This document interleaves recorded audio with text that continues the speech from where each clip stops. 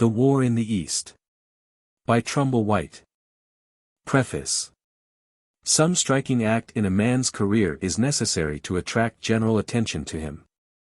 The one who moves along through his path in life doing nothing out of the ordinary, will win few glances from the public, and little will the world notice his existence.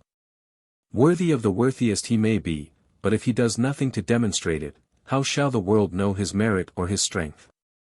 But with all this true, it does not follow that it is man's duty to seek an occasion to advertise these qualities.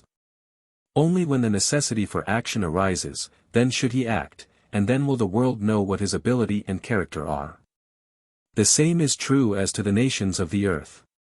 Those years during which they move onward in their national life and history in peace and quietness, however full of latent strength they may be, are not the ones which command the attention of the eyes of the world.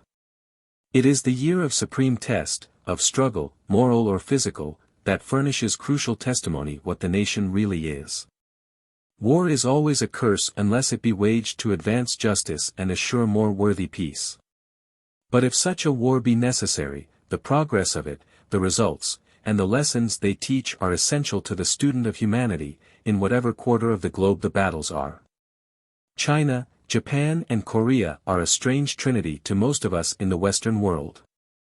Separated from us by long distances and by immense differences in race, in language, in religion, and in customs, they have been known here only through the writings of the comparatively few travelers who exchange visits. Of late years, it is true, the hermitages of the Orient have been opening to freer intercourse, trade and treaties have multiplied, and students have come to us for the knowledge we could give them. But there was needed a great movement of some sort to awaken the Orient from its centuries of slumber, and to make known to us the truth of Eastern affairs. Nothing could do this as the war in the East has done.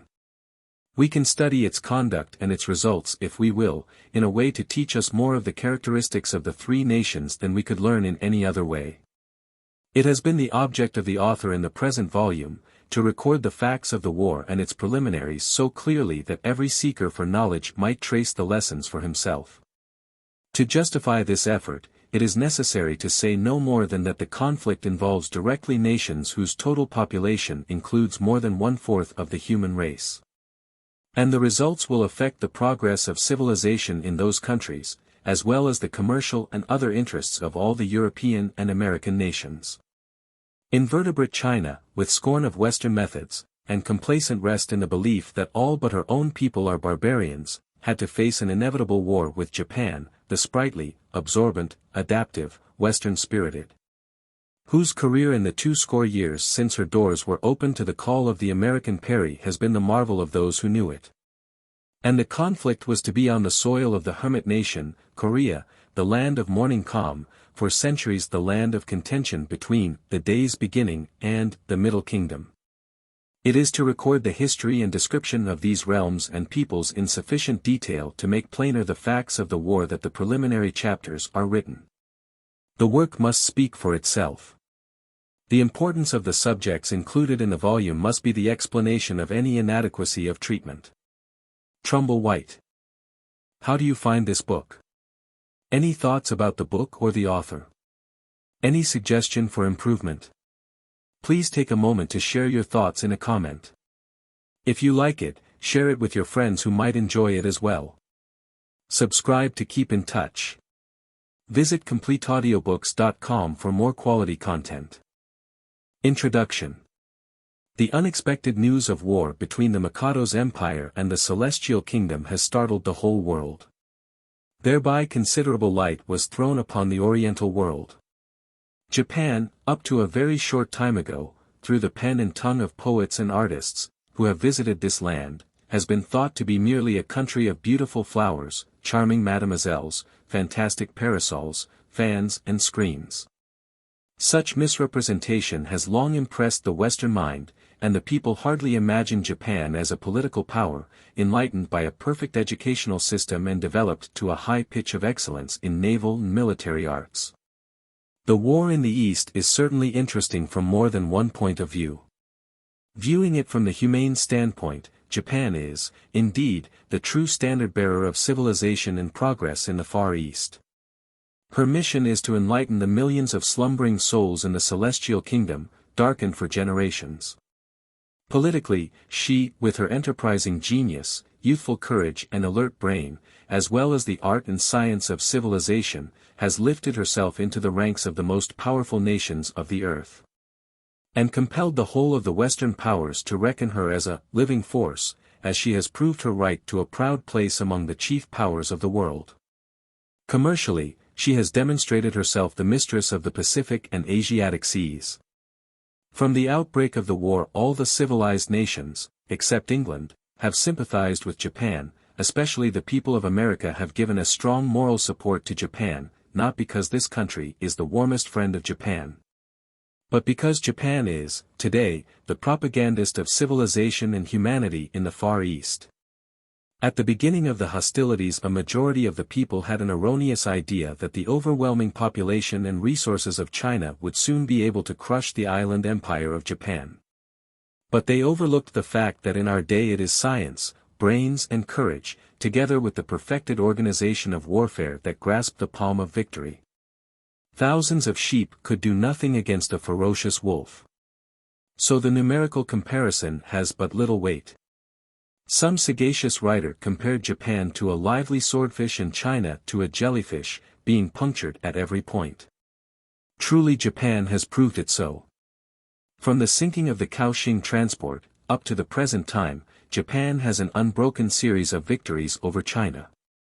At the Battle of Asan she gained the first brilliant victories and swept all the Chinese put of Korea, and at Pyongyang, by both tactics and superb strategy, crushed the best army of China, which Li Hongchang brought up to the greatest efficiency.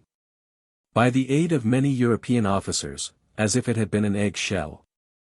Again, at the mouth of the Yalu River, she gained a brilliant naval victory over China, by completely destroying the Pyongyang squadron. Once more on the land the Japanese army stormed Port Arthur, the strongest naval fort, known as the Gibraltar of China. All these facts are viewed with amazement by the eyes of the world. For all that the people know about Japan and the Japanese is that the people of Japan are very artistic, as the producers of beautiful porcelain, embroidery, lacquer work and all sorts of artistic fancy goods. And they wonder how it is possible that such an artistic people as the Japanese could fight against sober, calm Chinamen. But such an erroneous notion would soon vanish if they came to learn the true nature and character of the Japanese. More than once the world has seen that an artistic nation could fight. The Greeks demonstrated this long ago, and the French in the latter times have shown a shining example. Japan is reckoned as one of the most artistic people in the world, as the producer of beautiful things, as the lover of fine arts and natural beauties. The Japanese have proved the same as what the ancient Greeks and modern French have shown. The history of Japan reveals the true color of the Japanese as brilliant fighters and a warlike nation. In no country, says Mr. Rogers, has military instinct been more pronounced in the best blood of the people. Far back in the past, beyond that shadowy line where legend and history blend, their story has been one of almost continual war, and the straightest path to distinction and honor has, from the earliest times, led across the battlefield. The statesmen of Japan saw, as did Cavour, that the surest way to win the respect of nations was by success in war. The ancestor of the Japanese people, who claimed to have descended from high heaven, seems to have been the descendant of the ancient Hittites, the warlike and conquering tribe once settled in the plain of Mesopotamia. The Hittites, so far as our investigation is concerned, extending their sway of conquest towards the northeastern portion of Asia, must have, at last, brought the Japanese family to the island of Japan. As they settled on the island, they found it inhabited by many different tribes, but they soon vanquished them and established the everlasting foundation of the Mikado's empire, which they called the glorious kingdom of military valor.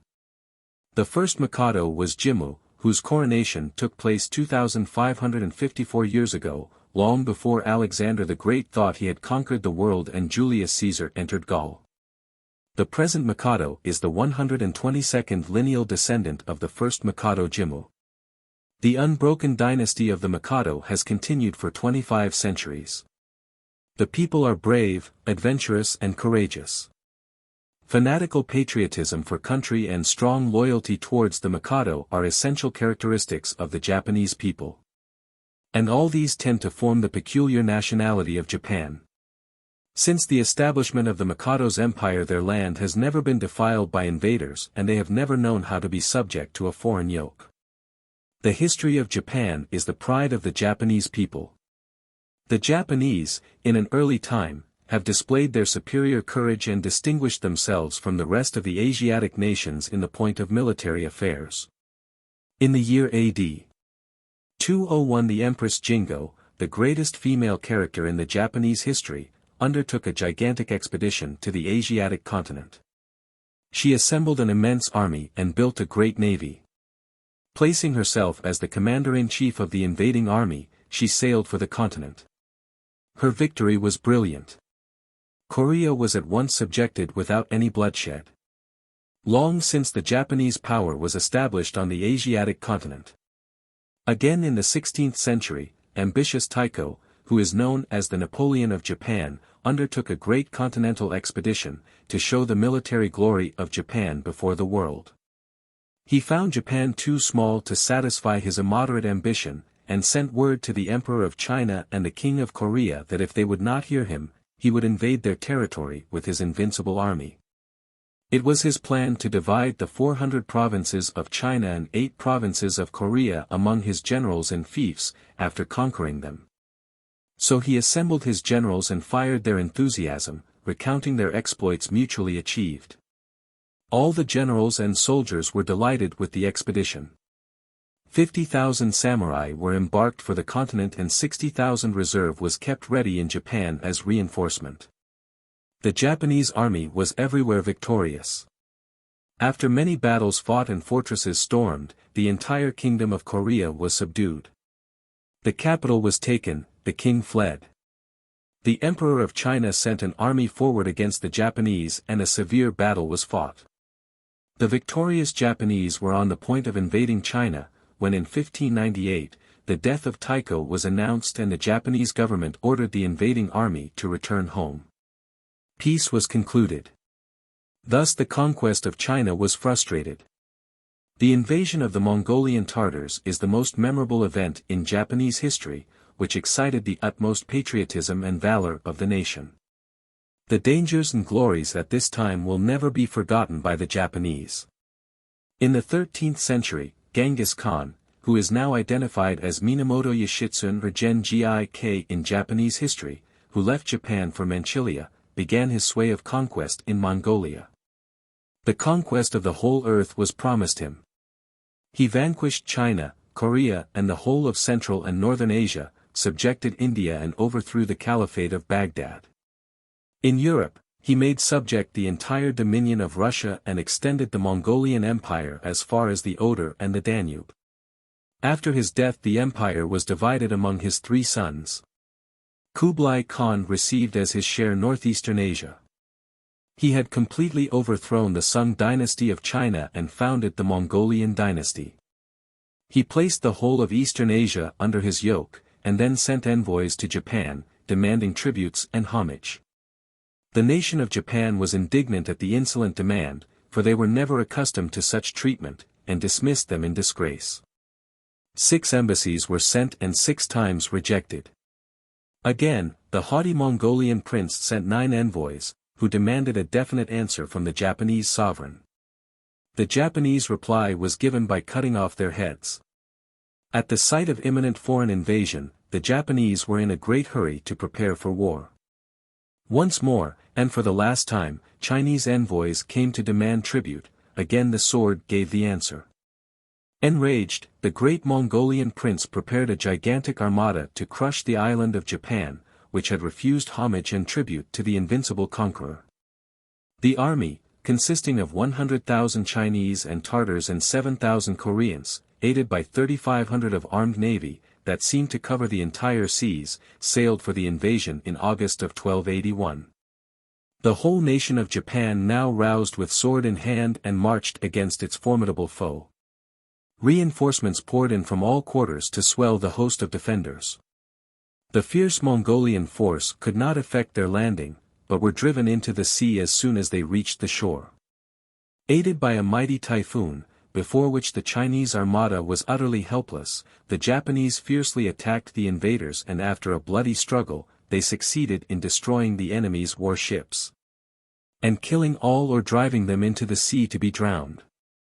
The corpses were piled on the shore or floating on the water so thickly that it seemed almost possible to walk thereon.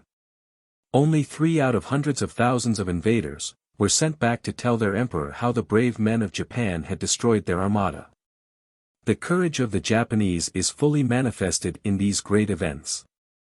Many ambitious men, seeking for military glory, have expatriated themselves from their own native lands, and gone off to the less warlike countries of Asia, where they found themselves by their distinguished courage and military genius, kings, ministers and generals. The Japanese seamen have long been renowned for their adventurous spirit and audacity. Trading ships of Japan, in the remotest ancient age, are said to have sailed around the Persian Gulf, beyond the Indian seas. It is said that at the beginning of the 14th century a Japanese junk had discovered the American Pacific seacoast, now known as the regions of Oregon and California.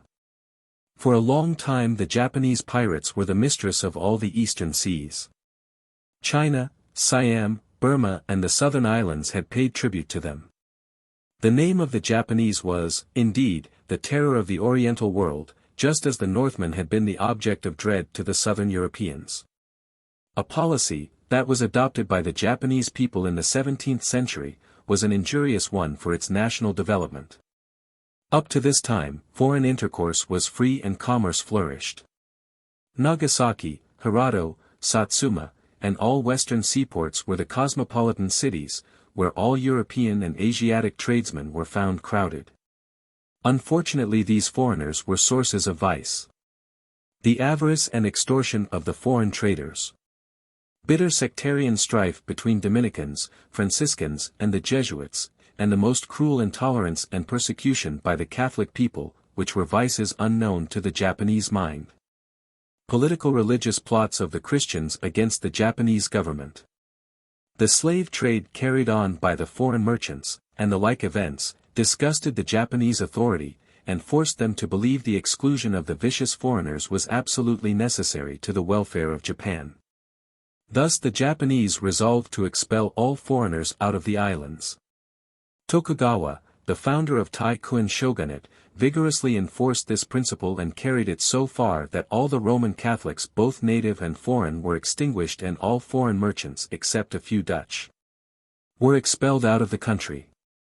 The policy of the Tokugawa government not only excluded the foreigners but also kept the natives at home. No foreigners, except the Dutch, were allowed to peep in this forbidden land and no native was permitted to leave his own country. Thus it was cut off from all the rest of the world. Japan furnishes different varieties of productions, which can amply supply all the needs of the nation without any inconvenience. Hence commercial intercourse with foreign lands was not absolutely necessary.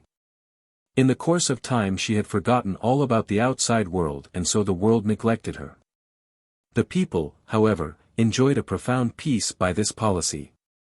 Ignoring the rise and fall of other nations, the people in this ocean guarded paradise, cultivated arts and learning, developed their own civilization, which is quite different from what we call now the civilization of the 19th century.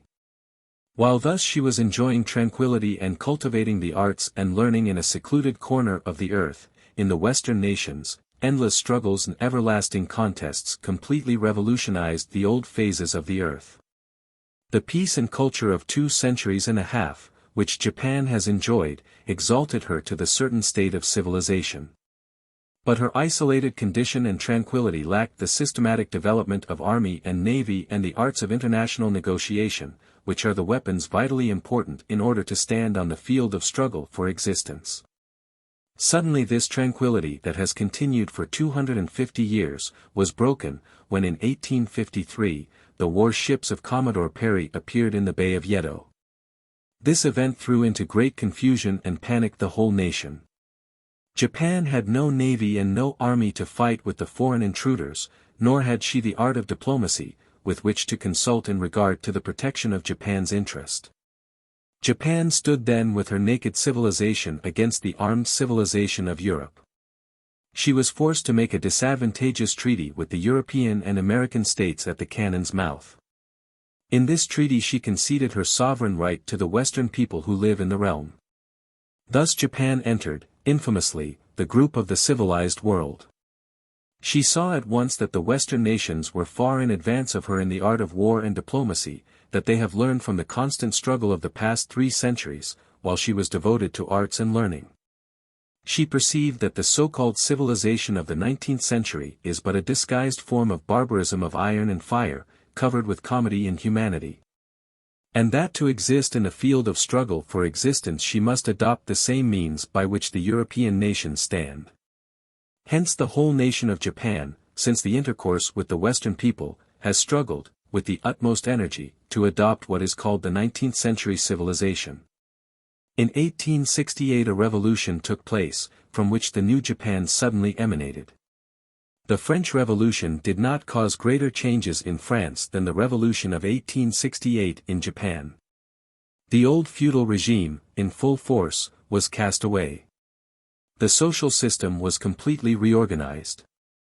New and enlightened criminal and civil codes were enacted, the modes of judicial procedure were utterly revolutionized, the jail system radically improved. The most effective organization of police, of posts, of railways, of telegraphs, telephones and all means of communication were adopted, enlightened methods of national education were employed. And the Christian religion was welcomed for the sake of social innovation. The most complete national system of navy and army, after the modern European model, was achieved. The sound order of the imperial government, financially and politically, were firmly established. The most improved and extended scheme of local government was put into operation, and the central government was organized according to the pattern of the most advanced scale. The imperial constitution was promulgated, and the imperial diet, consisting of 2 houses, the House of Lords and House of Commons, elected by popular votes, was founded. Freedom of thought, speech and faith was established. The system of an influential press and party rapidly grew up. Now the monarchical absolutism of the Mikado's empire is replaced by a government by parliament and constitution. Such is the progress which Japan has achieved in the past 25 years. This progress must not, by any means, be taken as strange. The revolution of 1868 also, must not be imagined as the birthday of the empire of the rising sun. Those who do not know the true condition of the Japanese before the revolution, and who observe superficially the phases of modern Japan, have often said that the Japanese are merely imitating Western civilization without any idea of understanding it. This a gross mistake. The revolution of 1868 is merely a moment of transition when Japan adopted the Western system. The Japanese mind was fully developed and enlightened, at the time when they came in contact with foreigners, to fully grasp Western civilization. Mentally, the Japanese people were so enlightened as to be able to digest European science and art at one glance.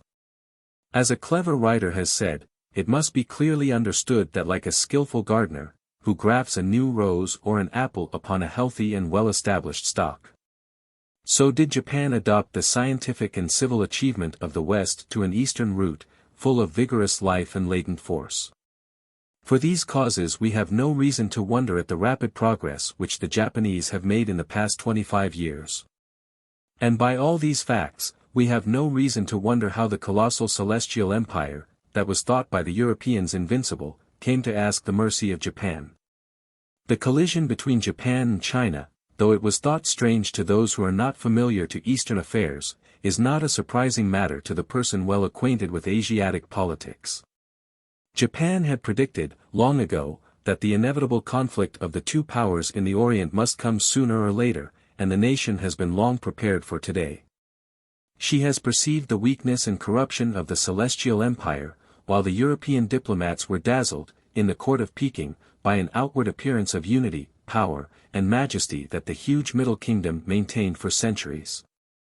She knew quite well that the lack of national spirit and effective system of government, hatred of races, depravity of the officers, ignorance of the people, Corruption of naval and military organization and constant maladministration of the Manchurian government dominated the stupid empire, whose people still proudly style their country the flowery kingdom, in the enlightened earth. The Japanese, as they are polite and artistic, are by no means a bloodthirsty race, nay, far from that. But the present war is in an inevitable chain of circumstances. For a long time the Japanese and Chinese were not good friends, they hated each other, as much, if not more than the French and the Germans do today. Since Japan came in contact with the Europeans, she adopted, with the most marvelous activity, the Western methods which have completely revolutionized the nation in a quarter of a century. While China maintained her regime and looked upon all Western arts and science with utmost hatred and contempt. So she regarded Japan as the traitor of Asia. Naturally Japan represented the civilization and progress in the Far East, and China ultraconservatism. It was long expected that the collision of these two antagonistic principles must come. And so it has now come. Moreover, the goal of Japan was, as the leading spirit of Asia, to exalt herself among the first-class powers of the civilized world. But China, up to a very short time ago, pretended to be the mistress of Asia. Thus they envied each other, and conflict of the two powers for supremacy became inevitable. The first collision between Japan and China came in 1874, with the question of the Liu Qiu Islands, which China abandoned for Japan. Then the Formosa expedition provoked serious trouble between the two countries. In both cases Japan came off successful in the end. Again there were collisions in Korea, just as Rome and Carthage met in Sicily. Korea has for a long time paid tribute both to Japan and China, yet neither had any definite sovereign right over Korea, but mere suzerain powers. In 1875, the Japanese government abandoned all her ancient, traditional suzerain rights in Korea, and concluded a treaty which recognized Korea as an independent state, enjoying the same sovereign powers as Japan. Soon after, the United States, England, France, Germany and Russia followed Japan's example. This friendly act of Japan by which she introduced Korea as an independent state among civilized nations, was a terrible blow to China, who still had the intention of claiming her traditional suzerainty over Korea. It must be remembered that the permanent neutrality of the Hermit Kingdom is of vital importance to the prosperity and safety of the country of the rising sun. It is evident from this point of view that Japan can never permit the Chinese claim of suzerainty, nor Russian aggression in Korea. From the time that Japan recognized Korea as an independent nation, she made great efforts for the progress of Korea. Many Korean students were educated and many Japanese, sent there as instructors and as advisors, assisted the advancement of her civilization. Japan has never failed to show her friendly sympathy towards Korea, for the progress and welfare of Korea as a firm independent state, has great bearing upon Asiatic civilization, and upon the safety of Japan itself. While Japan was using her best efforts as the sincere friend of Korea, China constantly and secretly intrigued with the Korean government and the conservatives, in order to restore her old suzerainty and to annihilate Japan's influence in Korea. In 1882, an insurrection, instigated by the Chinese officers, broke out in Seoul. It was directed chiefly against the Japanese, as the promoters of foreign intercourse. The mob attacked the Japanese legation and several members were murdered. The Japanese minister and his staff escaped to the palace to find refuge, but found there the gates were shut against them. Then they were obliged to cut their way through the mob and run all night to Komolpo, where they were rescued by an English boat and returned to Japan. The insurrection was suppressed by a Chinese force and a number of the leaders were executed. The Korean government consented to pay a sum of $500,000 as indemnity, but this was subsequently forgiven to Korea in consequence of inability to pay it. There were already existing in Korea two parties, that is, the progressive and the conservative. The former party represented civilized elements and the spirit of Japan, while the latter represented the majority of the officers and it was supported by the Chinese government. These two parties were bitter enemies and struggled for supremacy. Since the rebellion of 1882, Chinese influence in Korea rapidly increased, consequently the conservative spirit predominated. 2 years later, the leaders of the Progressive Party undertook a bold attempt when they saw that their party influence was waning. During a dinner party to celebrate the opening of the new post office, a plan was made to murder all the conservative leaders who had dominant influence in the government. They partly succeeded in the attempt. The revolutionary leaders proceeded to the palace, secured the person and the sympathy of the king, who sent an autograph letter to ask the Japanese minister for the protection of the royal palace. Thereon, the Japanese minister guarded the palace for a few days with his legation guard of 130 Japanese soldiers. In the meantime, the Chinese force in Seoul, 2,000 in number, proceeded to the palace, and without any negotiation or explanation fired upon the Japanese guard. The king fled to the Chinese army and the Japanese retired to the palace of their legation, which they found surrounded by the Chinese army. They abandoned the spot, finding it impossible to maintain the legation without any provisions, fought their way to Kumamoto, where they found their way to Japan. Many Japanese were killed in this event. The Japanese government demanded satisfaction from China on account of the action of the Chinese soldiers. The Convention of Tientsin, after long negotiation between Count Ito, the present Premier of Japan, and Li Hung-chang, the Viceroy of China, was concluded. The main points of the Tientsin Treaty were three: 1. That the King of Korea should provide a sufficient force to maintain order in future, to be trained by officers of some nation other than China or Japan. 2. That certain internal reforms should be made.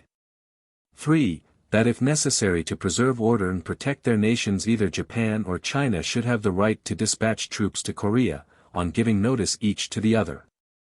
And that when order was restored both forces should be withdrawn simultaneously. The event of 1885 completely extinguished the Japanese influence and established the Chinese authority in Korea.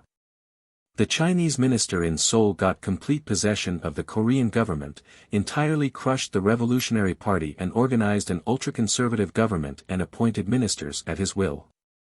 Japan's influence in Korea has been almost nil during the past 10 years, for she has been very busy with her internal reorganization and has not had much time to look after Korea. Two prominent leaders of the Revolutionary Party fled to Japan on account of the failure of the coup d'état of 1885, where they found their asylum. The Chinese and Korean governments dispatched missions to demand the extradition of these unfortunate political reformers, but Japan was firm in her refusal, on the ground of the ethics of international law. The Korean government, sanctioned by that of China, at once began to take measures to effect the removal of these ruined leaders by other processes. Official assassins followed their footsteps for 10 years in vain. But at last they succeeded in murdering Kimoke Kyun, one of those reformers, and most barbarous cruelties were committed by the Chinese and Korean authorities. The murder of Kimoke Kyun excited great sympathy from the Japanese public. Many a time China and Korea cast disdain and contempt upon Japan's name. Many a time the political and commercial interest of Japan were impaired by them. Yet Japan forgave their insolence with generous heart. The progress of the late rebellion in Korea was beyond her power to check. A state of perpetual anarchy seemed to prevail. Insolent China seemed to be using the Korean mobs for her own advantage, and directly against Japan's interests. China, ignoring the Treaty of Tientsin in 1885, sent troops to Korea. Japan no longer lightly viewed China's insolence and Korean disorder. Japan's ardent need to take a decided step in Korea, at this moment seemed a more cogent one in the commercial point of view than her political interest. The greater part of the modern trade of Korea has been created by Japan and is in the hands of her merchants. The net value of Korean direct foreign trade for 1892 and 1893 together was $4,240,498 with China, while $8,306,571 with Japan. Hence the interest of Japan is twice that of China. In tonnage of shipping the proportion is vastly greater in favor of Japan. Her tonnage in 1893 was over 20 times that of China, as the exact figures show: tonnage, China, 14,376, Japan, 304,224. Thus Japan's economic interests in Korea are decidedly greater than any other nation's. Immediately after China sent troops to Korea, Japan, also, sent her force, to preserve her political as well as economic interests. And determined not to draw back her troops until Korea should restore the sound order of society and wipe out the Chinese claim of Korean suzerainty, for so long as Chinese influence predominates in Korea. Any thoughts of her advancement are hopeless. For a long maladministration of the Lee government had weakened the Hermit kingdom. The country is no more than a desert and its people are plunged in the most miserable poverty of any in the poverty-stricken East. The Japanese government proposed to the Chinese government according to the Tientsin Treaty, a measure of internal reform for Korea, which was rejected with insult by the Chinese authority. At first Japan had, by no means, any intention to make war with China, but she was forced by her to enter the struggle. She has never infringed the ethics of international law, nor the comity of nations. It was China that provoked the Eastern War, now raging in the Orient, but not Japan. The true idea of Japan, in the war, is, by conquest, to put the blame on China for refusing to adhere faithfully to the spirit of her treaties and for trying to keep Korea in barbarism. And for endeavoring to stop the progress of civilization in Eastern Asia. Her mission in the East is to crush the insolent and ignorant self-conceit of the Peking government and to reform the barbarous abuses of the Korean administration. Therefore Japan fights today for the sake of civilization and humanity. After the Eastern War was declared, 4 months had hardly passed, until the fighting power and the economic resources of the Chinese Empire were destroyed and exhausted. China was forced to beg the mercy of Japan. The banner of the rising sun is now triumphant. Japan dictating the terms of peace, signifies the beginning of a better era for benighted China and the preservation of permanent peace in the Orient. Julius Kumpei Matsumoto, A.M. Tokyo, Japan. Part 1. China, the Celestial Kingdom. 1. Historical sketch of China. Historical sketch of China from the earliest times to first contact with European civilization. Origin of Chinese people, legends, Golden Age of China, beginnings of authentic history, Dynasty of Chao, cultivation of literature and progress, music, slavery.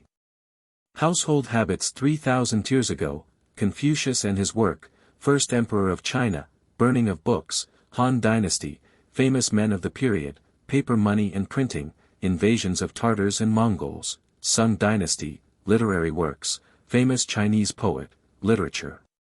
Law and medicine, Kublai Khan, Ming Dynasty, private library of a Chinese emperor, founding of the present dynasty, connection between Chinese history and the rest of the world. Obscurity shrouds the origin of the Chinese race. The Chinese people cannot be proved to have originally come from anywhere beyond the limits of the Chinese Empire. At the remotest period to which investigations can satisfactorily go back, without quitting the domain of history for that of legend, we find them already in existence as an organized, and as a more or less civilized nation. Previous to that time, their condition had doubtless been that of nomadic tribes, but whether as immigrants or as true sons of the soil there is scarcely sufficient evidence to show.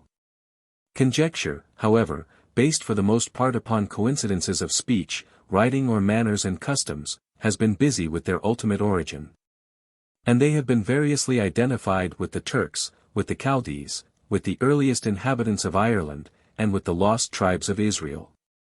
The most satisfactory, however, of recent conclusions, based on most careful investigations, are as follows. The first records we have of them represent the Chinese as a band of immigrants settling in the northeastern provinces of the modern Empire of China and fighting their way amongst the aborigines much as the Jews of old forced their way into Canaan against the various tribes which they found in possession of the land. It is probable that though they all entered China by the same route they separated into bands almost on the threshold of the empire, one body, those who have left us the records of their history in the ancient Chinese books. Apparently following the course of the Yellow River, and turning southward with it from its northernmost bend, settling themselves in the fertile districts of the modern provinces of Shanxi and Honan. But as it is believed also that at about the same period a large settlement was made as far south as Annam, of which there is no mention in the books of the northern Chinese, we must assume that another body struck directly southward through the southern provinces of China to that country. Many writers answer the question that arises as to whence these people came, by declaring that research directly points to the lands south of the Caspian Sea.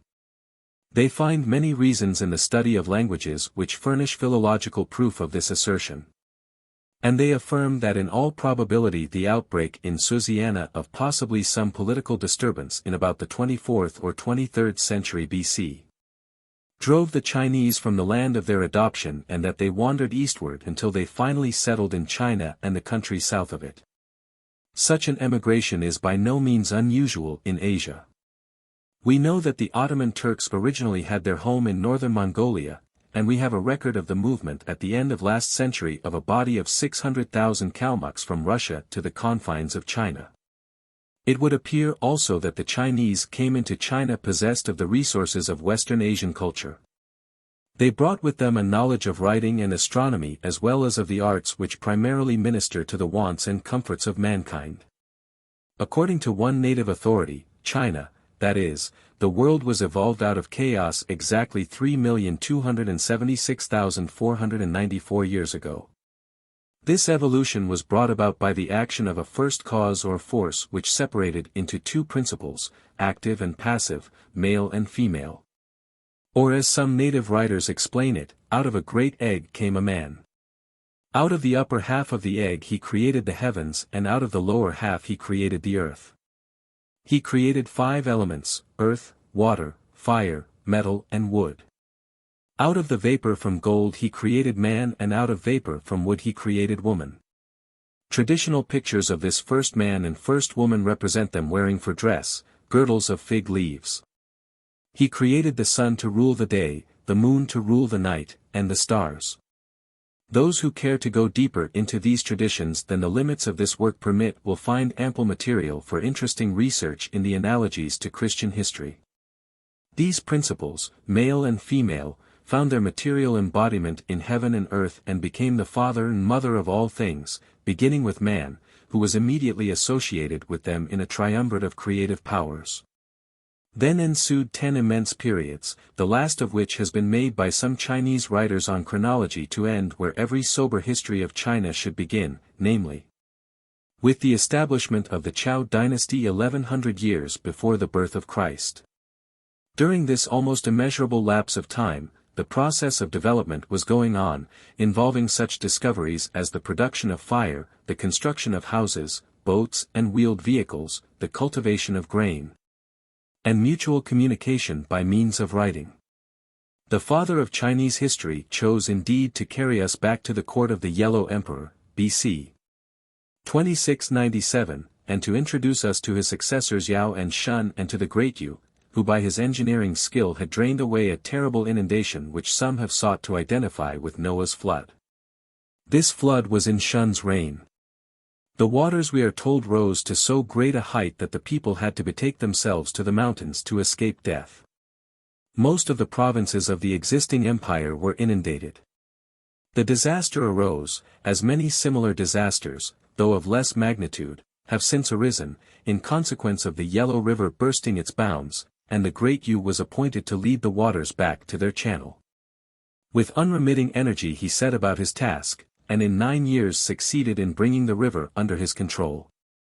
During this period so absorbed was he in his work, that we are told he took heed neither of food nor clothing, and that thrice he passed the door of his house without once stopping to enter.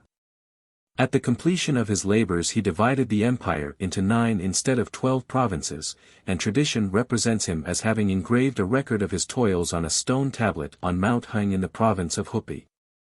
As a reward for the services he had rendered for the empire, he was invested with the principality of He, and after having occupied the throne conjointly with Shun for some years he succeeded that sovereign on his death in 2308 BC. But all these things were in China's Golden Age, the true record of which is shrouded for us in the obscurity of centuries. There were a few laws, but never any occasion to exact the penalties attached to misconduct. It was considered superfluous to close the house door at night, and no one would even pick up any lost property that lay in the high road.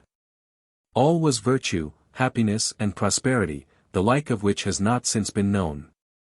The Emperor Shun was raised from the plough handle to the throne simply because of his filial piety, in recognition of which wild beasts used to come and voluntarily drag his plough for him through the furrowed fields, while birds of the air would hover round and guard his sprouting grain from the depredations of insects. This of course is not history, and but little more can be said for the accounts given of the two dynasties which ruled China between the Golden Age and the opening reigns of the House of Chow. The historian in question had not many sources of information at command. Beside tradition, of which he largely availed himself, the chief of these was the 100 chapters that had been edited by Confucius from the historical remains of those times, now known as the Book of History. This contains an unquestionable foundation of facts, pointing to a comparatively advanced state of civilization, even so far back as 2,000 years before our era. But the picture is dimly seen and many of its details are of little practical value.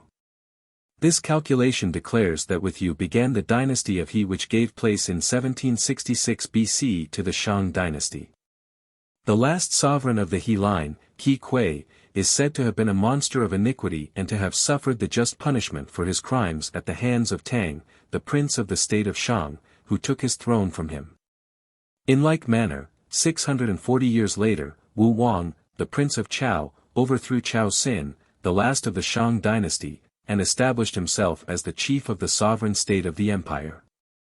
It is only with the dynasty of the Chows that we begin to feel ourselves on safe ground. Though long before that date the Chinese were undoubtedly enjoying a far higher civilization than fell to the share of most Western nations until many centuries later.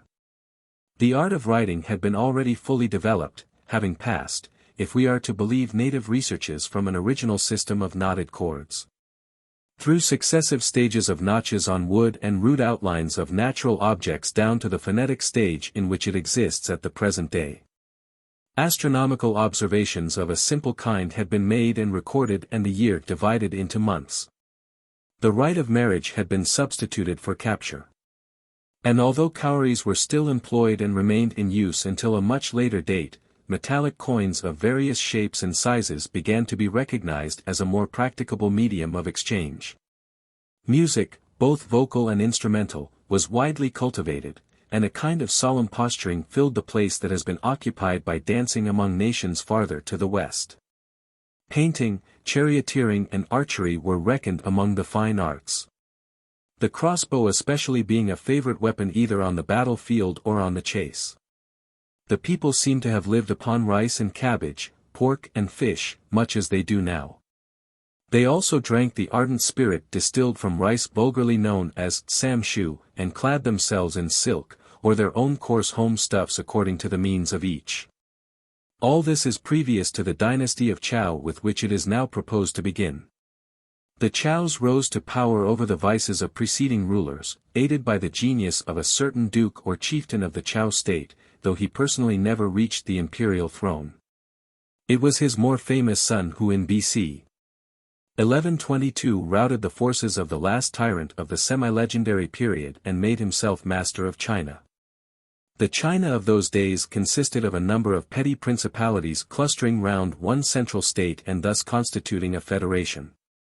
The central state managed the common affairs, while each one had its own local laws and administration.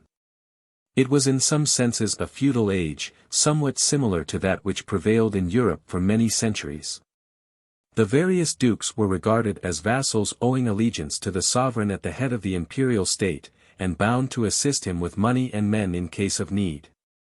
And in order to keep together this mass, constantly in danger of disintegration from strifes within, the sovereigns of the House of Chao were forever summoning these vassal dukes to the capital and making them renew, with ceremonies of sacrifice and potations of blood, their vows of loyalty and treaties of alliance. At a great feast held by Yu after his accession, there were, it is said, 10,000 princes present with their symbols of rank. But the feudal states were constantly being absorbed by one another. On the rise of the Shang dynasty there were only somewhat over 3,000, which had decreased to 1,300 when the sovereignty of the Chows was established. The senior duke always occupied a position somewhat closer to the sovereign than the others. It was his special business to protect the imperial territory from invasion by any malcontent vassal. And he was often deputed to punish acts of insubordination and contumacy, relying for help on the sworn faith of all the states as a body against any individual recalcitrant. Such was the political condition of things through a long series of reigns for nearly 9 centuries. The later history of this long and famous dynasty being simply the record of a struggle against the increasing power and ambitious designs of the vassal state of Qing. Until at length the power of the latter not only outgrew that of the sovereign state, but successfully defied the united efforts of all the others combined together in a league. In 403 BC the number of states had been reduced to 7 great ones, all sooner or later claiming to be the kingdom, and contending for the supremacy until Qing put down all the others and in 221 BC. Its king assumed the title of Huang Ti or emperor and determined that there should be no more feudal principalities, and that as there is but one sun in the sky there should be but one ruler in the nation. It is interesting to glance backward over these 900 years and gather some facts as to the China of those days. The religion of the Chinese was a modification of the older and simpler forms of nature worship practiced by their ruder forefathers. The principal objects of veneration were still heaven and earth and the more prominent among the destructive and beneficent powers of nature. But a tide of personification and deification had begun to set in, and to the spirits of natural objects and influences now rapidly assuming material shape had been added the spirits of departed heroes whose protection was invoked after death by those to whom it had been afforded during life. The sovereign of the Zhou dynasty worshipped in a building which they called the Hall of Light, which also served the purpose of an audience and council chamber. It was 112 feet square and surmounted by a dome, typical of heaven above and earth beneath. China has always been remarkably backward in architectural development, never having got beyond the familiar roof with its turned-up corners, in which antiquaries trace a likeness to the tent of their nomad days. Hence it is that the Hall of Light of the Zhous is considered by the Chinese to have been a very wonderful structure. Some have said that the Pentateuch was carried to China in the 6th century BC. But no definite traces of Judaism are discoverable until several centuries later. The Zhou period was preeminently one of ceremonial observances pushed to an extreme limit. Even Confucius was unable to rise above the dead level of an ultra-formal etiquette, which occupies in his teachings a place altogether out of proportion to any advantages likely to accrue from the most scrupulous compliance with its rules. During the early centuries of this period laws were excessively severe and punishments correspondingly barbarous, mutilation and death by burning or dissection being among the enumerated penalties. From all accounts there speedily occurred a marked degeneracy in the characters of the Zhou kings. Among the most conspicuous of the early kings was Ma, who rendered himself notorious for having promulgated a penal code under which the redemption of punishments was made permissible by the payment of fines. Notwithstanding the spirit of lawlessness that spread far and wide among the princes and nobles, creating misery and unrest throughout the country. That literary instinct which has been a marked characteristic of the Chinese throughout their long history continued as active as ever. At stated intervals officials, we are told, were sent in light carriages into all parts of the empire to collect words from the changing dialects of each district. And at the time of the royal progresses the official music masters and historiographers of each principality presented to the officials appointed for the purpose, collections of the odes and songs of each locality, in order, we are told, that the character of the rule exercised by their princes should be judged by the tone of the poetical and musical productions of their subjects. The odes and songs as found and thus collected were carefully preserved in royal archives, and it was from these materials, as is commonly believed, that Confucius compiled the celebrated Shi King, or Book of Odes. 100 years before the close of the Zhou dynasty, a great statesman named Wei Yang appeared in the rising state of Qin and brought about many valuable reformations. Among other things he introduced a system of tithings, which has endured to the present day. The unit of Chinese social life has always been the family and not the individual. And this statesman caused the family to be divided into groups of 10 families to each, upon a basis of mutual protection and responsibility. The soil of China has always been guarded as the inalienable property of her imperial ruler for the time being, held in trust by him on behalf of a higher and greater power whose vice-regent he is. In the age of the Chows, land appears to have been cultivated upon a system of communal tenure, 1/9 of the total produce being devoted in all cases to the expenses of government and the maintenance of the ruling family in each state. Copper coins of a uniform shape and portable size were first cast, according to Chinese writers, about halfway through the 6th century BC. An irregular form of money, however, had been in circulation long before, one of the early vassal dukes having been advised, in order to replenish his treasury, to break up the hills and make money out of the metal therein. To evaporate sea water and make salt. This, added his advising minister, will benefit the realm, and with the profits you may buy up all kinds of goods cheap and store them until the market has risen. Establish also 300 depots of courtesans for the traders, who will thereby be induced to bring all kinds of merchandise to your country. This merchandise you will tax and thus have a sufficiency of funds to meet the expenses of your army. Such were some of the principles of finance and political economy among the Chows, customs duties being apparently even at that early date a recognized part of the revenue. The art of healing was practiced among the Chinese in their prehistoric times, but the first quasi-scientific efforts of which we have any record belong to the period with which we are now dealing. The physicians of the Chow dynasty classify diseases under the 4 seasons of the year, headaches and neuralgic affections under spring, skin diseases of all kinds under summer, fever and agues under autumn, and bronchial and pulmonary complaints under winter. The public at large was warned against rashly swallowing the prescriptions of any physician whose family had not been 3 generations in the medical profession. When the Chows went into battle, they formed a line with the bowmen on the left and the spearmen on the right flank. The center was occupied by chariots, each drawn by 3 or 4 horses harnessed abreast.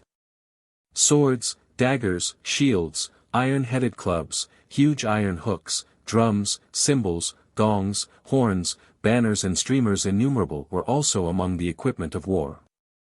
Quarter was rarely if ever given, and it was customary to cut the ears from the bodies of the slain. It was under the Chows, 1,000 years before Christ, that the people of China began to possess family names. By the time of Confucius the use of surnames had become definitely established for all classes. The Chows founded a university, a shadow of which remains to the present day. They seem to have had theatrical representations of some kind, though it is difficult to say of what nature these actually were. Music must have already reached a stage of considerable development, if we are to believe Confucius himself, who has left it on record that after listening to a certain melody he was so affected as not to be able to taste meat for 3 months. Slavery was at this date a regular domestic institution and was not confined as now to the purchase of women alone. And whereas in still earlier ages it had been usual to bury wooden puppets in the tombs of princes, we now read of slave boys and slave girls barbarously interred alive with the body of every ruler of a state, in order, as was believed, to wait upon the tyrant's spirit after death. But public opinion began during the Confucian era to discountenance this savage rite, and the son of a man who left instructions that he should be buried in a large coffin between 2 of his concubines, ventured to disobey his father's commands. We know that the Chows sat on chairs while all other Eastern nations were sitting on the ground, and ate their food and drank their wine from tables, that they slept on beds and rode on horseback. They measured the hours with the aid of sun-dials. And the invention of the compass is attributed, though on somewhat insufficient grounds, to one of their earliest heroes. They played games of calculation of an abstruse character, and others involving dexterity. They appear to have worn shoes of leather, and stockings, and hats, and caps, in addition to robes of silk, and to have possessed such other material luxuries as fans, mirrors of metal, bath-tubs, and flat irons. But it is often difficult to separate truth from falsehood in the statement of Chinese writers with regard to their history. They are fond of exaggerating the civilization of their forefathers, which, as a matter of fact, was sufficiently advanced to command admiration without the undesirable coloring of fiction they have thus been tempted to lay on. Of the religions of the Chinese we will speak in a succeeding chapter, but it must be said here that during the Zhou dynasty was born the most famous of Chinese teachers, Confucius. He was preceded about the middle of the dynasty by Lao Tzu, the founder of an abstruse system of ethical philosophy which was destined to develop into the Taoism of today. Closely following, and partially a contemporary, came Confucius, a teacher who has been equaled in his influence upon masses of the human race by Buddha alone and approached only by Muhammad and Christ. Confucius devoted his life chiefly to the moral amelioration of his fellow men by oral teaching, but he was also an author of many works. 100 years later came Mencius, the record of whose teachings also forms an important part of the course of study of a modern student in China. His pet theory was that the nature of man is good, and that all evil tendencies are necessarily acquired from evil communications either by heredity or association. It was during this same period that the literature of the Chinese language was founded. Of this subject, and some of the famous works, more will be said in a succeeding chapter devoted to literature and education. In their campaign against the prevailing lawlessness and violence, neither Confucius nor Mencius was able to make any headway.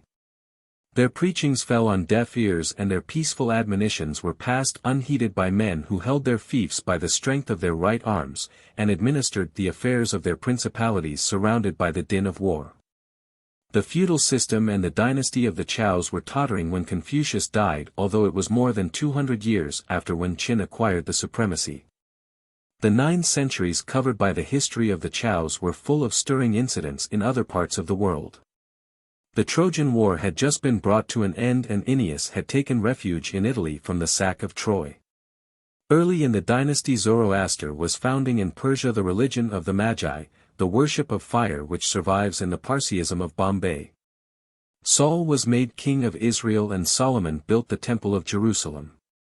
Later on Lycurgus gave laws to the Spartans and Romulus laid the first stone of the eternal city.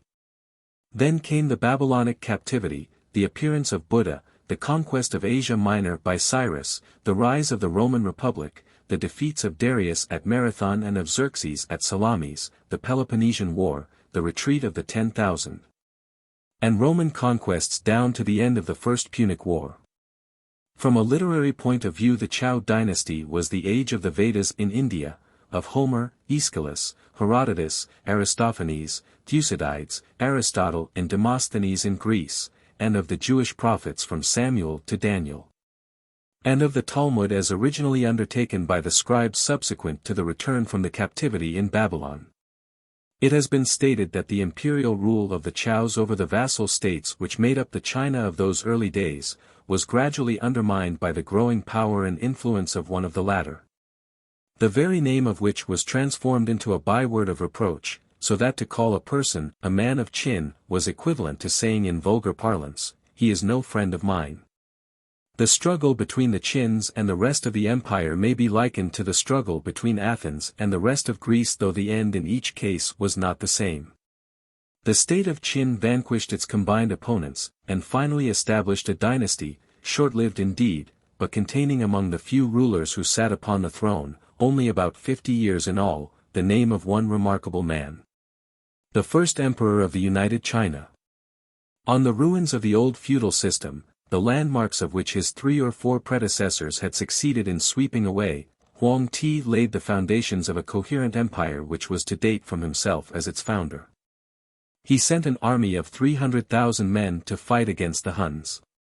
He dispatched a fleet to search for some mysterious islands off the coast of China, and this expedition has since been connected with the colonization of Japan. He built the Great Wall, which is nearly 1,400 miles in length, forming the most prominent artificial object on the surface of the earth. His copper coinage was so uniformly good that the cowrie disappeared altogether from commerce with this reign. According to some, the modern hair pencil employed by the Chinese as a pen was invented about this time, to be used for writing on silk. While the characters themselves underwent certain modifications and orthographical improvements. The first emperor desired above all things to impart a fresh stimulus to literary effort. But he adopted singularly unfortunate means to secure this desirable end. For listening to the insidious flattery of courtiers, he determined that literature should begin anew with his reign. He therefore issued orders for the destruction of all existing books, with the exception of works treating of medicine, agriculture and divination in the annals of his own house. And he actually put to death many hundreds of the literati who refused to comply with these commands. The decree was obeyed as faithfully as was possible in case of so sweeping an ordinance, and for many years a night of ignorance rested on the country. Numbers of valuable works thus perished in a general literary conflagration, popularly known as the burning of the books. And it is partly to accident and partly to the pious efforts of the scholars of the age, that posterity is indebted for the preservation of the most precious relics of ancient Chinese literature. The death of Huang Ti was the signal for an outbreak among the dispossessed feudal princes, who, however, after some years of disorder, were again reduced to the rank of citizens by a successful peasant leader who adopted the title of Cao Ti, and named his dynasty that of Han, with himself its first emperor. From that day to this, with occasional interregnums, the empire has been ruled on the lines laid down by Huang Ti. Dynasty has succeeded dynasty, but the political tradition has remained unchanged, and though Mongols and Manchus have at different times wrested the throne from its legitimate heirs, they have been engulfed in a homogeneous mass inhabiting the empire, and instead of impressing their seal upon the country, have become but the reflection of the vanquished. The stately House of Han ruled over China for 400 years, approximately from 200 BC to 200 AD. During the whole period the empire made vast strides towards a more settled state of prosperity and civilization, although there were constant wars with the Tartar tribes to the north and the various Turkish tribes on the west. The communications with the Huns were particularly close, and even now traces of Hunnish influence are discernible in several of the recognized surnames of the Chinese. This dynasty also witnessed the spectacle, most unusual in the East, of a woman wielding the imperial scepter. And hers was not a reign calculated to inspire the people of China with much faith either in the virtue or the administrative ability of the sex. In Chinese history, however, her place is that of the only female sovereign who ever legitimately occupied the throne. It was under the Han dynasty that the religion of Buddha first became known to the Chinese people, and Taoism began to develop from quiet philosophy to foolish superstitions and practices. It was also during this period that the Jews appear to have founded a colony in Honan, but we cannot say what kind of a reception was accorded to the new faith. In the glow of early Buddhism, and in the exciting times of its subsequent persecution, it is probable that Judaism failed to attract much serious attention from the Chinese. In 1850 certain Hebrew rolls were recovered from the few remaining descendants of former Jews. But there was then no one left who could read a word of them, or who possessed any knowledge of the creed of their forefathers, beyond a few traditions of the scantiest possible kind. But the most remarkable of all events connected with our present period, was the general revival of learning and authorship. The Confucian texts were rescued from hiding places in which they had been concealed at the risk of death. Editing committees were appointed, and immense efforts made to repair the mischief sustained by literature at the hand of the first emperor. Ink and paper were invented and authorship was thus enabled to make a fresh start, the very start indeed, that the first emperor had longed to associate with his own reign, and had attempted to secure by such impracticable means. During the latter portion of the 2nd century B.C., flourished the father of Chinese history. His great work, which has been the model for all subsequent histories, is divided into 130 books, and deals with a period extending from the reign of the Yellow Emperor down to his own times. In another branch of literature, a foremost place among the lexicographers of the world may fairly be claimed for Su Shun, the author of a famous dictionary. Many other celebrated writers lived and prospered during the Han dynasty. One man whose name must be mentioned ensured for himself, by his virtue and integrity, a more imperishable fame than any mere literary achievement could bestow. Yang Chen was indeed a scholar of no mean attainments, and away in his occidental home he was known as the Confucius of the West. An officer of government in a high position, with every means of obtaining wealth at his command, he lived and died in comparative poverty, his only object of ambition being the reputation of a spotless official. The Yangs of his day grumbled sorely at opportunities thus thrown away, but the Yangs of today glory in the fame of their great ancestor and are proud to worship in the ancestral hall to which his uprightness has bequeathed the name. For once when pressed to receive a bribe, with the additional inducement that no one would know of the transaction, he quietly replied, "How so? Heaven would know, earth would know, you would know and I should know." And to this hour the ancestral shrine of the clan of the Yangs bears as its name, the Hall of the Four Noes. It was in all probability under the dynasty of the Hans that the drama first took its place among the amusements of the people. It is unnecessary to linger over the 4 centuries which connect the Hans with the Tangs. There was not in them that distinctness of character or coherency of aim which leave a great impress upon the times. The 3 kingdoms passed rapidly away, and other small dynasties succeeded them, but their names and dates are not essential to a right comprehension of the state of China then or now. A few points may, however, be briefly mentioned before quitting this period of transition. Diplomatic relations were opened with Japan, and Christianity was introduced by the Nestorians under the title of the Luminous Teaching. Tea was not known in China before this date. It was at the close of this transitional period that we first detect traces of the art of printing, still in an embryonic state. And it seems to be quite certain that before the end of the 6th century the Chinese were in possession of a method of reproduction from wooden blocks. One of the last emperors of the period succeeded in adding largely to the empire by annexation toward the west.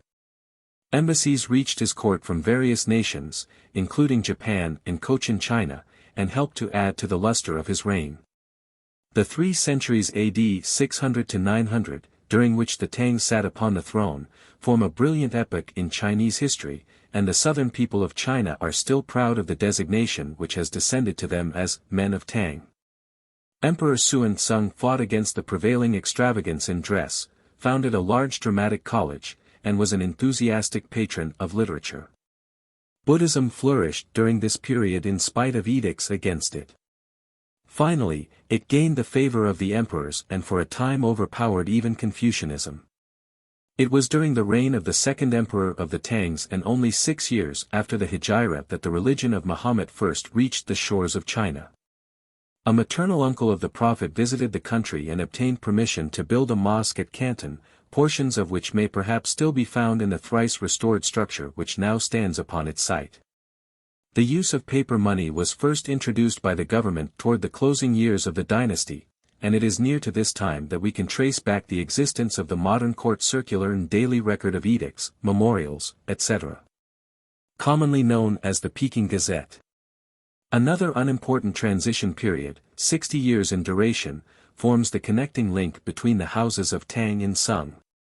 It is known in Chinese history as the period of the 5 dynasties, after the 5 short-lived ones crowded into this space of time. It is remarkable chiefly for the more extended practice of printing from wooden blocks, the standard classical works being now for the first time printed in this way. The discreditable custom of cramping women's feet into the so-called golden lilies belongs probably to this date, though referred by some to a period several hundred years later. It has been said before that the age of the Tangs was the age of Muhammad and his new religion, the propagation of which was destined to meet in the West with a fatal check from the arms of Charles Martel at the Battle of Tours. It was the age of Rome independent under her early popes, of Charlemagne as Emperor of the West, of Egbert as first King of England, and of Alfred the Great. The Sung dynasty extended from about AD 960 to 1280. The first portion of this dynasty may be considered as on the whole, one of the most prosperous and peaceable periods of the history of China. The nation had already in a great measure settled down to that state of material civilization and mental culture in which it may be said to have been discovered by Europeans a few centuries later. To the appliances of Chinese ordinary life it is probable that but few additions have been made even since a much earlier date. The national costume has indeed undergone subsequent variations, and at least one striking change has been introduced in later years, that is, the tail, which will be mentioned later. But the plows and hoes, the water wheels and well sweeps, the tools of artisans, mud huts, junks, carts, chairs, tables, chopsticks, etc., which we still see in China, are doubtless approximately those of more than 2,000 years ago. Mencius observed that the written language was the same, and axle trees of the same length all over the empire, and to this day an unaltering uniformity is one of the chief characteristics of the Chinese people in every department of life. The House of Sung was not however without the usual troubles for any length of time. Periodical revolts are the special feature of Chinese history, and the Sungs were hardly exempt from them in a greater degree than other dynasties. The Tartars too, were forever encroaching upon Chinese territory and finally overran and occupied a large part of northern China. This resulted in an amicable arrangement to divide the empire, the Tartars retaining their conquests in the north. Less than 100 years later came the invasion of the Mongols under Genghis Khan. With the long struggle which eventuated in a complete overthrow of both the Tartars and the Sungs and the final establishment of the Mongol dynasty under Kublai Khan, whose success was in a great measure due to the military capacity of his famous Lieutenant Bayan.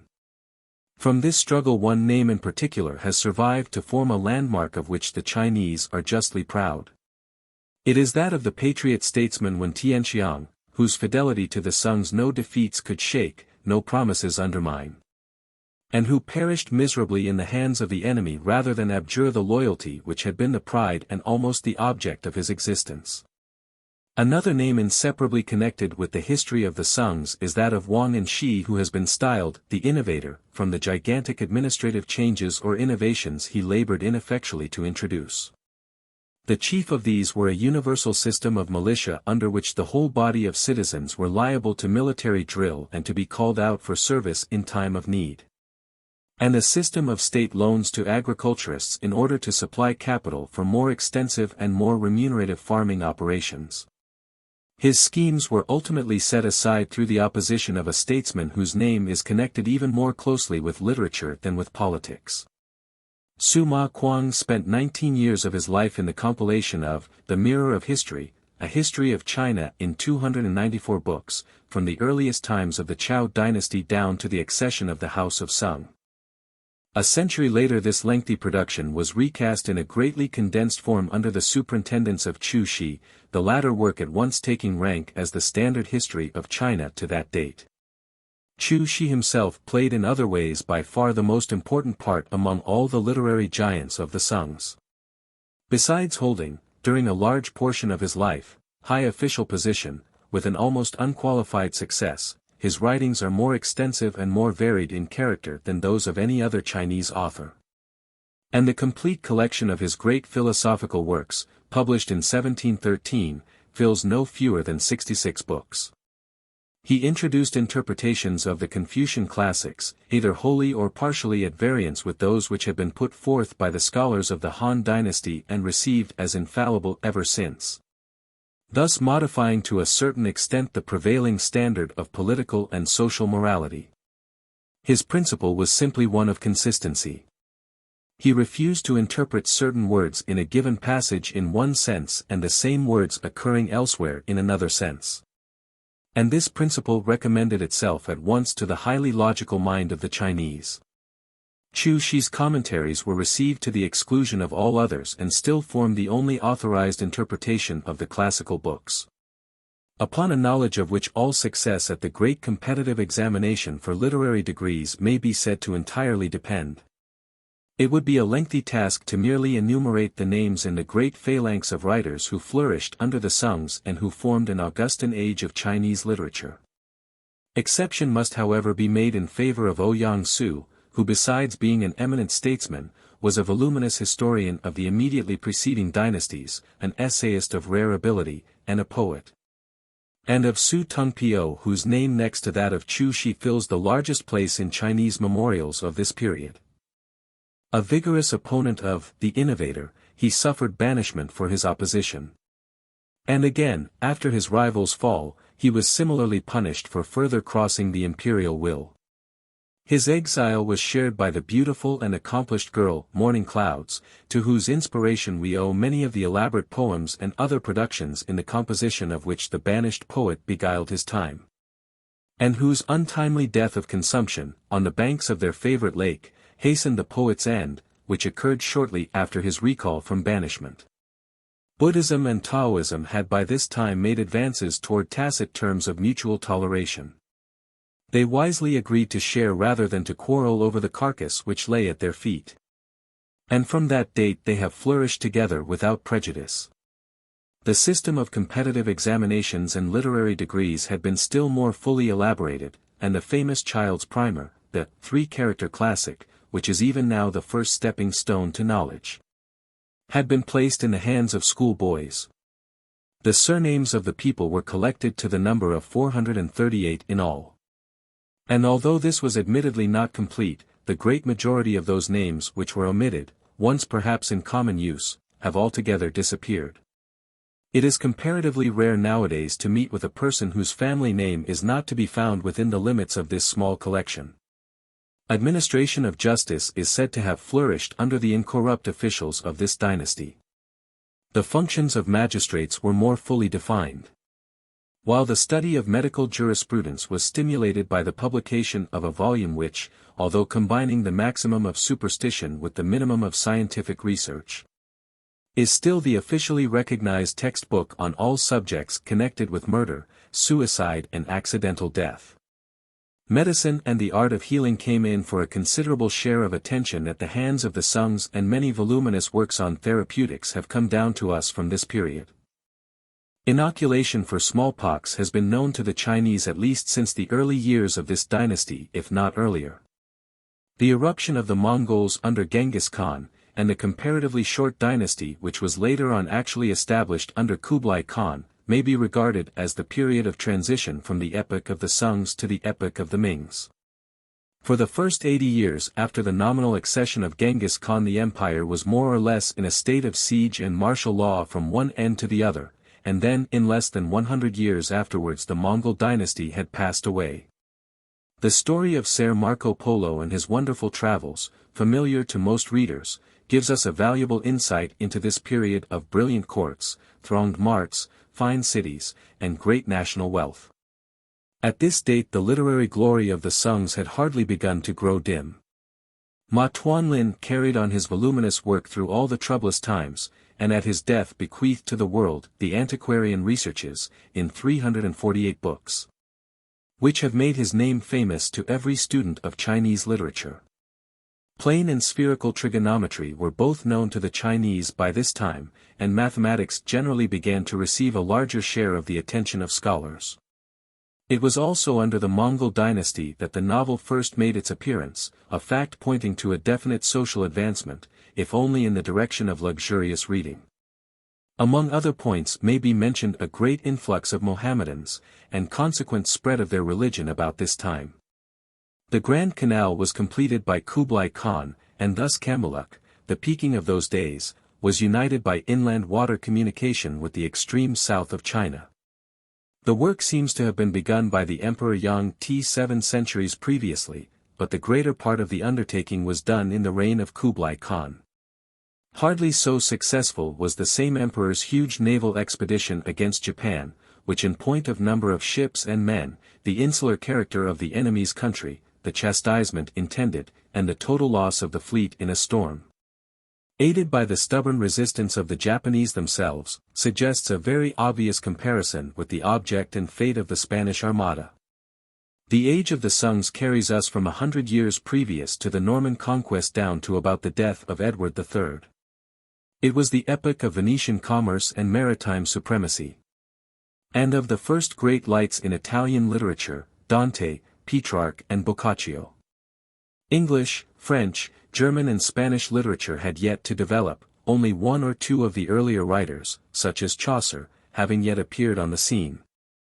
The founder of the Ming dynasty rose from starvation and obscurity to occupy the throne of the Chinese Empire. In his youth he sought refuge from the pangs of hunger in a Buddhist monastery. Later on he became a soldier of fortune, and joined the ranks of the insurgents who were endeavoring to shake off the alien yoke of the Mongols. His own great abilities carried him on. He speedily obtained the leadership of a large army, with which he totally destroyed the power of the Mongols, and finally established a new Chinese dynasty over the 13 provinces into which the empire was divided. He fixed his capital at Nanking, where it remained until the accession of the third emperor, the conqueror of Cochin China and Tonquin, who transferred the seat of government back to Peking, the capital of the Mongols, from which it has never since been removed. For nearly 300 years, from 1370 to 1650, the Ming swayed the destinies of China.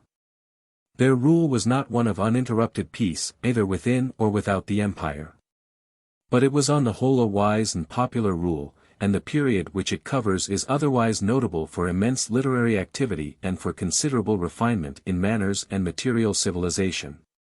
From without, the Mings were constantly harassed by the encroachments of the Tartars, while from within the ceaseless intriguing of the eunuchs was a fertile cause of trouble. Chief among the literary achievements of this period, is the gigantic encyclopedia in over 22,000 books, only one copy of which, and that imperfect, has survived out of the 4 that were originally made. Allowing 50 octavo pages to a book, the result would be a total of at least 1,100,000 pages, the index alone occupying no fewer than 3,000 pages. This wonderful work is now probably rotting, if not already rotted beyond hope of preservation, in some damp corner of the imperial palace at Peking. Another important and more accessible production was the so-called Chinese Herbal. This was a compilation from the writings of no fewer than 800 preceding writers on botany, mineralogy, entomology, etc., the whole forming a voluminous but unscientific book of reference on the natural history of China. Shortly after the accession of the third emperor, Yung Lo, the imperial library was estimated to contain written and printed works amounting to a total of about 1 million in all. A book is a variable quantity in Chinese literature, both as regards number and size of pages. The number of books to a work also vary from 1 to several hundred. But reckoning 50 pages to a book and 20 or 25 books to a work, it will be seen that the collection was not an unworthy private library for any emperor in the early years of the 15th century. The overthrow of the Mings was brought about by a combination of events of the utmost importance to those who would understand the present position of the Tartars as rulers of China. A sudden rebellion had resulted in the capture of Peking by the insurgents, and in the suicide of the emperor who was fated to be the last of his line. The imperial commander-in-chief, Wu Sankei, at that time away on the frontiers of Manchuria engaged in resisting the incursions of the Manchu Tartars, now for a long time in a state of ferment. Immediately hurried back to the capital but was totally defeated by the insurgent leader and once more made his way, this time as a fugitive and a suppliant, toward the Tartar camp. Here he obtained promises of assistance chiefly on condition that he would shave his head and grow a tail in accordance with Manchu custom, and again set off with his new auxiliaries toward Peking, being reinforced on the way by a body of Mongol volunteers. As things turned out, the commander arrived in Peking in advance of these allies, and actually succeeded with the remnant of his own scattered forces in routing the troops of the rebel leader before the Tartars and the Mongols came up. He then started in pursuit of the flying foe. Meanwhile the Tartar contingent arrived, and on entering the capital the young Manchu prince in command was invited by the people of Peking to ascend the vacant throne. So that by the time Wu Sankei reappeared, he found a new dynasty already established and his late Manchu ally at the head of affairs. His first intention had doubtless been to continue the Ming line of emperors. But he seems to have readily fallen in with the arrangement already made and to have tendered his formal allegiance on the 4 following conditions. That no Chinese woman should be taken into the imperial seraglio. That the first place at the great triennial examination for the highest literary degrees should never be given to a Tartar, that the people should adopt the national costume of the Tartars in their everyday life. But that they should be allowed to bury their corpses in the dress of the late dynasty. That this condition of costume should not apply to the women of China who were not to be compelled either to wear the hair in a tail before marriage as the Tartar girls do, or to abandon the custom of compressing their feet. The great Ming dynasty was now at an end, though not destined wholly to pass away. A large part of it may be said to remain in the literary monuments. The dress of the period survives upon the modern Chinese stage. And when occasionally the alien yoke has galled, seditious whispers of restoration are not altogether unheard. Secret societies have always been dreaded and prohibited by the government. And of these none more so than the famous Triad Society, in which heaven, earth, and man are supposed to be associated in close alliance, and whose watchword is believed to embody some secret allusion to the downfall of the present dynasty. In the latter part of the 16th century, the civilization of Western Europe began to make itself felt in China by the advent of the Portuguese, and this matter will be returned to in the following chapter. In other parts of the world, eventful times have set in. In England we are brought from the accession of Richard II. Down to the struggle between the King and the Commons and the ultimate establishment of the Commonwealth. We have Henry IV. In France and Ferdinand and Isabella in Spain. In England, Shakespeare and Bacon, in France, Rabelais and Descartes, in Germany, Luther and Copernicus, in Spain, Cervantes, and in Italy, Galileo, Machiavelli and Tasso. These names, to which should be added those of the great explorers, Columbus and Vasco da Gama, serve to remind one of what was meanwhile passing in the West. 2. From first contact with European civilization.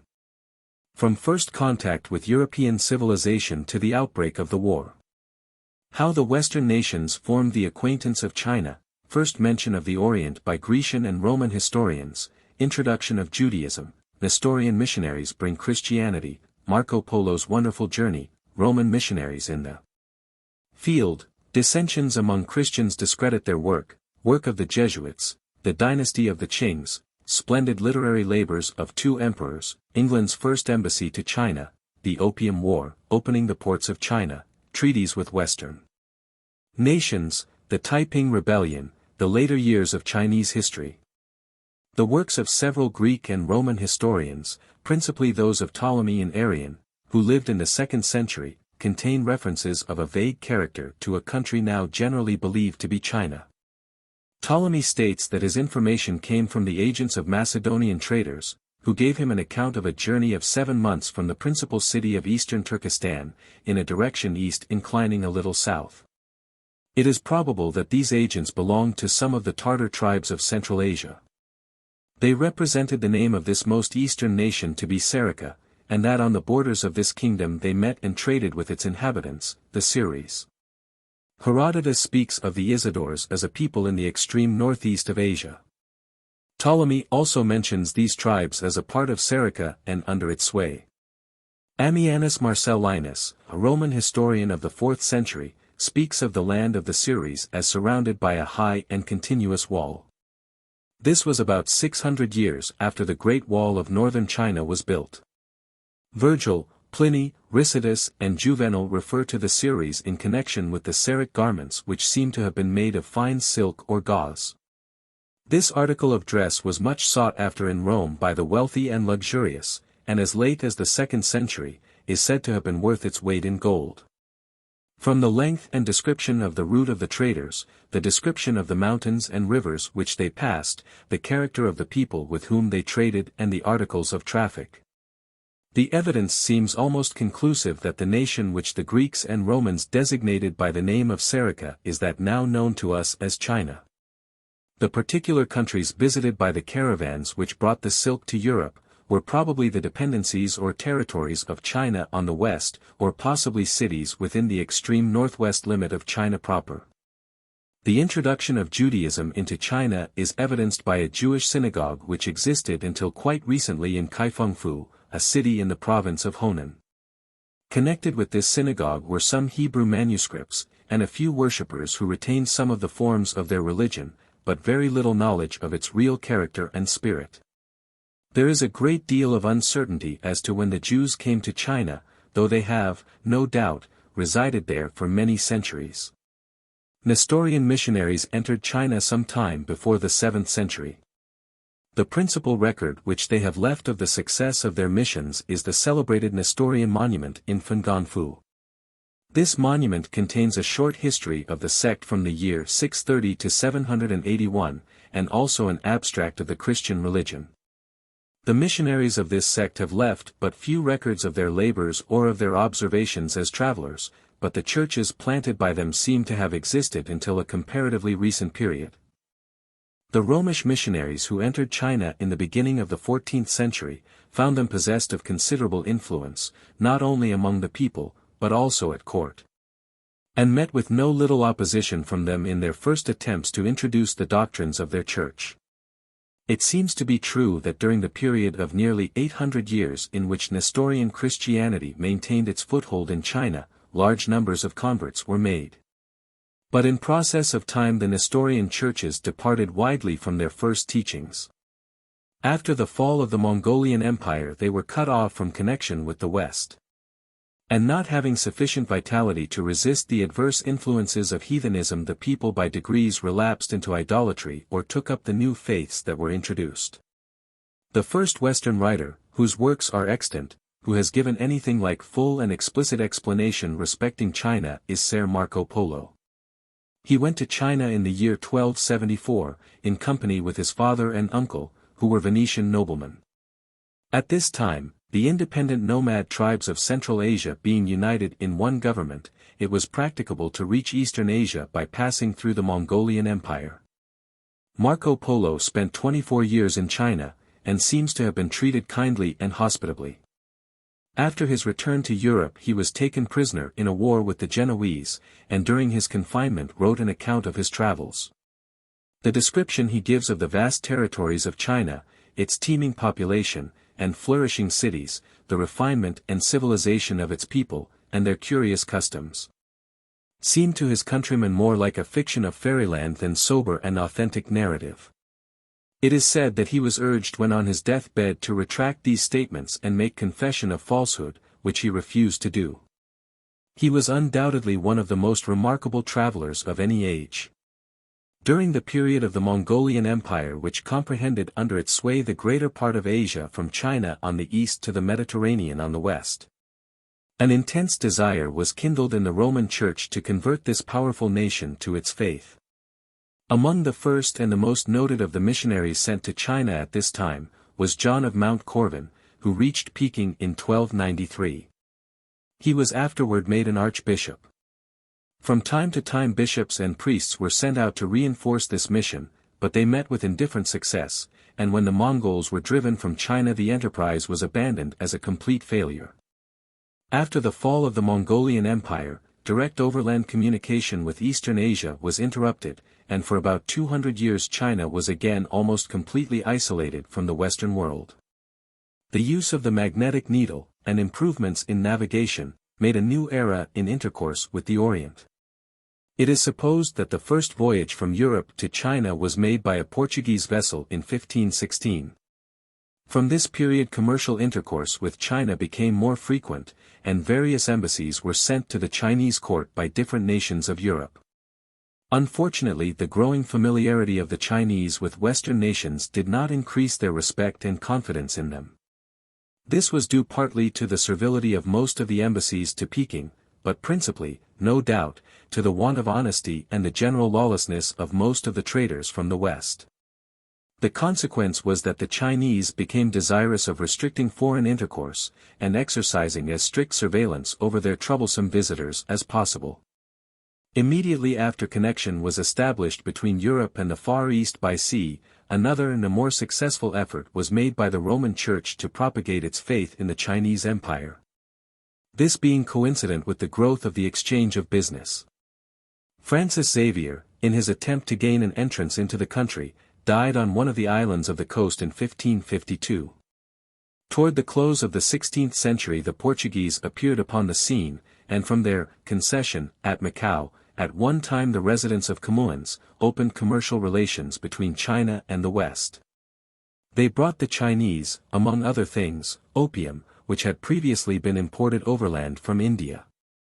They possibly taught them how to make gunpowder, to the invention of which the Chinese do not seem, upon striking a balance of evidence, to possess an independent claim. About the same time Rome contributed the first installment of those wonderful Jesuit fathers whose names yet echo in the empire. The memory of their scientific labors and the benefits they thus conferred upon China having long survived the wreck and discredit of the faith to which they devoted their lives. At this distance of time it does not appear to be a wild statement, to assert that had the Jesuits, the Franciscans, and the Dominicans been able to resist quarreling among themselves?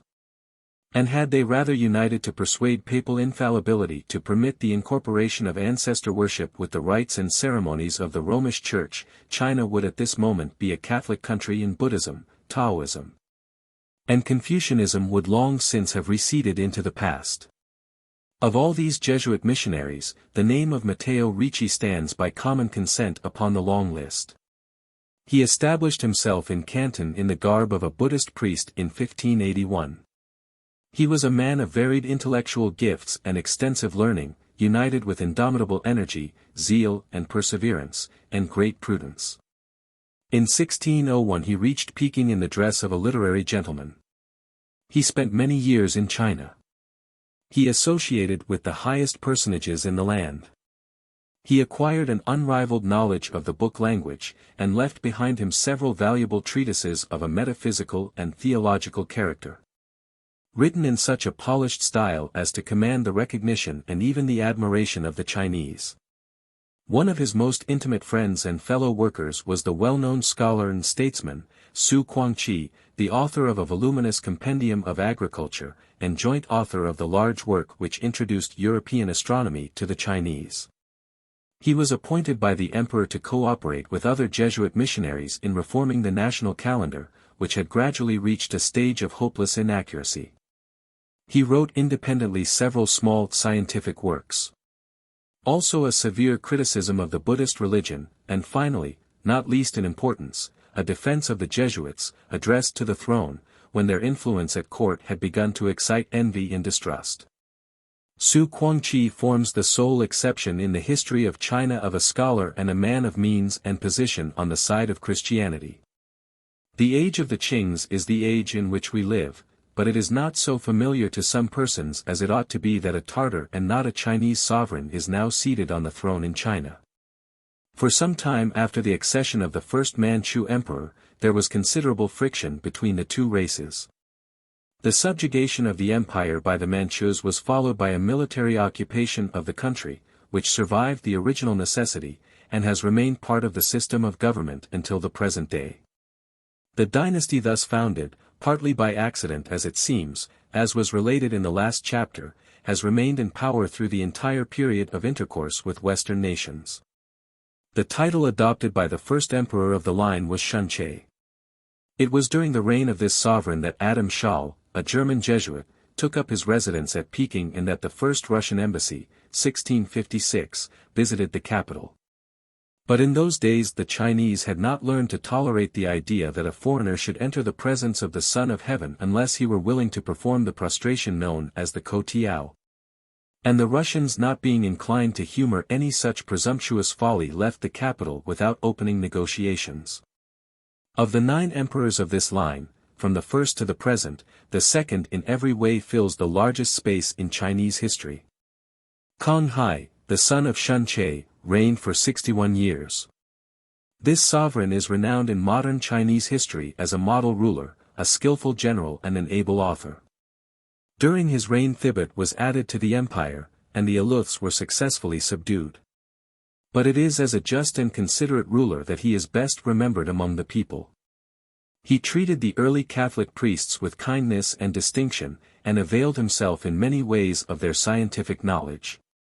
He promulgated 16 moral maxims collectively known as the Sacred Edict, forming a complete code of rules for the guidance of everyday life, and presented in such terse, yet intelligible terms, that they at once took firm hold of the public mind and have retained their position ever since. Kong Hai was the most successful patron of literature the world has ever seen. He caused to be published under his own personal supervision the 4 following compilations, known as the 4 great works of the present dynasty, a huge thesaurus of extracts in 110 thick volumes. An encyclopedia in 450 books, usually bound in 160 volumes, an enlarged and improved edition of a herbarium in 100 books. And a complete collection of the important philosophical writings of Chu Shi in 66 books. In addition to these the emperor designed and gave his name to the great modern lexicon of the Chinese language, which contains over 40,000 characters under separate entries. accompanied in each case by appropriate citations from the works of authors of every age and every style. The monumental encyclopedia contains articles on every known subject, and extracts from all works of authority dating from the 12th century BC to that time. As only 100 copies of the first imperial edition were printed, all of which were presented to princes of the blood and high officials, it is rapidly becoming extremely rare. And it is not unlikely that before long the copy in the possession of the British Museum will be the only complete copy existing. A cold caught on a hunting excursion in Mongolia brought his memorable reign of 61 years to a close, and he was succeeded on the throne by his son Young Qing. The labors of the missionaries during the years of this last reign have been effective in establishing many churches and bishoprics, and in making many thousands of converts. But the suspicions in the minds of the Chinese rulers that the Christians were leagued with rebels, as well as the controversies between the different sects, antagonized the authorities.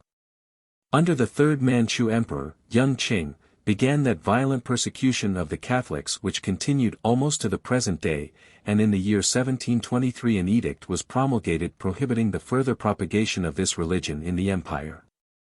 From this time the Roman Catholics were subjected to this persecution except for a few alternate periods of comparative toleration.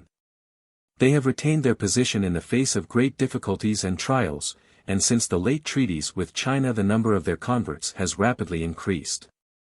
After a reign of 12 years, Young Qing was gathered to his fathers, having bequeathed the throne to his son Qianlong. This fourth emperor of the dynasty enjoyed a long and glorious reign. He possessed many of the great qualities of his grandfather, but he lacked his wisdom and moderation. His generals led a large army into Nepal and conquered the Gurkhas, reaching a point only some 60 miles distant from British territory. He carried his armies north, south, and west, and converted Kulja into a Chinese province. But in Burma, Cochin China, and Formosa his troops suffered discomfiture. During his reign, which extended over 60 years, a full Chinese cycle, the relations of his government with the East India Company were extremely unsatisfactory. The English merchants were compelled to submit to many indignities and wrongs. And for the purpose of establishing a better international understanding Lord Macartney was sent by George III on a special mission to the court of Peking. The ambassador was received graciously by the emperor, who accepted the present sent him by the English king, but owing to his ignorance of his own relative position, and of even the rudiments of international law, he declined to give those assurances of a more equitable policy which were demanded of him. Like his illustrious ancestor, Qianlong was a generous patron of literature, though only 2 instead of 5 great literary monuments remain to mark his 60 years of power. These are a magnificent bibliographical work in 200 parts, consisting of a catalogue of the books in the Imperial Library, with valuable historical and critical notices attached to the entries of each. And a huge topography of the whole empire in 500 books, beyond doubt one of the most comprehensive and exhaustive works of the kind ever published. Kong Hai had been a voluminous poet. But the productions of Qianlong far outnumber those of any previous or subsequent bard. For more than 50 years this emperor was an industrious poet, finding time in the intervals of state duties to put together no fewer than 33,950 separate pieces. In the estimation however of this apparently impossible contribution to poetic literature, it must always be borne in mind that the stanza of 4 lines is a favorite length for a poem and that the couplet is not uncommon. Even thus a large balance stands to the credit of a Chinese emperor, whose time is rarely his own, and whose day is divided with wearisome regularity, beginning with councils and audiences long before daylight has appeared. We gain a glimpse into Qianlong's court from the account of Lord Macartney's embassy in 1795, which was so favorably received by the venerable monarch a short time previous to his abdication, and 3 years before his death. And forms such a contrast with that of Lord Amherst to his successor in 1816. In 1795, at the age of 85 years, Qianlong abdicated in favor of his 15th son who ascended the throne with the title of Kia King.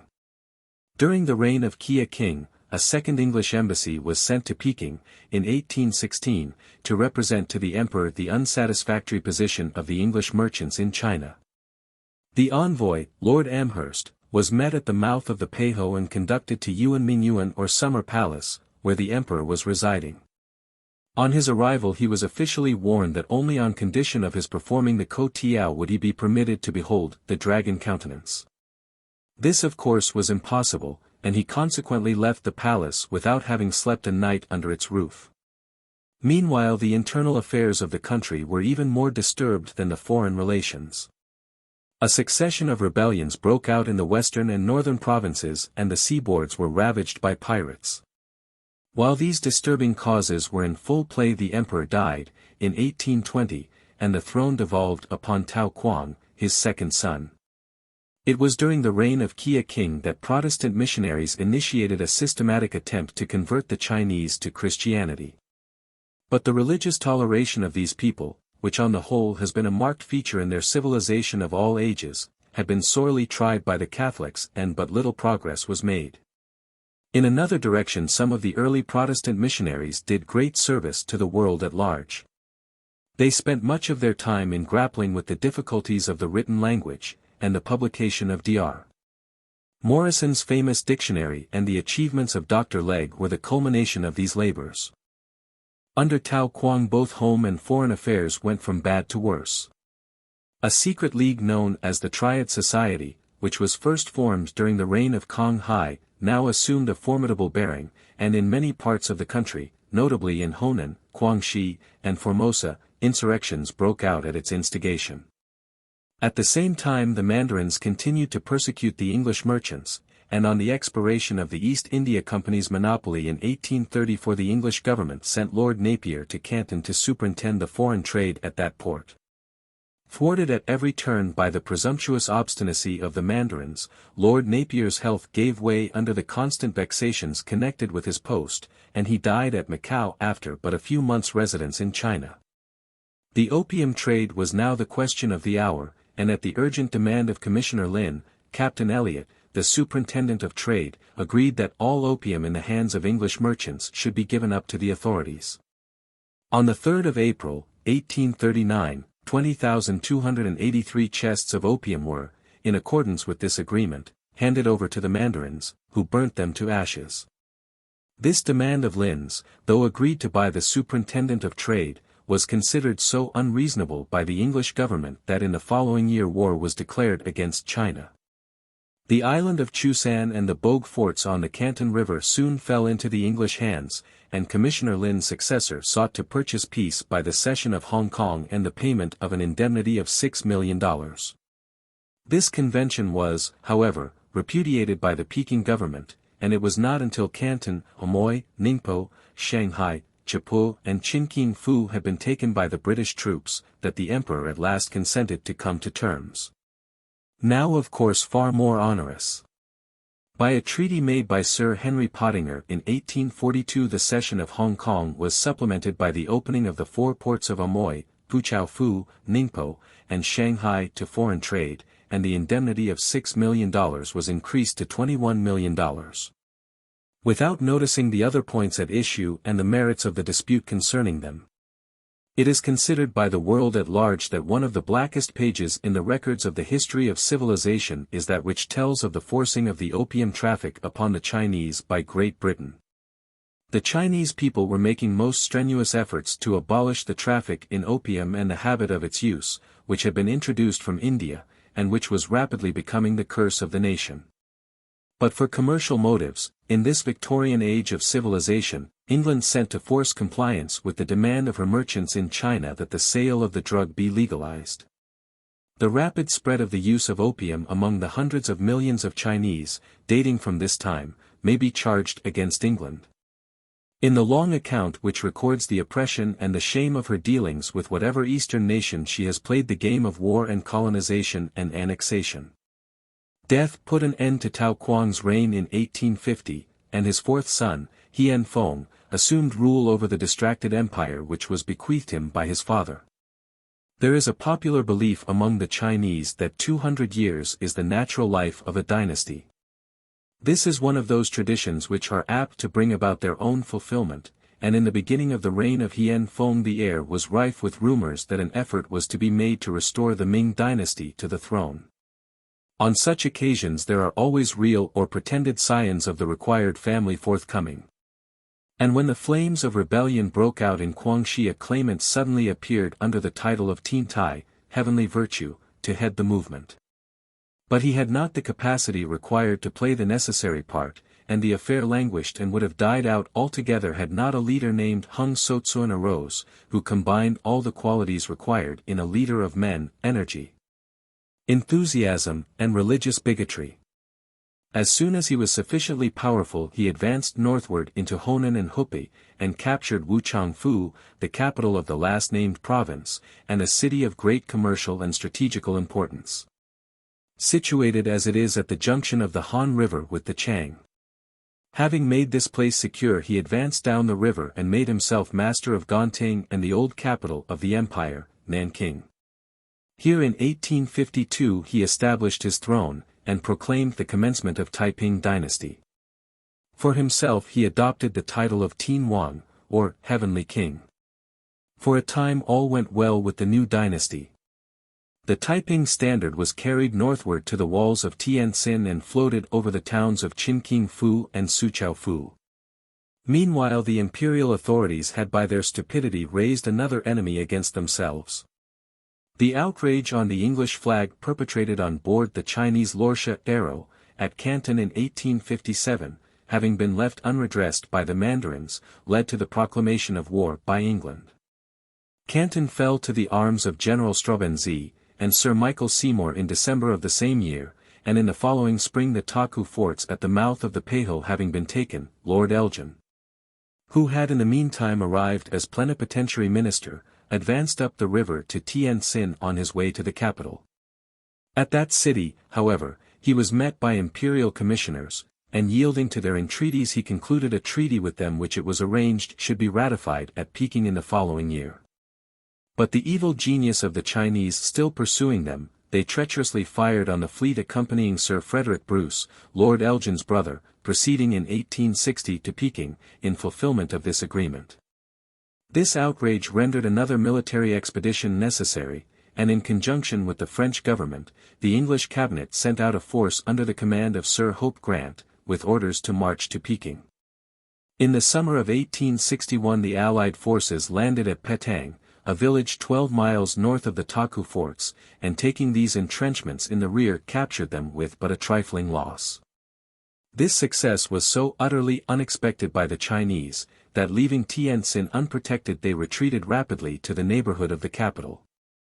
The Allies pushed on after them, and in reply to an invitation sent from the imperial commissioners at Tungchau, a town 12 miles from Peking, Sir Harry Parkes and Mr. Locke, accompanied by an escort and some few friends, went in advance of the army to make a preliminary convention. While so engaged they were treacherously taken prisoners and carried to Peking. This act precipitated an engagement in which the Chinese were completely routed, and the Allies marched on to Peking. After the usual display of obstinacy the Chinese yielded to the demand for the surrender of the Yinting gate of the city. From this vantage point Lord Elgin opened negotiations, and having secured the release of Sir Harry Parkes and the other prisoners who had survived the tortures to which they had been subjected, and having burnt the summer palace of the emperor as a punishment for their treacherous capture and for the cruelties perpetrated on them, he concluded a treaty with Prince Kung, the representative of the emperor. By this instrument the Chinese agreed to pay a war indemnity of $8 million and to open 6 other ports in China, 1 in Formosa, and 1 in the island of Hainan to foreign trade, and to permit the representatives of the foreign governments to reside at Peking. Having thus relieved themselves from the presence of a foreign foe, the authorities were able to devote their attention to the suppression of the Taiping rebellion. Fortunately for themselves, the apparent friendliness with which they greeted the arrival of the British legation at Peking enlisted for them the sympathies of Sir Frederick Bruce, the British minister, and inclined him to listen to their request for the services of an English officer in their campaign against the rebels. At the request of Bruce, General Staveley selected Major Gordon, since generally known as Chinese Gordon, who was killed a few years ago at Khartoum, for this duty. A better man or one more peculiarly fit for the work could have been found. A numerous force known as the Ever Victorious Army, partly officered by foreigners, had for some time been commanded by an American named Ward and after his death by Bergevine, another American. Over this force Gordon was placed, and at the head of it he marched in conjunction with the Chinese generals against the Taipings. With masterly strategy he struck a succession of rapid and telling blows against the fortunes of the rebels. City after city fell into his hands, and at length the leaders at Soochow opened the gates of the city to him on condition that he would spare their lives. With cruel treachery, when these men presented themselves before Li Hung-chang to offer their submission to the emperor, they were seized and beheaded. On learning how lightly his word had been treated by the Chinese general, Gordon armed himself, for the first time during the campaign with a revolver, and sought out the Chinese headquarters intending to avenge with his own hand this murder of the Taiping leaders.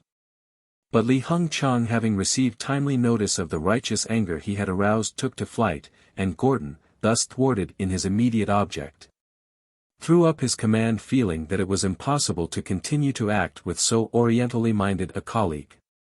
After considerable negotiation however, he was persuaded to return to his command and soon succeeded in so completely crippling the power of the rebels that in July 1864, Nanking, their last stronghold, fell into the hands of the imperialists. Tin Wang was then already dead, and his body was found within the walls wrapped in imperial yellow. Thus was crushed out a rebellion which had paralyzed the imperial power in the central provinces of the empire and which had for 12 years seriously threatened the existence of the reigning dynasty. Meanwhile in the summer following the conclusion of the Treaty of Peking, 1861, the emperor, Hien Feng, breathed his last at Jihol, an event which was in popular belief foretold by the appearance of a comet in the early part of the summer. He was succeeded to the throne by his only son, a mere child, and the offspring of one of the imperial concubines. He adopted the name of Tung Chi. On account of his youth the administration of affairs was placed in the hands of the two dowager empresses, the wife of the last emperor and the mother of the new one. These regents were aided by the counsels of the boy emperor's uncle, Prince Kung. Under the direction of these regents, though the internal affairs of the empire prospered, the foreign relations were disturbed by the display of an increasingly hostile spirit towards the Christian missionaries and their converts, which culminated in 1870 in the Tientsin massacre. In some of the central provinces reports had been industriously circulated that the Roman Catholic missionaries were in the habit of kidnapping and murdering children, in order to make medicine from their eyeballs. Ridiculous as the rumor was, it found ready credence among the ignorant people, and several outrages were perpetrated on the missionaries and their converts in Guangxi and Sichuan. Through the active interference, however, of the French minister on the spot, the agitation was locally suppressed only to be renewed at Tientsin. Here also the same absurd rumors were set afloat, and were especially directed against some sisters of charity who had opened an orphanage in the city.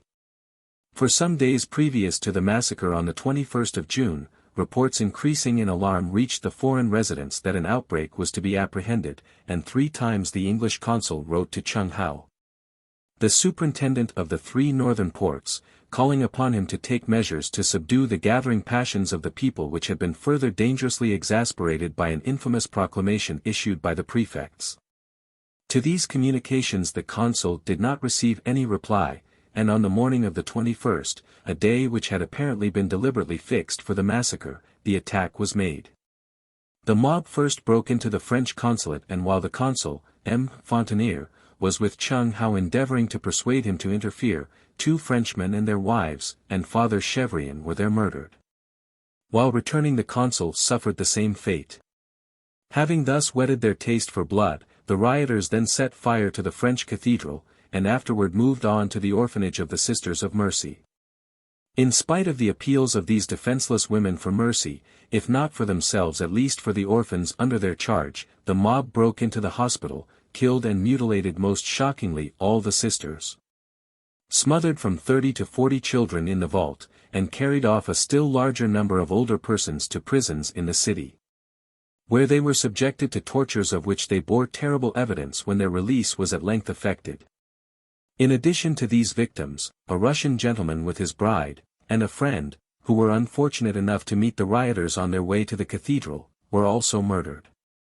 No other foreigners were injured, a circumstance due to the fact that the fury of the mob was primarily directed against the French Roman Catholics, and also that the foreign settlement where all but those engaged in missionary work resided was at a distance of a couple of miles from the city.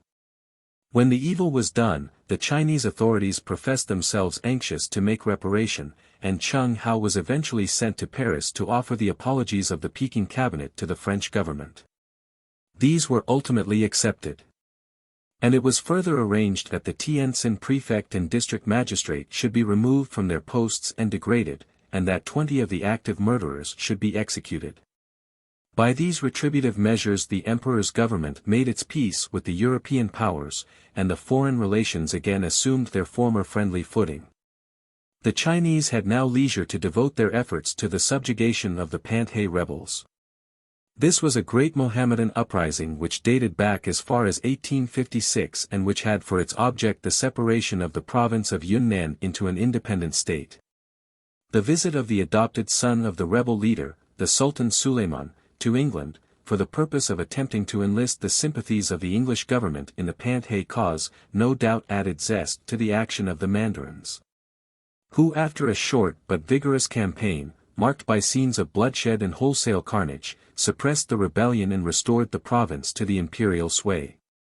Peace was thus brought about, and when the empresses handed over the reins of power to the emperor, on the occasion of his marriage in 1872, tranquility reigned throughout the 18 provinces.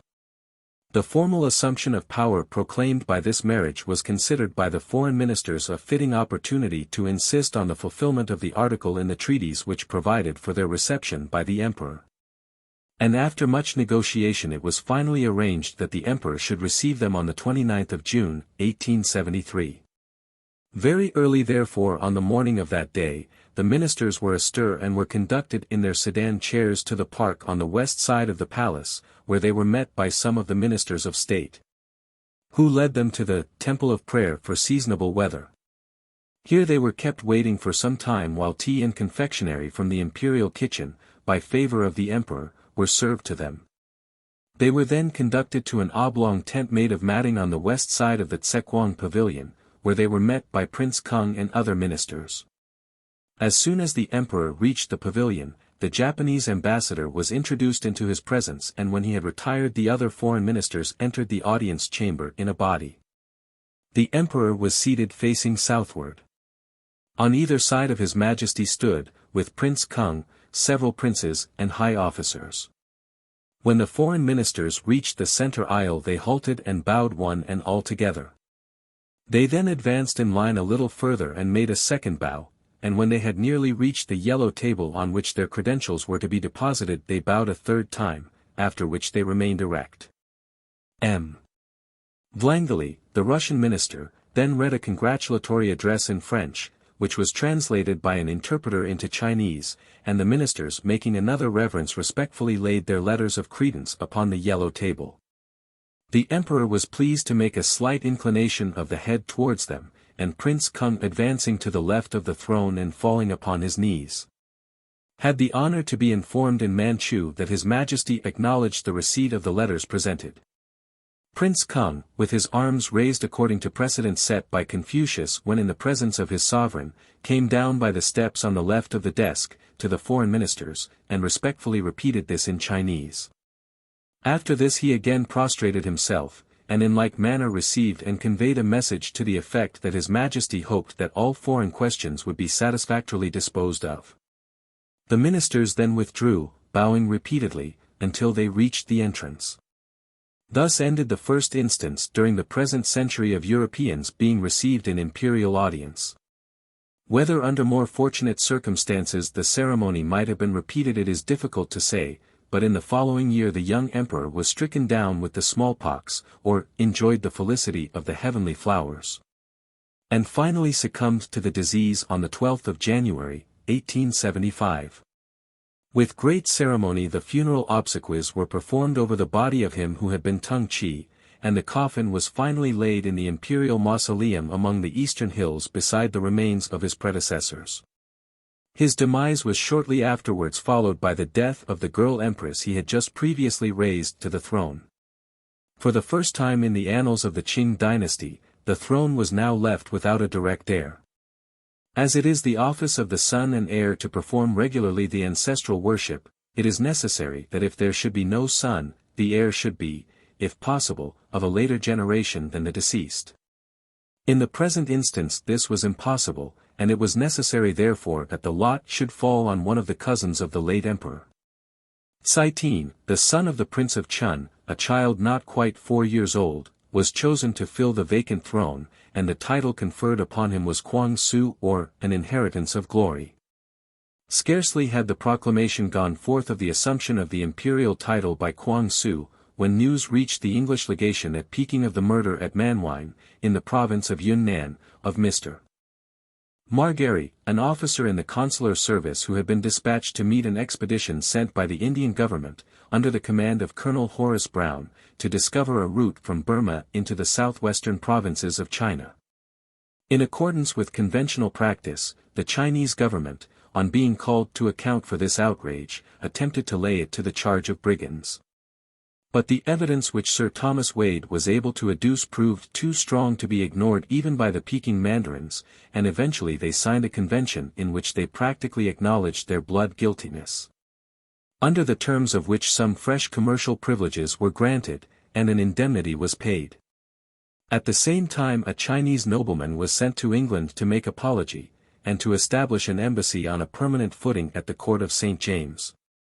Since that time the Chinese Empire has been at peace with all foreign powers until the eruptions of the recent months. There have been some narrow escapes from war with the European countries holding possessions on the southern Chinese border, but serious results have not followed. Ministers have been maintained in China by the Western nations, and by China in the Western capitals. Under the child Kwang Su, who came to the throne in 1875, we have seen the completion of Chinese reconquests in Central Asia and the restoration of Kulja by the Russians. For many years the Progressive Party in the nation's councils, under the leadership of Li Hengchang, Viceroy of Chile, gradually appeared to gain ground, amply posted as the court of Peking was in the affairs of Western countries. Even the old Conservative Party, of which the successful and the aged General Tso Tsung-tang was the representative, has vastly modified its tone in the last 20 years. It is true that the short experimental line of railway which had been laid down between Shanghai and Wusun was objected to, and finally got rid of by the Chinese government.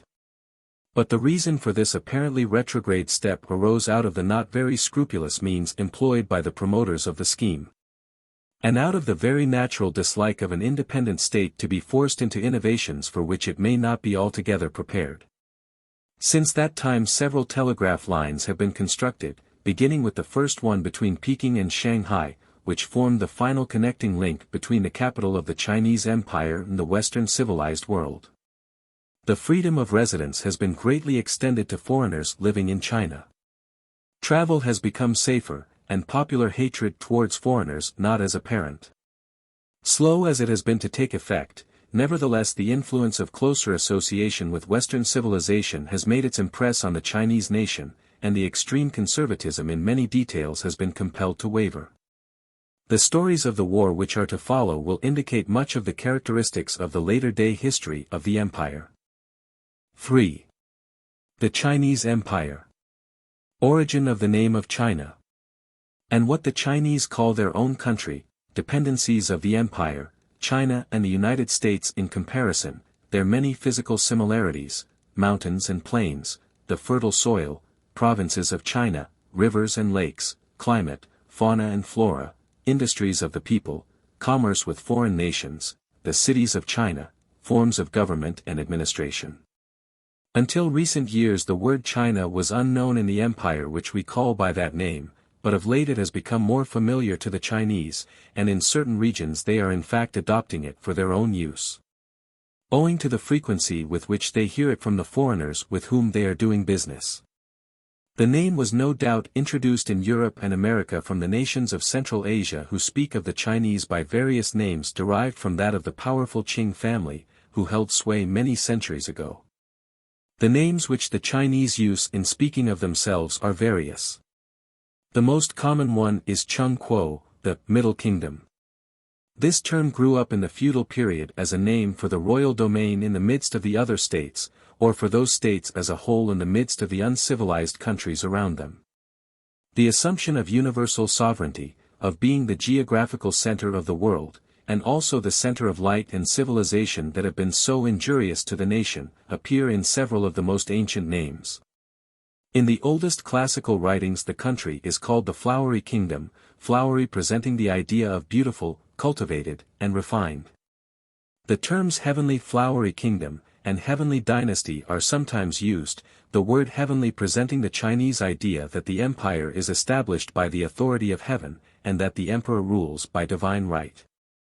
This title has given rise to the contemptuous epithet applied to the race by the Europeans, the Celestials. The Chinese Empire, consisting of China proper and Manchuria, with its dependencies of Mongolia, Ili and Thibet, embraces a vast territory in Eastern and Central Asia, only inferior in extent to the dominions of Great Britain and Russia. The dependencies are not colonies but subject territories, and China proper itself indeed, has been a subject territory of Manchuria since 1644. China proper was divided nearly 200 years ago into 18 provinces. And since the recent separation of the island of Formosa from Fujian, and its constitution into an independent province, we may say that it now consists of 19. These form one of the corners of the Asiatic continent, having the Pacific Ocean on the south and east. They are somewhat in the shape of an irregular rectangle, and including the island of Hainan lie between 18 and 49 degrees north latitude and 98 and 124 degrees east longitude. Their area is about 2 million square miles, while the whole empire has an area more than twice that large.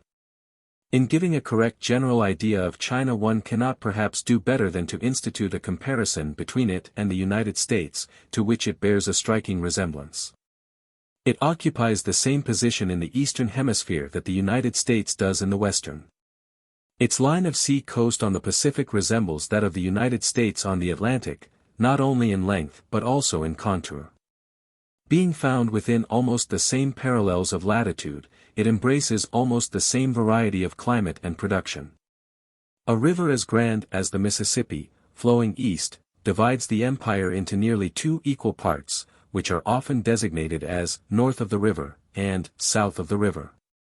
It passes through an immense and fertile valley, and is supplied by numerous tributaries having rise in mountain ranges on either side and also in the Himalayas on the west.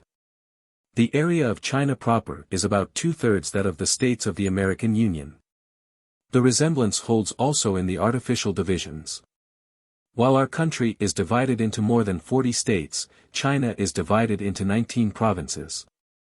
As our states are divided into counties, so each province has divisions called fu, and each fu is again divided into about an equal number of hien. These divisions and subdivisions of the provinces are generally spoken of in English as departments or prefectures, and districts, but they are much larger than our corresponding counties and townships. And similarly to our own system of government, each of these divisions and subdivisions has its own capital or seat of civil power, in which the officers exercising jurisdiction over it reside. The outer dependencies of the Chinese Empire are comparatively sparsely populated, and in this work, when China, without specification, is mentioned, it is intended to refer to the 18 provinces exclusively, which include the vast proportion of the population, intelligence and wealth of the empire. As to the physical features of China proper, the whole territory may be described as sloping from the mountainous regions of Tibet and Nepal towards the shores of the Pacific on the east and south. A far extending spur of the Himalayas called the Nanling, or Southern Range, is the most extensive mountain system. It commences in Yunnan, and passing completely through the country enters the sea at Ningpo. Except for a few steep passes, it thus forms a continuous barrier that separates the coast regions of southeastern China from the rest of the country. Numerous spurs are cast off to the south and east of it, which appear in the sea as a belt of rugged islands.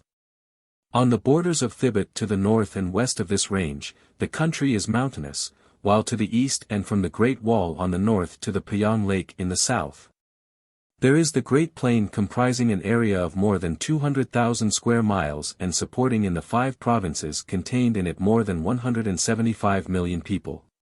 In the northwestern provinces the soil is a brownish-colored earth, extremely porous, crumbling easily between the fingers, and carried far and wide in clouds of dust. It covers the subsoil to an enormous depth and is apt to split perpendicularly in clefts which render traveling difficult. Nevertheless, by this cleavage it affords homes to thousands of the people, who live in caves excavated near the bottom of the cliffs. Sometimes whole villages are so formed in terraces of the earth that rise one above another. The most valuable quality of this peculiar soil is its marvelous fertility, as the fields composed of it require scarcely any other dressing than a sprinkling of its own fresh loam. The farmer in this way obtains an assured harvest 2 and even 3 times a year. This fertility, provided there be a sufficient rainfall, seems inexhaustible. The province of Shanxi has borne the name for thousands of years of the granary of the nation, and it is, no doubt, due to the distribution of this earth over its surface, that the Great Plain owes its fruitfulness. Geographically speaking, the arrangement of the provinces of China is as follows. On the north there are 4 provinces, Chili, Shanxi, Shanxi, and Kansu, on the west 2, Sichuan, the largest of all, and Yunnan. On the south 2, Guangxi and Guangdong, on the east 4, Fujian, Zhejiang, Jiangsu, and Shantung. The central area enclosed by these 12 provinces is occupied by Honan, Anhui, Hubei, Hunan, Jiangxi, and Queichao. The latter is a poor province, with parts of it largely occupied by clans or tribes supposed to be the aborigines. The island of Formosa, lying off the coast of Fujian, 90 miles west of Amoy, is about 235 miles in length, fertile and rich in coal, petroleum, and camphor wood. The first settlement of a Chinese population took place only in 1683, and the greater part of it is still occupied by aboriginal tribes of a more than ordinary high type. The population of these provinces is immense, but the various estimates and alleged censuses fluctuate and vary so much that it is impossible to give a definite number as the total. It is a safe estimate, however, to say that the population of the Chinese Empire approximates 400 million, or considerably more than 1/4 the population of the world, and nearly as much as the total of all Europe and America. One of the most distinguishing features of China is found in the great rivers. These are called for the most part, Ho, in the north, and Chang, Kiang, in the south. 2 of these are famous and conspicuous among the great rivers of the world, the Ho, Hongho, or Yellow River, and the Chang, generally misnamed the Yangtze. The sources of these 2 rivers are not far from one another. The Ho rises in the plain of Odontala, which is a region of springs and small lakes, and the Chang from the mountains of Thibet only a few miles distant. The Ho pursues a tortuous course first to the east and north until it crosses the Great Wall into Mongolia. After flowing a long distance northward of the Mongolian desert, to the northern limit of Shanxi, it then turns directly south for a distance of 500 miles. A right angle turns its course again to the eastward and finally northeastward, when it flows into the Gulf of Pechili in the province of Shantung. The Chang on the contrary turns south where the Ho turns north, and then, after a general course to the eastward and northward, roughly parallel with its fellow, flows into the Eastern Sea, not far from Shanghai. Both rivers are exceedingly tortuous and their courses are only roughly outlined here. Almost the very opening of Chinese history is an account of one of the inundations of the Ho River, which has often in course of time changed its channel. The terrible calamities caused by it so often have procured for it the name of China's Sorrow. As recently as 1887 it burst its southern bank near Changchao, and poured its mighty flood with hideous devastation, and the destruction of millions of lives, into the populous province of Honan. Each of these rivers has a course of more than 3,000 miles. They are incomparably the greatest in China, but there are many others which would be accounted great elsewhere. In connection with inland navigation must be mentioned the Grand Canal, intended to connect the northern and southern parts of the empire by an easy water communication. And this it did when it was in good order, extending from Peking to Hankow, a distance of more than 600 miles. Kublai Khan, the first sovereign of the Yuan dynasty, must be credited with the glory of making this canal. Marco Polo described it, and compliments the great ruler for the success of his work. Steam communication all along the eastern seaboard from Canton to Tientsin has very much superseded the use of the canal, and portions of it are now in bad condition, but as a truly imperial achievement it continues to be a grand memorial of Kublai. The Great Wall was another vast achievement of human labor, constructed more than 2,000 years ago. It has been alleged a myth at some times, but its existence has not been denied since explorations have been made to the north of China proper.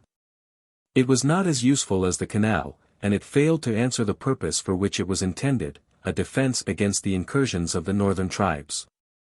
In 214 BC, the Emperor Che Huang-ti determined to erect a grand barrier all along the northern limit of his vast empire. The wall commences at the Shanxi Pass on the north coast of the Gulf of Petchouli. From this point it is carried westward till it terminates at the Chiyu Barrier Gate, the road through which leads to the western regions. It is twice interrupted in its course by the Ho River, and has several branch and loop walls to defend certain cities and districts. Its length in a straight line would be 1,255 miles, but if measured along its sinuosities this distance must be increased to 1,500. It is not built so grandly in its western portions after passing the Ho River, nor should it be supposed that to the east of this point it is all solid masonry. It is formed by two strong retaining walls of brick rising from granite foundations, the space between being filled with stones and earth. The breadth of it at the base is about 25 feet, at the top 15 feet, and the height varies from 15 to 30 feet. The surface at the top was once covered with bricks but is now overgrown with grass. What travelers go to visit from Peking is merely a loop wall of later formation, enclosing portions of Chile and Shanxi.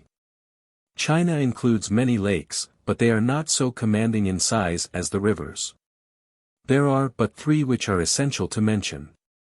These are the Tungting-hu, the largest, having a circumference of 220 miles, about in the center of the empire, the Payang-hu, halfway between the former and the sea, and the Tai-hu, not far from Shanghai and the Yangtze River. The latter lake is famous for its romantic scenery and numerous islets. The peculiarities of climate along the Chinese coast are due in great measure to the northern and southern monsoons, the former prevailing with more or less uniformity during the winter, and the latter during the summer months. These winds give a greater degree of heat in summer and of cold in winter than is experienced in the United States in corresponding latitudes. At Ningpo, situated in latitude 30, about that of New Orleans, large quantities of ice are secured in the winter for summer use. It is, however, very thin measured by what we think proper ice for preservation. In this part of China snow not infrequently falls to the depth of 6 or 8 inches, and the hills are sometimes covered with it for weeks in succession. In the northern provinces the winters are very severe. In the vicinity of Peking, not only are the canals and rivers closed during the winter, but all commerce by sea is suspended during 2 or 3 months, while in the summer that part of China is very warm.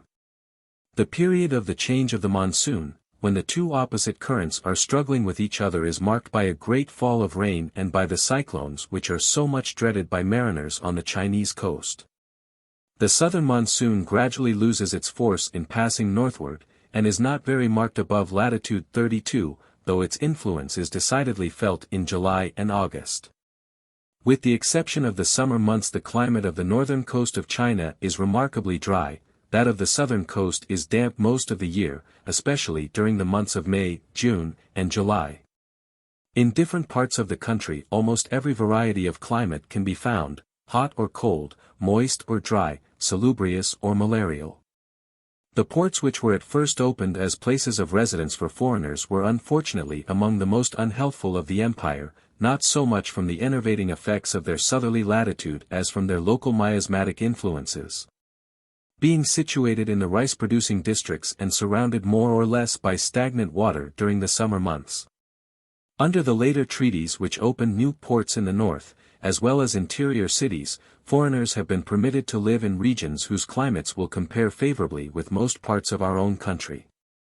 The Chinese themselves consider Guangdong, Guangxi, and Yunnan to be less healthful than the other provinces, but foreigners using proper precautions may enjoy their lives in every province.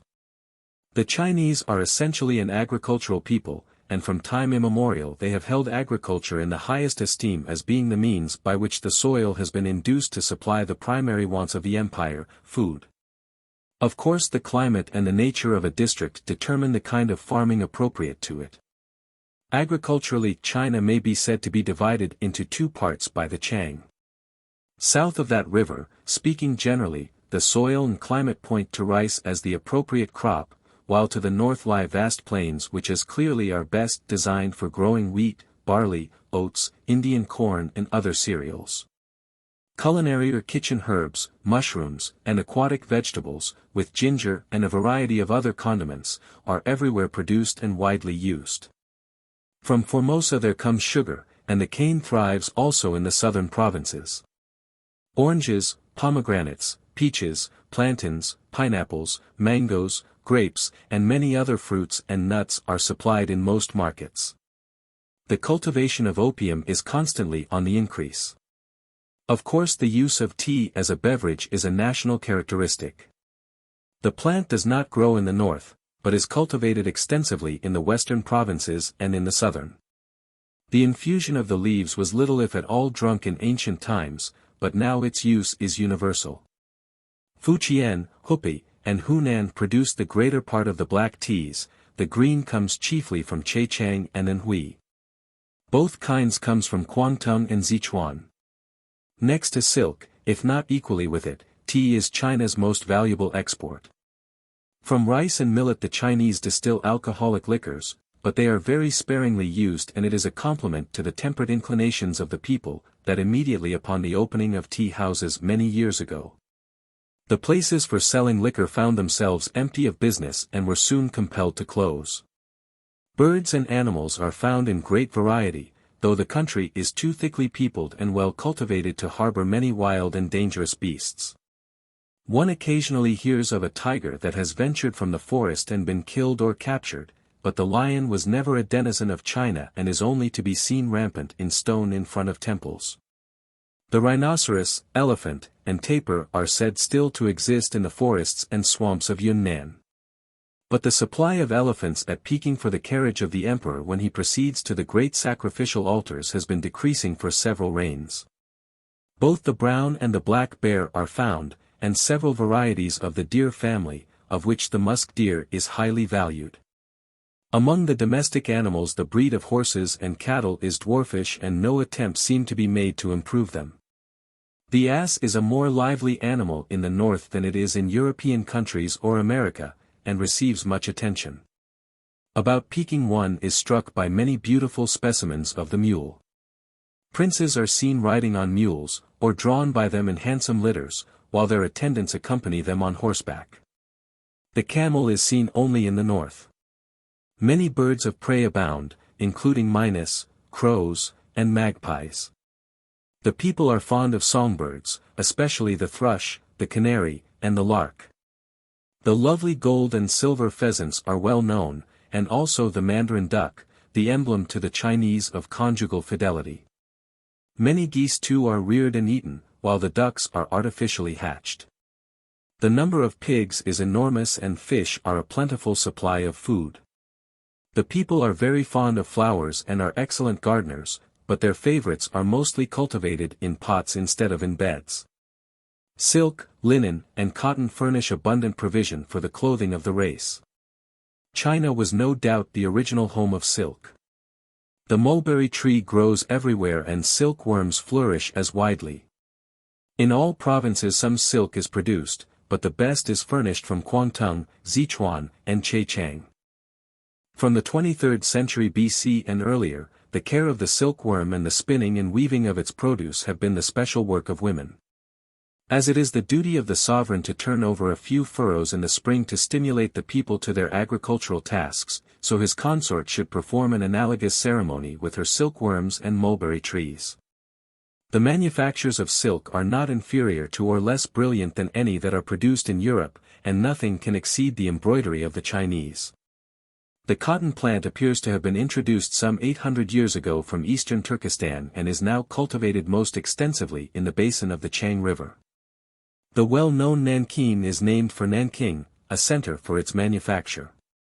Of woolen fabrics the production is not large, but there are felt caps, rugs of camel's hair and furs of various kinds. While the Chinese have done justice to most of the natural capabilities of their country, they have greatly failed in developing its mineral resources. The skill which their lapidaries display in cutting the minerals and jewels is well known, but in the development of the utilitarian minerals they have been very negligent.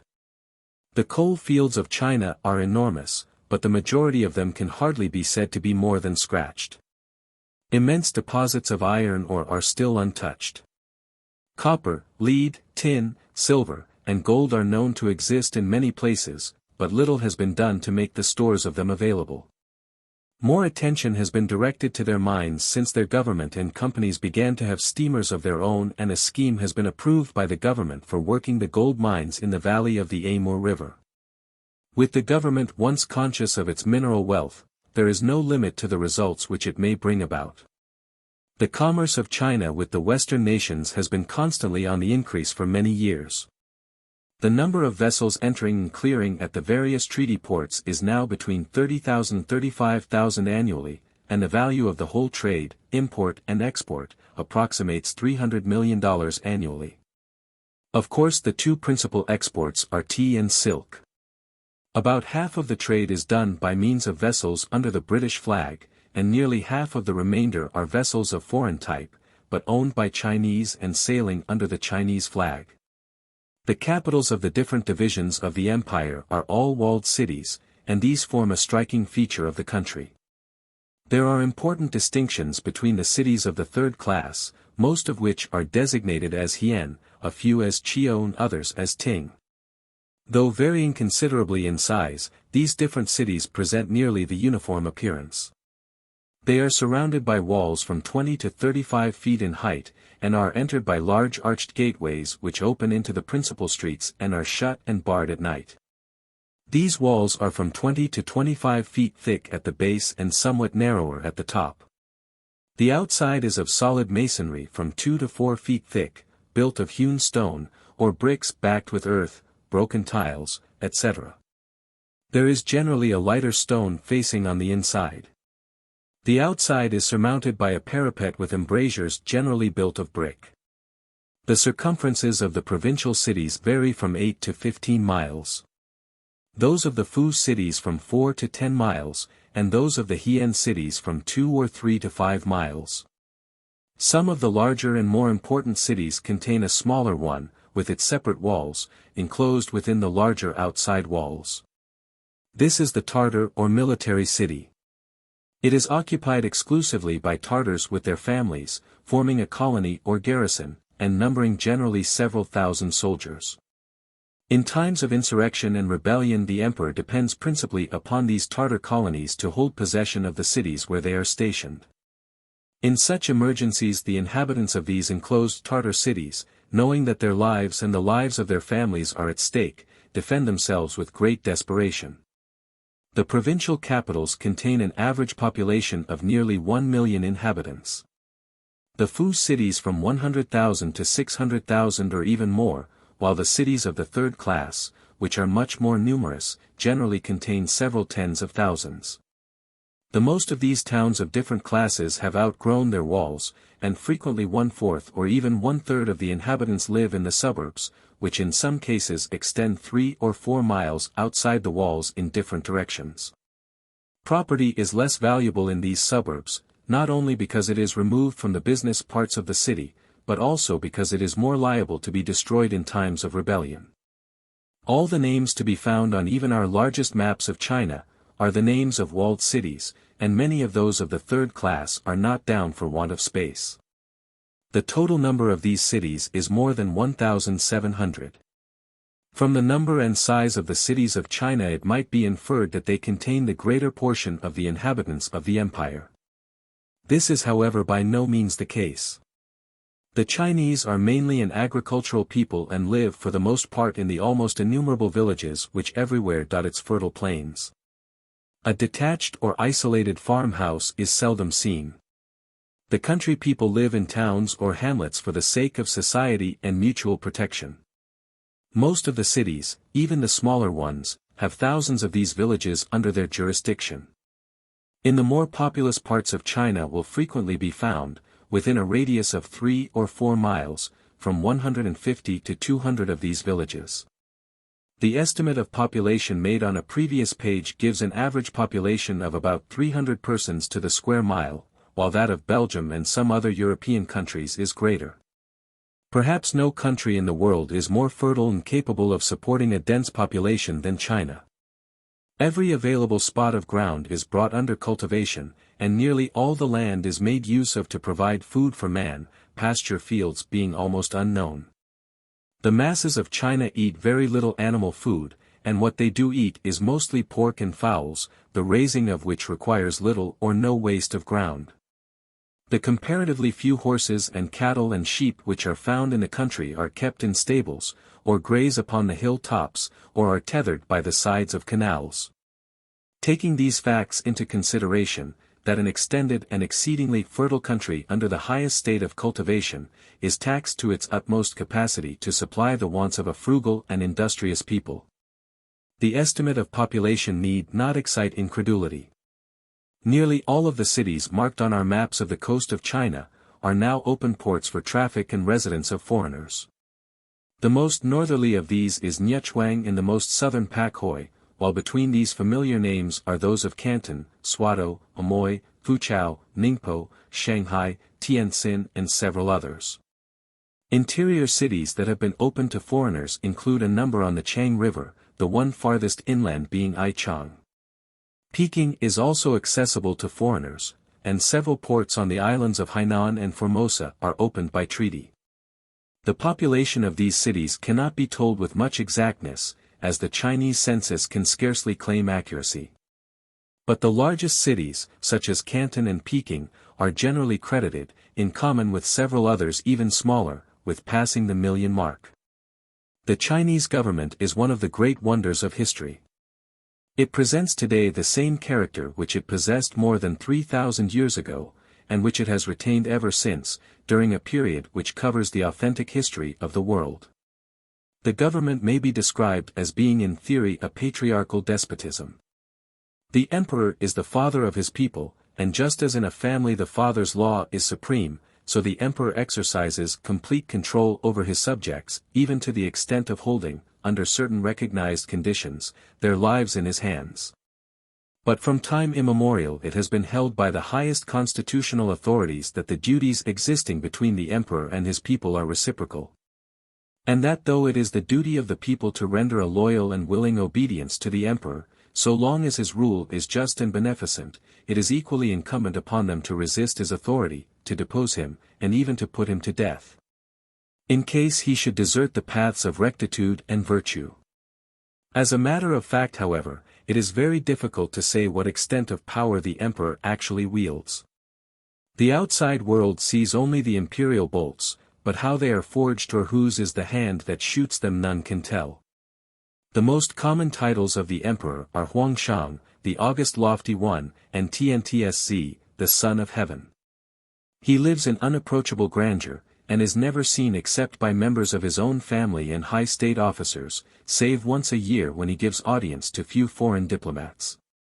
Nothing is omitted which can add to the dignity and sacredness of his person or character. Almost everything used by him or in his service is tabooed from the common people, and distinguished by some peculiar mark or color so as to keep up the impression of awe with which he is regarded, and which is so powerful an auxiliary to his throne. The outward gate of the palace must always be passed on foot, and the paved entrance walk leading up to it can be used only by him. The vacant throne, or even a screen of yellow silk thrown over a chair, is worshipped equally with his actual presence, and an imperial dispatch is received in the provinces with incense and prostration. The throne is not strictly and necessarily hereditary, though the son of the emperor generally succeeds to it. The emperor appoints his successor, but it is supposed that in doing so he will have supreme regard for the best good of his subjects, and will be governed by the will of heaven, indicated by the conferring of regal gifts, and by providential circumstances pointing out the individual whom heaven has chosen.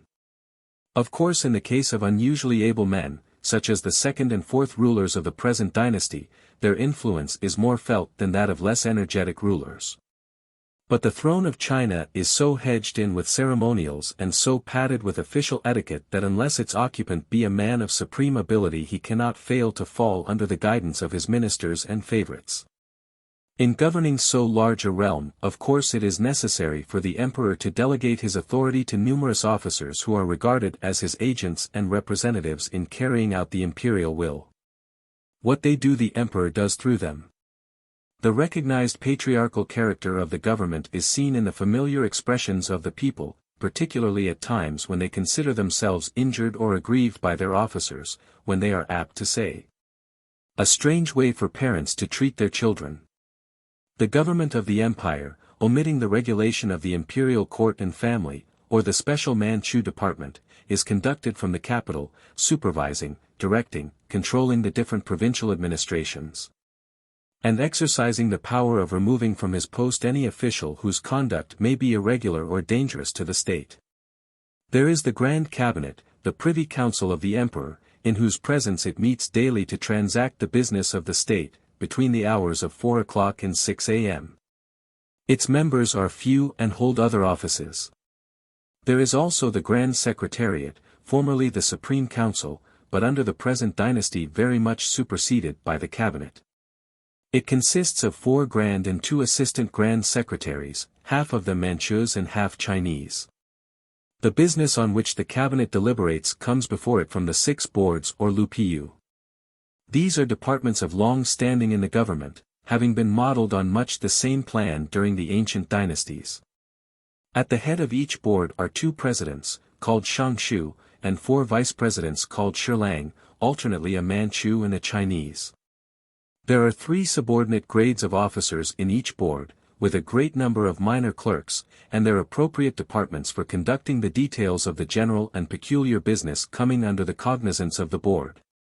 The whole being arranged in the most business-like style. The 6 boards are respectively of civil office, of revenue, of ceremonies, of war, of punishments, and of works. In 1861 the changed relations between the empire and foreign nations led to the formation of what may be called a 7th board styled the Tsangli Yamen, or Court of Foreign Affairs.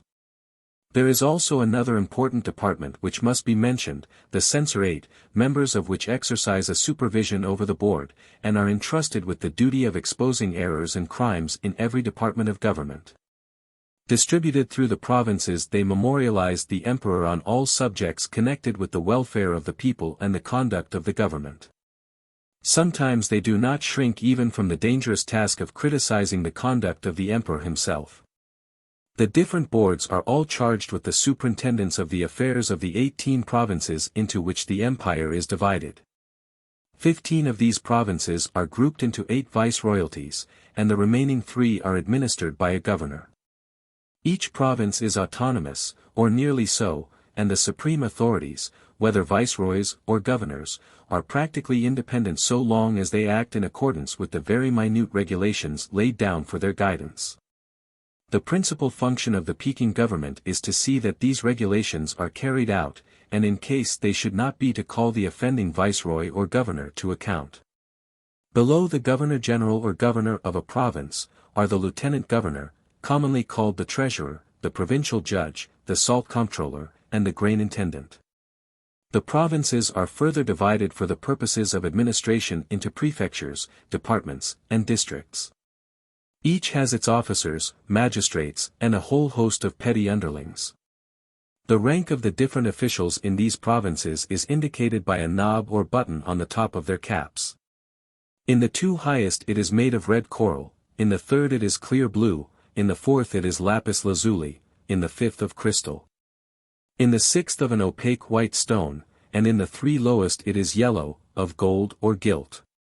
They also wear insignia or badges embroidered on a square patch in the front or back of their robes, representing birds on the civilians and animals on the military officers. Each viceroy raises his own army and navy, which he pays, or sometimes unfortunately does not pay, out of the revenues of the government. He levies his own taxes, and except in particular cases is the final court of appeal in all judicial matters within the limits of his rule. But in return for this latitude allowed him, he is held personally responsible for the good government of his territory. If by any chance serious disturbances break out and continue unsuppressed, he is called to account, as having by his misconduct contributed to them. And he in his turn looks to his subordinates to maintain order and execute justice within their jurisdiction. Of himself he has no power to remove or punish subordinate officials, but has to refer all complaints against them to Peking. The personal responsibility resting upon him of maintaining order makes him a severe critic on those who serve under him, and very frequently junior officials are impeached and punished at the instigation of their chief. Incapable and unworthy officials, constant opium smokers, those who misappropriate public money, and those who fail to arrest criminals, are those who meet swift punishment. On the whole, the conduct of junior officials is carefully watched. As has been already said, the affairs of each province are administered by the viceroy, or governor, and his subordinates. And speaking generally, their rule is as enlightened and as just as could be expected in an oriental country where public opinion finds only a very imperfect utterance. Official purity and justice must be treated as comparative terms in China. The constitution of the civil service renders it next to impossible that any office holder can be clean-handed. The salaries awarded are low, out of all proportion to the necessary expenses pertaining to the offices to which they are apportioned. And the consequence is that in some way or other the officials are compelled to make up the deficiency from the pockets of those subject to them. As a rule, mandarins seldom enter office with private fortunes, and the wealth therefore, which soothes the declining years of veteran officials, may be fairly assumed to be ill-gotten gain. There are laws against these exactions, and very often some magistrate is degraded or executed for levying illegal assessments. The immunity which some mandarins enjoy from the just consequences of their crimes, and the severity with which the law is vindicated in the cases of others for much lighter offenses, has a sinister aspect. But in a system of which bribery and corruption practically form a part, one need not expect to find purity in any direction.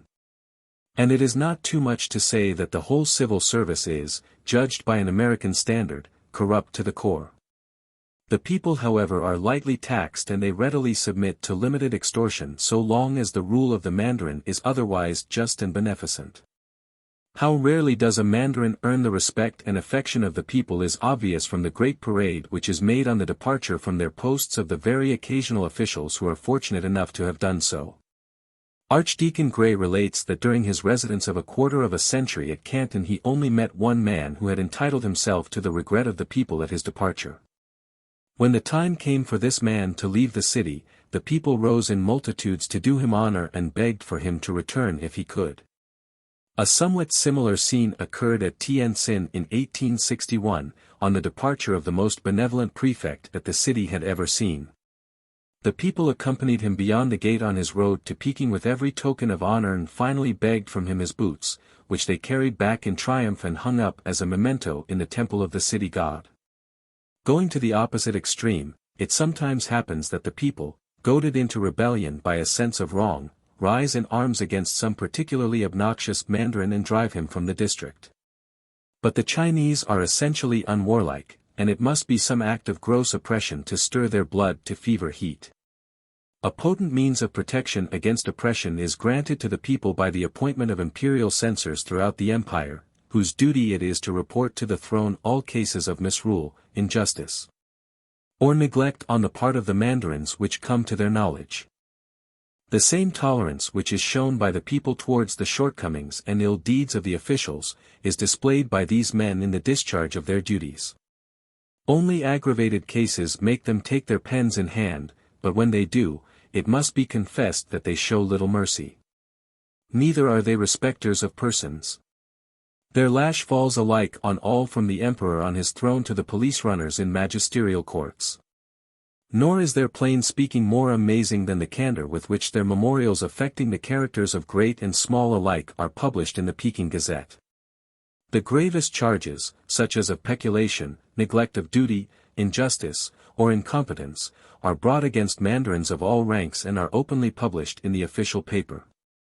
In the administration of justice the same lax morality as in other branches of government exists, and bribery is largely resorted to by litigants, more especially in civil cases. As a rule money in excess of the legal fees has in the first instance to be paid to clerks and secretaries before a case can be put down for hearing.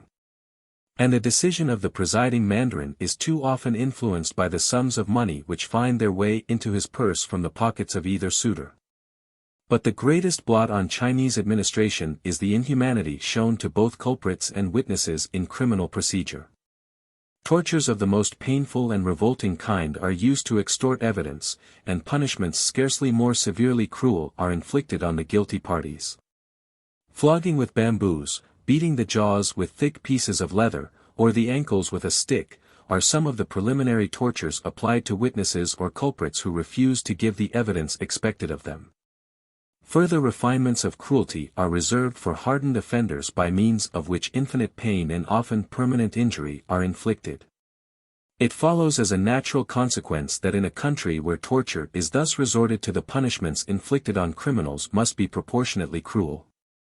Death, the final punishment, can unfortunately be inflicted in various ways, and a sliding scale of capital punishments is used by the Chinese to mark their sense of the varying heinousness of murderous crimes.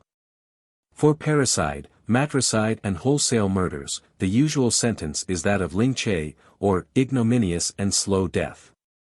In the carrying out of this sentence the culprit is fastened to a cross, and cuts varying in number, at the discretion of the judge, from 8 to 120 are made first on the face and fleshy parts of the body. Next the heart is pierced, and finally when death has been thus caused, the limbs are separated from the body and divided. During a recent year 10 cases in which this punishment was inflicted were reported in the official Peking Gazette. In ordinary cases of capital punishment execution by beheading is the common mode. This is a speedy and merciful death, the skill gained by frequent experience enabling the executioner in almost every case to perform his task with one blow. Another death which is less horrible to Chinamen, who view any mutilation of the body as an extreme disgrace, is by strangulation. The privilege of so passing out of the world is accorded at times to influential criminals, whose crimes are not of so heinous a nature as to demand their decapitation, and occasionally they are even allowed to be their own executioners. Asiatics are almost invariably careless about the sufferings of others, and the men of China are no exception to the rule. It is almost impossible to exaggerate the horrors of a Chinese prison. The filth and dirt of the rooms, the brutality of the jailers, the miserable diet, and the entire absence of the commonest sanitary arrangements make a picture which is too horrible to draw in detail. Chinese lawgivers have distinguished very markedly between crimes accompanied and unaccompanied with violence. For offenses of the latter description, punishments of a comparatively light nature are inflicted, such as wearing a wooden collar, and piercing the ears with arrows, to the ends of which are attached slips of paper on which are inscribed the crime of which the culprit has been guilty. Frequently the criminals bearing these signs of their disgrace are paraded up and down the street where their offense was committed, and sometimes in more serious cases they are flogged through the leading thoroughfares of the city, preceded by a herald who announces the nature of their misdemeanors. But to give a list of Chinese punishments will be to exhaust the ingenuity of man to torture his fellow creatures. The subject is a horrible one, and it is a relief to turn from the dingy prison gates and the halls of so-called justice. After this review of the impersonal, and the material, and the official character of the Chinese Empire as a nation, let us now turn to the more personal consideration of the people themselves, their characteristics, and their manner of life and thought. 4. The Chinese people. Severity of the judgment of Americans and Chinese against one another, each sees the worst side of the other, characteristics of the Chinese, their physique, temperament, and morals, tests of intellectuality, marriage customs of the Chinese, the engagement, the wedding ceremony, the position of women, concubinage, divorce, family relationships, dress of men and women, distorted feet versus cues, Chinese houses and home life, children, education and schools, national festivities, music and art, Chinese religions, language and literature. In treating of the personal characteristics and customs of the Chinese people, it is the desire of the writer to get away from the hackneyed descriptions of pigtails, shaven heads, thick-soled shoes, assumption of dignity in superiority, and great ignorance concerning many subjects with which we are familiar, which usually mark the pages of articles and books concerning this race. The Chinaman is believed by many to be the personification of stupidity, and many writers who wish to make readable matter gladly seize upon and exaggerate anything which can be made to appear grotesque and ridiculous. It would be but a poor answer to these views to say that they correspond remarkably with those which the Chinese entertain of us. They also enjoy a great deal of pleasantry at our expense, finding it almost impossible to regard otherwise than as ludicrous our short-cropped hair, tight-fitting, ungraceful, and uncomfortable-looking clothes, men's thin-soled leather shoes, tall stiff hats, gloves in summer-time, the wasp-like appearance of ladies with their small waists, our remarkable ignorance of the general rules of propriety, and the strange custom of a man and his wife walking together in public. These views we can afford to laugh at as relating to comparatively trivial matters, but they think they have the evidence that we are also inferior to them in intellectuality, in refinement, in civilization, and especially morals. It is evident that one party or the other has made a serious mistake, and it would be but a natural and reasonable presumption that both may have erred to some extent. We should look at this matter from an impartial standpoint, and take into view not simply facts which are comparatively unimportant and exceptional, but those which are fundamental and of widespread influence, and should construe these facts justly and generously. We should take pains not to form the judgment that because a people or a custom is different from our own it is therefore necessarily worse. There are many reasons why unfair judgments have been formed by us against the Chinese and by the Chinese against Europeans and Americans.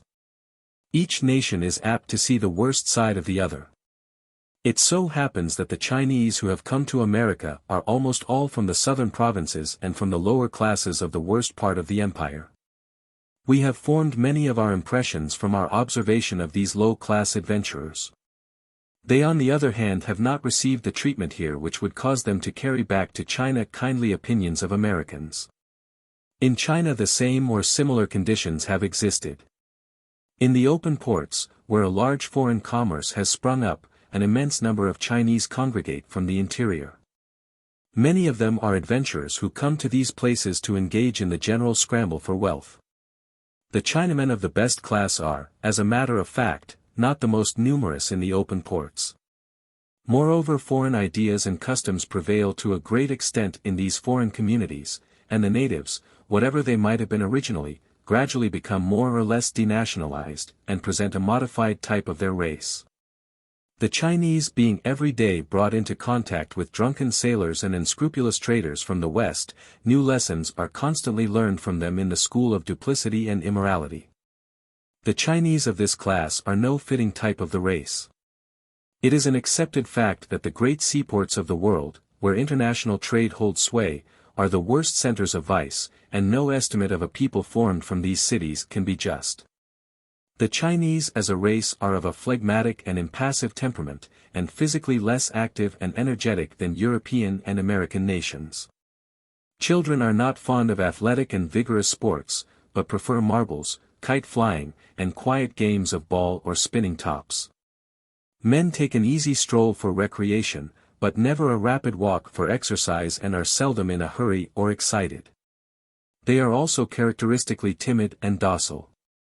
But while the Chinese are deficient in active courage and daring, they are not in passive resistance. They are comparatively apathetic as regards pain and death, and have great powers of physical endurance as well as great persistency and obstinacy. Physical development and strength and longevity vary in different parts of the empire. In and about Canton, as well as in most parts of the south, from which we have derived most of our impressions of China, the people are small in stature. But in the province of Shantung in the north, men varying in height from 5 feet 8 inches to 6 feet are very common, while some of them are considerably taller. In this part of China too, one frequently finds laborers more than 70 years of age working daily at their trades, and it is not unusual to hear of persons who have reached the age of 90 or more. The intellectuality of the Chinese is made evident by so many obvious and weighty facts, that it seems strange that persons of ordinary intelligence and information should ever have questioned it. We have before us a system of government and code of laws which will bear favorable comparison with those of European nations, and have elicited a generous tribute of admiration and praise from the most competent students. The practical wisdom and foresight of those who constructed this system are evidenced by the fact that it has stood the test of time, enduring longer than any other which man has devised during the world's history. That it has bound together under one common rule, a population to which the world affords no parallel, and given a degree of prosperity and wealth which may well challenge our wonder. It is intelligent thought which has given China such a prominence in the East and also in the eyes of Christendom. She may well point with pride to her authentic history reaching back through more than 30 centuries. To her extensive literature, containing many works of sterling and permanent value, to her thoroughly elaborated language possessed of a remarkable power of expression, to her list of scholars, and her proficiency in belles lettres. If these do not constitute evidences of intellectuality, it would be difficult to say where such evidences could be found, or on what basis we ourselves will rest our claim of intellectual superiority. China has been so arrogant and extravagant in her assumptions of preeminence, that we have perhaps for this very reason been indisposed to accord to her the position to which she is fairly entitled. It should be remembered, that ignorant until recently of Western nations, as they have been of her, she has compared herself simply with the nations around her. And a partial excuse for her overweening self-conceit may be found in the fact that she only regarded herself as the nations with which she is acquainted have regarded her. She has been for ages the great center of light and civilization in Eastern Asia. She has given literature and religion to Japan, to Korea, and to Manchuria, and has been looked up to by these and other smaller nations as their acknowledged teacher. The Japanese have produced no great teachers or sages which they would presume to compare with those of China. And it is clearest evidence of their acknowledgement of the literary superiority of the Chinese that they use Chinese classics as textbooks in their schools much as we do those of Greece and Rome. It is true that the Chinese know hardly anything of the modern arts and sciences and that there is no word in their language to designate some of them. But how much did our ancestors know 200 years ago of chemistry, geology, philosophy, anatomy, and other kindred sciences? What did we know 50 years ago of the steamboat, the railroad, and the telegraph? And is our comparative want of knowledge a few years ago and that of our ancestors to be taken as evidence of inferiority of race and intellect? Furthermore, if we go back a few hundred years we are apt to find many things to establish the claims of the Chinese as a superior rather than inferior race. There are excellent grounds to credit the Chinese with the invention or discovery of printing, the use of the magnetic needle, the manufacture and use of gunpowder, of silk fabrics, and of chinaware and porcelain. And there seems no doubt that the Chinese discovered America from the westward, long before the discoveries of Europeans. Intellectual power manifests itself in a variety of ways, and glaring defects are often found associated in the same individual with remarkable powers and capabilities.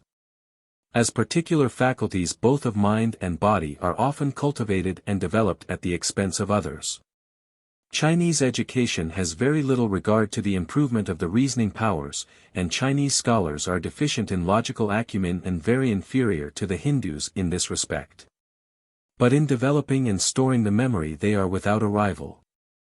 Again, their system of training effectually discourages and precludes freedom and originality of thought, while it has the compensating advantages of creating a love of method and order, habitual subjection to authority, and a remarkable uniformity in character and ideas. Perhaps the results which they have realized in fusing such a vast mass of beings into one homogeneous body, could have been reached in no other way. The morality of the Chinese presents another subject about which there is a wide difference of opinion. It may be a matter of interest and profit to turn for a moment to the views which the Chinese generally entertain of our morality, and their reasons for these views. They are all familiar with the fact that foreigners introduced opium into China, in opposition to the earnest and persistent remonstrances of the Chinese government, that out of the opium trade grew the first war with China. And that when the representatives of Christian England urged the Chinese government to legalize the trade and make it a source of revenue, the Chinese emperor replied that he would not use as a means of revenue that which brought suffering and misery upon his people. The Chinese formed their opinions of Western morality to a great extent from the sailors on shore leave at the open ports, and these men are proverbially vicious under such circumstances. For years foreigners of this class have commanded many of the piratical fleets on the coasts of China, and foreign thieves and robbers have infested many of the inland canals and rivers. In business dealings with strangers from Western lands, the natives find that duplicity and dishonesty are not confined to their own people. Replying to our criticism of the system of concubinage, the Chinese point to the numerous class of native women in the foreign communities, fostered and patronized by foreigners alone, who appear in the streets with an effrontery which would be regarded as utterly indecent and intolerable in most Chinese cities. The large importation from Europe of obscene pictures which are offered at every hand, is another fact which the educated Chinese cites in answer to criticisms of his people's morality. On the general subject of morality and Chinese moral teaching, two quotations from the writings of eminent Englishmen who lived in China for many years are pertinent. Sir John Davis says, "The most commendable feature of the Chinese system is the general diffusion of elementary moral education among the lower orders. It is in the preference of moral to physical instruction that even we might perhaps wisely take a leaf out of the Chinese book, and do something to reform this most mechanical age of ours." The opinion of Thomas Taylor Meadows is thus expressed: "No people whether of ancient or modern times has possessed a sacred literature so completely exempt as the Chinese from licentious descriptions and from every offensive expression. There is not a single sentence in the whole of their sacred books and their annotations that may not when translated word for word be read aloud in any family in England." It must be acknowledged that the Chinese give many evidences, not only in their literature, but also in their paintings and sculpture, of a scrupulous care to avoid all indecent and immoral associations and suggestions. In referring to the above peculiarity of Chinese views and customs, these remarks are not, of course, concerning the private lives and practices of the people, but of their standard of propriety and of what the public taste requires. In objects which are openly represented to be seen and admired by the young and old of both sexes, the government of the empire is modeled on the government of a household, and at the root of all family ties, says one of the Chinese classics, is the relation of husband and wife, which is as the relation of heaven and earth. Chinese historians record that the rite of marriage was first instituted by the Emperor Fuhe, who reigned in the 28th century BC. But before this period there is abundant evidence to show that as amongst all other peoples the first form of marriage was by capture.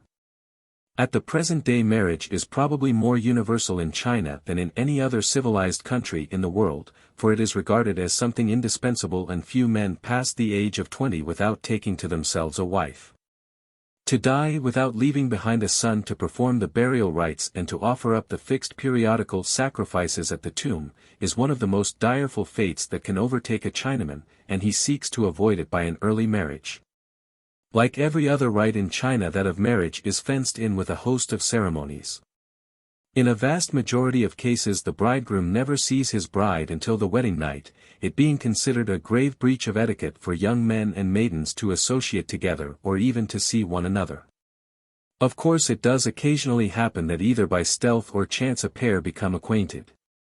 But whether they have thus associated, or whether they are perfect strangers, the first formal overture must of necessity be made by a professional go-between, who having received a commission from the parents of a young man, proceeds to the house of the young woman and makes a formal proposal on behalf of the would-be bridegroom's parents. If the young lady's father approves the proposed alliance, the suitor sends the lady some presents as an earnest of his intentions. The parents next exchange documents which set forth the hour, day, month, and year when the young people were born, and the maiden names of their mothers. Astrologers are then called in to cast the horoscopes, and should these be favorable the engagement is formally entered into, but not so irrevocably that there are not several orthodox ways of breaking it off.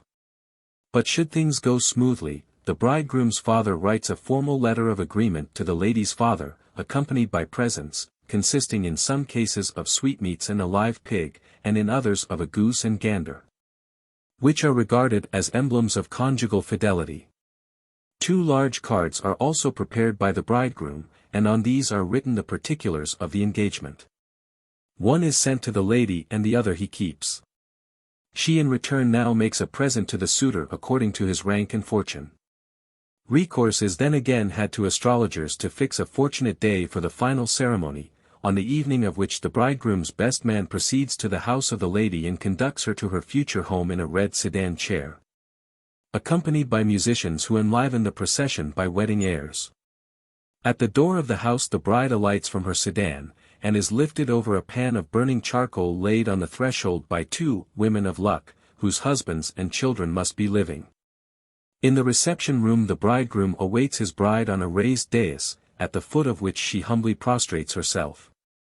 He then descends to her level, and removing her veil gazes on her face for the first time. Without exchanging a word they seat themselves side by side, and each tries to sit on a part of the dress of the other, it being considered that the one who succeeds in so doing will hold rule in the household.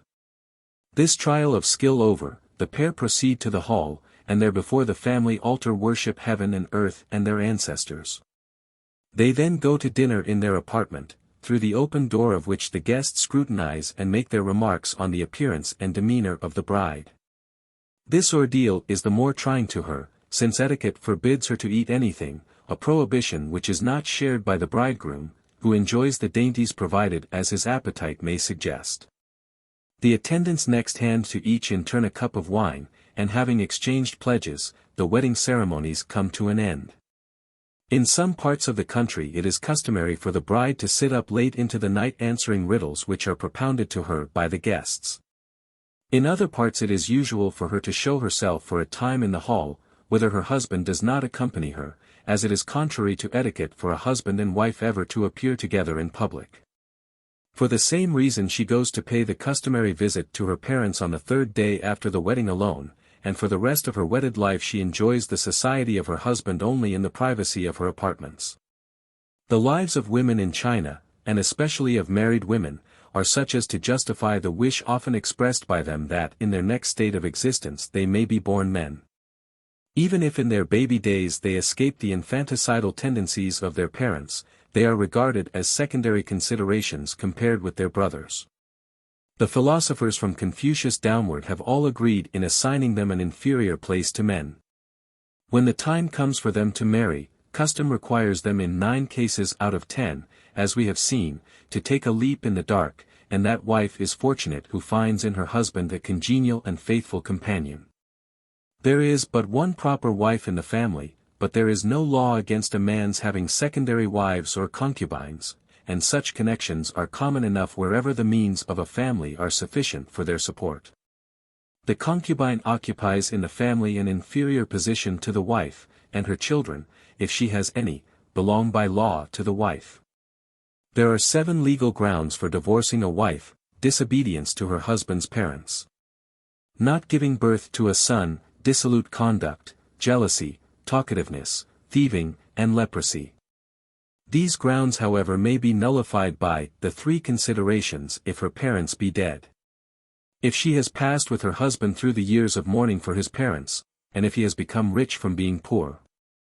So many are the disabilities of married women, that many girls prefer going into nunneries or even committing suicide to trusting their future to men of whom they can know nothing but from the interested reports of the go-between. The remarriage of widows is regarded as an impropriety, and in wealthy families is seldom practiced. But among the poorer classes necessity often compels a widow to seek another breadwinner. Some, however, having been unfortunate in their first matrimonial venture, refuse to listen to any proposal for a remarriage. And like the young girls mentioned above, seek escape by death from the importunities of relatives who desire to get them off their hands. A reverse view of matrimonial experiences is suggested by the practice of wives refusing to survive their husbands, and putting a voluntary end to their existence rather than live to mourn their loss.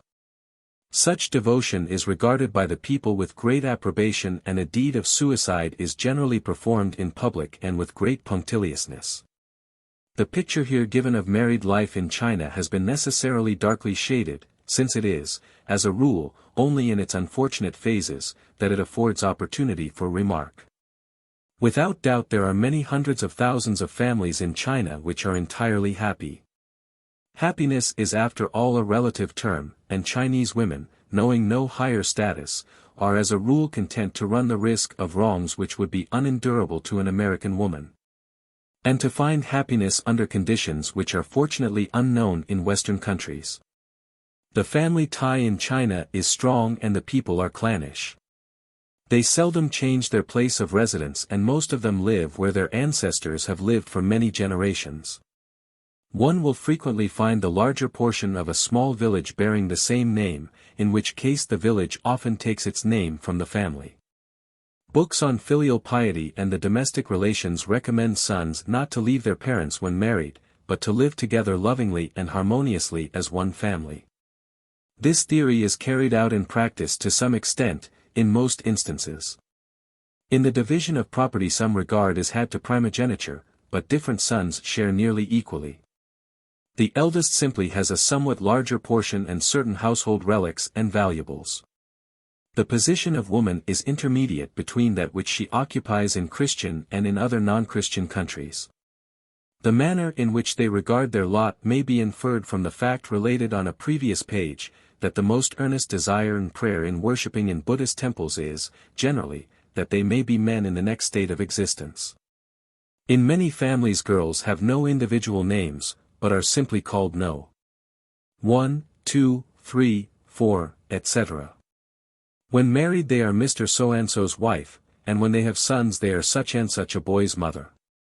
They live in a great measure secluded, take no part in general society, and are expected to retire when a stranger or an acquaintance of the opposite sex enters the house. The claim of one's parents and brothers upon his affections is considered to be paramount to that of his wife. A reason given for this doctrine in a celebrated Chinese work is that the loss of a brother is irreparable but that of a wife is not. Women are treated with more respect and consideration as they advance in years, mothers are regarded with great affection and tenderness, and grandmothers are sometimes almost worshipped. It must be further said that the Chinese have found the theory of inferiority of women a very difficult one to carry out in practice. There are many families in which the superiority of her will and authority is sufficiently manifest, even though not cheerfully acknowledged. The rules and conventionalities which regulate social life are exceedingly minute and formal. Politeness is a science, and gracefulness of manners a study in discipline. The people are hospitable and generous to a fault, their desire to appear well in these respects often leading them to expenditures entirely disproportionate to their means. When under the influence of passion, quarrels arise, the women resort to abuse in violent language, extreme in proportion to the length of time during which the feelings which prompted them have been restrained. Men bluster and threaten in a manner quite frightful to those unaccustomed to it, but seldom come to blows. In cases of deep resentment the injured party often adopts a mode of revenge which is very characteristic. Instead of killing the object of his hate, he kills himself on the doorstep of his enemy, thereby casting obloquy and the stigma of murder on the adversary. In matters of dress, with one or two exceptions, the Chinese must be acknowledged to have used a wise discretion. They wear nothing that is tight-fitting, and make a greater difference between their summer and winter clothing than is customary among ourselves. The usual dress of a coolie in summer is a loose-fitting pair of cotton trousers and an equally loose jacket. But the same man in winter will be seen wearing quilted cotton clothes, or if he should be an inhabitant of the northern provinces a sheepskin robe, superadded to an abundance of warm clothing intermediate between it and his shirt. By the wealthier classes silk, satin, and gauze are much worn in the summer, and woolen or handsome fur clothes in the winter. Among such people it is customary, except in the seclusion of their homes, to wear both in summer and winter long tunics coming down to the ankles. In summer non-official Chinamen leave their heads uncovered, but do not seem to suffer any inconvenience from the great heat. On the approach of summer an edict is issued fixing the day upon which the summer costume is to be adopted throughout the empire, and again as winter draws near, the time for putting on winter dress is announced in the same formal manner. Fine straw or bamboo forms the material of the summer hat, the outside of which is covered with fine silk. At this season also the thick silk robes and the heavy padded jackets worn in winter are exchanged for light silk or satin tunics.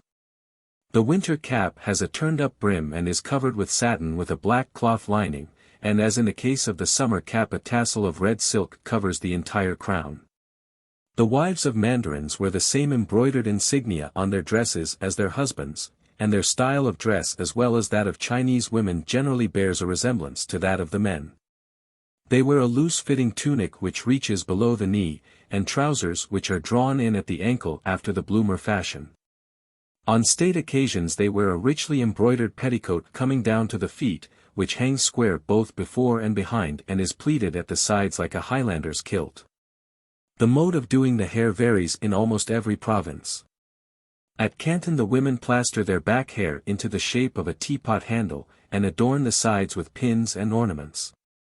While the young girls proclaim their unmarried state by sutting their hair in fringe across their foreheads after a fashion not unknown among ourselves.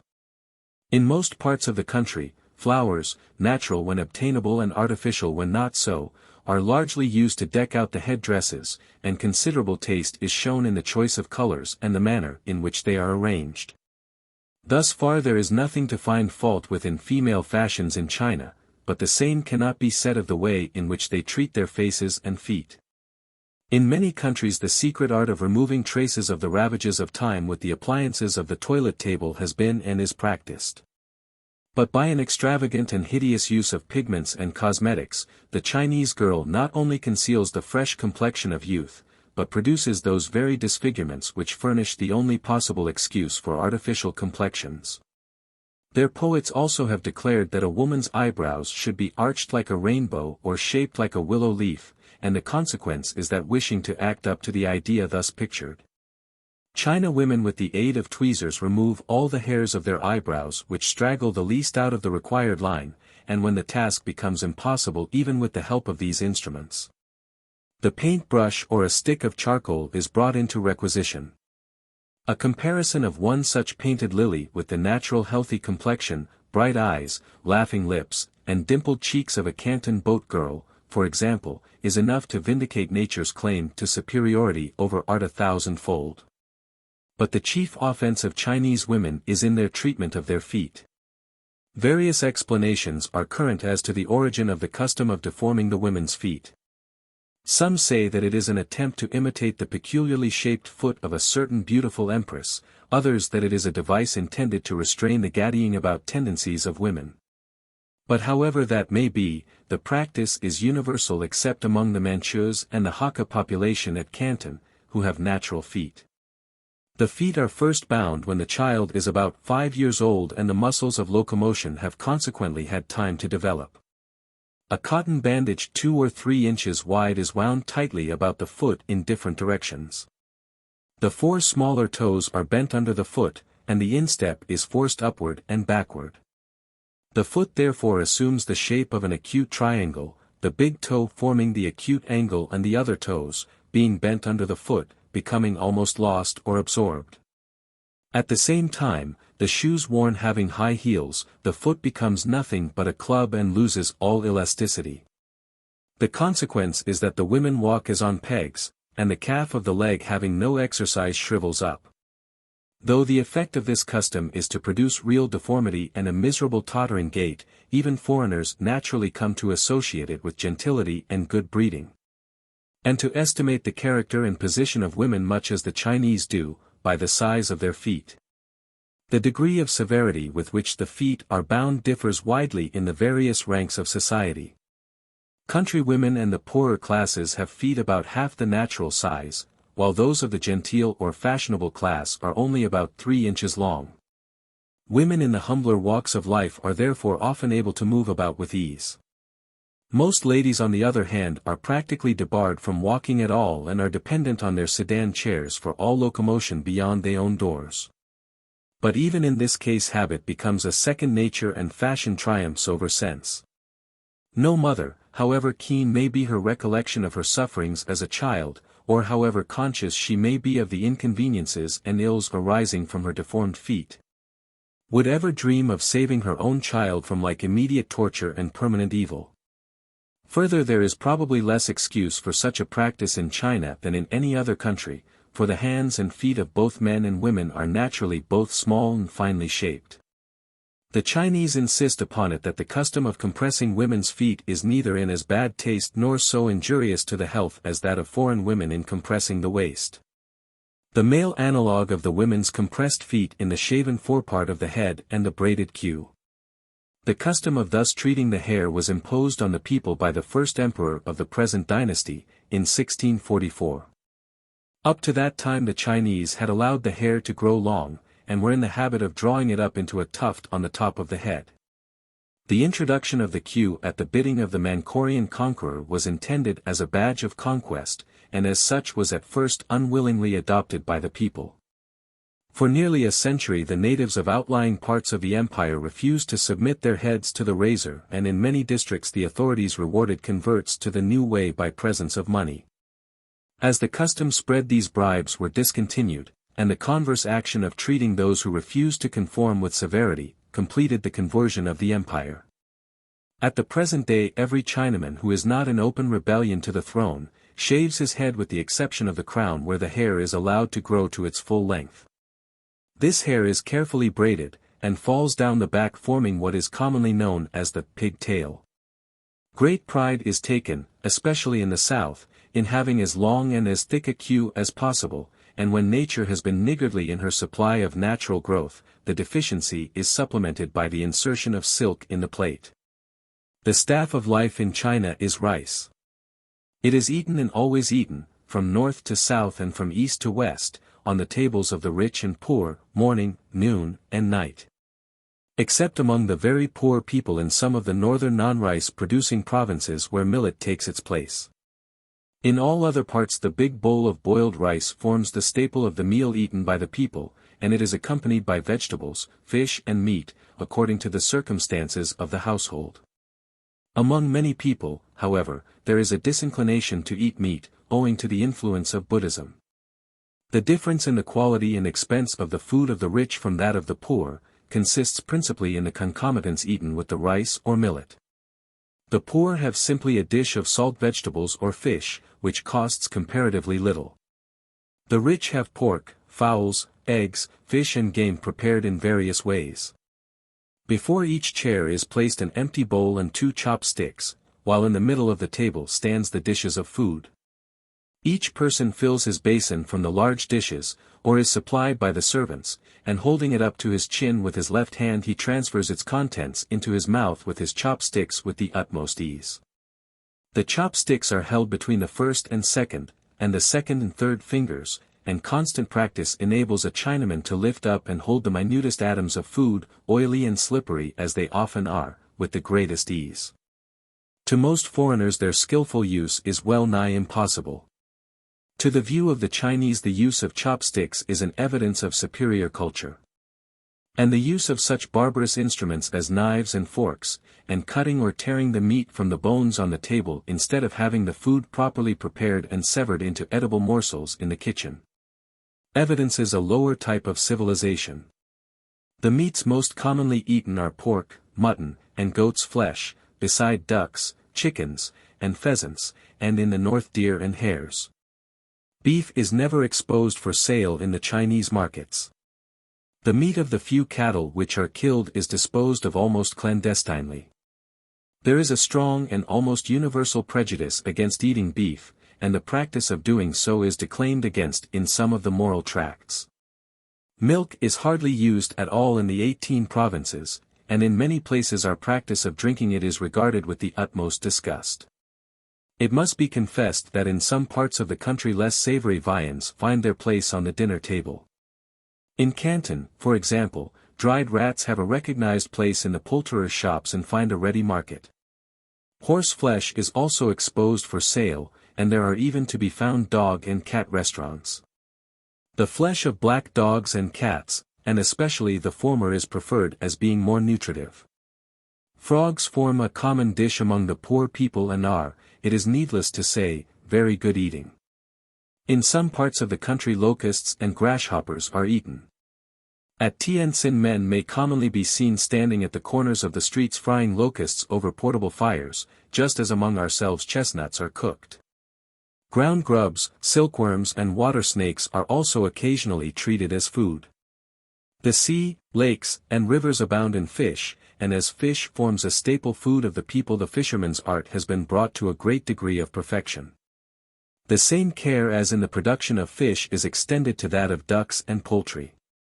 Eggs are artificially hatched in immense numbers, and the poultry markets and boats along the river at Canton are most amazing in their extent. The funerals of grown persons, and especially of parents, are as remarkable for burdensome ceremonies, extravagant manifestations of grief and lavish expense, as those of children are for their coldness and neglect. Candles, incense and offerings of food are placed before the corpse, and a company of priests is engaged to chant prayers for the departed spirit. An abundance of clothing is deposited with the body in the coffin, and various ceremonies are performed during several days immediately after that, and on every subsequent seventh day, closing with the seventh seven. When the coffin is carried out for burial, men and women follow in the procession clothed in coarse white garments, white being used for mourning. Inasmuch as the coffin must remain in the hall for 49 days, naturally they are prepared with a great deal of care. Very thick planks are used in its construction, cut from the hardest trees, caulked on the outside and cemented on the inside, and finally varnished or lacquered. Sometimes a coffin containing a body is kept in the house for a considerable length of time after the 49 days have expired, while arrangements are being made for a burying place and other preliminaries are attended to. The lids being nailed down in cement, they are perfectly airtight. The notions which Chinamen entertain concerning the future life rob death of half its terrors and lead them to regard their funeral ceremonies and the due performance of the proper rites by their descendants as the chief factors of their future well-being. Among other things, the importance of securing a coffin according to the approved fashion is duly recognized, and as men approach old age they not infrequently buy their own coffins, which they keep carefully by them. The present of a coffin is considered a dutiful attention from a son to an aged father. The choice of a site for the grave is determined by a professor of the feng shui superstition, who, compass in hand, explores the entire district to find a spot which combines all the qualities necessary for the quiet repose of the dead. When such a favored spot has been discovered, a priest is called in to determine a lucky day for the burial. This is by no means an easy matter, and it often happens that the dead remain unburied for months or even years on account of the difficulties in the way of choosing either fortunate graves or lucky days. The ceremonies of the interment itself and of mourning that follows are most elaborate in character, and too much involved for detailed description here.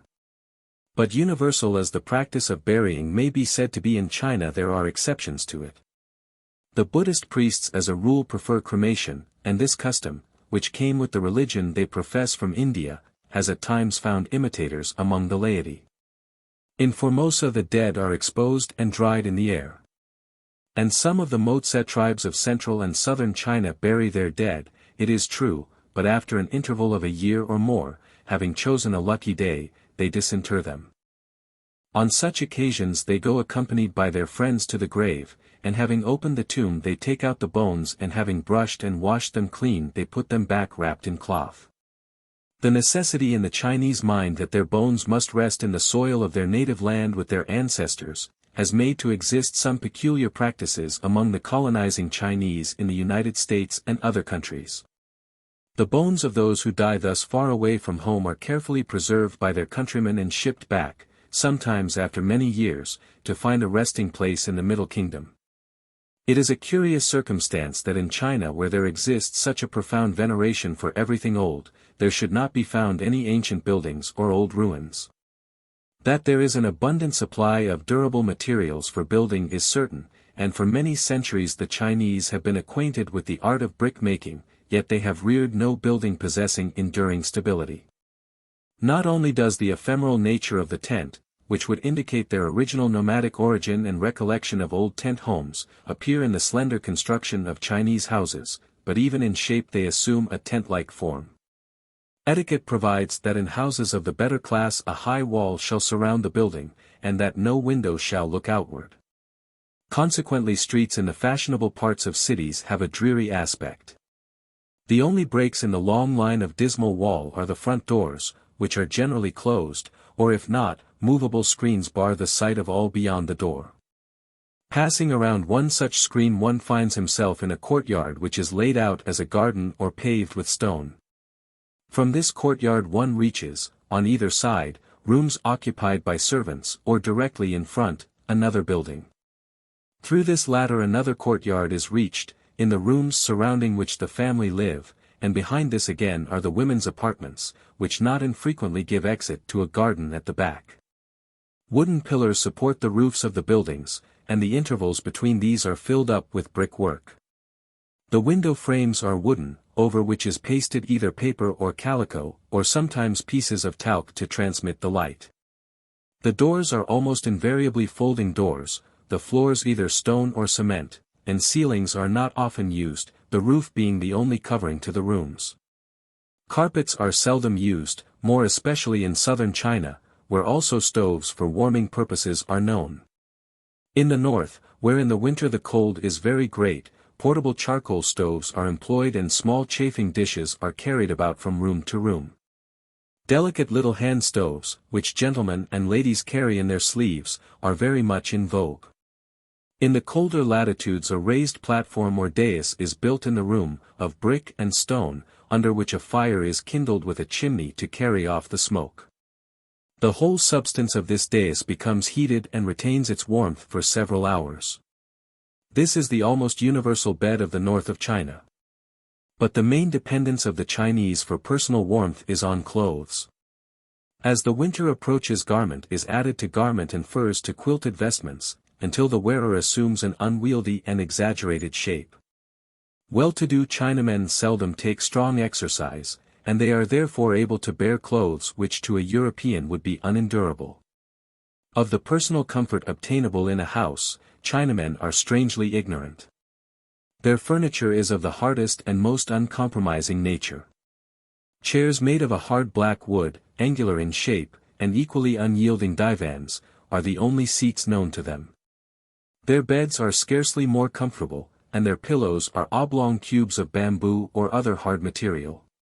For the maintenance of the existing fashions of female head dressing, this kind of pillow is essential to women at least, as their hair, which is only dressed at intervals of days, and which is kept in its shape by the abundant use of bandoline, would be crushed and disfigured if lain upon for a moment.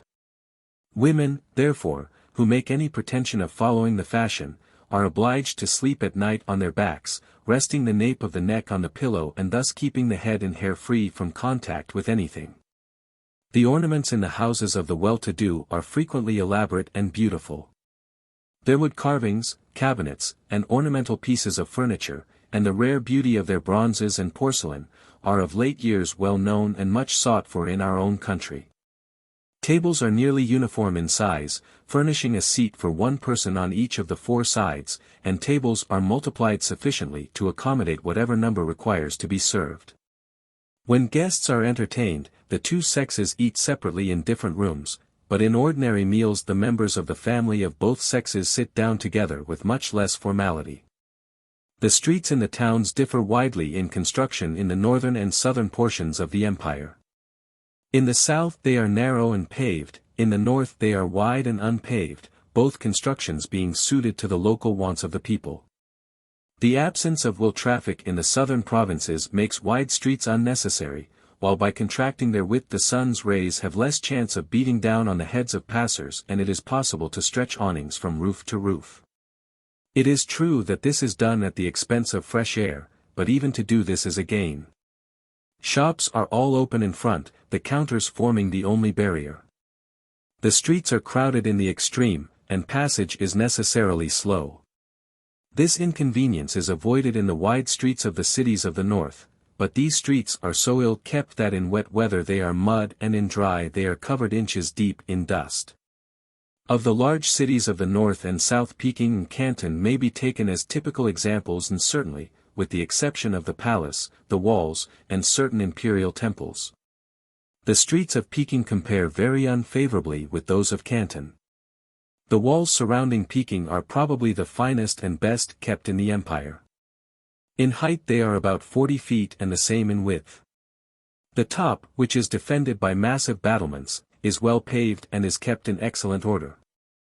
Over each gate is built a fortified tower between 80 and 90 feet high. The power of a Chinese father over his children is complete, except that it stops short with life. The practice of selling children is common, and though the law makes it a punishable offense, should the sale be effected against the will of the children, the prohibition is practically ignored. In the same way, a law exists making infanticide a crime, but as a matter of fact it is never acted upon.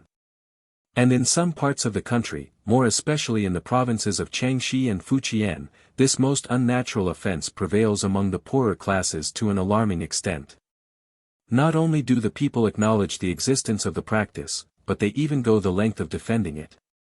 It is only, however, abject poverty which drives parents to this dreadful expedient, and in the more prosperous and wealthy districts the crime is almost unknown. Periodically the mandarins inveigh against the inhumanity of the offense and appeal to the better instincts of the people to put a stop to it. But a stone which stands near a pool outside the city of Fuchao bearing the inscription, "Girls may not be drowned here," testifies with terrible emphasis to the futility of their endeavors. The large number of castaway bodies of dead infants seen in many parts of China is often regarded, though unjustly, as evidence of the prevalence of this crime. In most instances, however, it really indicates only the denial of burial to infants. This is due, at least in many places, to the following superstition: when they die it is supposed that their bodies have been inhabited by the spirit of a deceased creditor of a previous state of existence. The child during its sickness may be cared for with the greatest tenderness, but if it dies parental love is turned to hate and resentment. It is regarded as an enemy and intruder in the family who has been exacting satisfaction for the old unpaid debt, and having occasioned a great deal of anxiety, trouble, and expense, has left nothing to show for it but disappointment. The uncared for and uncoffined little body is cast away anywhere, and as it is carried out of the door the house is swept, crackers are fired, and gongs beaten to frighten the spirit so that it may never dare enter the house again. Thus do superstitions dry up the fountains of natural affection. The complete subjection of children to their parents is so firmly imbued in the minds of every Chinese youth, that resistance to the infliction of cruel and even unmerited punishment is seldom if ever offered. And full-grown men submit meekly to be flogged without raising their hands. The law steps in on every occasion in support of parental authority. Filial piety is the leading principle in Chinese ethics. School life begins at the age of 6, and among the wealthier classes great care is shown in the choice of master. The stars having indicated a propitious day for beginning work, the boy presents himself at school, bringing with him 2 small candles, some sticks of incense, and some paper money, which are burnt at the shrine of Confucius. Before which also the little fellow prostrates himself 3 times. There being no alphabet in Chinese, the pupil has to plunge at once into the middle of things and begins by learning to read. Having mastered 2 elementary books, the next step is to the 4 books. Then follow the 5 classics, the final desire of Chinese learning. A full comprehension of these 4 books and 5 classics, together with the commentaries upon them, and the power of turning this knowledge to account in the shape of essays and poems, is all that is required at the highest examination in the empire. This course of instruction has been exactly followed out in every school in the empire for many centuries. The choice of a future calling, which is often so perplexing in our own country, is simplified in China by the fact of there being but 2 pursuits which a man of respectability in education can follow, namely the mandarinate and trades. The liberal professions as we understand them are unknown in China. The judicial system forbids the existence of the legal profession except in the case of official secretaries attached to the mandarins' courts. And medicine is represented by charlatans who prey on the follies of their fellowmen and dispense ground tigers' teeth, snake skins, etc., in lieu of drugs. A lad, or his parents for him, has therefore practically to consider whether he should attempt to compete at the general competitive examinations to qualify him for office, or whether he should embark in one of the numerous mercantile concerns which abound among the money-making and thrifty Chinese. The succession of examinations leading up to the various honorary degrees and official positions are complicated and exacting. The successful candidates have great honor attached to them, and are the prominent and successful people of the empire. These examinations are open to every man in the empire of whatever grade, unless he belong to one of the following 4 classes, or be the descendant of one such within 3 generations. Actors, prostitutes, jailers, and executioners and servants of mandarins. The theory with regard to these people is that actors and prostitutes being devoid of all shame, and executioners and jailers having become hardened by the cruel nature of their offices, are unfit in their own persons or as represented by their sons to win posts of honor by means of the examinations. The military examinations are held separately, and though the literary caliber of the candidates is treated much in the same way as at the civil examinations, the same high standard of knowledge is not required. But in addition, skill in archery and in the use of warlike weapons is essential. It is illustrative of the backwardness of the Chinese in warlike methods, that though they have been acquainted with the use of gunpowder for some centuries, they revert in the examination of military candidates to the weapons of the ancients. And that while theoretically they are great strategists, strength and skill in the use of these weapons are the only tests required for commissions. Persons of almost every class and in almost every station of life make an effort to send their boys to school, with the hope that they may distinguish themselves, be advanced to high positions in the state, and reflect honor upon their families. Of those who compete for literary honors, a very small proportion are successful in attaining even the first degree, though some strive for it for a lifetime. These unsuccessful candidates and the graduates of the first and second degrees form the important class of literary men scattered throughout the empire. The large proportion of this class are comparatively poor, and their services may be obtained for a very small remuneration. They are employed to teach the village schools. Rich families in different neighborhoods often assist in keeping up the school for the credit of the village, and opportunities for obtaining an education are thus brought within the reach of all. Graduates of the first and second degrees generally have the charge of more advanced pupils, and many are engaged as tutors in private families, commanding higher wages. They are also employed as scribes or copyists, and to write letters, family histories, genealogies, etc. In the larger cities schools are established by the government, and in many places free schools are supported by wealthy men, but these institutions do not seem to be popular and are not flourishing. Though trade practically holds its place as next in estimation to the mandarinate, in theory it should follow both the careers of husbandry and of the mechanical arts. All land is held in freehold from the government, and principally by clans or families, who pay an annual tax to the crown, amounting to about 1/10 of the produce.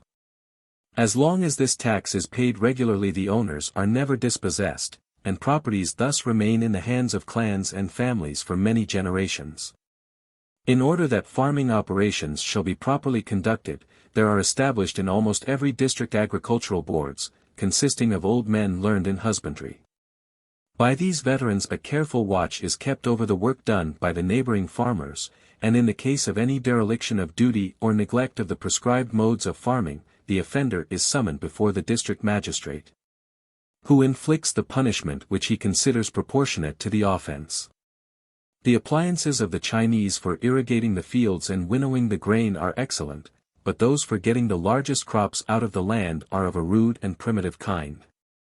Among their artisans the Chinese number carpenters, masons, tailors, shoemakers, workers in iron and brass, and silversmiths and goldsmiths, who can imitate almost any article of foreign manufacture. Also workmen in bamboo, carvers, idol makers, needle manufacturers, barbers, hairdressers, etc. Business men sell almost every kind of goods and commodities wholesale and retail. Large fortunes are amassed very much in the same way and by the same means as are now in our own country. The wealth of the rich is invested in lands or houses, or employed as capital in trade or banking, or is lent out on good security, and often at a high rate of interest. Traveling in China is slow and leisurely, and the modes of it vary greatly in different parts of the empire. In many of the provinces, especially along the coast and in the south, canals take the place, for the most part, of roads. In the vicinity of Ningpo the country is supplied with a complete network of them, often intersecting each other at distances of 1 or 2 miles or less. Farmers frequently have short branch canals running off to their houses, and the farm boat takes the place of the farm wagon. Heavy loaded passage or freight boats ply in every direction. The ordinary charge for passage is less than 1/2 a cent per mile. The boats are admirably adapted to the people and circumstances, being built for comfort, rather than for speed. These watercourses then, with the rivers which are so numerous, furnish the most general way of traveling throughout the empire. In the north, where the country is level and open, the existence of broad roads enables the people to use rude carts for the conveyance of passengers and freight. Mules are used for riding purposes, and palanquins borne by 2 horses, or sedan chairs carried by 2 coolies, are popular ways of traveling. The seagoing junks are very much larger than the river craft, and different in construction. The best ones are divided into watertight compartments and are capable of carrying several thousand tons of cargo. They are generally 3-masted and carry huge sails made of matting. Although the Chinese have the compass, they are without the knowledge necessary for taking nautical observations, so they either hug the land or steer straight by their compass until they reach some coast with which they are familiar. In these circumstances it is easy to understand why the loss of junks and lives on the Chinese coast every year is so great. The immense number of people who live in boats on the rivers in southern China, render the terrible typhoons which sweep the sea and land especially destructive. For the most part these boat people are not of Chinese origin but are remnants of the aborigines of the country. That the race has ever survived is a constant wonder, seeing the hourly and almost momentary danger of drowning in which the children live on board their boats. The only precaution that is ever taken, even in the case of infants, is to tie an empty gourd between their shoulders, so that should they fall into the water they may be kept afloat until help comes. They are born in their boats, they marry in their boats, and die in their boats. The Chinese calendar and the festivities that accompany different seasons and anniversaries, are peculiarly interesting and different from our own, but space forbids any detailed account of them. The 4 seasons correspond to ours, and in addition to the 4 seasons the year is divided into 8 parts called joints, or divisions, and these are again subdivided into 16 more called breaths, or sources of life. There are 40 festivals of China which are celebrated with observances generally throughout the empire and are considered to be important. They do not occur at regular intervals, and there is no periodical day of rest and recreation corresponding at all to our Sunday.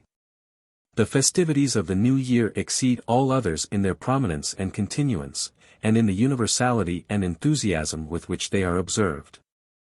The Feast of Lanterns, and the Festival of the Tombs, are 2 of the most interesting of Chinese festivals. The 9th day of the 9th month is a great time for flying kites. On that day thousands of men enjoy the sport and immense kites of all grotesque shapes fill the air. Theaters are very common in China, but the character and associations of the stage are very different from those of Western lands and are very much less respected. Actors are regarded as an inferior class. Females do not appear upon the stage, but men act the part of female characters. Gambling is very common in China and is practiced in a variety of ways. Its ill effects are acknowledged, and there are laws prohibiting it, but they are a dead letter. There are many kinds of stringed and reed instruments used by the musicians of China. Bells, also, are very numerous, and excellent sweet-toned bells are made. A careful watch is kept over the efforts of composers by the Imperial Board of Music, whose duty it is to keep alive the music of the ancients and to suppress all compositions which are not in harmony with it. It is difficult for Western ears to find anything truly beautiful in Chinese music. The medical art of China is not of a sort to win much admiration from us. The Chinese know nothing of physiology or anatomy. The functions of the heart, lungs, liver, kidneys, and brain are sealed books to them, and they recognize no distinction between veins and arteries and between nerves and tendons. Their deeply rooted repugnance to the use of a knife in surgery or to post-mortem examinations prevents the possibility of their acquiring any accurate knowledge of the position of the various organs. They consider that from the heart and pit of the stomach all ideas and delights proceed, and that the gall bladder is the seat of courage. Man's body is believed to be composed of the 5 elements: fire, water, metal, wood, earth. The medical profession in China is an open one, for there are no medical colleges and no examination tests to worry the minds of would-be practitioners. Some doctors have prescriptions as valuable and of the same sort as those prepared from herbs and vegetables by many an old woman in our own country settlements. On the other hand, some of the most ridiculous remedies are given, such as tiger's teeth, gold and silver leaf, and shavings of rhinoceros horns, or ivory. Fortunately for the people, inflammatory diseases are almost unknown in China, but smallpox, consumption, and dysentery rage almost unchecked by medical help. Skin diseases are very prevalent, and cancer is by no means uncommon. Of late the practice of vaccination has begun to make its way among the people. There are hosts of superstitions among the Chinese people, and their beliefs regarding spirits and the influence of the dead, of sorcerers, and of devils, are myriad. These superstitions pervade every rank of society, from the highest to the lowest. The general term applied to the whole system of superstition and luck is feng shui, and the practitioners and learned men in this science are called upon to determine what action shall be taken in all sorts of circumstances. There are benevolent societies in China corresponding in variety and almost in number to those of Christian lands. There are orphan asylums, institutions for the relief of widows, and for the aged and infirm, public hospitals and free schools, together with other kindred institutions more peculiarly Chinese in their character. In some parts of China schools for girls exist, taught by female teachers. In most places, however, females are seldom taught letters, and schools for their benefit are not known. Foreigners in establishing them invariably give a small sum of money or some rice for each day's attendance, and it is thought that these schools could not be kept together in any other way. The Chinese describe themselves as possessing 3 religions, or more accurately 3 sects, namely, Ju Qiu, the sect of scholars, Fa Qiu, the sect of Buddha, and Tao Qiu, the sect of Tao. Both as regards age and origin, the sect of scholars, or as it is generally called, Confucianism, represents preeminently the religion of China. It has its root in the worship of Shangti, a deity associated with the earliest traditions of the Chinese race. This deity was a personal god, who ruled the affairs of men, rewarding and punishing as appeared just.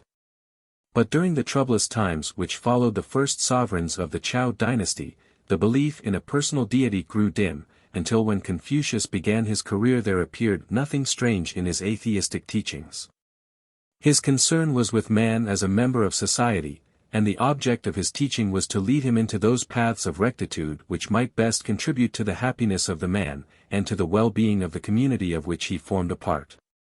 Man, he held, was born good and was endowed with qualities, which when cultivated and improved by watchfulness and self-restraint, might enable him to acquire godlike wisdom.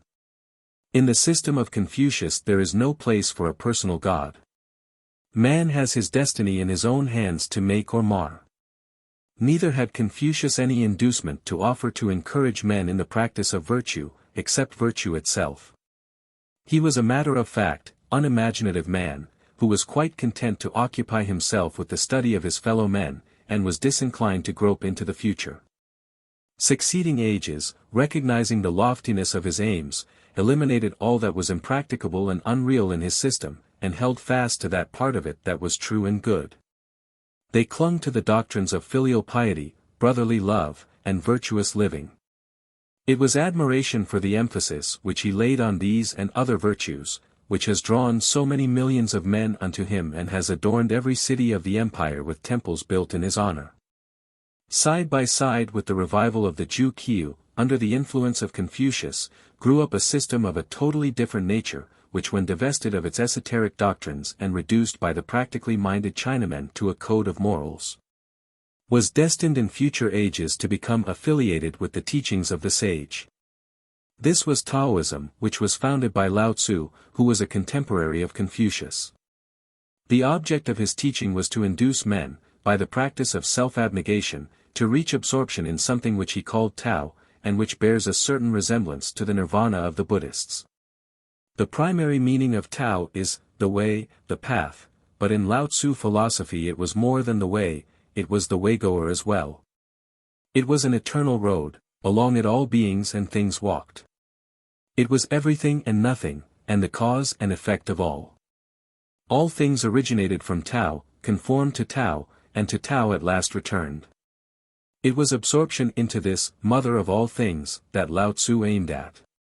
But these subtleties, to the common people were foolishness, and before long the philosophical doctrine of the identity of existence and non-existence assumed in their eyes a warrant for the old Epicurean motto, "Let us eat and drink. For tomorrow we die." The pleasures of sense were substituted for the delights of virtue, and to prolong life the votaries began a search for elixirs of immortality, and charms. Taoism quickly degenerated into a system of magic. Today the monopoly which Taoist priests enjoy as the exponents of the mysteries of nature, inherited from the time when they sought for natural charms, makes them indispensably necessary to all classes. And the most confirmed Confucianist does not hesitate to consult the shaven followers of Lao Tzu on the choice of the site for his house, the position of his family graveyard, or a fortunate day for undertaking an enterprise. Apart from the practice of these magical arts, Taoism has become assimilated with modern Confucianism and is scarcely distinguishable from it. The teachings of Lao Tzu bore a sufficient resemblance to the musings of Indian sages, that they served to prepare the way for the introduction of Buddhism. A deputation of Buddhists arrived in China in the year 216 BC. But were harshly treated, and returned to their homes without leaving any impress of their religion. It was not until some 60 years after Christ, in the reign of the Emperor Ming-ti, that Buddhism was actually introduced. One night the emperor dreamed that a monster golden image appeared and said, "Buddha bids you to send to the Western countries to search for him and to get books and images." The emperor obeyed, and sent an embassy to India which returned after an absence of 11 years bringing back images, the sacred writings, and missionaries who could translate these scriptures into Chinese. Thus was introduced into China the knowledge of that system which in purity and loftiness of aim takes its place next to Christianity among the religions of the world. From this time Buddhism grew and prevailed in the land.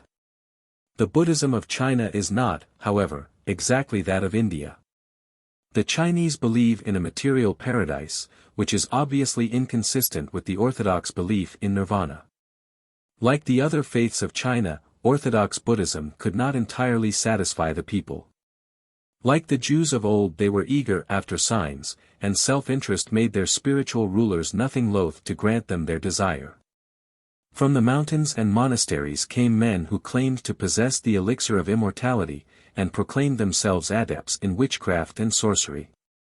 By magic incantations they exorcised evil spirits, and dissipated famine, pestilence, and disease. By the exercise of their supernatural powers they rescued souls from hell, and arrested pain and death. In the services of the church they added ritual to ritual.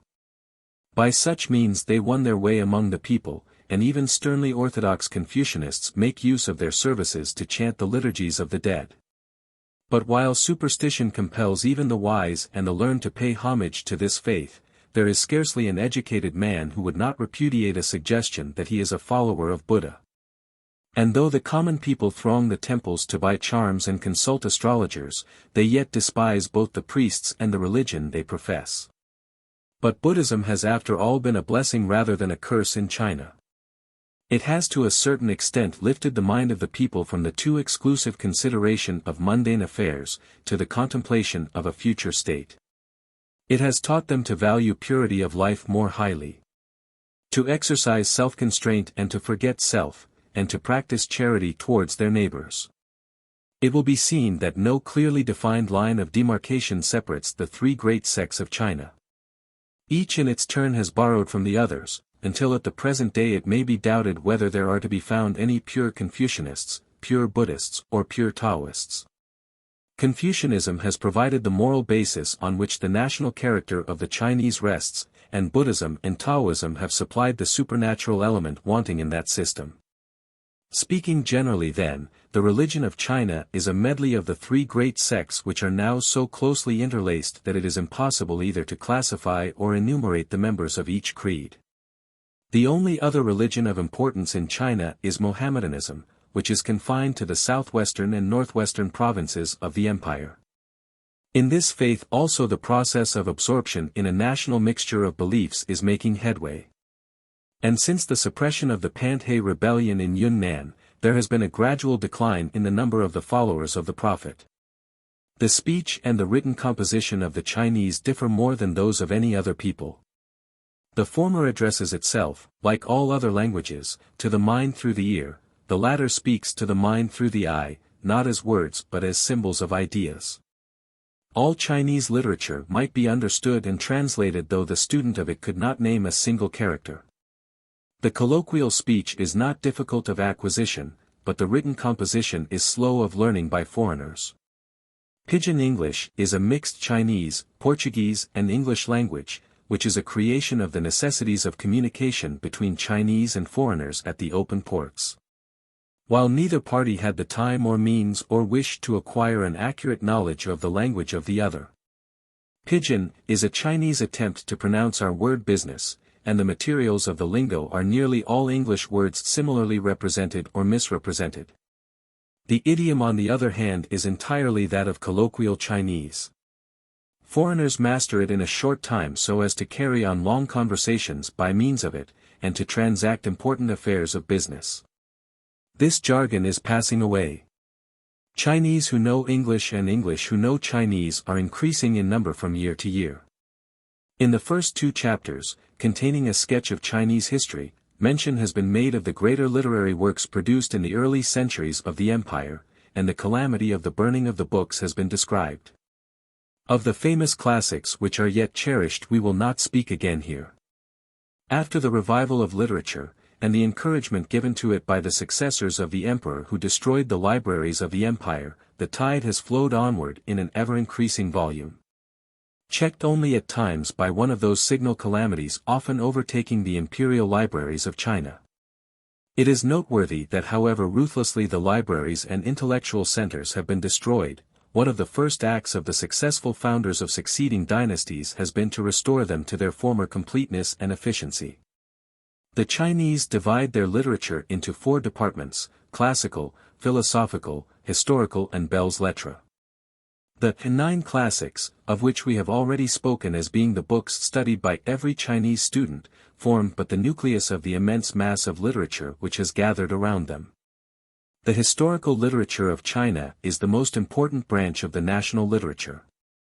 There are works which record the purely political events of each reign, as well as those on chronology, rites and music, jurisprudence, political economy, state sacrifices, astronomy, geography, and records of the neighboring countries. On drawing, painting, and medicine much has been written. Poems, novels, and romances, dramas, and books written in the colloquial style, are frequent in the Chinese literature. There is no more pleasant reading than some of their historical romances, and some of the best novels have been translated into European languages. There is, however, considerable poverty of imagination, little analysis of character, and no interweaving of plot in the fiction. The glance that we have taken at the habits and customs of life among the Chinese people, shows that while they lack many of the things that we have been taught to believe essential to civilization, they nevertheless are equipped with many good things. They have the same human instincts, and are ready and able to absorb learning with great rapidity, when once they become convinced of the value of it. It is their conservatism and their belief that they are the only truly civilized people in the world, while all others are barbarians, that has made them so slow to adopt any of the better things of Western civilization. The war which this work records may prove to be the most effective means that could possibly have been devised to awaken China from the sleep of centuries, and convince her of the value and efficacy of Western methods. If this prove true, a description of China written a generation in the future may have to describe the things here related as existing conditions, to be historical facts after 20 years. Part 2. Japan, the Island Empire. 1. Historical sketch of Japan. Historical sketch of Japan from the earliest times to first contact with European civilization. The oldest dynasty in the world and its records, the first emperor of Japan, some of the famous early rulers, invasion and conquest of Korea by the Empress Jingo, how civilization came from Korea to Japan, the rise of the dual system of government, Mikado and Shogun, expulsion of the Hojo dynasty of shoguns, the invasion of the Mongol Tartars, annihilation of the Armada, corruption of the shogun rule, growth of the feudal system, another conquest of Korea, founding of the last dynasty of shoguns, advance of Japan in the age of Hideyoshi. In a historical sketch of the life of a nation which counts 25 centuries of recorded history, but the briefest outline can be given.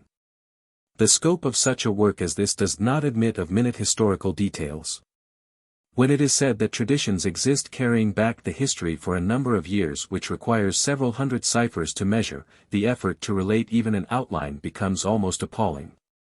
Until the 12th century of our era, Europe did not know even of the existence of Japan, and the reports which were then brought by Marco Polo, who had learned of the island empire of Zipangu from the Chinese, were as vague as they were enticing. The successes of the Jesuit missionaries led by Xavier, and the commercial intercourse established by the Portuguese in the latter part of the 16th century, and by the Dutch somewhat later, promised to disclose the mysteries of the far Pacific Empire. But within a few generations these were more hopelessly than ever sealed against foreign intrusion. Only 40 years ago the United States of America knocked at the door of Japan, met a welcome under protest, and the country began to open to Western civilization. Even yet the great mass of the people of our own country have far from a right conception of the ancient civilization which has for ages prevailed in these islands of the Pacific. The Japanese imperial dynasty is the oldest in the world. 2,554 years ago in 660 BC, the sacred histories relate that Jimmu Tenno commenced to reign as the first Mikado, or Emperor of Japan.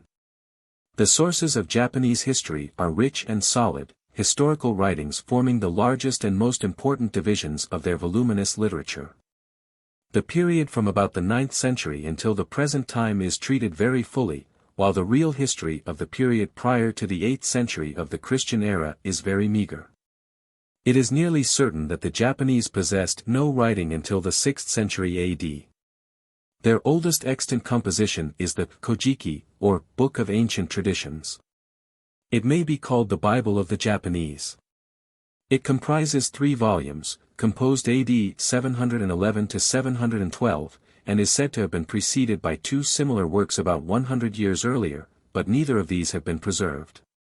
The first volume treats of the creation of the heavens and earth, the gods and goddesses, and the events of the Holy Age or mythological period.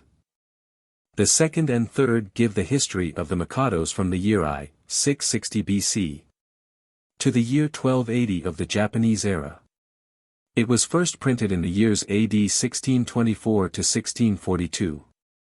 The Nihongi, completed AD 720, also contains the Japanese record of the mythological period, and brings down the annals of the Mikados to AD 699. These are the oldest books in the language. They contain so much that is fabulous, mythical or exaggerated, that their statements especially in respect of dates cannot be accepted as true history.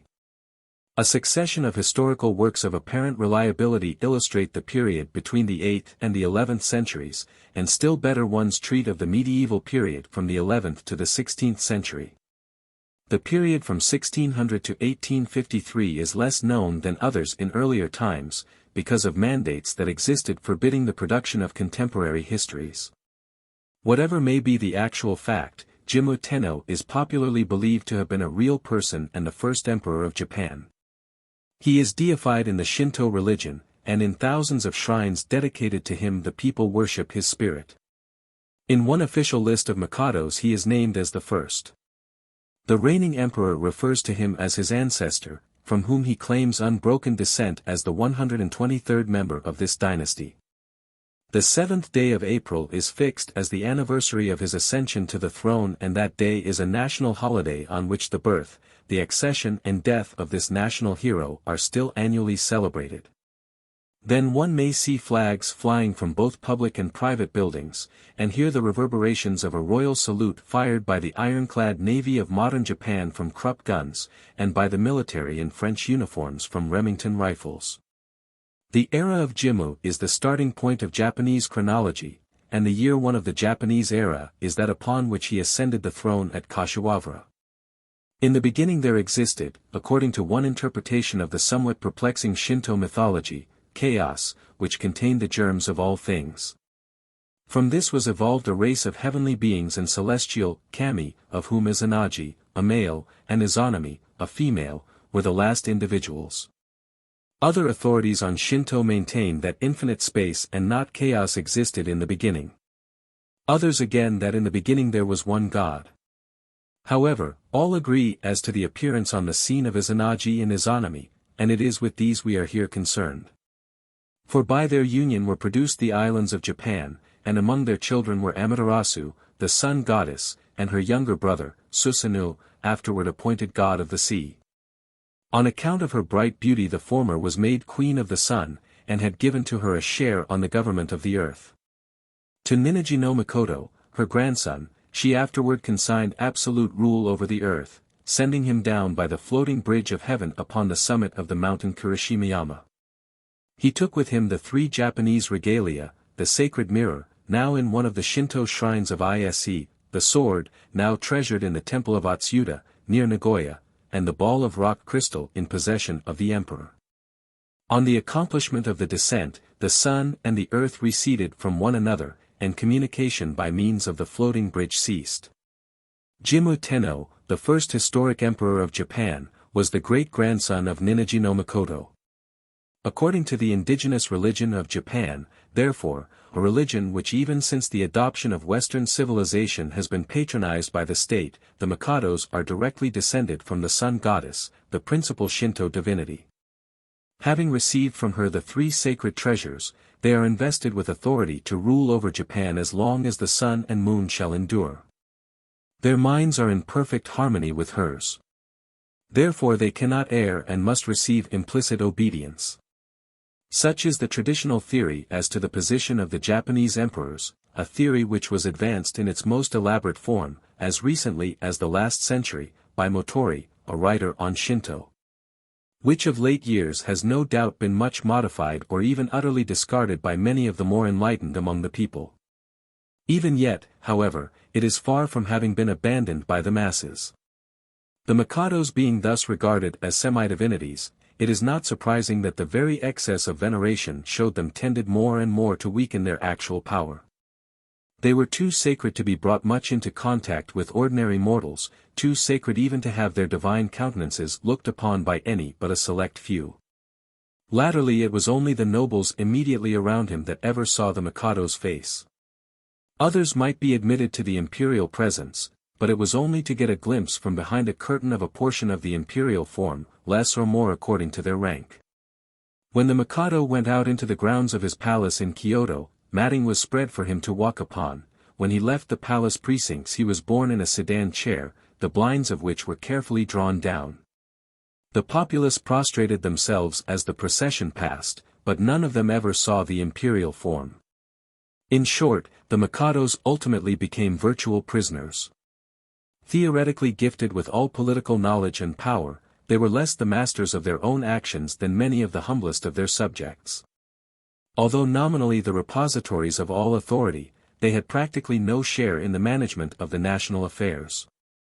The isolation in which it was deemed proper that they should be kept, prevented them from acquiring the knowledge requisite for governing, and even had that knowledge been obtained, gave no opportunity for its manifestation. From the death of Jimmu Tenno to that of Kimmei, in whose reign Buddhism was introduced, AD 571, there were 30 Mikados. During this period of 1,336 years, believed to be historic by most Japanese. The most interesting subjects are the reforms of Sujin Tenno, the military expeditions to eastern Japan by Yamato Dake, the invasion of Korea by the Empress Jingo Kogo, and the introduction of Chinese civilization and Buddhism. Sujin, or Shujin, BC 97–30, was a man of intense earnestness and piety. His prayers to the gods for the abatement of a plague were answered, and a revival of religious feeling and worship ensued.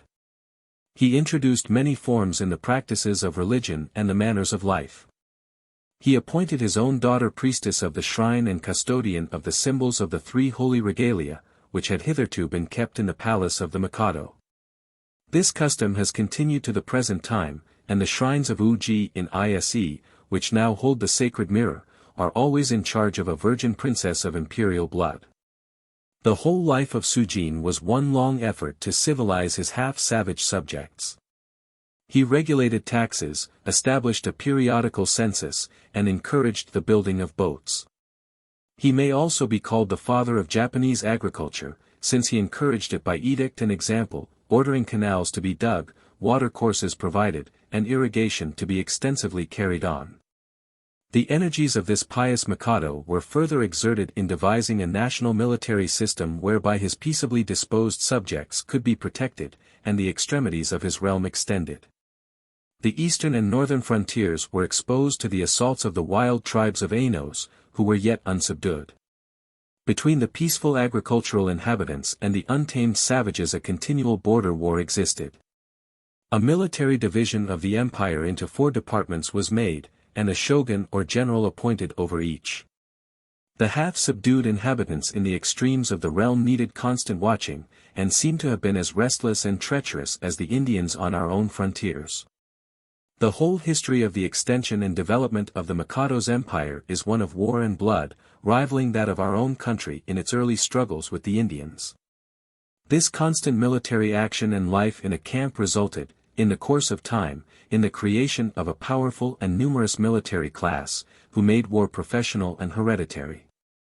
It developed that military genius and character which so distinguished the modern Japanese and marked them in such strong contrast with other nations of Eastern Asia.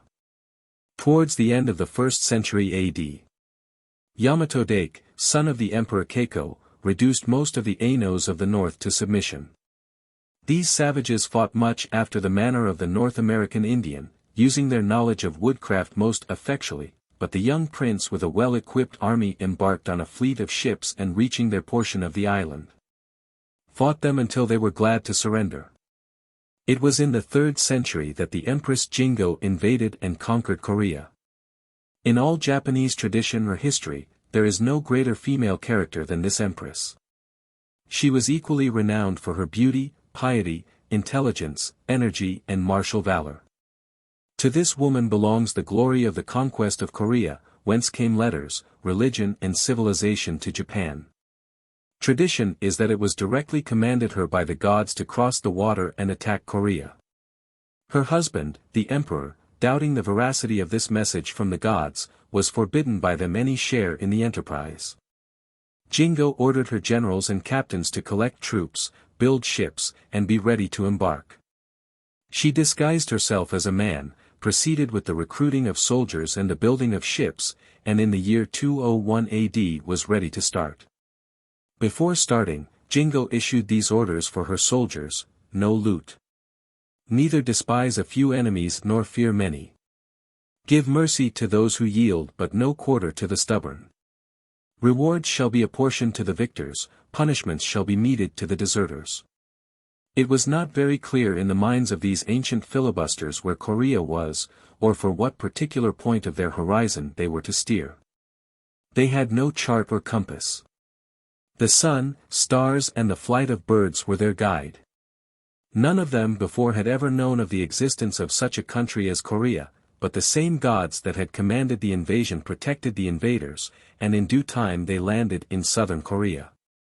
The king of this part of the country had heard from his messengers of the coming of a strange fleet from the east, and terrified exclaimed, "We never knew there was any country outside of us. Have our gods forsaken us?" It was a bloodless invasion, for there was no fighting to do. The Koreans came holding white flags and surrendered, offering to give up their treasures. They took an oath to become hostages and be tributary to Japan. 80 ships well laden with gold and silver, articles of wealth, silks and precious goods of all kinds, and 80 hostages, men of high families, were given to the conquerors. The stay of the Japanese army in Korea was very brief, and the troops returned in 2 months. Jingo was, on her arrival, delivered of a son, who in the popular estimation of gods and mortals holds even a higher place of honor than his mother. Who is believed to have conquered southern Korea through the power of her yet unborn illustrious offspring. The motive which induced the invasion into Korea seems to have been mere love of war and conquest, and the Japanese still refer with great pride to this, their initial exploit on foreign soil. The son Ajin, who became the emperor, was, after his death, deified and worshipped as the god of war, Hachiman, and down through the centuries he has been worshipped by all classes of people, especially by soldiers, who offer their prayers and pay their vows to him. Ajin was also a man of literary tastes, and it was during his reign that Japan began to profit from the learning of the Koreans, who introduced the study of the Chinese language, and indeed the art of writing itself. During the immediately succeeding centuries various emperors and empresses were eminent for their zeal in encouraging the arts of peace. Architects, painters, physicians, musicians, dancers, chronologists, artisans and fortune-tellers were brought over from Korea to instruct the people, but not all of these came at once. Immigration was gradual, but the coming of so many immigrants brought new blood, ideas, methods and improvements. Japan received from China, through Korea, what she has been receiving from America and Europe for the last 40 years, a new civilization. The records report the arrival of tailors in 283 and horses in 284 from Korea to Japan. In 285 a Korean scholar came to Japan, and residing at the court, instructed the Mikado's son in writing. In 462 mulberry trees were planted, together with the silkworm, for whose sustenance they were implanted, from China or Korea. And this marks the beginning of silk culture in Japan. When in 552 the company of doctors, astronomers and mathematicians came from Korea to live at the Japanese court, they brought with them Buddhist missionaries, and this may be called the introduction of continental civilization. Beginning with Jingo, there seems to have poured into the island empire a stream of immigrants, skilled artisans, scholars and teachers, bringing arts, literature and religion. This was the first of 3 great waves of foreign civilization in Japan. The first was from China, through Korea, in the 6th, the second from Western Europe in the 15th century. The third was from America, Europe and the world, in the decade following the advent of Commodore Perry. In the 8th century, during the greater part of which the capital of the country was the city of Nara, about 30 miles from Kyoto, Japan had largely under the government of empresses reached a most creditable stage of progress in the arts of peace. Near the close of the 8th century the Emperor Kawamo took up his residence at Kyoto, which until 1868 remained the capital of the country, and is even now dignified with the name of Saikyo, or Western Capital. Here he built a palace very unlike the simple dwelling in which his predecessors had been content to live. It had a dozen gates, and around it was reared a city with 1,200 streets. The palace, he named the Castle of Peace, but for years it proved the very center of the feuds which soon began to distract the country. This did not happen however until some centuries after the death of Kawamo. But even after his time there were not wanting indications that the control of affairs was destined to slip into the hands of certain powerful families at the imperial court. The first family to rise into eminence was that of Fujiwara, a member of which it was that got Kawamo placed upon the throne. For centuries the Fujiwaras controlled the civil affairs of the empire. But a more important factor in bringing about the reduction of the Mikado's power and the establishment of that strange system of government which was destined to be so characteristic of Japan, was the rise into power of the rival houses of Taira and Minamoto, otherwise called respectfully Hei and Gen. This system of government has almost always been misunderstood in America and Europe. 2 rulers in 2 capitals gave to foreigners the impression that there were 2 emperors in Japan, an idea that has been incorporated into most of the textbooks and encyclopedias of Christendom. Let it be clearly understood however that there never was but one emperor in Japan, the Mikado, who is and always was the only sovereign, though his measure of power has been very different at different times. Until the rise and domination of the military classes, he was in fact, as well as by law, supreme. With the feuds of Hei and Gen commences an entirely new era in the history of the country, an era replete with tales alike of bloodshed, intrigue and chivalry. We see the growth of a feudal system at least as elaborate as that of Europe, and strangely enough, assuming almost identical forms, and that during the same period. The respective founders of the Taira and Minamoto families were Taira Takamochi and Minamoto Tsunemoto, two warriors of the 10th century. Their descendants were for generations military vassals of the Mikado, and were distinguished by red and white flags, colors which suggest the red and white roses of the rival English houses of Lancaster and York. For years the two houses served the emperor faithfully, but even before any quarrel had arisen between them, the popularity of the head of the Minamoto clan, with the soldiers with whom he had been placed, so alarmed the Emperor Toba, 1108–1124, A.D., that he issued an edict forbidding the samurai, the military class, of any of the provinces, from constituting themselves the retainers of either of these two families. It was in the year 1156 that the feuds between the two houses broke out, and it arose in this way. At the accession of Go-Shirakawa to the throne in that year, there were living two ex-emperors who would seem to have voluntarily abdicated. One of them, however, Shutoku, was averse to the accession of the heir, being himself anxious to resume the imperial power. His cause was espoused by Tamiyoshi, the head of the Minamoto house, while among the supporters of Go-Shirakawa was Kayamori, of the house of Taira. In the conflict which followed, Go-Shirakawa was successful, and immediately thereafter we find Taira Kayamori appointed Daijodaijin, or prime minister, with practically all political power in his hands. On the abdication within a few years of the Mikado, the prime minister was able to put whatever member of the imperial house he willed upon the throne. And being himself allied by marriage to the imperial family, he at length saw the accession of his own grandson, a mere babe. Thus, to use the term connected with European feudalism of the same period, the mayor of the palace virtually, though not nominally, usurped the imperial functions. The emperor had the name of power but Kayamori had the reality. But this state of matters was not destined to last long. The Minamotos were far from being finally quieted. The story of the revival of their power is a romantic one, but we cannot dwell upon it. It was in the Battle of Atigi that Kayamori seemed at length to have quelled his rivals. Yoshitomo, the head of the Minamoto clan, was slain in the fight, but his beautiful wife Tokiwa succeeded in escaping with her 3 little sons. Tokiwa's mother, however, was arrested. This roused the daughter to make an appeal to Kayamori for pardon. She did so, presenting herself and children to the conqueror, upon whom her beauty so wrought that he granted her petition.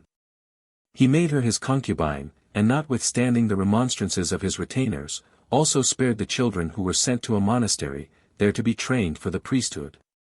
2 of these children became famous in the history of Japan. The eldest was Yoritomo, the founder of the Kamakura dynasty of shoguns, and the babe at the mother's breast was Yoshitsune, one of the flowers of Japanese chivalry. A hero whose name even yet awakens the enthusiasm of the youth of Japan and who so impressed the Ainos of the north whom he had been sent to subdue, that to this day he is worshipped as their chief god. A Japanese has even lately written a book in which he seeks to identify Yoshitsune with Genghis Khan. It is unnecessary to dwell on the circumstances which brought Yoritomo and Yoshitsune into note. How the 2 brothers raised the men of the eastern provinces, and after a temporary check at the pass of Hakone, succeeded in utterly routing the Taira forces in a dreadful battle, half by land and half by sea, at the Straits of Shimonoseki. Suffice it to say, that Yoshitsune having been slain soon after a famous victory, through the treachery of his brother Yoritomo, who was jealous of his fame and popularity, that warrior was left without a rival. Yoritomo received from the emperor the highest title which could be conferred upon him, that of Seitai Shogun, literally, barbarian subjugating great general. This title is generally contracted to shogun, which means simply general. Thus appointed generalissimo of all the imperial forces, he looked about for a city which he might make the center of his power. This he found in Kamakura, about 15 miles westward of the site of the modern Yokohama. Thus before the close of the 12th century was founded that system of dual government which lasted with little change until the year 1868. The Mikado reigned in Kyoto with the authority of his sacred person undisputed. But the shogun in his eastern city had really all the public business of the country in his own hands. It was he who appointed governors over the different provinces and was the real master of the country. But every act was done in the name of the emperor, whose nominal power thus remained intact. Yoritomo virtually founded an independent dynasty at Kamakura, but it was not destined to be a lasting one. His son Yorai succeeded him in 1199, but was shortly afterwards deposed and assassinated. And the power, though not the title of shogun, passed to the family of Yoritomo's wife, that of Hojo, different members of which swayed the state for more than a century. After a checkered career of various shoguns of the Hojo family, their tyranny became supreme. None of the family ever seized the office of shogun, but in reality they wielded all and more of the power attaching to the office. The political history of these years is but that of a monotonous recurrence of the exaltation of boys and babies of noble blood to whom was given the semblance of power, who were sprinkled with titles and deposed as soon as they were old enough to be troublesome. In an effort made by the ex-emperor Gotoba to drive the usurping Hojo from power, the chains were riveted tighter than ever. The imperial troops were massacred by the conquering Hojo.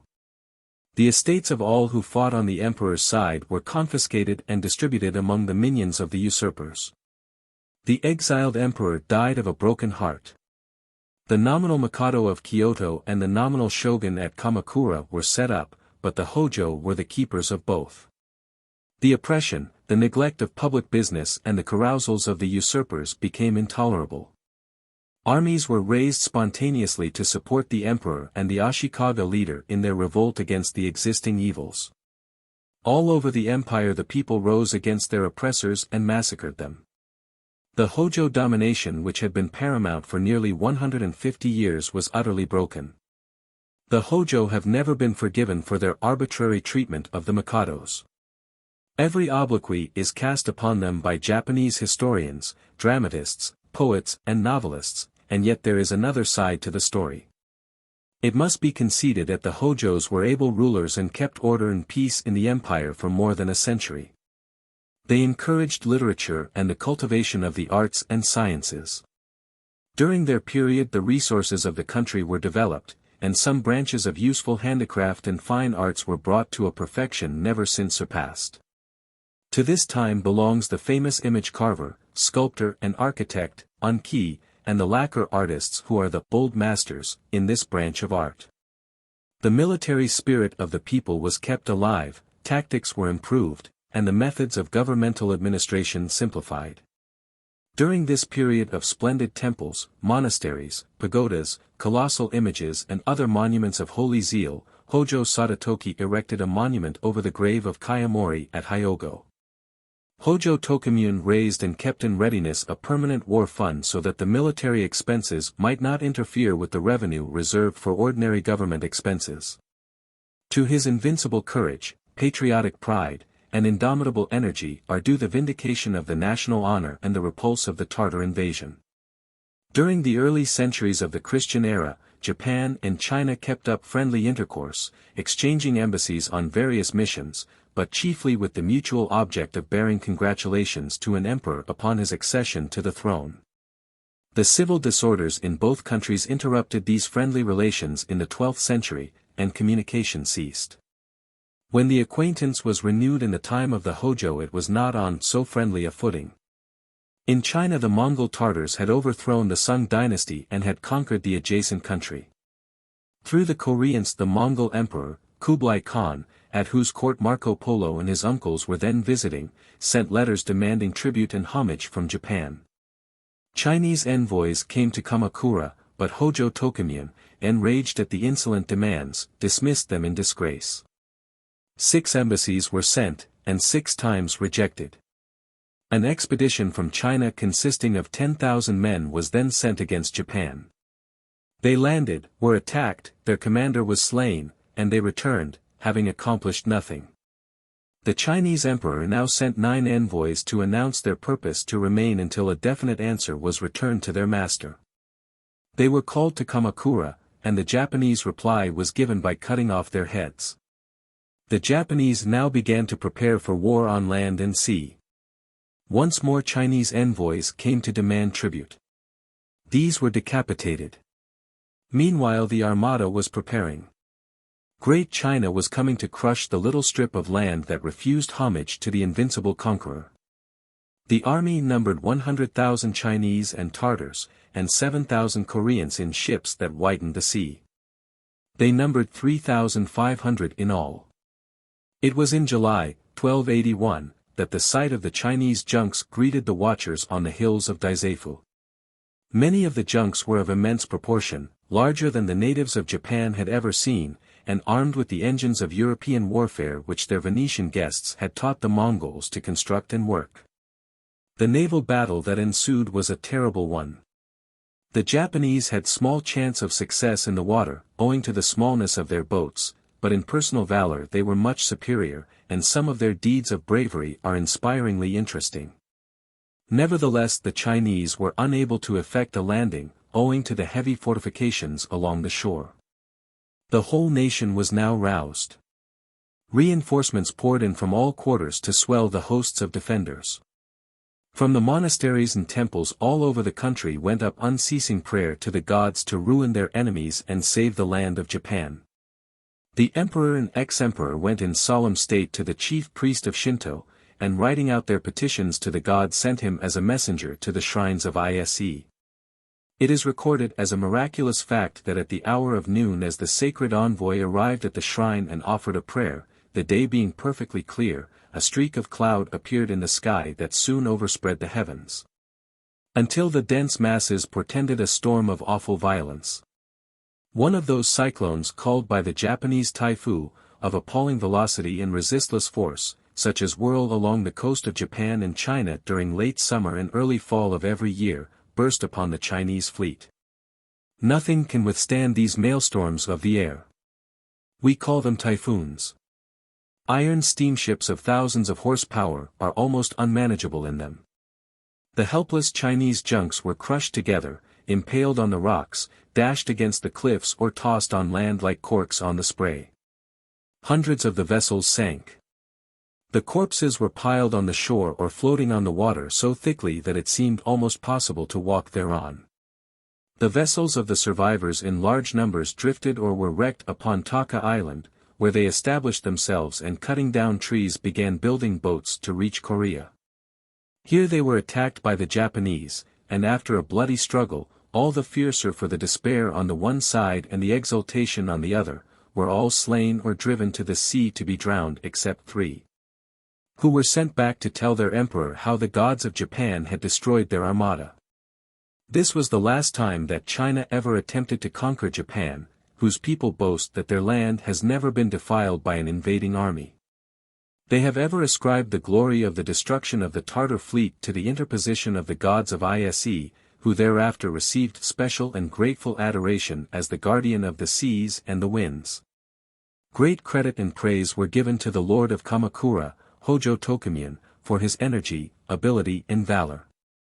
The author of One Native History says, "The repulse of the Tartar barbarians by Tokumian and his preserving the dominions of our Son of Heaven were sufficient to atone for the crimes of his ancestors." Nearly 6 centuries afterward when the barbarian Perry anchored his fleet in the Bay of Yedo, in the words of the native annalist, orders were sent by the imperial court to the Shinto priest at Ise to offer up prayers for the sweeping away of the barbarians.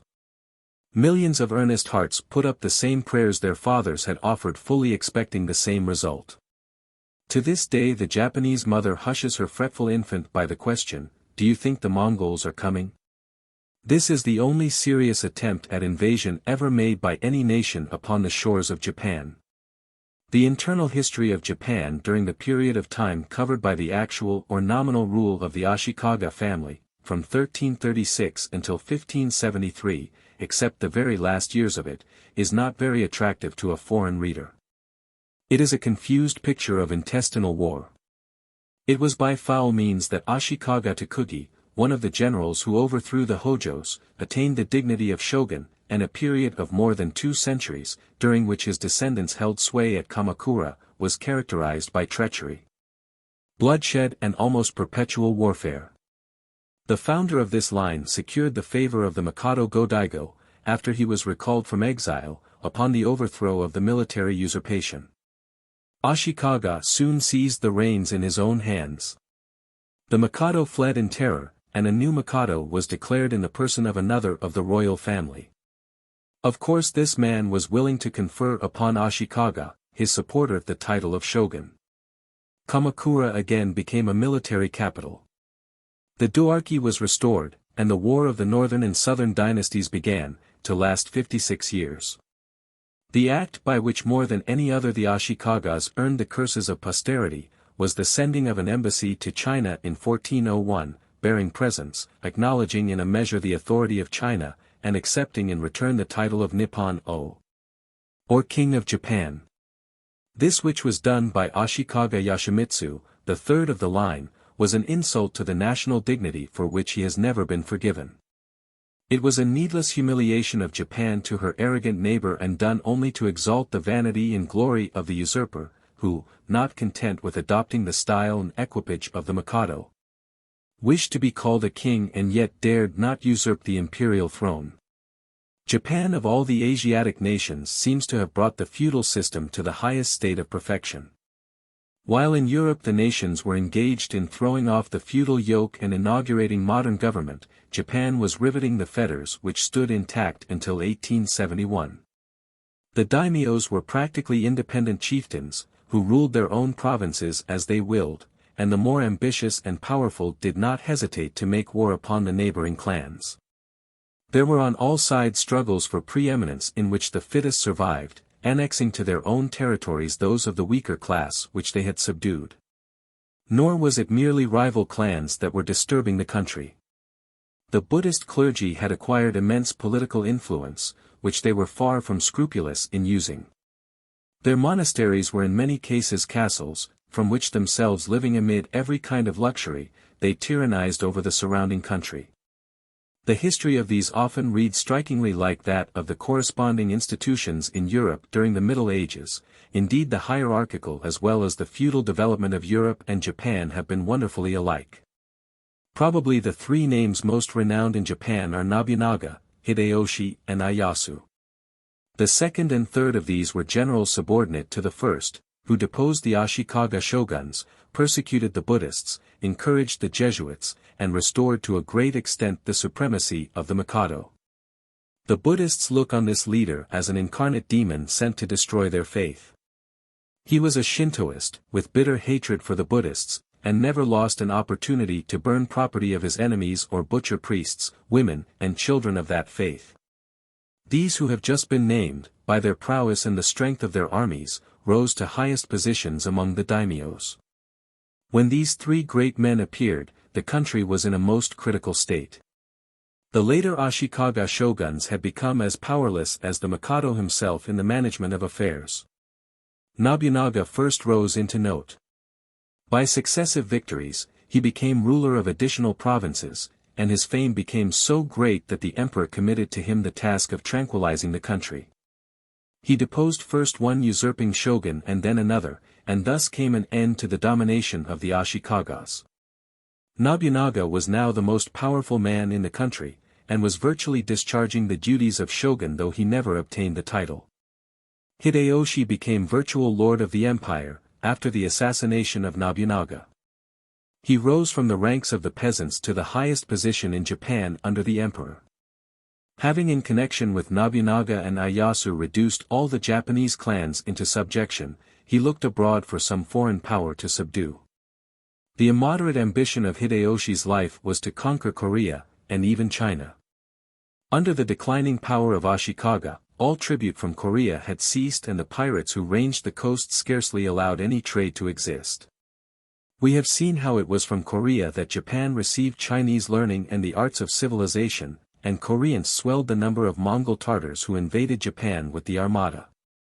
On the other hand, Korea was more than once overrun by Japanese armies, even partly governed by Japanese officials, and on different occasions had to pay tribute to Japan in token of submission. Japanese pirates too were for 600 years as much the terror of the Chinese and Korean coasts as were the Danes and Norsemen of the shores of the North Sea. The discontinuance of the embassies and tribute from Korea, thus afforded the ambitious general a pretext for disturbing the friendly relations with Korea, by the dispatch of an ambassador to complain of this neglect. The behavior of this ambassador only too clearly reflected the swagger of his overbearing lord, and the consequence was an invasion of Korea.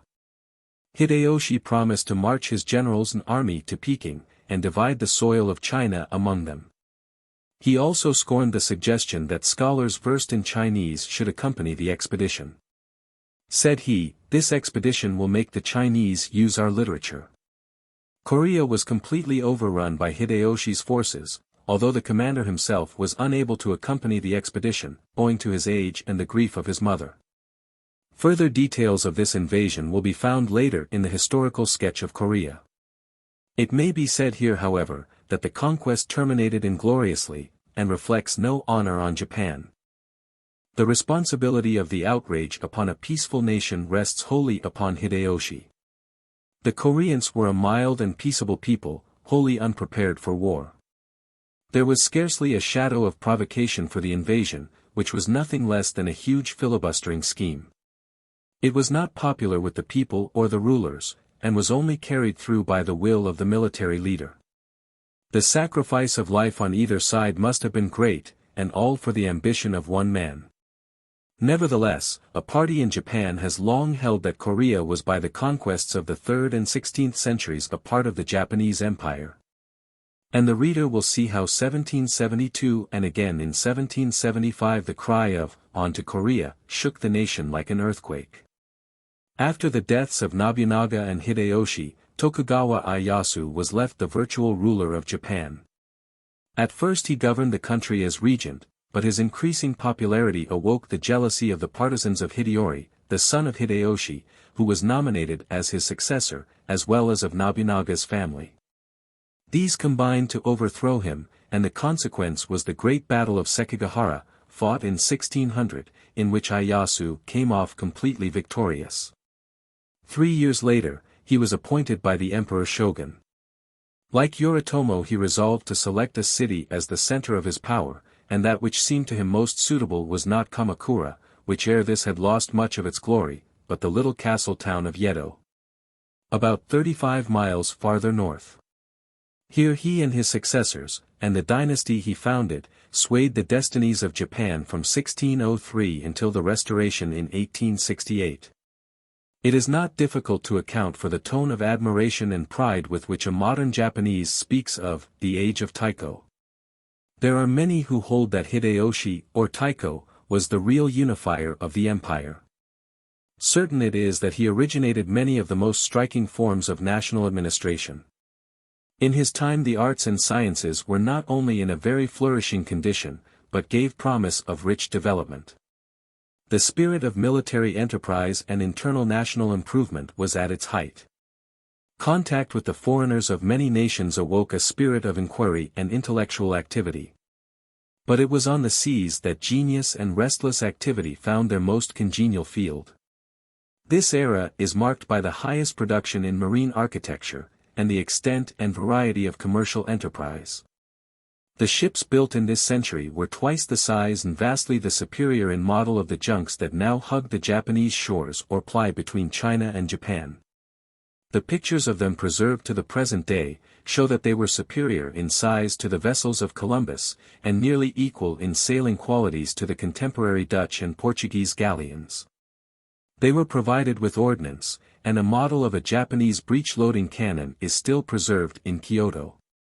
Ever a brave and adventurous people, the Japanese then roamed the seas with a freedom that one who knows only of the modern-bound people would scarcely credit. Voyages of trade discovery or piracy have been made to India, Siam, Burma, the Philippine Islands, southern China, the Malay archipelago and the Kuriles. Even in the 15th century, but was more numerous in the 16th. The Japanese literature contains many references to these adventurous sailors, and when the records of the Far East are thoroughly investigated, and this subject fully studied, very interesting results are apt to be obtained showing the widespread influence of Japan at a time when she was scarcely known by the European world to have existence. 2. Historical sketch from the coming of the first European travelers. Historical sketch from the coming of the first European travelers to the present time. A new dynasty of shoguns, Mendez Pinto's visit, arrival of the Jesuit missionaries, kind reception of Christianity, quarrels between the sects, beginning of Christian persecution, expulsion of the missionaries, torture and martyrdom, the massacre of Shimabara, expulsion of all foreigners, closing the door of Japan, history of the last shogunate, arrival of Commodore Perry's fleet, the knock at the door of Japan, an era of treaty-making, rapid advance of Western manners and ideas in Japan, attacks on foreigners, the abolition of the shogunate, Japan's last quarter-century. Hitherto we have seen two readily distinguishable periods in the history of Japan, the period during which the Mikados were the actual as well as the nominal rulers of the empire, and the period during which the imperial power more and more passed into the hands of usurping mayors of the palace, and the country was kept in an almost constant ferment with the feuds of rival noble families which coveted this honor. Successively the power, although not always the title, of shogun, had been held by members of the Minamoto, Hojo, Ashikaga, Oda and Toyotomi families. With Ieyasu we pass into a third period, like the second in that the dual system of feudal government still prevailed, but unlike it in that it was a period of peace. Much strife had accompanied the erection of the fabric of feudalism, but it now stood complete. The Mikado in Kyoto and the daimyos in their different provinces, alike ceased to protest against the dual administration. Within certain limits they had the regulation of their own affairs, the Mikado was ever recognized as the source of all authority, and the daimyos in their own provinces were petty kings. But it was the shogun in Yedo who, undisputed, at least in practice, whatever some of the more powerful daimyos may have said, swayed the destinies of the empire. Let us now note the policy which the shoguns adopted towards the foreigners who as missionaries or merchants had found their way to Japan, and the course of settlement and trade of foreigners.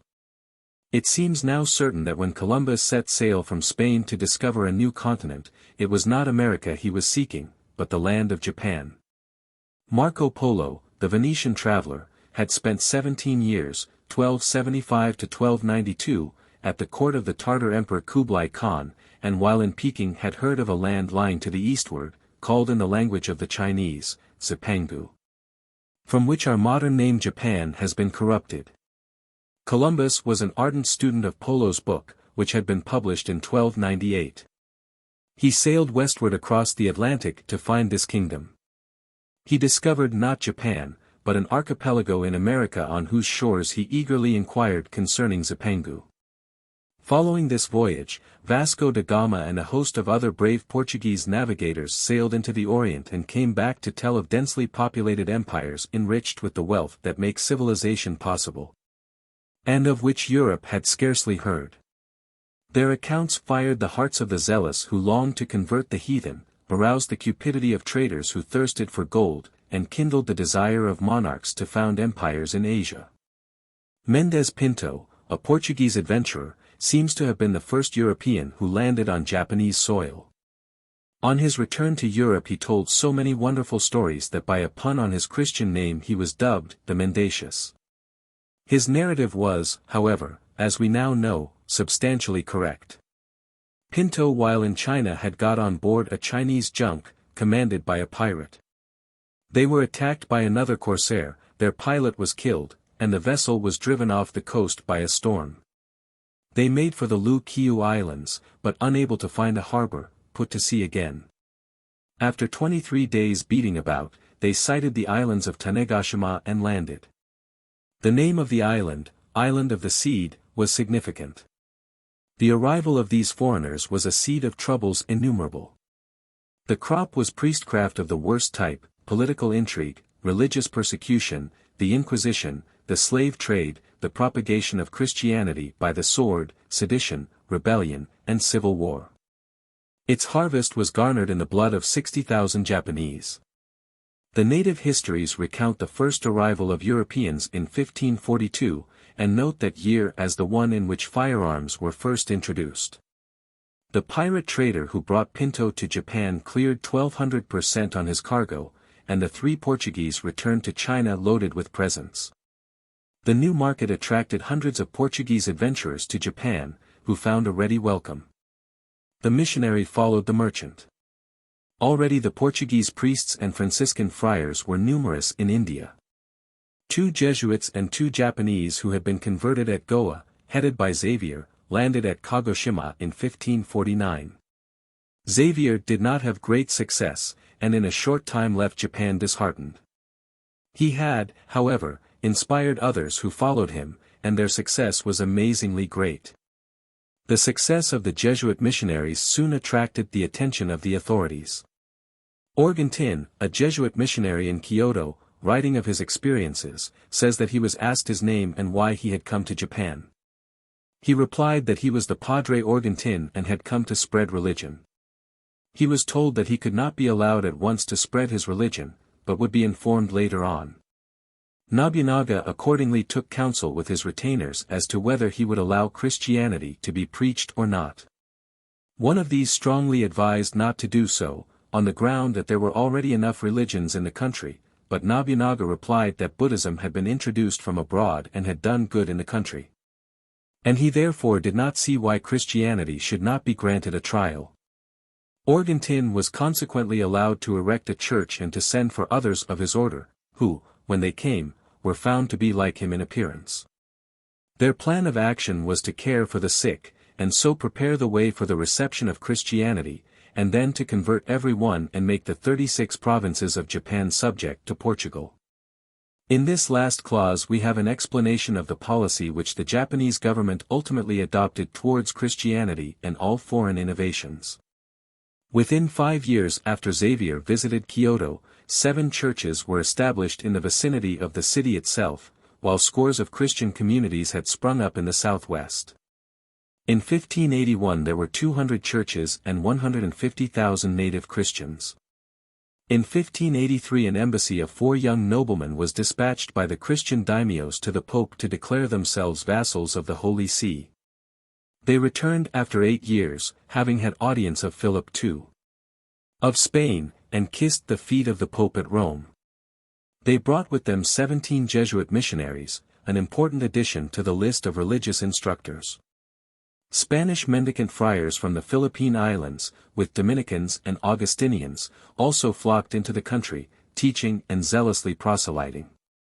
The number of Christians, at the time of the highest success of the missionaries in Japan was, according to their own figures 600,000, a number that seems to be no exaggeration if quantity and not quality are considered. The Japanese less accurately set down a total of 2 million nominal adherents to the Christian sects. Among the converts were several princes, large numbers of lords, and gentlemen in high official positions, and beside generals of the army and admirals of the navy. Churches and chapels were numbered by the thousand, and in some provinces crosses and Christian shrines were as numerous as the kindred evidences of Buddhism had been before. The methods of the Jesuits appealed to the Japanese, as did the forms and symbols of the faith, but the Jesuits began to attack most violently the character of the native priests, and to incite their converts to insult their gods, burn the idols and desecrate the old shrines.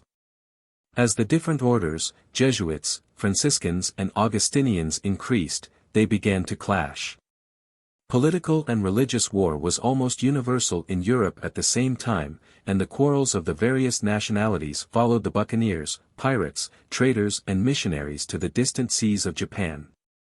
All the foreigners, but especially Portuguese, then were slave traders, and thousands of Japanese were bought and sold and shipped to China and the Philippines. The seaports of Hirado and Nagasaki were the resorts of the lowest class of adventurers of all European nations, and the result was a continuous series of uproars, broils and murders among the foreigners.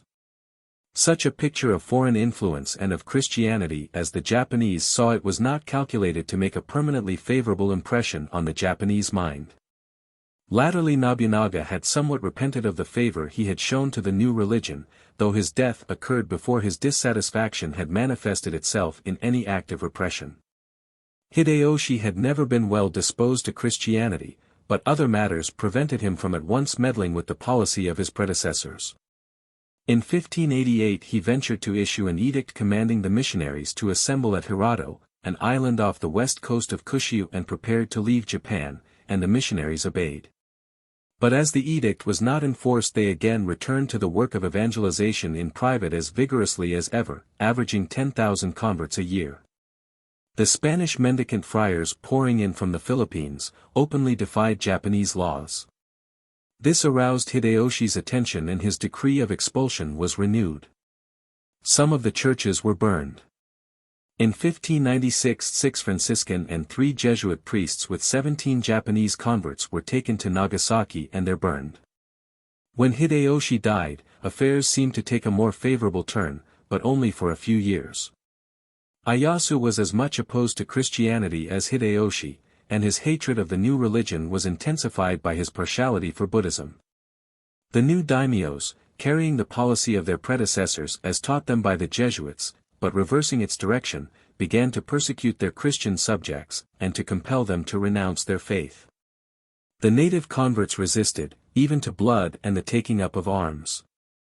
The idea of armed rebellion among the farmers was something so wholly new that Ieyasu suspected foreign instigation. He became more vigilant as his suspicions increased, and resolving to crush this spirit of independence and intimidate the foreign emissaries, met every outbreak with bloody reprisals. Ieyasu issued a decree of expulsion against the missionaries in 1600, but the decree was not at once carried into effect. The date of the first arrival in Japan of Dutch merchants was also 1600. They settled in the island of Hirado. In 1606 an edict from Yedo forbade the exercise of the Christian religion, but an outward show of obedience warded off active persecution.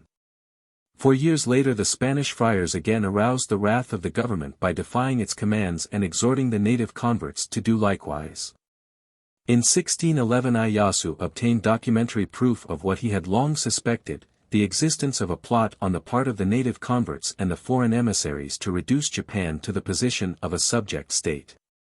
Fresh edicts were issued, and in 1614 22 Franciscan, Dominican and Augustinian friars, 117 Jesuits and hundreds of native priests were embarked by force on board junks and sent out of the country.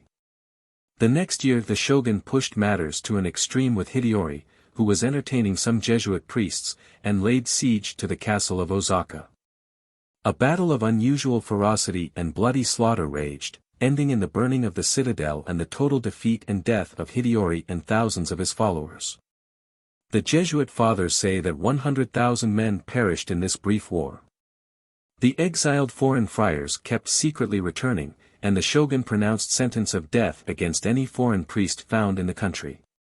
Ieyasu, the next shogun, restricted all foreign commerce in Nagasaki and Hirado. All Japanese were forbidden to leave the country on pain of death. Any European vessel approaching the coast was at once to be referred to Nagasaki, whence it was to be sent home. The whole crew of any junk in which a missionary should reach Japanese shores were to be put to death.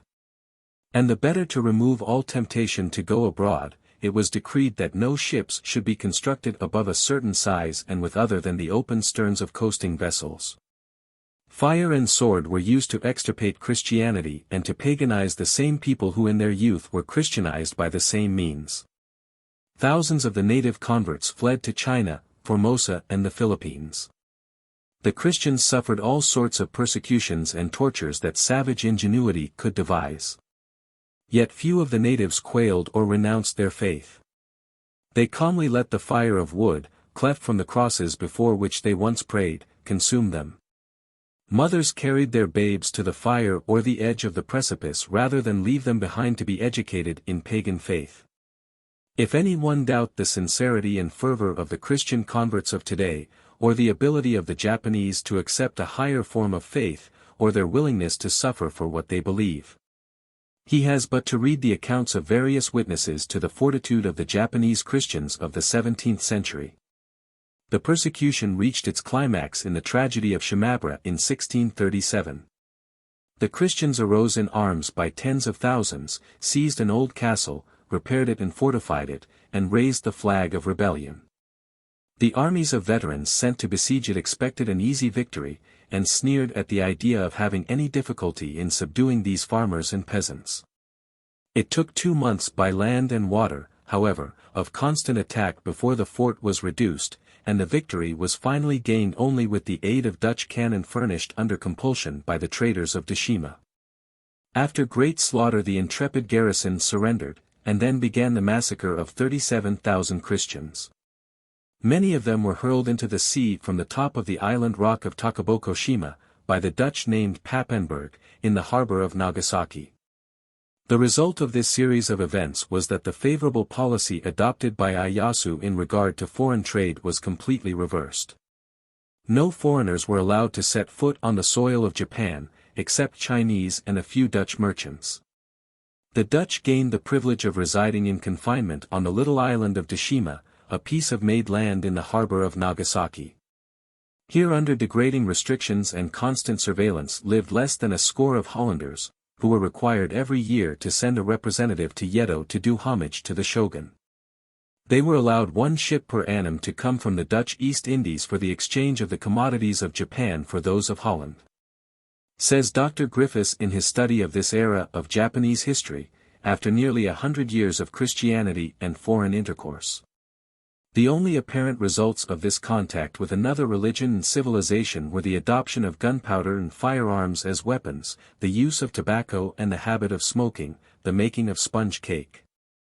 The naturalization into the language of a few foreign words, the introduction of new and strange forms of disease, among which the Japanese count the scourge of the venereal virus. And the permanent addition to that catalogue of terrors which priest and magistrate in Asiatic countries ever hold as welcome, to overawe the herd.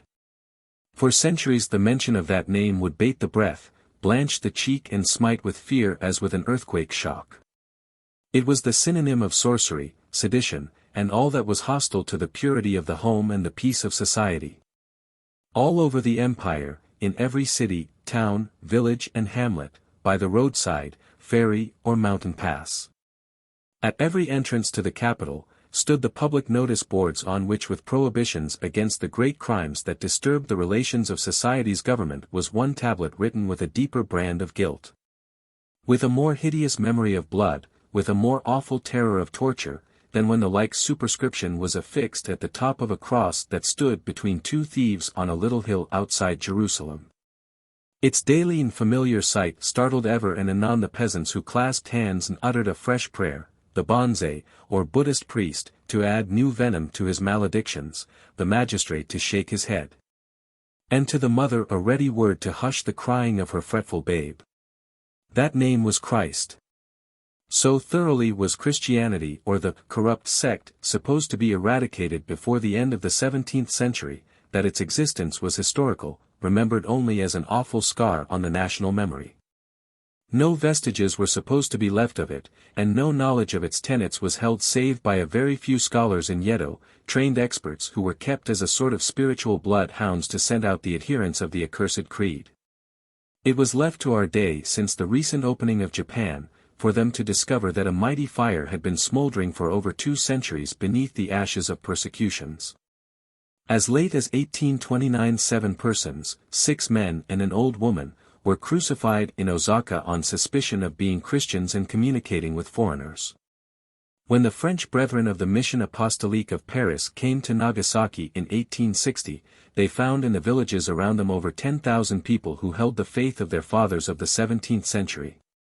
The Portuguese were not the only race to attempt to open a permanent trade with Japan. Captain John Saris, with 3 ships, left England in April, 1611, with letters from King James I to the Emperor, Shogun, of Japan.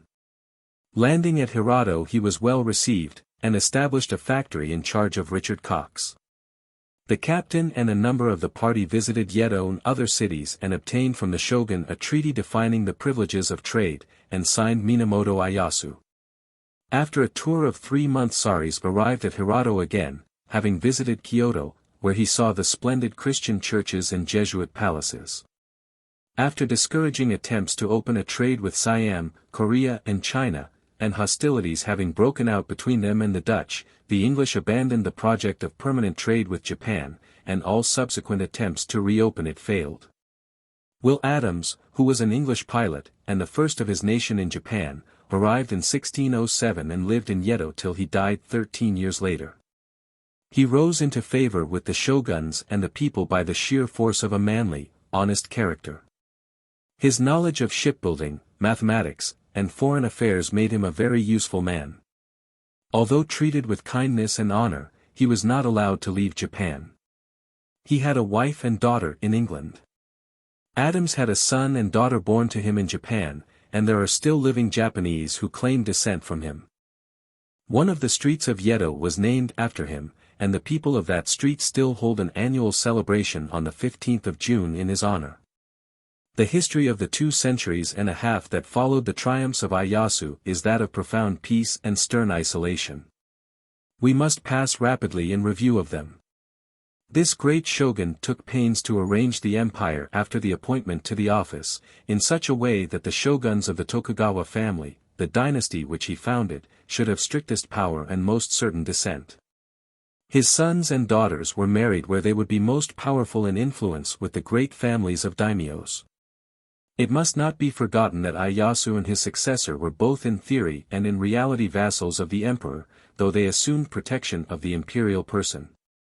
Neither the shogun nor the daimyos were acknowledged at Kyoto as nobles of the empire.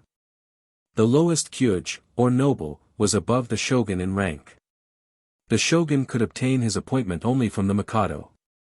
He was simply the most powerful among the daimyos, who had won that preeminence by the sword, and who by wealth and power and a skillfully wrought plan of division of land among the other daimyos was able to rule. In 1600 and the years following, Ieyasu employed an army of 300,000 laborers in Yedo improving and building the city. Before the end of the century, Yedo had a population of more than 500,000, but it never did have, as the Hollanders guessed and the old textbooks told us, 2,500,000 souls. Outside of Yedo, the strength of the great unifier was spent on public roads and highways, post stations, bridges, castles and mines. He spent the last years of his life engaged in erasing the scars of war by his policy of conciliation, securing the triumphs of peace, perfecting his plans for fixing in stability a system of government, and in collecting books and manuscripts. He bequeathed his code of laws to his chief retainers, and advised his sons to govern in the spirit of kindness. He died on the 8th of March, 1616. The grandson of Ieyasu, Ieyamitsu, was another great shogun, and it was he who established the rule that all the daimyos should visit and reside in Yedo during half the year. Gradually these rules became more and more restrictive, until the guests became mere vassals. Their wives and children were kept as hostages in Yedo. During his rule the Christian insurrection and massacre at Shimabara took place. Yedo was vastly improved, with aqueducts, fire watch towers, the establishment of mints, weights and measures. A general survey of the empire was executed, maps of various provinces and plans of the daimyos' castles were made. The councils called Hyojosho, discussion and decision, and Wakadoshiori, assembly of elders, were established and Korean envoys received.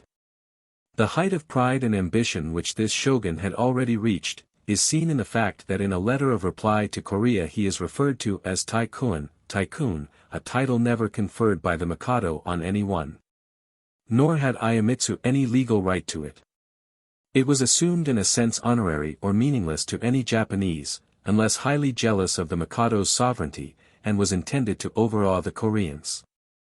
The approximate interpretation of it is, great ruler.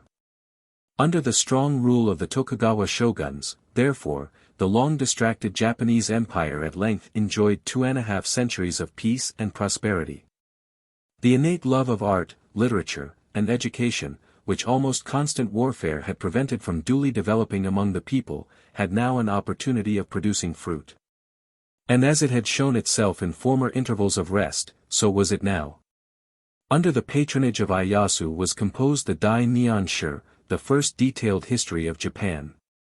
Tsuneyoshi, his successor, 1681–1709, founded at Saido a Confucian university, and was such an enthusiast for literature that he used to assemble the princes and high officials about him and expound to them passages from the Chinese classics. Yashimun, another shogun, was much interested in astronomy and other branches of science, beside doing much to improve agriculture. Legal matters also engaged his attention. He altered Ieyasu's policy so far as to publish a revised criminal code, and improved the administration of the law, forbidding the use of torture except in cases where there was flagrant proof of guilt. He built an astronomical observatory at Kanda and established at his court a professorship of Chinese literature. Ayanori, shogun from 1787 to 1838, through the classes of the Confucian University open to the public. Everybody from the nobility down to the masses of the people began to appreciate literary studies. Maritime commerce within the limits of the four seas was encouraged by the shogun's government, regular service of junks being established between the principal ports. Nor must it be forgotten that to the Tokugawas is due the foundation of the great modern city of Yedo with its vast fortifications and its triumphs of art in the shrines of Shiba and Ayano. It was at this period too that the matchless shrines of Nikko were reared in memory of the greatness of Ieyasu and Ieyamitsu. The successors of the former, the shoguns of the Tokugawa dynasty, 14 in all, were with one exception buried alternately in the cemeteries of Zozoji and Toizen, in the city districts of Shiba and Ayano. But throughout all this period of peace and progress the light of the outer world was excluded. The people made the best use of the light they had, but after all it was but dim. The learning by rote of thousands of Chinese characters, and the acquisition of skill in the composition of Chinese and Japanese verse, were little worthy to be the highest literary attainments possible to the most aspiring of the youth of Japan. In the domain of art there was more that was inviting, but scientific knowledge was tantalizingly meager and that little was overlaid with Chinese absurdities. When we consider that the isolation of the country was due to no spirit of exclusiveness in the national character, that indeed it was the result of a policy that actually went against the grain of the people. How many restless spirits must there have been during these long years, who kept longing for more light? Fortunately there was one little chink at Tsushima, in the harbor at Nagasaki, and of this some of the more earnest were able to take advantage. Many instances are recorded and there must be many more of which we can know nothing, of Japanese students displaying the truest heroism in surmounting the difficulties that lay in the way of their acquiring foreign knowledge. Let us now see how there came at length an unsettled dawn, and after the clouds of this had cleared, a dazzling inpouring of the light. It was the American Union which opened the door of Japan to Western civilization. It had been desired by all of the European nations, as well as by the United States, to obtain access to Japanese ports. Supplies were frequently needed, particularly water and coal, but no distress was ever considered a sufficient excuse for the Japanese to permit the landing of a foreign vessel's crew. Shipwrecked sailors frequently passed through seasons of great trial and danger, before they were restored to their own people. Even Japanese sailors who were shipwrecked on other shores, or carried out to sea, were refused readmission to their own country when rescued by foreigners. Commodore Matthew Calbraith Perry of the American Navy, urged upon President Millard Fillmore the necessity and possibility of making some sort of a treaty with the exclusive empire. It was decided that the most effective way to advance this desire was to sail into the Bay of Yedo with a squadron sufficient to command respect. A fleet was assigned to the undertaking, under the command of Perry, and the American vessels sailed away to the Orient to rendezvous at the chief city of the Ryukyu Islands, Naifa. From Naifa the fleet sailed for Japan, the Susquehanna, the flagship, the advance of the line of the ships of 17 nations. It was on the 7th day of July, 1853, under a sky and over a sea of perfect calm, that the 4 American warships appeared off Uraga in the Bay of Yedo. Without delay the officials of Uraga emphatically notified the barbarian envoy that he must go to Nagasaki, where all business with foreigners had to be done. The barbarian refused to go. He informed the messengers that he was the bearer of a letter from the President of the United States to the Emperor of Japan. That he had sailed as near as possible to the destination of the letter and would now deliver it and continue it on its way by land, but he would not retrace his path until the letter was delivered. The shogun Ieyoshi, on receiving information of such decision, was exceedingly troubled and called his officials to a council. Alarm was widespread, and it was ordered that strict watch should be kept along the shore to prevent the barbarian vessels from committing acts of violence. During the 8 days while Commodore Perry's fleet was waiting in the Bay of Yedo, the boats of his ships were busily engaged in taking soundings and surveying the shores and the anchorage. No sailors were permitted to land, and no natives were molested. Every effort was made to indicate to the Japanese the desire for a peaceful friendship. A learned Chinese scholar was sent by the shogun to Uraga, who acted as an official and eminent interpreter in an interview with the American envoy. Continued councils were called by the shogun, not only of his chief officers but of the daimyos, the nobles, and the retired nobles of Yedo. The citizens of Yedo and the surrounding villages were in great tumult, fearing that there would be a war, for which the country was totally unprepared. Meanwhile the envoy was impatiently demanding an answer. At last, after 8 days, the patience and the impatience, combined with the demonstrations made by the vessels of the fleet, which were highly impressive to the Japanese who had never seen a steamboat, won success for Commodore Perry's message. A high Japanese commissioner came to Uraga, prepared a magnificent pavilion for the ceremonies, and announced himself ready to receive the letter to the emperor. With great pomp and ceremony the Americans landed and in this pavilion with proper formalities, delivered the letter and presents from the president. Then having, for the first time in history, gained several important points of etiquette in a country where etiquette was more than law or morals, the splendid diplomat and warrior Perry sailed away with his fleet July 17, 1853. It was in response to a temporizing policy on the part of Japan, and to the good judgment and careful decision of Commodore Perry, that the fleet sailed away without demanding an immediate reply to his letter. The American envoy was informed that in a matter of so much importance a decision could not be at once reached, and that if he now left, he would on his return get a definite answer. No wonder there was commotion. The 19th century had come suddenly into contact with the 14th. The spirit of commerce and the spirit of feudalism, two great but conflicting forces, met in their full development, and the result was necessarily a convulsion. We are hardly surprised to hear that the shogun died before Commodore Perry's return, or that during the next few years the land was harassed by earthquakes and pestilences. Perry's second appearance was in February, 1854, this time with a much larger fleet. A hot debate took place in the shogun's council as to the answer that should be given. The old daimyo of Mido, the head of one of the 3 families, which, forming the Tokugawa clan, furnished the occupants of the shogunate, wanted to fight and settle the question once for all. At first, he said, they will give us philosophical instruments, machinery and other curiosities, will take ignorant people in. And trade being their chief object they will manage to impoverish the country, after which they will treat us just as they like, perhaps behave with the greatest rudeness and insult us, and end by swallowing up Japan. If we do not drive them away now we shall never have another opportunity. Others gave contrary advice, saying, if we try to drive them away they will immediately commence hostilities, and then we shall be obliged to fight. If we once get into a dispute we shall have an enemy to fight who will not be easily disposed of. He does not care how long he will have to spend over it, but he will come with myriads of men of war and surround our shores completely. However large a number of ships we might destroy, he is so accustomed to that sort of thing that he would not care in the least. In time the country would be put to an immense expense and the people plunged into misery. Rather than allow this, as we are not the equals of foreigners in the mechanical arts, let us have intercourse with foreign countries, learn their drill and tactics, and when we have made the nation as united as one family, we shall be able to go abroad and give lands in foreign countries to those who have distinguished themselves in battle. The latter view carried and a treaty with the United States was signed on the 31st of March, 1854. Now be it observed that the shogun did this without the sanction of the Mikado, whom indeed he had never yet consulted on the matter, and that he subscribed himself tycoon, or great ruler.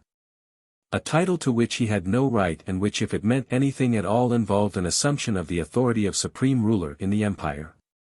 This was the view naturally taken by Perry and by the ambassadors from European countries who a few years later obtained treaties with Japan. They were under the impression that they were dealing with the emperor.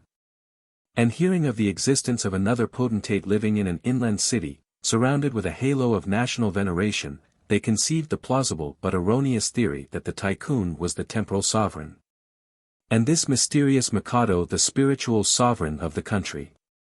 They little dreamed that the so-called tycoon was no sovereign at all, and that consequently the treaties which he signed had no legal validity. The shogun could ill afford thus to lay himself open to the charge of treason. From the first there had been a certain class of daimyos who had never heartily submitted to the Tokugawa administration. The principal clans which thus submitted to the regime under protest against what they considered a usurpation, an encroachment on the authority of the Mikado, whom alone they recognized as the divinely appointed ruler of Japan, were those of Satsuma, Kashio, and Tosa.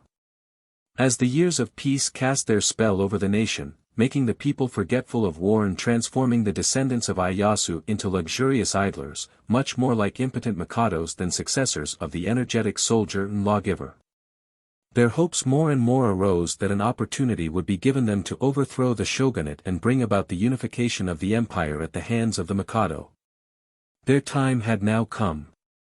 The shogun was enervated and he had so far forgotten himself as to open the country to foreign trade, without the sanction of the Son of Heaven. It was this illegal act of the shogun that precipitated the confusion, violence and disaster of the next few years. Reaching ultimately in 1868 to the complete overthrow of his own power and the restoration of the Mikado to his rightful position as actual as well as nominal ruler of the empire. Fearing the consequences of the illegal act into which he had been driven, the shogun lost no time in sending messengers to Kyoto to inform the Mikado of what had happened and seek his sanction to the policy adopted. It was plead in excuse for the course of conduct, that affairs had reached such a condition that the shogun was driven to sign the treaty. The emperor in great agitation summoned a council. The decision was unanimous against the shogun's action, and the messengers were informed that no sanction could be given to the treaty. The next important step was not taken until July, 1858, when Lord Elgin arrived with propositions on the part of Great Britain for a treaty of amity and commerce. He was unaccompanied by any armed force, and brought a steam yacht as a present from Queen Victoria to the Tycoon of Japan. A few months later treaties were entered into with all the leading powers of Europe, but if there was a political lull between 1854 and 1858, the poor Japanese had distractions of a very different kind. From a violent earthquake and consequent conflagration, 104,000 of the inhabitants of Yedo lost their lives. A terrific storm swept away 100,000 more, and in a visitation of cholera 30,000 persons perished in Yedo alone. Moreover, just when the treaties were being signed, the shogun Ieyasu died, as if, says Sir R. Alcock, a further victim was required for immolation on the altar of the outraged gods of Japan. The political tempest that had been gathering now swept over the nation. For the next 10 years there was so much disorder, intrigue, and bloodshed, that Japan became among the Western nations a byword for treachery and assassination. Defenseless foreigners were cut down in the streets of Yedo and Yokohama and even in the legations. Twice was the British legation attacked, on one of the occasions being taken by storm and held for a time by a band of freelances. No foreigner's life was safe. Even when out on the most trivial errand, every foreign resident was accompanied by an armed escort furnished by the shogun's government. It is needless to give an account of all the different assassinations, successful or attempted, which darkened the period. The secretary to the American legation was cut down near Shiba, Yedo, when returning from the Prussian legation with an armed escort. A Japanese interpreter attached to the British legation was fatally stabbed in broad daylight while standing at the legation flagstaff. One of the guard at the same legation murdered 2 Englishmen in the garden and then committed suicide. An Englishman was cut down on the highway between Yokohama and Yedo by certain retainers of the daimyo of Satsuma, whose procession he had unwittingly crossed on horseback, and these were not all. It is not a satisfactory answer to say that hatred of foreigners was the leading motive that inspired all these acts of violence. This was no doubt more or less involved, but the true explanation is to be found in the hostility of the Mikado's partisans to the shogun's government. All possible means were taken to thwart the shogun and bring him into complications with the ambassadors at his court. Every attack on a foreigner brought fresh trouble upon the Yedo government and hastened its collapse. Long before foreigners arrived, the seeds of revolution had sprouted and their growth was showing above the soil.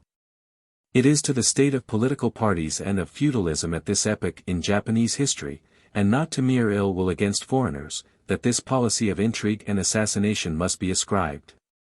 It would take too long to discuss all the complications of this period and to inquire, for instance, how far when the Japanese government failed to arrest and execute the murderer of Mr.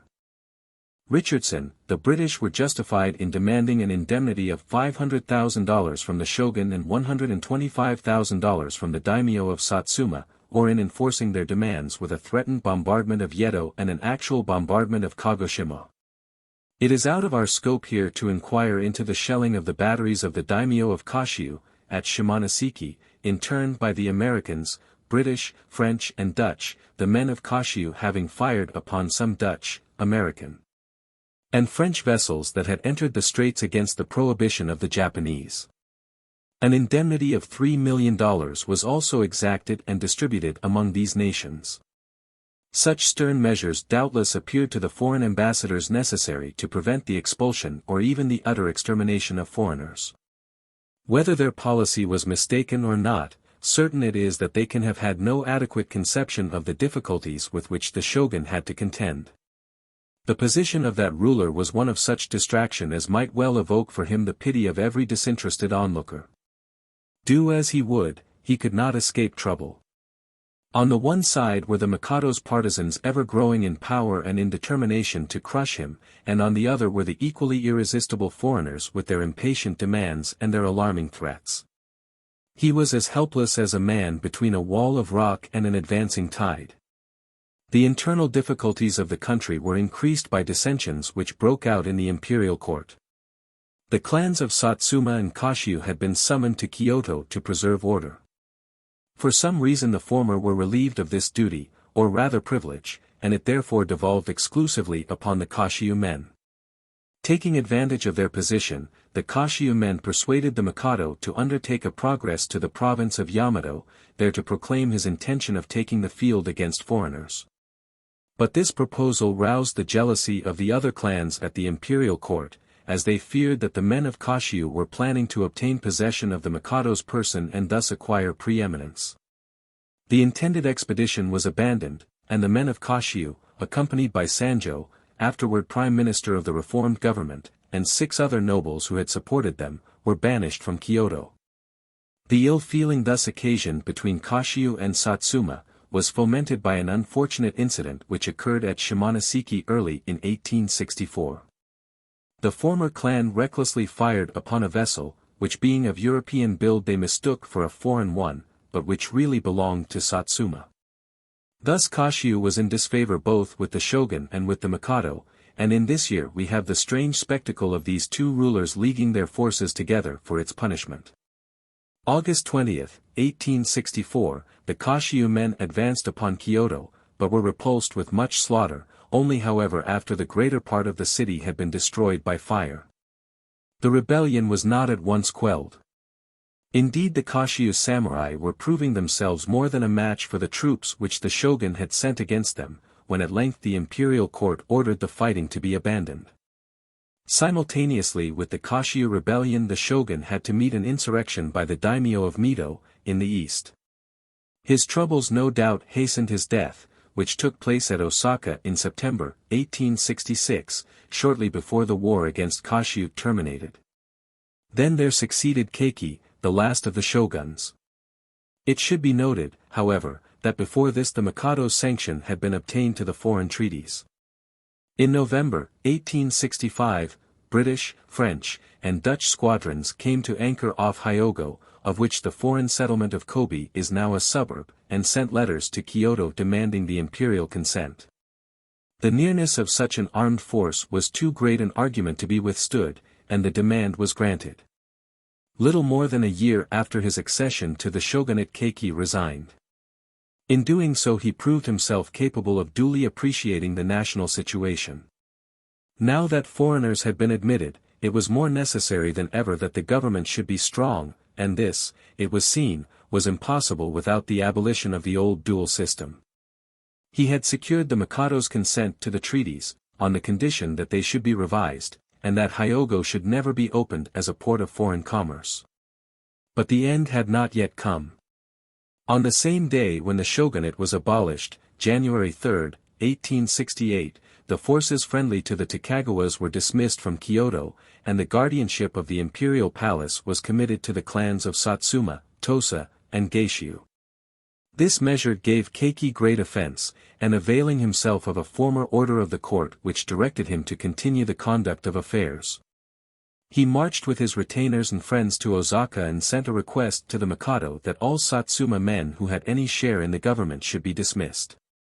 To this the court would not consent, and Keiki marched against Kyoto with a force of 30,000 men, his declared object being to remove from the Mikado his bad counselors. A desperate engagement took place at Fushimi, in which the victory was with the loyalists. But this was only the beginning of a short but sharp civil war, of which the principal fighting was in the regions between Yedo and Nikko. The restoration was at last complete. Proclamation was made to sovereigns of all foreign nations and their subjects, that permission had been granted to the shogun Yoshinobu, or Keiki, to return the governing power in accordance with his own request. And the manifesto continued, henceforward we shall exercise supreme authority both in the internal and external affairs of the country. Consequently the title of emperor should be substituted for that of Tycoon which had been hitherto employed in the treaties. Appended were the seal of Dai Nippon, and the signature of Mutsuhito, this being the first occasion in Japanese history on which the name of an emperor had appeared during his lifetime. With the triumph of the imperial party one might have expected a return to the old policy of isolation. There can be no doubt that when the Satsuma, Kashyu, and other southern clans commenced their agitation for the abolition of the shogunate, their ideas with regard to foreign intercourse were decidedly retrogressive. But after all, the leading motive which inspired them was dissatisfaction with the semi-imperial position occupied by the upstart Tokugawas. To this their opposition to foreigners was quite secondary. It so happened that the Tokugawa shoguns got involved with foreigners, and it was so much the worse for the foreigners. To go deeper, what was at the bottom of this desire was the overthrow of the shogunate. Doubtless their patriotism, what they had at heart, was the highest welfare of their country, and this they believed impossible without its unification. Their primary motive then, being patriotism. We need not be surprised that they were willing to entertain the notion that perhaps after all the prosperity of their country might best be ensured by the adoption of a policy of free foreign intercourse. This idea more and more commended itself, until it became a conviction. And when they got into power they astonished the world by the thoroughness with which they broke loose from the old traditions and entered upon a policy of enlightened reformation. To the political and social revolution which accompanied the restoration of the Mikado in 1868, there has been no parallel in the history of mankind.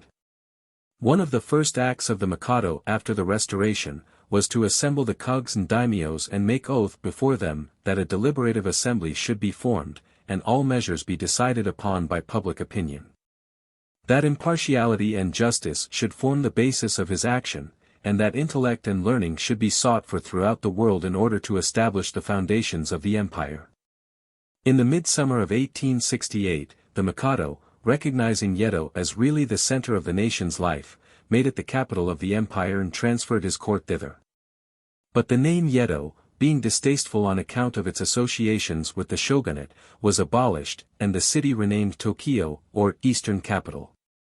At the same time the ancient capital Kyoto, received the new name of Saikyo or Western Capital. For the creation of a central administration, however, more was necessary than the abolition of the shogunate and the establishment of the Mikado's authority. The great fabric of feudalism still remained intact. Within his own territory each daimyo was practically an independent sovereign, taxing his subjects as he saw fit, often issuing his own currency, and sometimes even granting passports so as to control intercourse with neighboring provinces.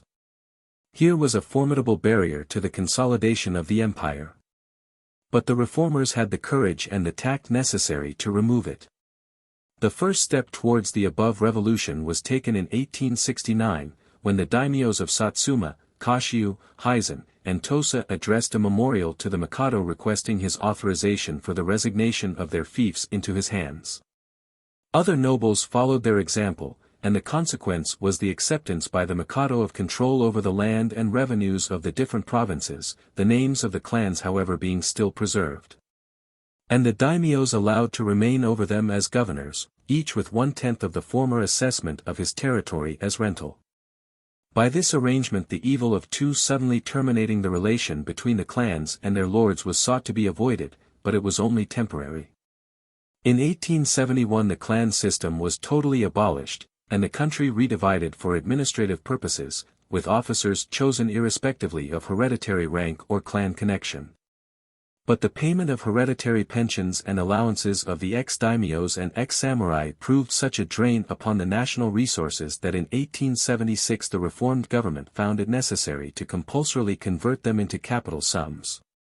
The rate of commutation varied from 5 years' purchase in the case of the largest pensions, to 14 years in that of the smallest. The number of the pensioners with whom they had thus to deal was 318,428. The act of the daimyos in thus suppressing themselves looks at first sight like a grand act of self-sacrifice. As we are not accustomed to see landed proprietors manifesting such disinterestedness for the patriotic object of advancing their country's good. But the vast majority of daimyos had come to be mere idlers, as the greater Mikado had been. Their territories were governed by the more able and energetic of their retainers, and it was a number of these men that had most influence in bringing about the restoration of the Mikado's authority. Intense patriots, they saw that the advancement of their country could not be realized without its unification, and at the same time they cannot but have preferred a larger scope for their talents, which service immediately under the Mikado would give them. From being ministers of their provincial governments, they aspired to be ministers of the imperial government. They were successful. And their lords, who had all along been accustomed to yield to their advice quite cheerfully, acquiesced when asked for the good of the empire to give up their fiefs to the Mikado. One result of this is that while most of the ex-daimyos have retired into private life, the country is now governed almost exclusively by ex-samurai. Such sweeping changes were not to be accomplished without rousing opposition and even rebellion.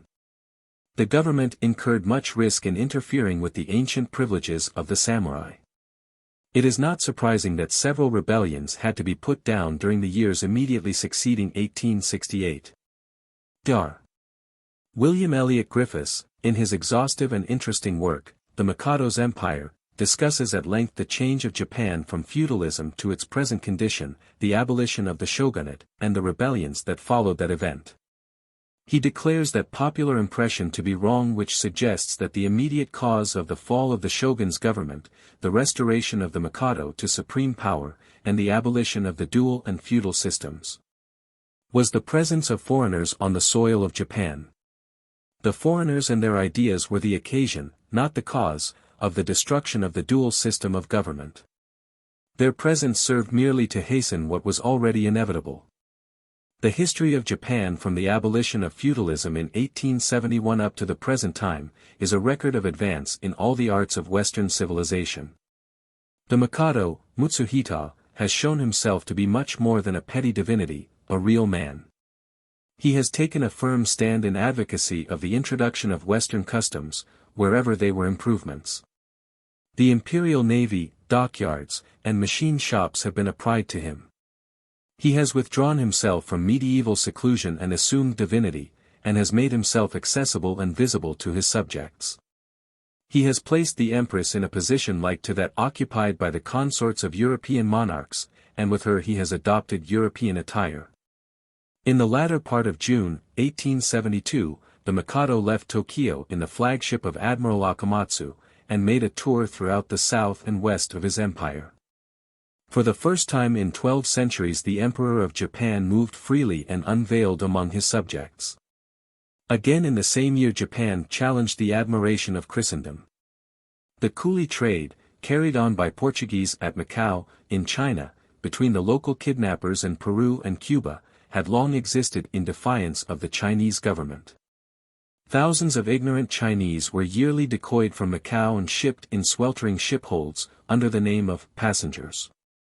In Cuba and Peru their contracts were often broken, they were cruelly treated, and only a small portion of them returned alive to tell their wrongs. The Japanese government had with a fierce jealousy watched the beginning of such a traffic on their own shores. In the last days of the shogunate, coolie traders came to Japan to ship irresponsible hordes of Japanese coolies and women to the United States. To their everlasting shame, be it said some were Americans. Among the first things done by the Mikado's government after the Restoration, was the sending of an official who effected the joyful delivery of these people and their return to their homes. So the Japanese set to work to destroy this nefarious traffic.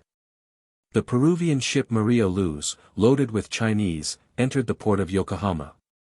2 fugitive coolies in succession swam to the English warship Iron Duke.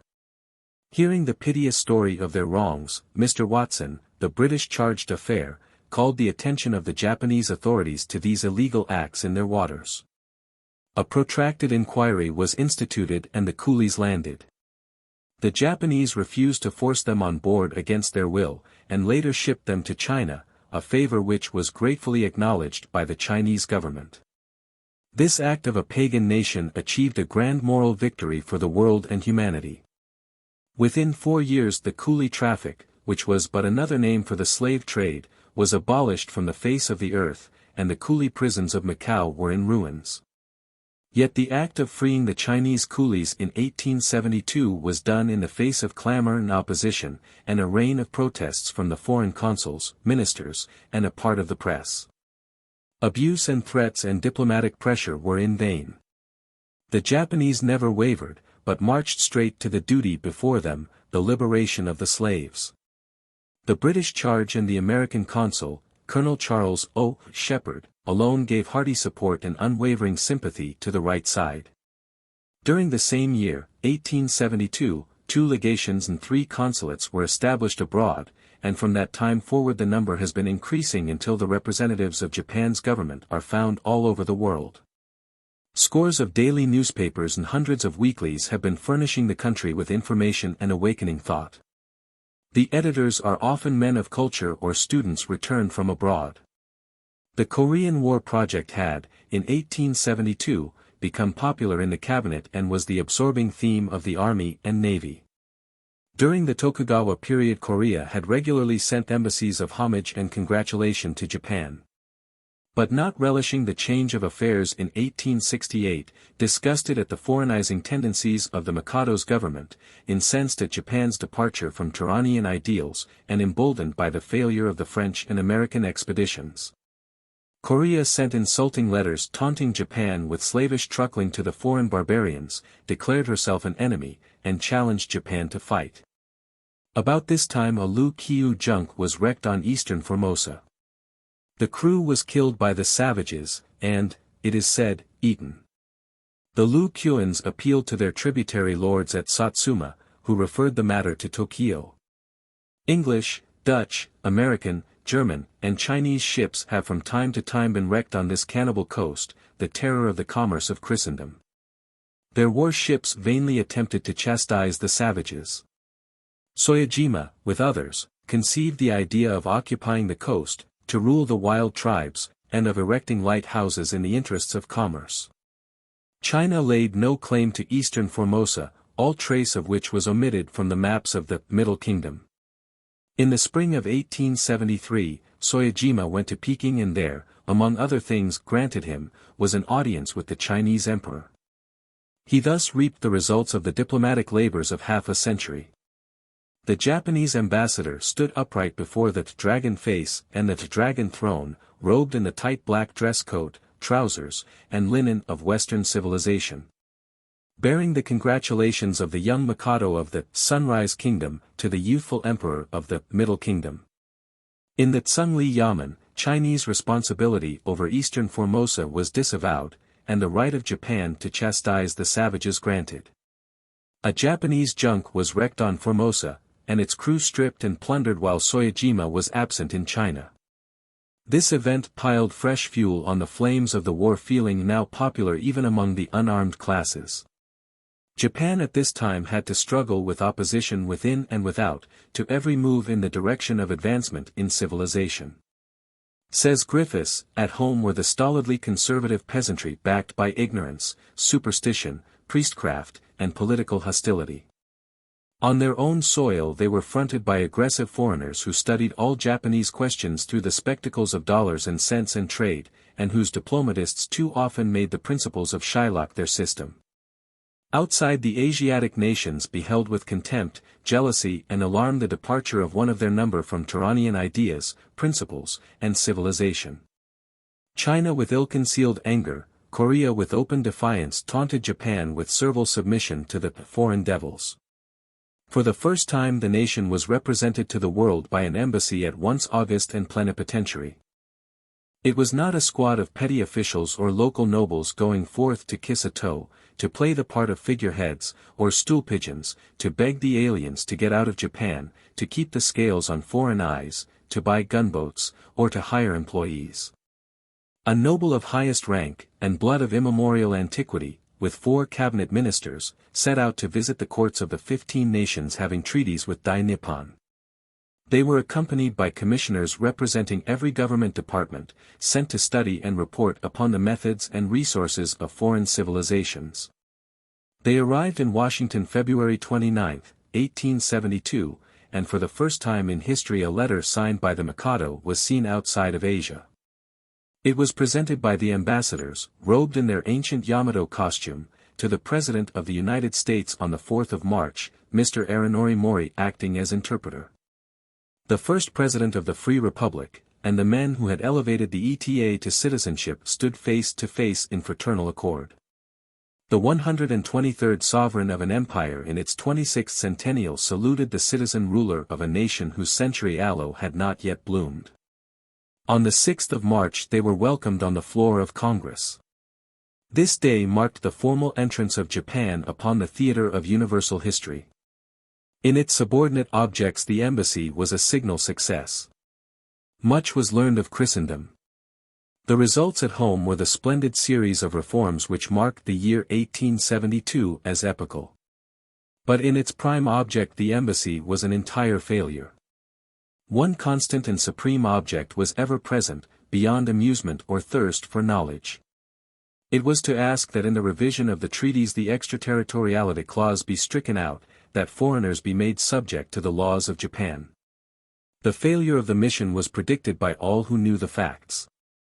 From Washington to St. Petersburg point-blank refusal was made.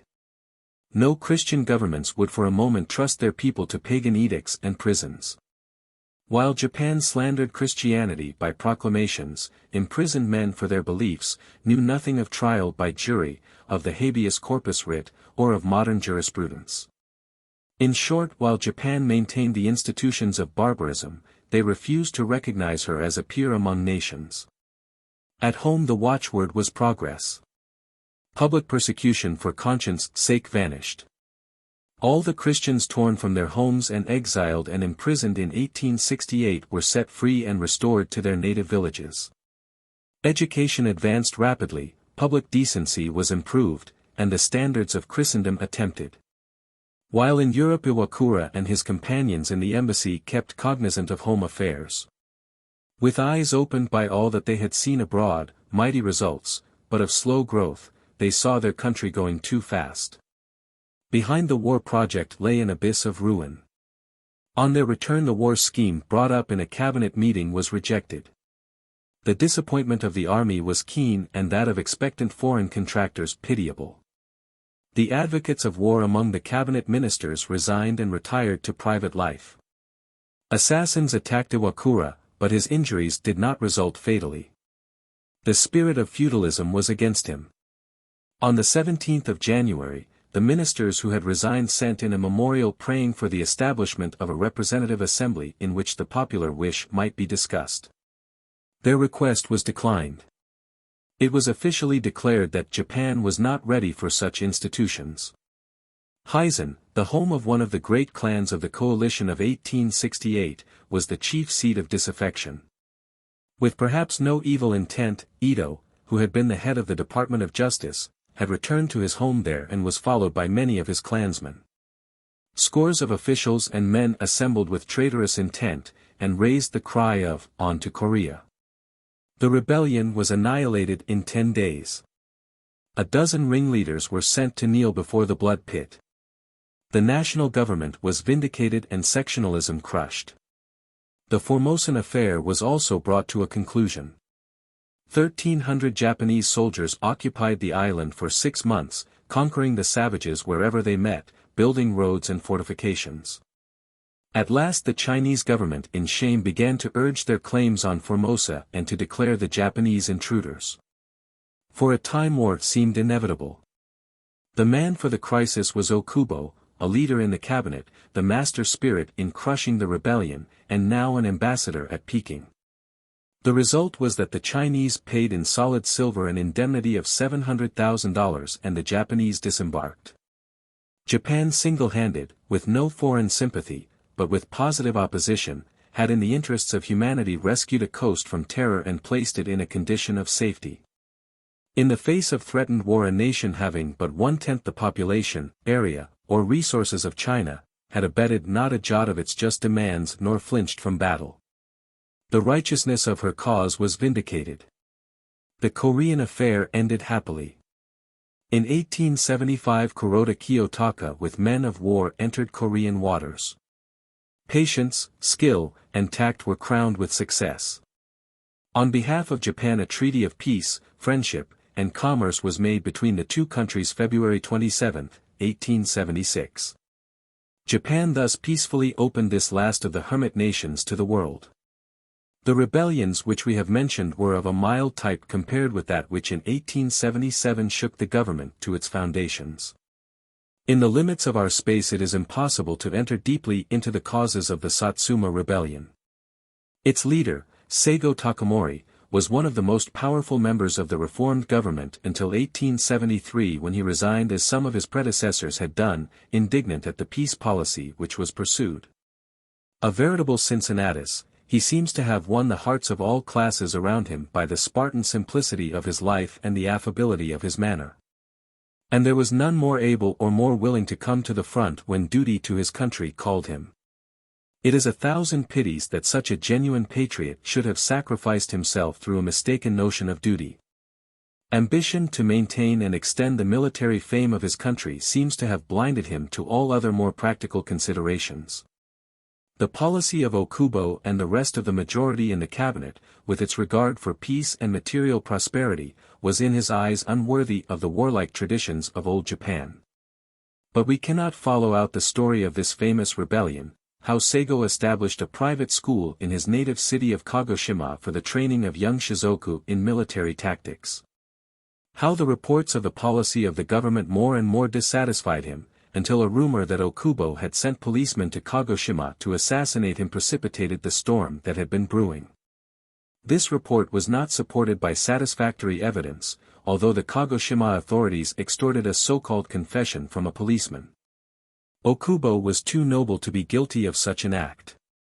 It was only after 8 months of hard fighting, during which victory swayed from one side to another, and the death of Seigo and his leading generals when surrounded at last like rats in a trap, and the expenditure of over 40 million yen, that the much-tried government could freely draw breath again.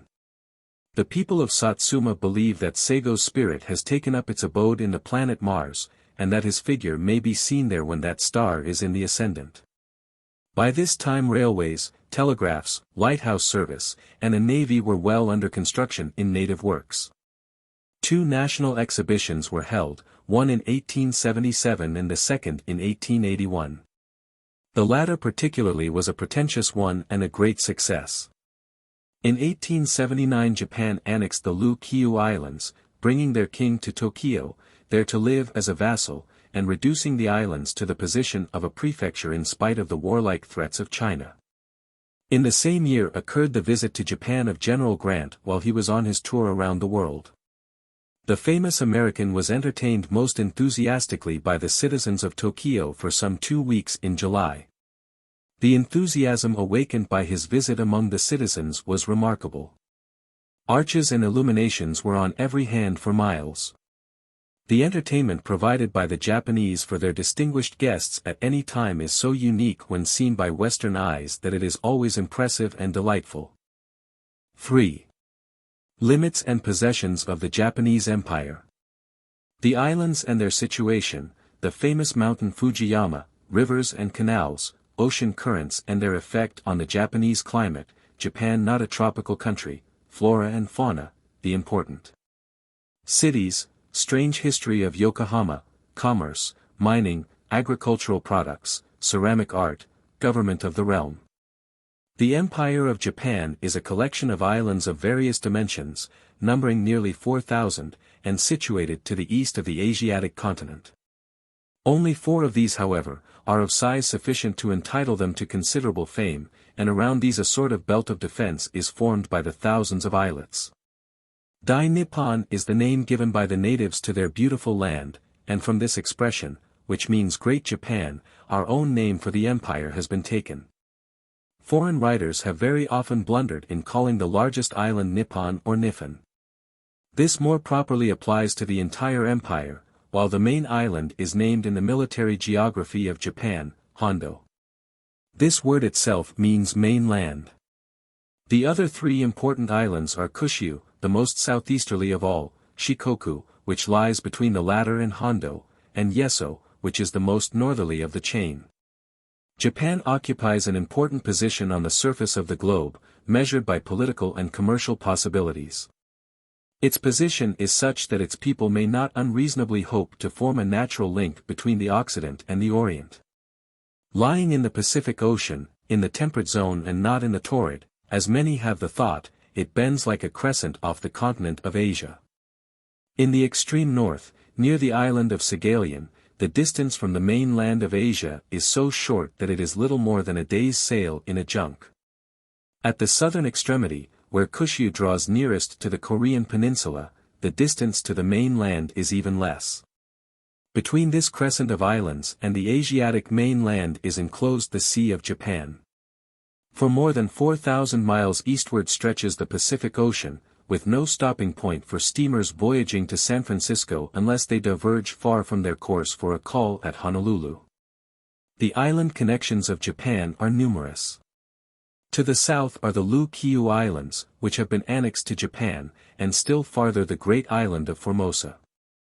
To the north are the Kuriil Islands, which extend far above Yeso and were ceded to Japan by Russia in return for Saghalien, over which rule was formerly disputed.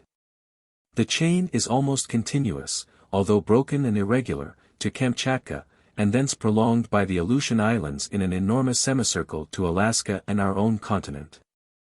The configuration of the land is that resulting from the combined effects of volcanic action and wave erosion. The area of the Japanese islands is about 150,000 square miles, or nearly as great as the New England and Middle States. But of this surface nearly 2/3 consists of mountain land, much of it still lying waste and uncultivated though apparently capable of tillage. On the main island a solid backbone of mountainous elevations runs through a great portion of its length, with subordinate chains extending at right angles and rising again in the other islands. The mountains decrease in height towards the south and there are few highlands along the sea coast. The range is reached by a gradual rise from the sea, until the backbone of the great island chain is reached. Japan rises abruptly from the sea, and deep water begins very close to the shore, indicating that the entire range of islands may be properly characterized as an immense mountain chain thrown up from the bottom of the ocean. The highest peak is Fujiyama, which rises to a height of more than 12,000 feet above the sea. It is a wonderfully beautiful mountain, and is the first glimpse that one has of land in approaching Yokohama from the Pacific Ocean. Of the position which this mountain occupies in the affections and traditions of the Japanese, mention will be made in a later chapter. The islands forming the Empire of Japan are comprehended in these limits. Between 24 degrees and 51 degrees north latitude, and 124 degrees and 157 degrees east longitude.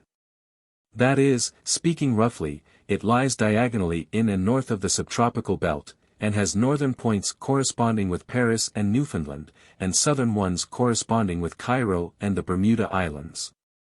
Or coming nearer home, it corresponds pretty nearly in latitude with the eastern coastline of the United States, added to Nova Scotia and Newfoundland. And the contrasts of climate in the latter island and in Florida are probably not more remarkable than those which are observed in the extreme northern and southern regions of Japan. The most striking geographical feature of Japan is the inland sea, which is one of the beauties of the world. It is a long, irregularly shaped arm of the sea, with tides and rapid currents, of variable width and no great depth, studded with innumerable thickly wooded islands. It is the water area which separates Hondo from Shikoku and Kushyu, and is often spoken of as the Japanese Mediterranean. One or two of the rivers of Japan, such as the Sumida, on the banks of which Tokyo, the capital, lies, and which is about as broad as the East River between New York and Brooklyn, are worthy of note. Here at the present time are situated several shipyards, and many modern craft built in the American fashion may be seen along the shore.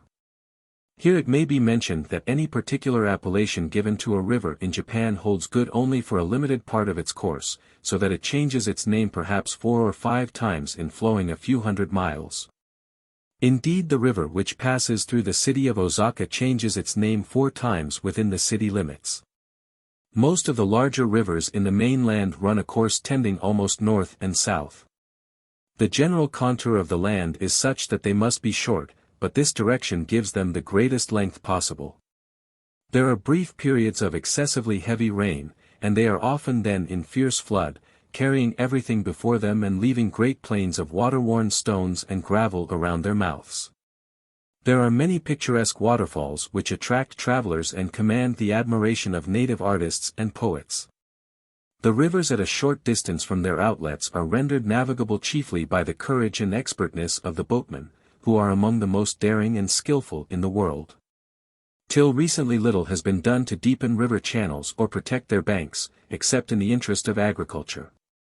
In the lower courses, where broad alluvial plains of great fertility have been formed, they are frequently intersected by numerous shallow canals, for the most part of comparatively recent excavation. But some of them are many centuries old, and these have been of immense service in keeping up communication throughout the country.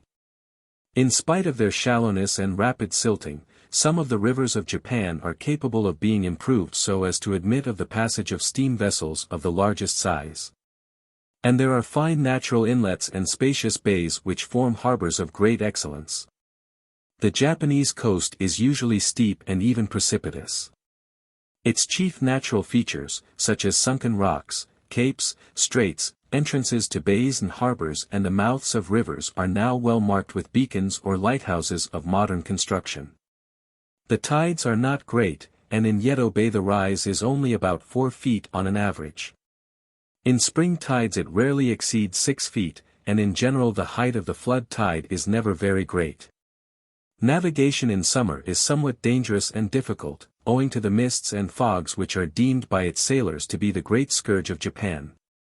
Indeed, these malarious cloud banks are probably as dangerous to the health of the landsmen as they are to the safety of the mariner. While a large area of land lying under shallow water, during rice cultivation, may have some share in the formation of these dangerous mists, there is the more general cause which is readily to be found in the ocean currents. Japan occupies a striking position in these currents which flow northward from the Indian Ocean and the Malay Peninsula. That branch of the Great Pacific Equatorial Current called the Kuro Shiwo, or dark tide or current, on account of its color, flows in a westerly direction past Formosa and the Ryukyu Islands, striking the south point of Kushyu and sometimes in summer sending a branch up the Sea of Japan. With great velocity it scours the east coast of Kushyu and the south of Shikoku, thence with diminished rapidity it envelopes the group of islands south of the Bay of Yedo. And at a point a little north of Tokyo it leaves the coast of Japan and flows northeast towards the shores of America, ultimately giving to our own Pacific coast states a far milder climate than the corresponding latitudes on the Atlantic coast. The yearly evaporation at the tropics, of fully 14 or 15 feet of ocean water, causes the great equatorial current of the Pacific to begin its flow. When the warm water reaches the colder waters to the northward, condensation of the water-laden air takes place, with the resulting formation of great cloud banks. The water appears to be of a deep, almost indigo-blue color, whence the name given to the current by the Japanese. Fish occur in great numbers where the Arctic current of fresher, lighter, and cooler water meets the warm salt stream from the south, amidst great commotion. The analogy of this great current to the Gulf Stream of the Atlantic is apparent, and there can be no doubt as to its great influence on the climate of Japan. A difference of from 12 to 16 degrees may be observed in passing from its waters to the cold currents from the north, and the effect of this on the atmosphere is very marked. The sudden and severe changes of temperature are often noticed on the southern coast of Japan and even in Yedo Bay. They are evidently due to eddies or branch currents from the great streams of cold and warm water which interweave themselves in the neighborhood. In the island of Yeso, the most northerly of the large ones, the extremes of temperature are nearly as great as in New England. In the vicinity of Tokyo the winter is usually clear and mild, with occasional sharp frosts and heavy falls of snow. In summer the heat is oppressive for nearly 3 months. Even at night the heat remains so high that sleep becomes almost impossible, the air being oppressive and no breeze stirring. The greatest heat is usually from the middle of June to early in September. The cold in winter is much more severe on the northwestern coast, and the roads across the main island are often blocked with snow for many months. In Yokohama the snowfall is light, not often exceeding 2 or 3 inches. The ice seldom exceeds an inch in thickness. Earthquake shocks are frequent, averaging more than one a month, but of late years there have been none of great severity. The winds of Japan are at all seasons exceedingly irregular, frequently violent, and subject to sudden changes. The northeast and easterly winds are generally accompanied by rain, and are not violent. The southwest and westerly winds are generally high, often violent, and accompanied with a low barometer. It is from the southwest that the cyclones or typhoons almost invariably come. On clear and pleasant days, which in the neighborhood of Yokohama prevail in excess of foggy ones, there is a regular land and sea breeze at all seasons. The rainfall is above the average of most countries, and about 2/3 of the rainfalls during the 6 months from April to October. The flora of Japan is exceedingly interesting, not only to botanists and specialists, but to casual travelers and readers. The useful bamboo flourishes in all parts of the land, sugar cane and the cotton plant grow in the southern part. Tea is grown almost everywhere. The tobacco plant, hemp, corn, mulberry for silkworm food, rice, wheat, barley, millet, buckwheat, potatoes, and yams are all cultivated. The beech, the oak, maples, and pine trees in rich variety. Azaleas, camellias, etc., grow in the forests. Some of the more characteristic plants are wisteria, cryptomeria, calceolaria and chrysanthemums. Various varieties of evergreens are grown, and the Japanese gardeners are peculiarly expert in cultivating these trees in dwarf forms of great beauty. Many familiar wild flowers can be gathered, such as violets, bluebells, forget-me-nots, thyme, dandelions, and others. The woods are rich in ferns, among which the royal fern is conspicuous, and in orchids, ivies, lichens, mosses and fungi. The beautiful locusts, though imported, may now fairly be considered as naturalized. There are many water lilies, reeds and rushes, some of which are of great beauty and others of utility. The mammalia of Japan are not numerous. In ancient times, before the dawn of history, 2 species of dwarf elephants existed in the plains around Tokyo. There are many monkeys in some parts, even in the extreme northern latitudes. Foxes abound and are regarded with reverence. Wolves and bears are destructive in the north. There are wild antelopes, red deer, wild boars, dogs, raccoons, badgers, otters, ferrets, bats, moles, and rats, while the sea is specially rich in seals, sea otters, and whales. The country has been found quite unsuitable for sheep, but goats thrive well, although they are not much favored by the people. Oxen are used for draft purposes. Horses are small but are fair quality, and the breed is being improved. The cats are nearly tailless. The dogs are of a low, half-wolfish breed. There are some 300 varieties of birds known in Japan. Few of them are what we call songbirds, but the lark is one brilliant exception. Game birds are plentiful, but are now protected. Insects are very numerous, as no traveler will dispute, and Japan is a great field for investigation by entomologists. Locusts are often destructive, and mosquitoes are a great pest. Bees, the silkworm and the wax insect are highly appreciated. There are several kinds of lizards, a great variety of frogs, 7 or 8 snakes, including one deadly species, and 2 or 3 kinds of tortoise. The crustaceans are numerous and interesting, and of fish there is extraordinary variety, especially those found in salt water. Oysters and clams are excellent and plentiful. Let us now turn to the temporal affairs of the people who dwell in this island empire, their cities, their industries, and to their government. Japan, like its oriental companion, China, is a country of great cities, although the smaller empire has not so many famous for their size as has China. With scarcely an exception, these greater cities are situated at the heads of bays, most of them good harbors and accessible for commerce. The largest of these cities, of course, is the capital Tokyo, which doubtless passes 1 million inhabitants, although it is impossible that it should justify the American tradition of not many years ago, that its numbers were twice 1 million. Tokyo, or the old city of Yedo, is situated near the head of Yedo Bay, but a few miles from Yokohama, and but little farther from Uraga, where the first reception to Commodore Perry was given.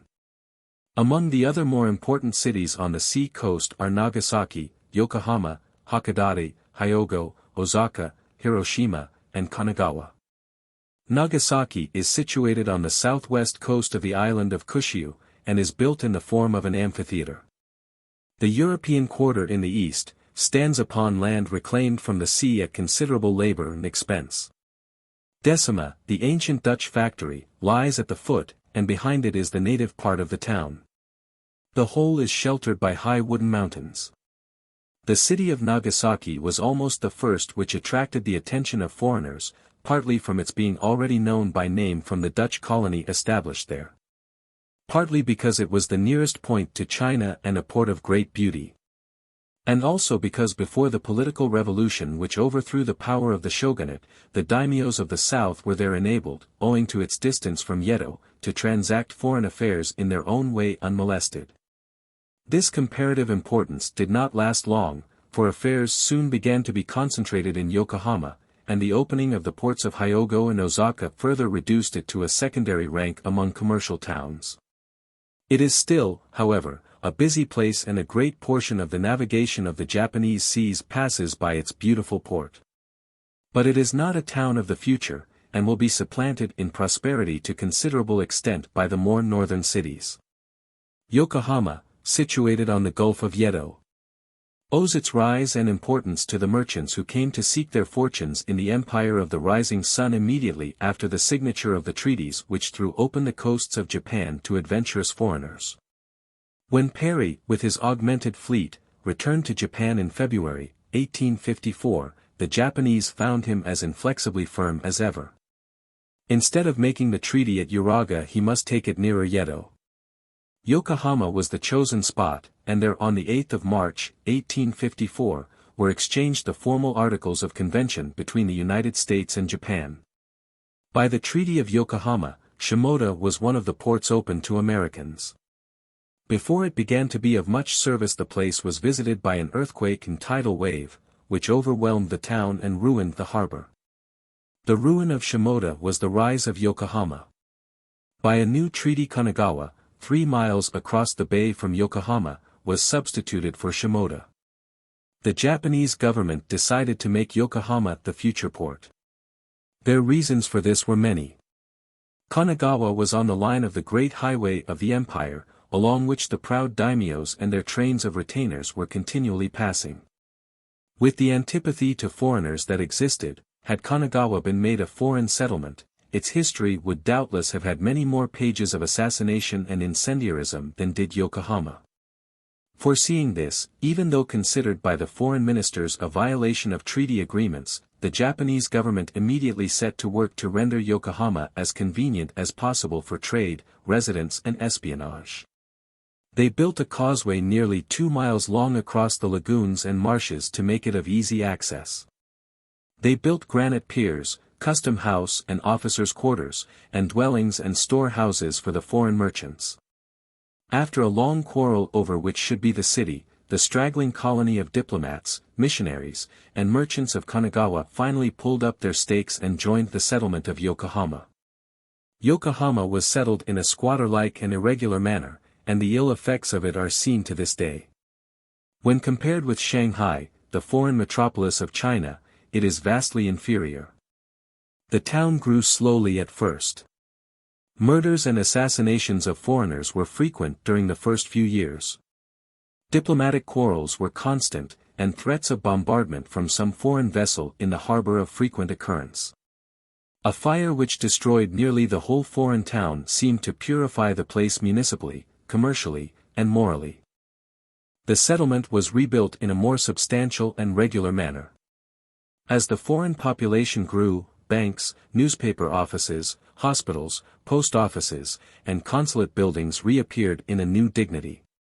Fire and police protection were organized. Steamers began to come from European ports and from San Francisco. Social life began as ladies and children came, and houses became homes. Then came the rapid growth of society and the finer things. Churches, theaters, clubs, schools were organized in rapid succession. Telegraph connection with Tokyo, and thence around the globe, was accomplished, and the railway system increased rapidly.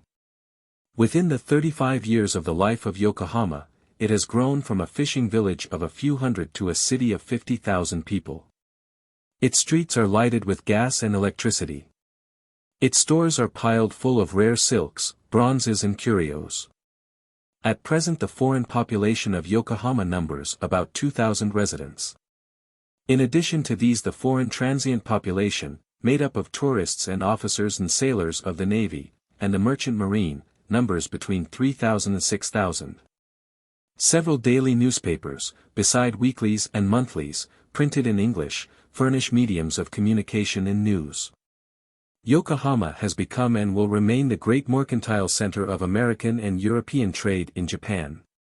Hyogo, or rather Kobe, as the foreign part has been called since the concession, is near Osaka, both towns being situated on the inland sea of Japan, near the south end of the island of Nippon.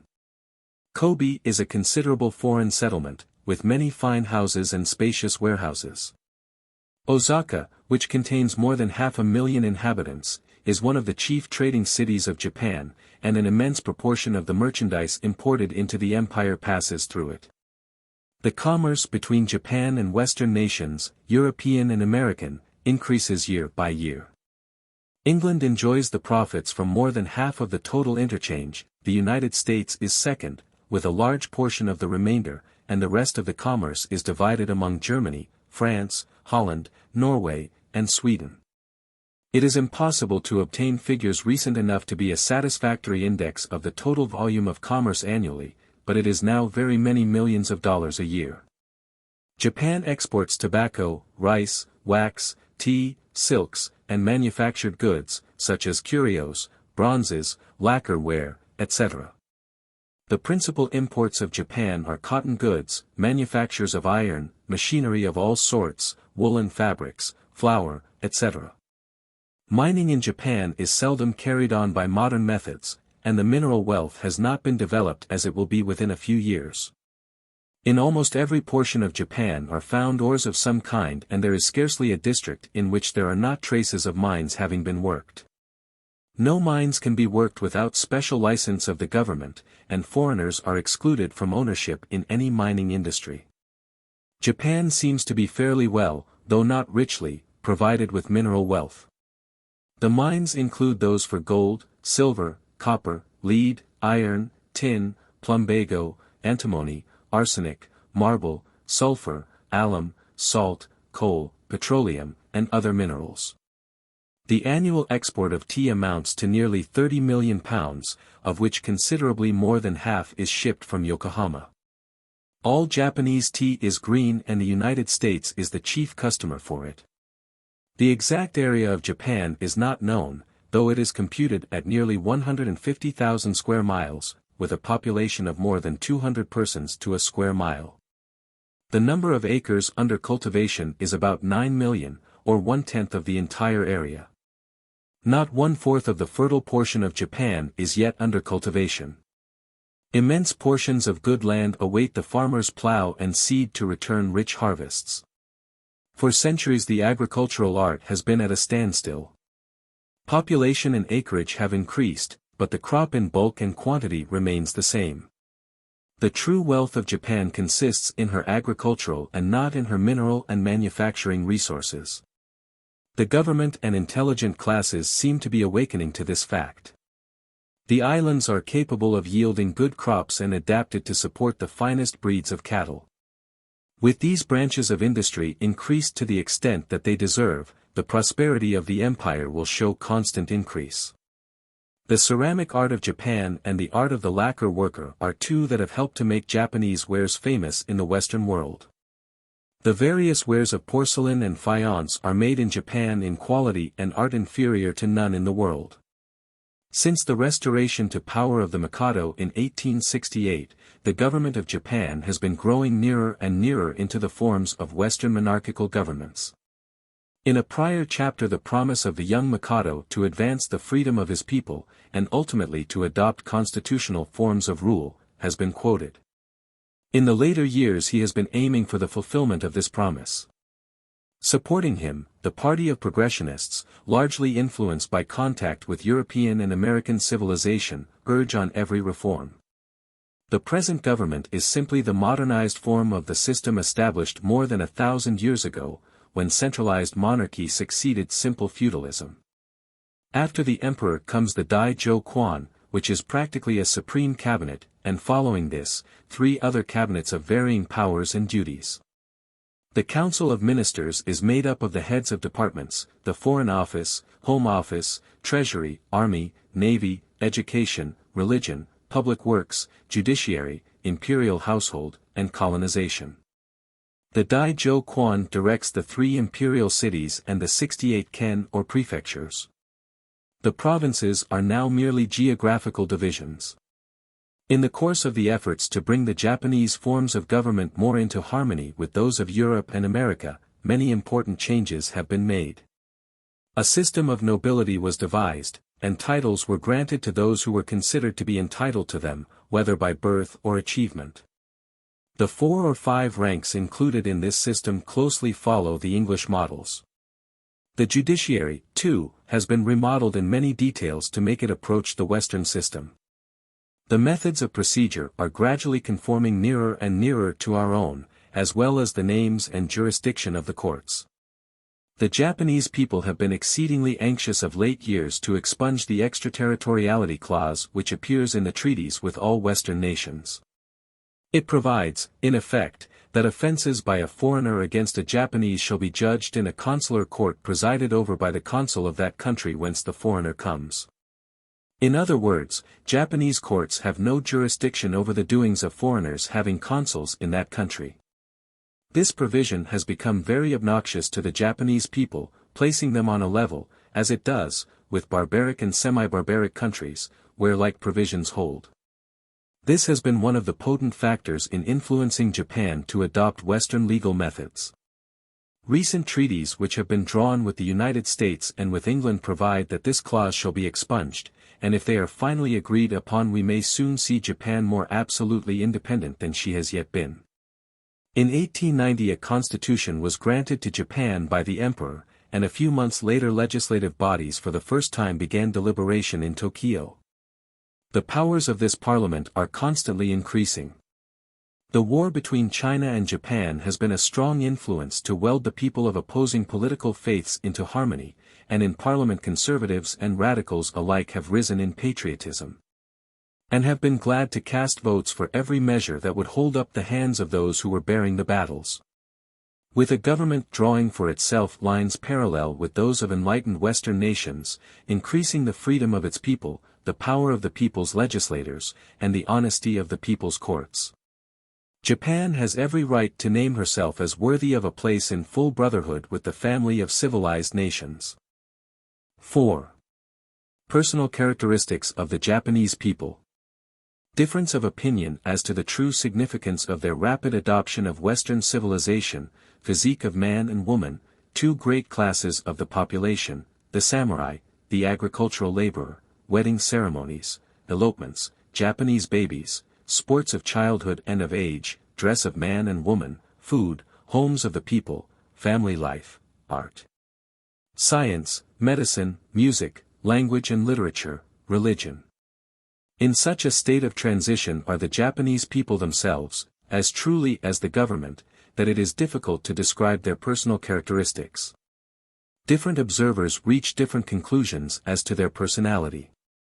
One affirms that great quickness of imitation and judgment in discovering what is worth imitating, seem to be the prominent characteristics of the Japanese. They want originality and independence of thought, and character which accompanies it. The Japanese are not slow in adopting the inventions of modern civilization, and even in modifying them to suit their own convenience, but, says another observer, that they will ever add anything of importance to them may be doubted. The same is true in a political point of view. The more enlightened of the Japanese are already beginning to recognize the superiority of the European forms of government. The upper classes are all sedulously imitating Paris and London fashions of dress. In our own country we have seen the prevalence of an offensive Anglomania among certain classes of society in the larger cities, but in Japan a corresponding mania for the forms of Western civilization has become almost universal, and is reaching the real bulk of the nation. Such extraordinary capacity for change may mark a versatile but unreliable race. For it seems hard to believe that a people who are parting with their ancestral notions with such a total absence of any pangs of sorrow, will be likely to adhere with much steadfastness to a new order of things.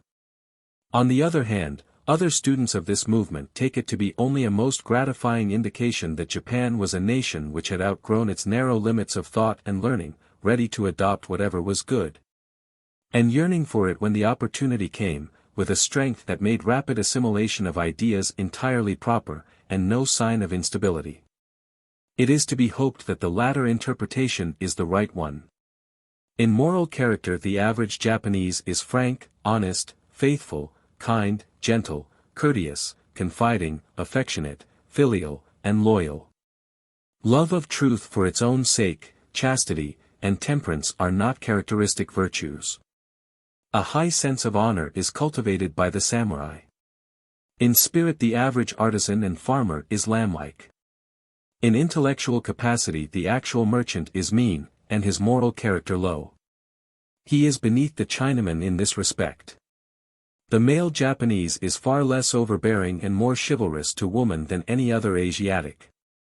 In political knowledge, or gregarious ability, the countryman is a baby and the city artisan a boy. The peasant is a pronounced pagan, with superstition ingrained into his inmost nature. In reverence to elders and to antiquity, obedience to parents, gentle manners, universal courtesy, and generous impulses the Japanese are the peers of any and superior to many peoples of Christendom. The idea of filial obedience has been developed into fanaticism and is the main blot of paganism and superstition. The Japanese in physique are much of the same type as the Spaniards, and inhabitants of the south of France. They are of middle or low stature. The men are about 5 feet 6 inches in height or a trifle less on an average, while the women rarely exceed 5 feet. When dressed the Japanese look strong, well-proportioned men, but when in the exceedingly slight costumes which they very often are pleased to adopt, it is then apparent that though their bodies are robust their legs are short and slight. Their heads are somewhat out of proportion to their bodies, being generally large and sunk a little between the shoulders, but they have small feet and delicate hands. The resemblance the Japanese bear to the Chinese is not nearly as marked as popular opinion would have it. The faces of the former are longer and more regular, their noses more prominent, and their eyes less sloped. The men are naturally very hirsute, but they never wear beards. Their hair is glossy, thick, and always black. Their eyes are black, their teeth white and slightly prominent. The shade of their skin is totally unlike the yellow complexions of the Chinese. In some cases it is very swarthy or copper-colored, but the most usual tint is an olive brown. Children and young people have usually quite pink complexions. The women follow the Chinese type a little closer. The eyes are narrower and sloped upward, and the head is small. Like the men, their hair is glossy and very black, but it never reaches the length of American women's hair. They have clear, sometimes even perfectly white skin, especially among the aristocracy, oval faces, and slender, graceful forms. Their manners are peculiarly artless and simple. But the harmony of the whole is spoiled in many instances by an ugly depression of the chest, which is sometimes observed in those who are otherwise handsomest and best formed. About the end of the 8th century a reform was instituted in the military system of the empire, which had become unsatisfactory and defective. The court decided that all those among the rich peasants who had capacity and were skilled in archery and horsemanship, should compose the military class, and that the remainder, the weak and feeble, should continue to till the soil and apply themselves to agriculture. This was one of the most significant of all the changes in the history of Japan. Its fruits are seen today in the social constitution of the Japanese people. Though there are many classes, there are but two great divisions of the Japanese, the military and the agricultural. This change wrought a complete severance of the soldier and the farmer. It lifted up one part of the people to a plane of life on which travel, adventure, the profession and pursuit of arms, letters, and the cultivation of honor and chivalry were possible, and by which that brightest type of Japanese men, the samurai, was produced.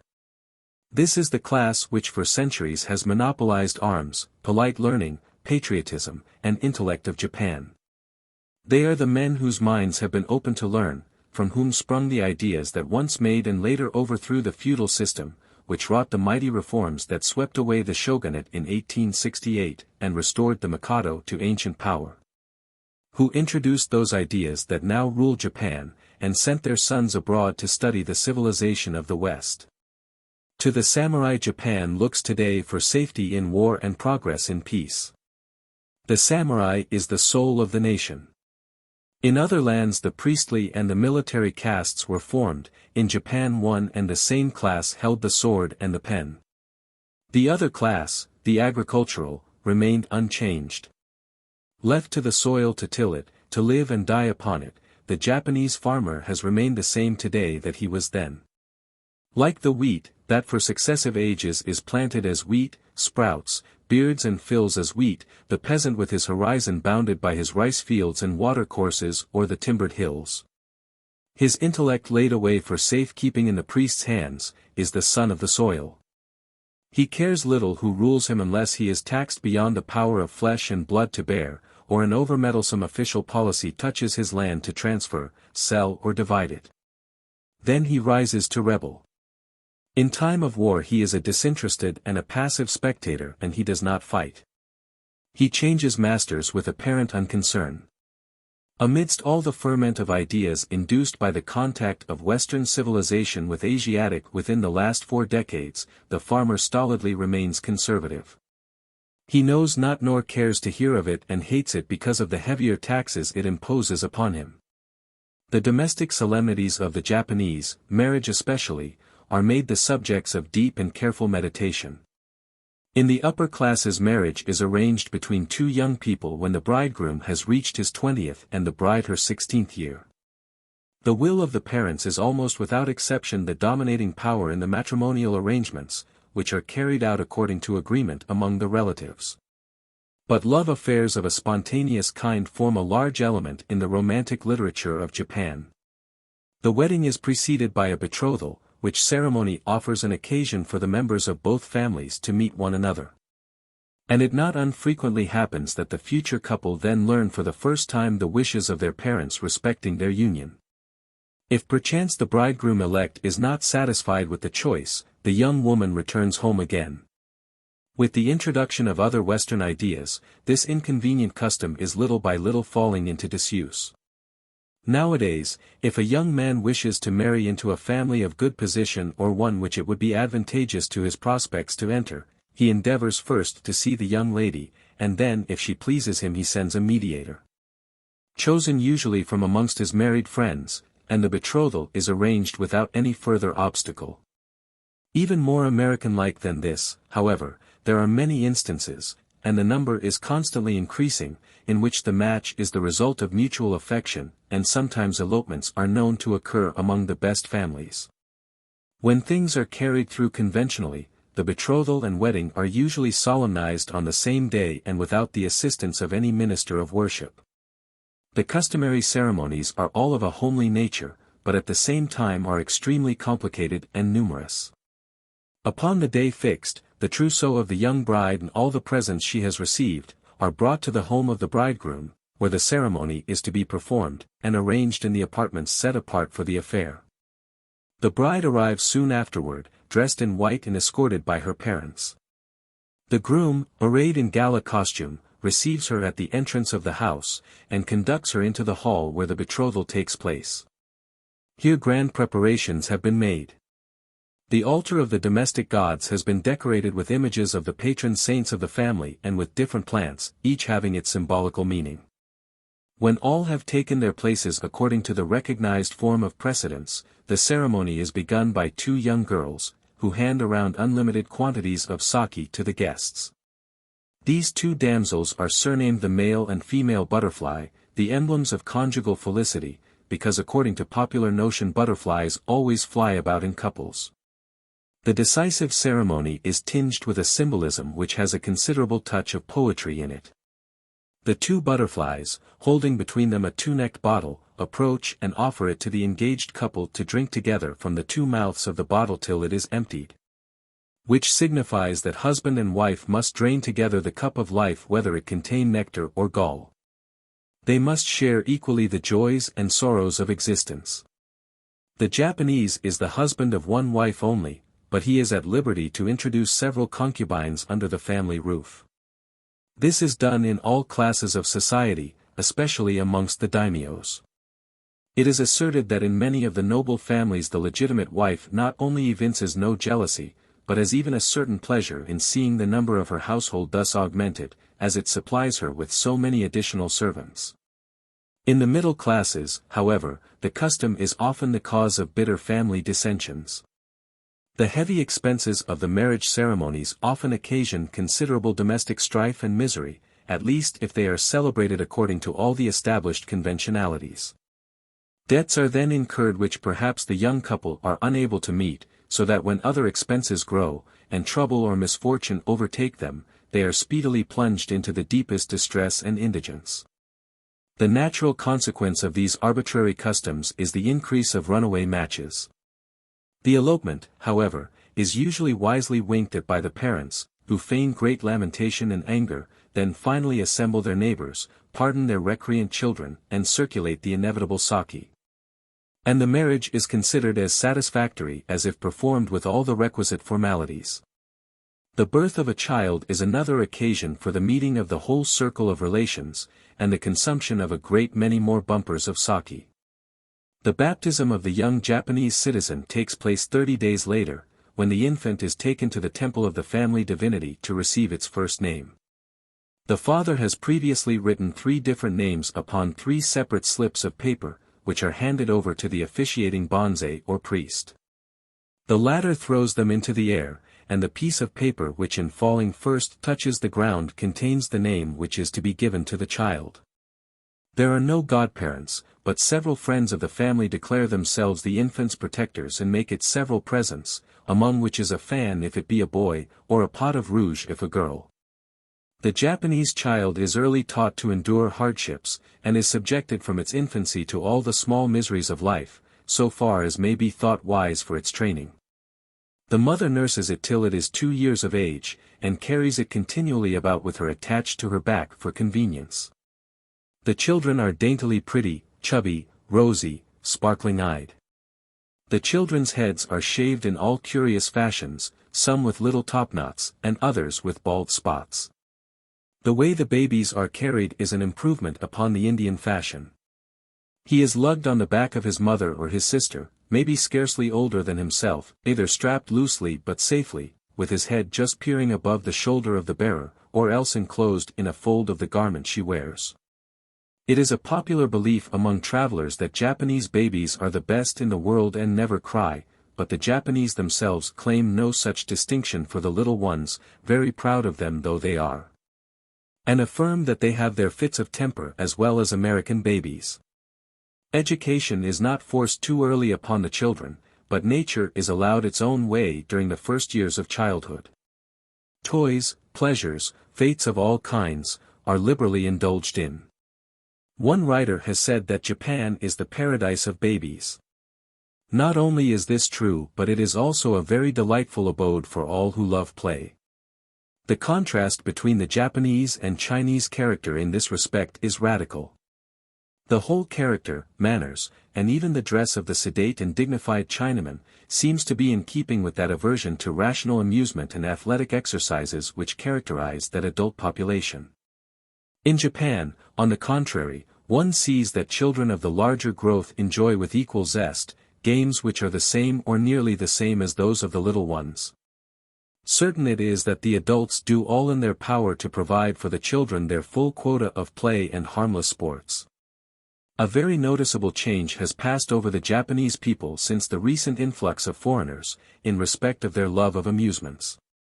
Their sports are by no means as numerous or elaborate as formerly, and they do not enter into them with the enthusiasm that formerly characterized them. The children's festivals and sports are rapidly losing their importance, and some are rarely seen. There is no country in the world in which there are so many toy shops for the sale of the things which delight children. Street theatrical shows are common. Sweetmeats of a dozen strange sorts are carried by men who do tricks in gymnastics to please the little ones. In every Japanese city there are scores if not hundreds of men and women who obtain a livelihood by amusing the children. There are indoor games and outdoor games, games for the daytime and games for the evening. Japanese kite flying and top spinning are famous the world over, and experts in these sports come to exhibit their adeptness in our own country.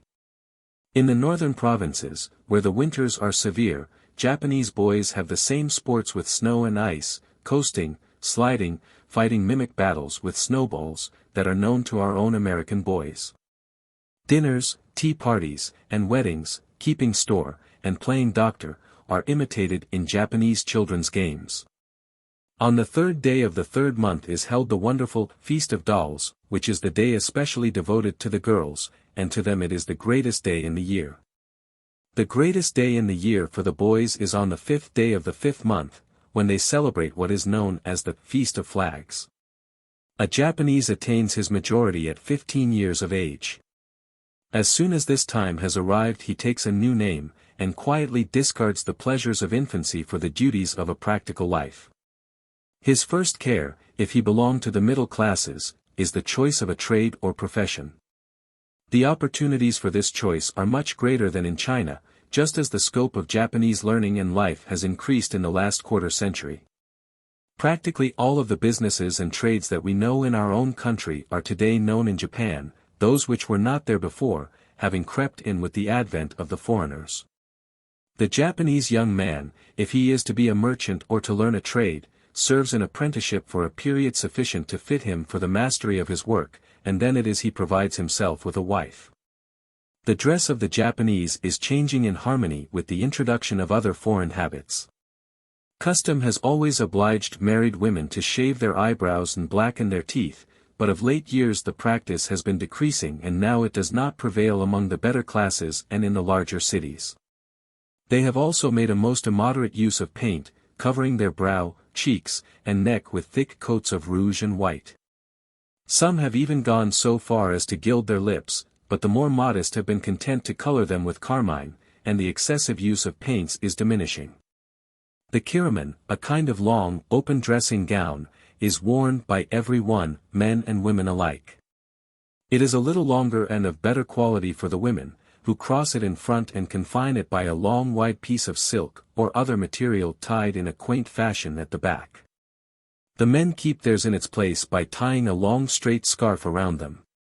The Japanese use no linen, the women alone wearing a chemise of silk crepe, but it must be remembered that they bathe daily or even oftener, and that simplicity of dress is affected by all. The middle classes wear in addition to the kiraman, a doublet and pantaloons. These are also worn in winter by men of the lower orders, the pantaloons fitting tightly, and made of checked cotton. The peasants and porters usually wear a loose overall in summer, made of some light paper material, and in winter not unfrequently consisting of coarse straw. The women also envelop themselves in one or several thickly wadded mantles. Linen gloves with one division for the thumb are very generally worn. Sandals are made of plaited straw, and in bad weather are discarded for wooden clogs, raised from the ground by means of 2 bits of wood under the toe and heel. As might naturally be expected, locomotion under such circumstances is performed with difficulty, and the hobbling gait which these props necessitate has often been commented on. This peculiarity is most noticeable among the women, whose naturally easy gait is almost as much diverted from its normal movement by these small stilts as that of their sisters in the West by their high-heeled shoes. The costume of the country is exactly alike for both the lower and higher classes, with the difference that the latter always wear silk material. The costumes worn by officials, and those of the nobility, are distinguished by the amplitude of the folds and the richness of the texture. Wide flowing pantaloons are often substituted for the kiraman, which trail on the ground, completely concealing the feet, and give the wearer the appearance of walking on his knees, which indeed is the delusion it is intended to produce. A kind of overcoat with wide sleeves reaching to the hips completes the costume. The dwelling houses of the Japanese are well adapted to their manners of life, except that they are not always sufficient protection against severe cold. Rich and poor live side by side, although in Tokyo there are still traces of the castes of the feudal age, and there are also growing tendencies in the rising mercantile and moneyed classes to separate themselves from the common mass. There are now great portions of the capital densely populated by the working classes only, and quite destitute of any open spaces of practical value for health and recreation. The proverb "every man's house is his castle" might very readily be appropriated by the Japanese, whose home, however humble it may be in all other respects, is always guarded by a moat. In a feudal mansion the moat was usually deep enough to prove a genuine obstacle. While it is still almost universally retained, the muddy water is hidden in summer time by the leaves of the lotus, and the bridges are not drawn. The smaller gentry imitate the grandeur of those above them, and when at last we come down to the lowest level we still find a miniature moat which is often dry, of a foot or so in breadth, and at most about 2 inches deep. In houses of some pretensions there is an embankment behind the moat, with a hedge growing above it. Behind this there is either a wall or fence of bamboo, tiles, or plaster. As the name of the street is not to be found at the street corner as with us, it is repeated on every doorway. The towns are divided into wards and blocks, and the numbers of the houses are often confused and misleading. A slip of white wood is nailed on one of the posts of the gate, and is inscribed with the name of the street or block, the number, name of householder, numbers and sexes of household. The gates of the larger houses are heavy, adorned with copper or brass mountings, and often studded with large nails. When one enters by the gate there is generally found a court, from the sides of which the open verandas of the building may be reached. The verandas are high and there is a special entrance by heavy wooden stairs. The court is sometimes paved with large stones, and sometimes it is left bare or covered with turf. The gardens even of somewhat humble mansions are graced with carved stone lanterns. The well placed near the kitchen often has a rim of stone around it, and the bucket is raised by a beam or a long bamboo. In front of the doorway there is a small space unfloored called the doma, where one takes off his shoes after announcing himself by calling, or by striking a gong suspended by the door post. There is often only one story in Japanese houses, and very rarely more than two. Almost all of them are built of wood, the ground floor is raised about 4 feet above the ground, the walls are made of planks covered with coarse mats. And the roof is supported by 4 pillars.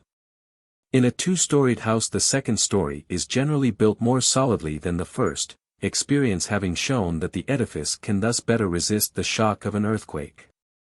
Sometimes the walls are plastered with a coating of soft clay or varnish, and are decorated with gildings and paintings.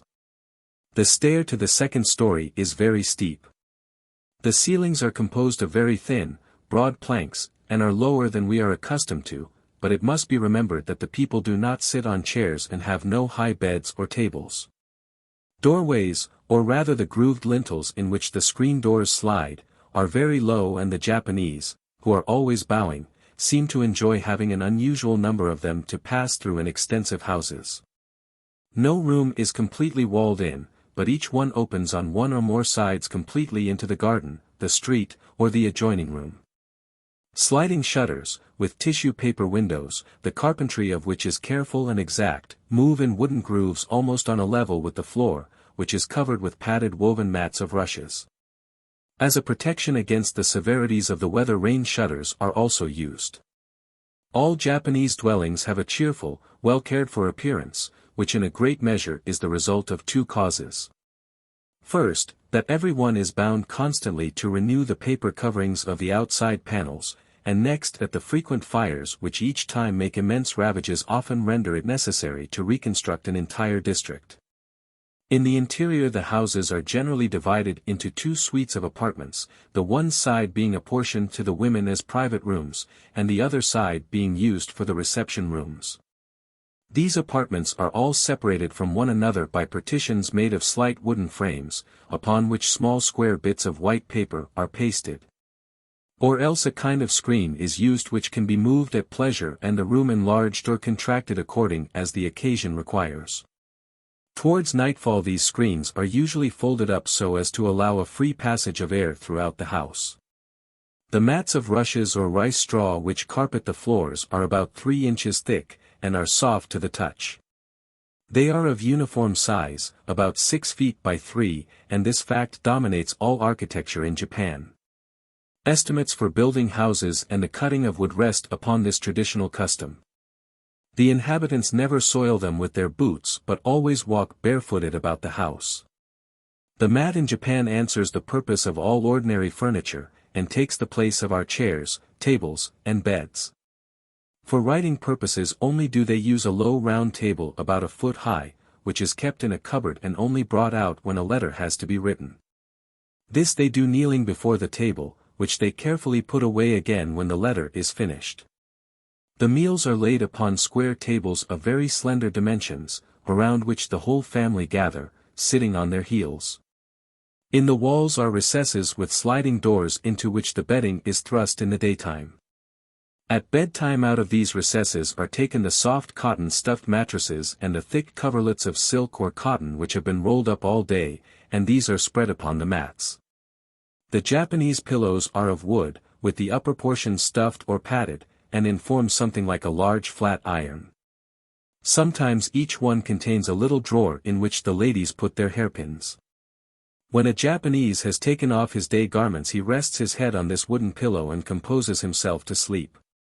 Everything is put away in the morning, all the partitions are opened to give air, the mats are carefully swept, and the now completely empty chamber is transformed during the day into an office, sitting room, or dining room, to become again the sleeping apartment the following night.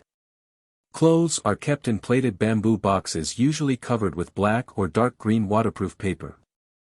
The furniture is very simple, and there are often in the best houses no chairs, no tables, no bedsteads. There may be some low, short-legged side tables of characteristic Japanese pattern and 1 or 2 costly vases or other ornaments, a few pictures which are changed in deference to guests and seasons. Some flowers or dwarf trees in vases and a lamp or 2.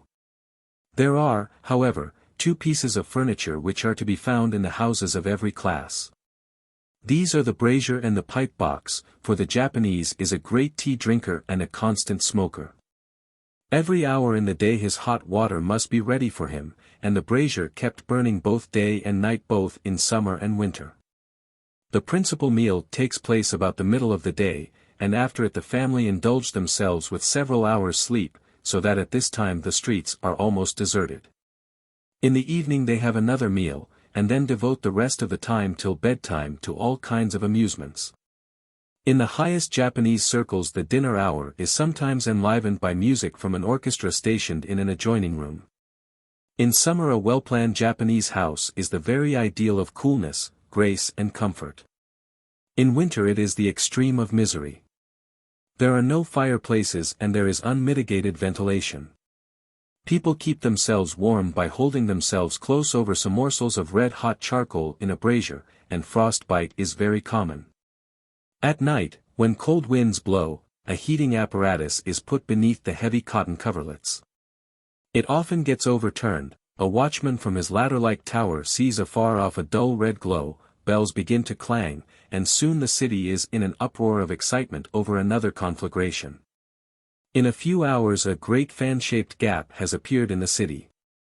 One goes at daybreak to find the scene of destruction, but it has already almost disappeared.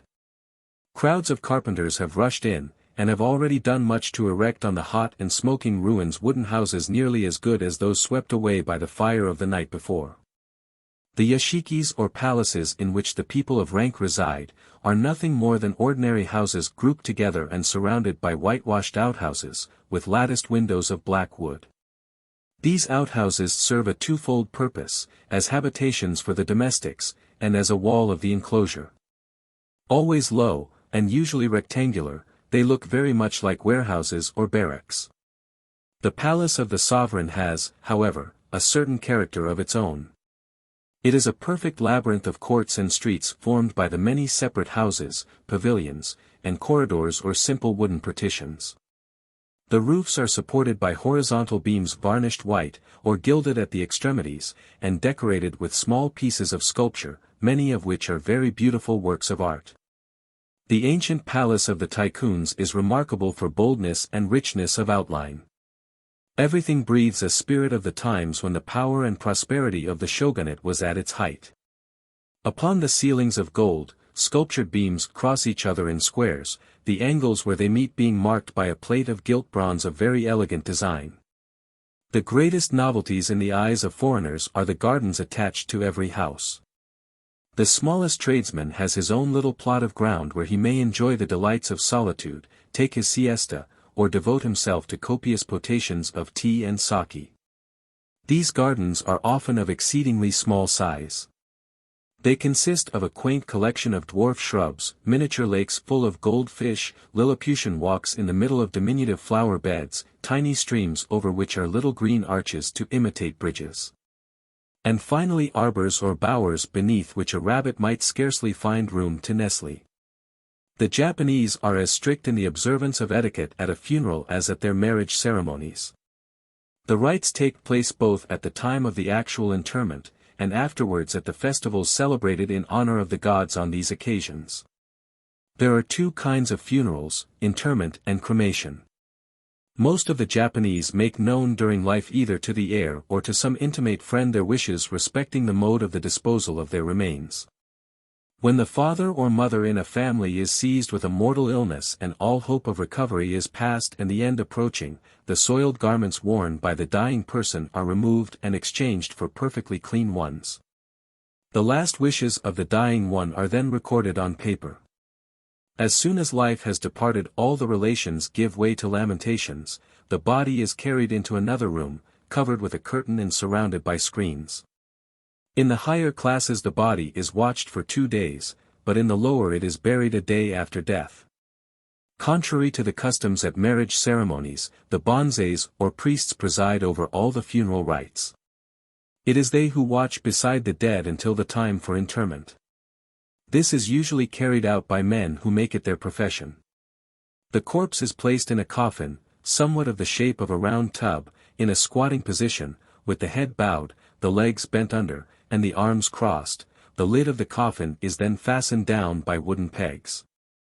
The funeral procession proceeds to the temple, the bonzes marching first, some carrying flags, others different symbols, such as little white boxes full of flowers, others ringing small handbells. Then follows the corpse, preceded by a long tablet upon which is inscribed the new name given to the deceased. The eldest son follows, and then the family, intimate friends, and domestics. The nearest relations are dressed in white, which is the color worn for mourning. When the procession arrives at the temple, the coffin is placed before the image of the god, and then various ceremonies commence, the length of which is regulated by the rank of the deceased, as with us. After that all the friends and acquaintances return home, whilst the relations turn to the place where the body is to be laid. If the deceased has expressed the desire that his body should be burned, the coffin is carried from the temple to a small crematory a short distance away. It is there placed upon a kind of stone scaffold, at the base of which a fire is kept burning until the body is consumed. The men employed in this work draw out the bones from the ashes by means of sticks, the remaining ashes are placed in an urn, and carried to the tomb by the relations. The burials of the poor outcasts from society are very simple. The body is interred at once without entering in the temple, or else it is burnt in some waste spot. Japanese cemeteries are most carefully cherished spots, and are always bright with verdure and flowers. Each family has its own little enclosure, where several simple commemorative stones stand. Once a year a festival for the dead is held. It is celebrated at night. The cemetery is illuminated by thousands of colored fires, and the whole population resort there, and eat, drink, and enjoy themselves in honor of their dead ancestors. Their incapacity for conceiving sorrow is one of the most characteristic features of the Japanese. Perhaps this psychological phenomenon is due to the influences amidst which this happy people have the privilege of living. It is an indisputable fact that where nature is bright and beautiful, the inhabitants themselves of that particular spot, like the scenery, seem to expand under its sweet influence and to become bright and happy. Such is the case with the Japanese, who while yielding almost unconsciously to these influences, deepen them by their eager pursuit of all things gay and beautiful. Japan is progressive enough that it has a compulsory system of education, which is sure to be ultimately fatal to idolatrous religions. There are more than 3 million children in the elementary schools, not to mention those in the higher institutions. The ability to read and write is almost universal among the people. Steady improvement is observed from year to year, in the attendance and quality of the government schools. The various schools in connection with the Protestant and Roman missions, which are numerous and influential, are also well attended and constantly growing. A large number also of the wealthier classes have their children taught privately at home. The average attendance of the Japanese children at the schools is nearly one-half the total number of school age. Education is very highly esteemed by every class, and all are willing to make genuine sacrifices to obtain it for their children. Penmanship is laid great stress upon, and there are many different styles in use. The blackboard is used in all schools now, and the artistic tendencies of the people are often well displayed on it. The Arabic numerals are fast displacing the old Chinese system. A great many of the methods of European and American teaching have been introduced into Japan, and their use is constantly on the increase. Universities and academies supported by the government have been chiefly under the direction of American and European professors, and the Western languages are taught everywhere. In addition to this educational element introduced into the country, there is that brought in by the large number of Japanese young men who have been sent to the universities of the United States, Germany, France, and England to complete their education. In our own colleges these young men have ranked with the highest as linguists, scientists, and orators. The influence that they have exerted in Japan, where they have invariably taken a high position, either officially or educationally, has been most beneficial to the advance of learning in the island empire. The excessive cleanliness of the Japanese, the simplicity of their apparel, which allows their bodies to be so much exposed to the open air, added to the salubrity of their country, might reasonably lead one to imagine that they enjoy excellent health. Such however is not the case. Diseases of the skin, and chronic and incurable complaints are very prevalent. The hot baths are the great remedies for everything, but in certain cases the aid of the physicians is enlisted. These form a class of society which has existed from a very early date, and enjoys certain privileges. They are divided into three classes: the court physicians, who are not permitted to practice elsewhere, the army physicians, and lastly the common physicians, not employed by the government, who attend all classes of the community. As no formalities used to be required for the practice of medicine, each member entered on the career at his pleasure and practiced according to his own theories on the subject. It is a profession often handed down from father to son, but it is not a lucrative one, and is looked upon as an office of little importance or consideration. Medical men nevertheless abound in Japan, and in addition to recognized practitioners, there is a class of quacks exactly answering to those of our own country. Their science principally partakes of the nature of sorcery. Where hot baths fail to produce the desired effect, they have recourse to acupuncture and cauterization. Acupuncture consists in pricking with a needle the part affected, a mode of healing which has been practiced from time immemorial in the East.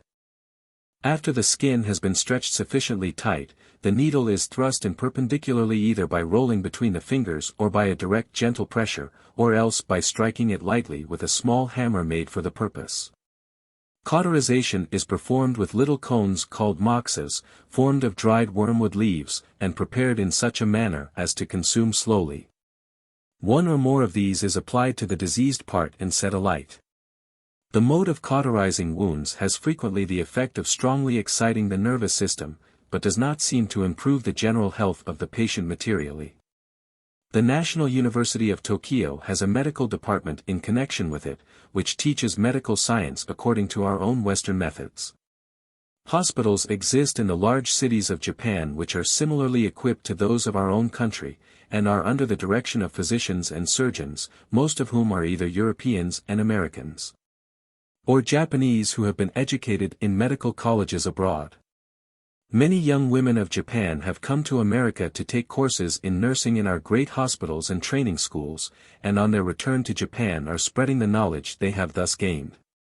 Music is one of the most cultivated of the fine arts of Japan, and Japanese tradition accords it a divine origin. The Japanese have many stringed, wind, and percussion instruments, but the general favorite is the samisen or guitar with 3 strings. There are also the lutes, several kinds of drums and tambourines, fifes, clarionets, and flageolets. The Japanese have no idea of harmony. A number of them will often perform together, but they are never in tune. They are not more advanced in melody, their airs recall neither the savage strains of the forest nor the scientific music of the West. In spite of this, their music has the power of charming them for hours together, and it is only among the utterly uneducated classes that a young girl is to be found unable to accompany herself in a song on the samisen. In the department of jurisprudence great progress has been made. Scarcely any nation on earth can show a more revolting list of horrible methods of punishment and torture in the past, and none can show greater improvement in so short a time. The cruel and bloodthirsty code was mostly borrowed from China.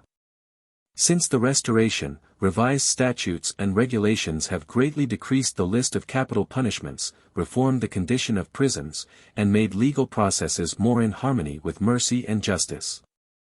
The use of torture to obtain testimony is now entirely abolished. Law schools have also been established and lawyers are allowed to plead, thus giving the accused the assistance of counsel for his defense.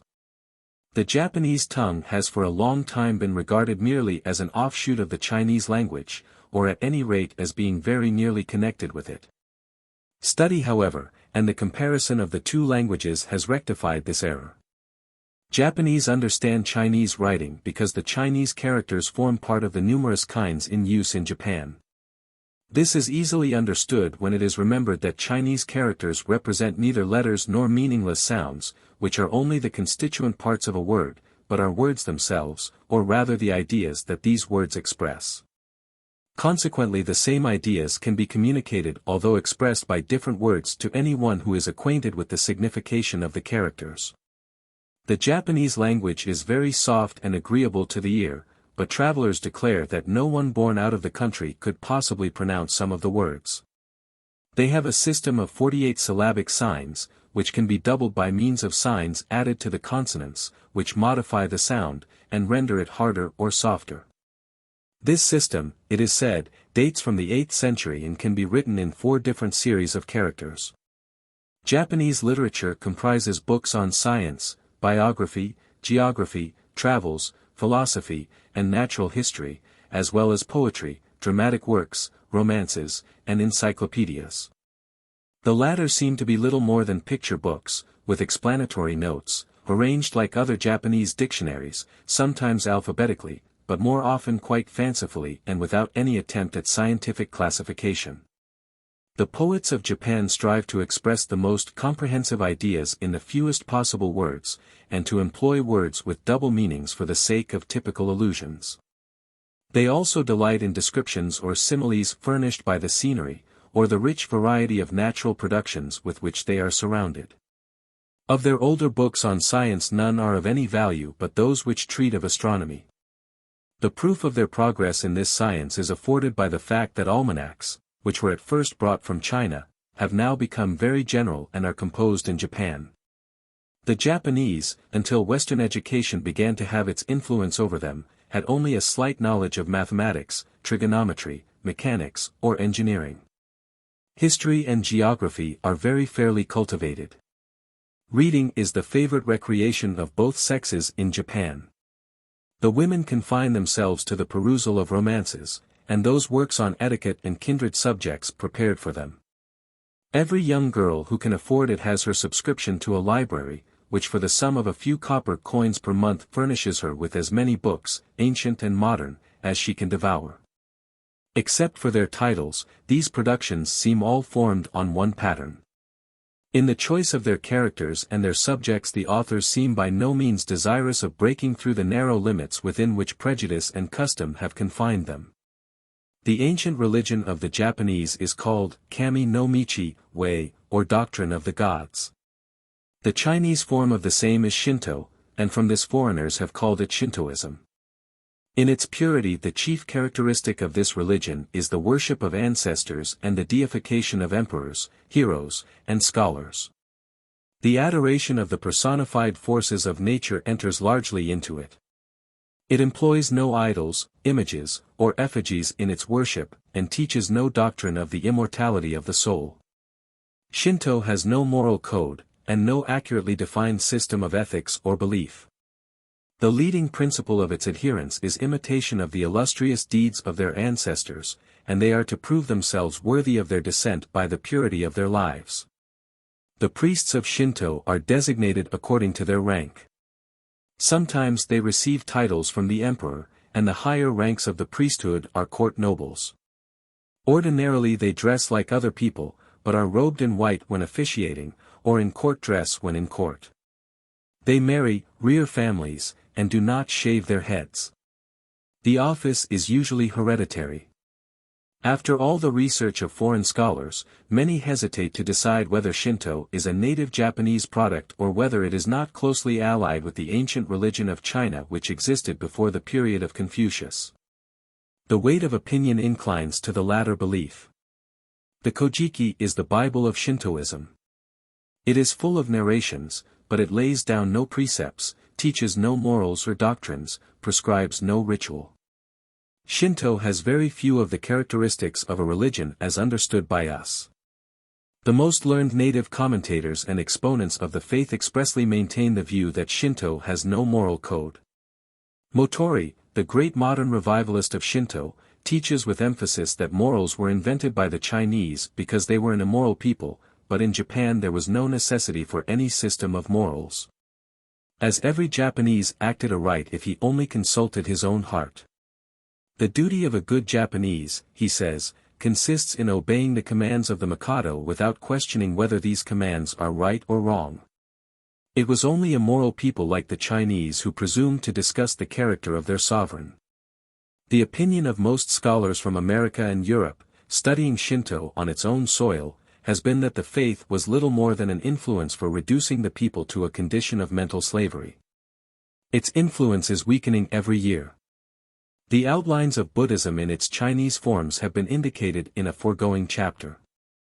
It is well, however, to take another glance at it here in connection with its Japanese significance. This religion reached the Japanese Empire about the middle of the 6th century after Christ, 12 centuries after its establishment. Buddhism originated as a pure atheistic humanitarianism, with a lofty philosophy and a code of morals higher perhaps than any heathen religion had reached before or has since attained. First preached in India, a land accursed by secular and spiritual oppression, it acknowledged no caste and declared all men equally sinful and miserable, and all equally capable of being freed from sin and misery through knowledge. It taught that the souls of all men had lived in a previous state of existence and that all the sorrows of this life are punishments for sins committed in a previous state. After death the soul must migrate for ages through stages of life inferior or superior, until perchance it arrived at last in nirvana or absorption in Buddha. The true estate of the human soul, according to the Buddhist, was blissful annihilation. The morals of Buddhism are superior to its metaphysics. Its commandments are the dictates of the most refined morality. Such was Buddhism in its early purity. Beside its moral code and philosophical doctrines it had almost nothing. But in the 12 centuries which passed while it swept through India, Burma, Siam, China, Tibet, Manchuria, Korea, and Siberia, it acquired the apparel with which Asiatic imagination and priestly necessity had clothed and adorned the original doctrines of Buddha. The ideas of Buddha had been expanded into a complete theological system, with all the appurtenances of a stock religion. Japan was ready for the introduction of any religion as attractive as Buddhism, for prior to that time nothing existed except Shinto, of which there was little but the dogma of the divinity of the Mikado, the duty of all Japanese to obey him implicitly, and some Confucian morals. Buddhism came to touch the heart, to fire the imagination, to feed the intellect, to offer a code of lofty morals, to point out a pure life through self-denial, to awe the ignorant, and to terrify the doubting. With this explanation of the field which Buddhism found and what it offered, it is sufficient to say that the faith spread with marvelous rapidity until the Japanese Empire was a Buddhist land. This did not necessarily exclude Shinto from the minds of the same people, and the two faiths have existed side by side in harmony. Of late years, however, the Japanese have not only been losing faith in their own religions but in all others, and today they are said by many to form a nation of atheists. This does not apply to the common people so truly as to the educated ones, and of course is not nearly as general a truth as has been often assumed. In no country of Asia has Christianity made such rapid and permanent advance as in Japan. It is the only Oriental country having a government of its own in which there is absolute freedom in religious belief and practice, and in which there is no state religion and no state support. It has been for years the prophetic declaration of missionaries in the East that the first nation to extend full liberty of conscience in religion would be the dominant power of Asia. That Japan has fulfilled this condition is not more remarkable than are her rapid strides to political power since that country opened its doors to Christianity. That Japan is sincere in its treatment of an alien religion is attested by the fact that native Christian chaplains accompany her armies in their marches against China, and these are representative men of the Methodist, Congregational, and Presbyterian churches in Japan. There is no doubt that the whole Christian element in Japan, foreign and native, has been loyal to the country and in thorough sympathy with the aggressive movement made by Japan.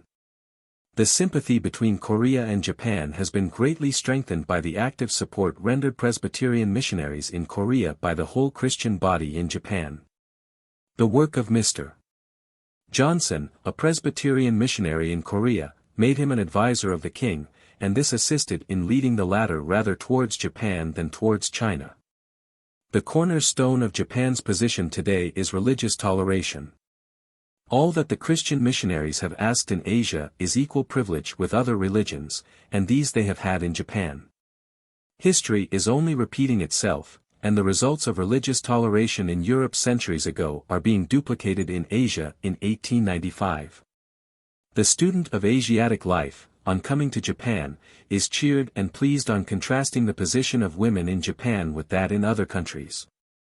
He sees them treated with respect and consideration far above that observed in other quarters of the Orient. They are allowed greater freedom, and hence have more dignity and self-confidence. The daughters are better educated, and the national annals will show probably as large a number of illustrious women as those of any other country in Asia. In these last days of enlightenment, public and private schools for girls are being opened and attended. Furthermore, some of the leaders of New Japan, braving public scandal, and learning to bestow that measure of honor upon their wives which they see is enthusiastically awarded by foreigners to theirs, and are not ashamed to be seen in public with them. No women excel the Japanese in that innate love of beauty, order, neatness, household adornment and management, and the amenities of dress and etiquette as prescribed by their own standard. In maternal affection, tenderness, anxiety, patience, and long-suffering, the Japanese mothers need fear no comparison with those in other climes. As educators of their children, the Japanese women are peers to the mothers of any civilization in the care and minuteness of their training, and their affectionate tenderness and self-sacrificing devotion within the limits of their knowledge. The Japanese maiden is bright, intelligent, interesting, modest, ladylike, and self-reliant. What the American girl is in Europe, the Japanese maiden is among Asiatics. So far our attention has been devoted exclusively to the Japanese proper, that is, to those people inhabiting Hondo and the other islands to the south of it. But a few words remain to be said about a people, who, while forming part of the Empire of Japan, yet differ essentially from the great majority of the population. They are the Ainos, or the original inhabitants of the Japanese archipelago, now only to be found in the island of Yeso. These people are decreasing in numbers year by year, and will soon be named with those extinct races of whom it is only known that they have once existed. The Ainos, however, have had their day of glory.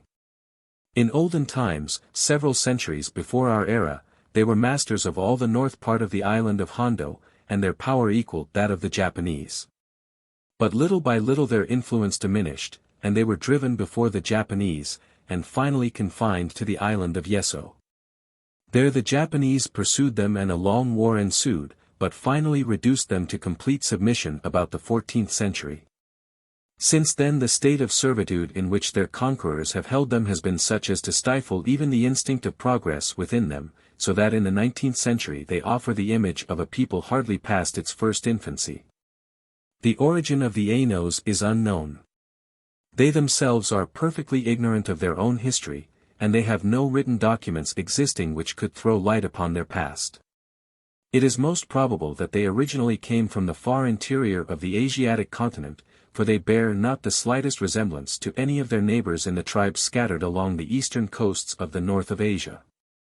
The Ainos are generally small, thick-set, and awkwardly formed. They have wide foreheads and black eyes, not sloping. Their skin is fair but sunburnt. Their distinguishing feature is their hairiness, and they never dress their heads or trim their beards. The little children have a bright, intelligent look, which, however, gradually wears away as they grow older. The dwellings are of the simplest construction, and only contain a few implements for hunting and fishing, and some cooking utensils. They are built in small groups or hamlets, never containing more than 100 individuals. They are a gentle, kindly, hospitable, and even timid people. Fishing is their chief occupation, and hunting is another profitable pursuit. There is no sign of agriculture, nor is any breed of cattle to be found among these people. Dogs are utilized to draw their sledges in winter. Their organization is quite patriarchal. They have neither king, princes nor lords, but in every hamlet the affairs of the community are vested in the hands of the oldest and most influential member. Although the intelligence of the Ainos is very little developed, they evince great aptitude for knowledge and eagerly seize every opportunity for acquainting themselves with Japanese laws and customs. The London Times, in 1859, predicted that the Chinaman would still be navigating the canals of his country in the crazy old junks of his ancestors when the Japanese was skimming along his rivers in high-pressure steamers, or flying across the country behind a locomotive. The railway is now in fact stretching its iron tracks in every direction over the islands, the telegraph spreads its web all over the country, street-car lines are in every city. The printing press rattles merrily in every moderate-sized country town, and the Japanese who have always read much, now read 10 times more than they ever did before. Technical education of the higher kind is telling upon the people, and many works are now undertaken from which the authorities would have shrunk a few years ago as being impossible for them to grapple with. Original investigation in many lines has been pursued, and particularly in the study of earthquake phenomena has Japan given to the world results of extreme value. The influence of the modern scientific spirit is immense and ever-growing. Western influence in its better nature is constantly on the increase. It appears today as if Japan were to be the civilizing influence in the east of Asia. Part 3. Korea, the Hermit Nation. 1. Historical sketch of Korea. The Hermit Nation. Aboriginal inhabitants of the land, founding the Kingdom of Chosun, the era of the Three Kingdoms, dependence on China and Japan, period of peace and prosperity, invasion of Korea by the Japanese in the 16th century, introduction of Christianity, the modern history of Korea, breaking down the walls of isolation, the French expedition, American relations with Korea, ports open to Japanese commerce, the year of the treaties, a hermit nation no longer. Until recent years our knowledge of the remarkable country of Korea, known indeed to the general public by little more than its name, has been limited to the meager and scanty information imparted to us by Chinese and Japanese sources. After having been for several thousands of years the scene of sanguinary and murderous feuds between the various races and tribes who peopled the peninsula, and of the intrigues and wars of conquest of its rapacious neighbors, Korea succeeded after its final union under the sway of one ruler, but with considerable loss of territory, in driving back the invaders behind its present frontiers, enforcing since that time with an iron rule that policy of exclusion which effectually separated it from the whole outer world. Korea, though unknown even by name in Europe until the 16th century, was the subject of description by Arab geographers of the Middle Ages. The Arab merchants trading to Chinese ports crossed the Yellow Sea, visited the peninsula, and even settled there. The youths of Shinra, won the Korean states, sent by their sovereign to study the arts of war and peace at Nanking, the medieval capital of China, may often have seen and talked with the merchants of Baghdad and Damascus. As has been said, nearly all that the Western world was able to learn about Korea until recent years, has been collected from Chinese and Japanese sources, which confine themselves mainly to the historical and political connection with these countries. The meager early accounts owed to Europeans on this interesting subject, originate either from shipwrecked mariners who have been cast upon the inhospitable shores of Korea and there been kept imprisoned for some time, or from navigators who have extended their voyages of discovery to these distant seas and who have touched a few prominent points of the coast. Like almost every country on earth, Korea is inhabited by a race that is not aboriginal. The present occupiers of the land drove out or conquered the people whom they found upon it. They are the descendants of a stock who came from beyond the northern frontier. It may not be a wrong conjecture, which is corroborated by many outward signs, to look for the origin of the people in Mongolia, in a tribe which finally settled down in Korea after roaming about and fighting its way through China. We may also take those who bear the unmistakable stamp of the Caucasian race to have come from Western Asia whence they had been driven by feuds and revolutions. At the conclusion of the long wars which have at last led to the union of the different states founded by various tribes, a partial fusion had taken place, which, though it has not succeeded in eradicating the outer signs of a different descent, at least caused the adoption of one language and of the same manners and customs. Most of the Koreans claim to be in complete darkness and ignorance of their own origin. Some declare quite seriously that their ancestors have sprung from a black cow on the shores of the Japan Sea, while others ascribe their origin to a mysterious and supernatural cause. The first mention of the inhabitants of Korea we find in old Chinese chronicles about 2350 BC, at which period some of the northern tribes are reported to have entered into a tributary connection with China. The first really reliable accounts, however, commence only with the 12th century BC, at which time the northwesterly part of the peninsula first stands out from the dark. The last Chinese emperor of the Shang dynasty was Chao Xin, who died b.c. 1122. He was an unscrupulous tyrant, and one of his nobles, Qi Tse, rebuked and remonstrated with his sovereign. His efforts were hopeless, and the nobles who joined him in protest were executed. Qi was cast into prison. A revolt immediately ensued against the tyrant, he was defeated and killed, and the conqueror Wu Wang released the prisoner and appointed him prime minister. Qi however refused to serve one whom he believed to be an usurper and exiled himself to the regions lying to the northeast. With him went several thousand Chinese immigrants, most the remnant of the defeated army, who made him their king. Qi reigned many years and left the newly founded state in peace and prosperity to his successors. He policed the borders, gave laws to his subjects, and gradually introduced the principles and practices of Chinese etiquette and polity throughout his domain. Previous to his time the people lived in caves and holes in the ground, dressed in leaves, and were destitute of manners, morals, agriculture, and cooking. The Japanese pronounced the founder's name Kishi, and the Koreans Ktsa or Kiss. The name conferred by the civilizer upon his new domain was that now in use by the modern Koreans, Chosun, or Morning Calm. The descendants of Qi are said to have ruled the country until the 4th century before the Christian era. Their names and deeds are alike unknown, but it is stated that there were 41 generations, making a bloodline of 1131 years. The line came to an end in 9 AD, though they had lost power long before that time. This early portion of Chosun did not contain all of the territory of the modern Korea, but only the northwestern portion of it. While the petty kingdoms of China were warring among one another, the nearest to Chosun encroached upon it and finally seized the colony.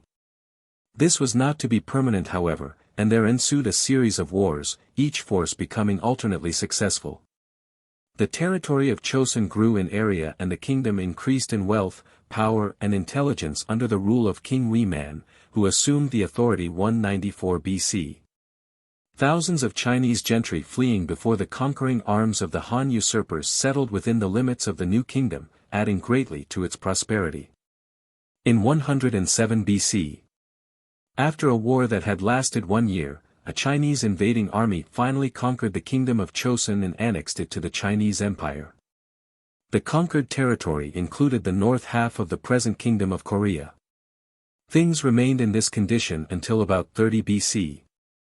At which time a part of Chosun, taking advantage of the disorders which had broken out afresh in China, separated itself from the empire and again formed a state by itself, but still remained tributary.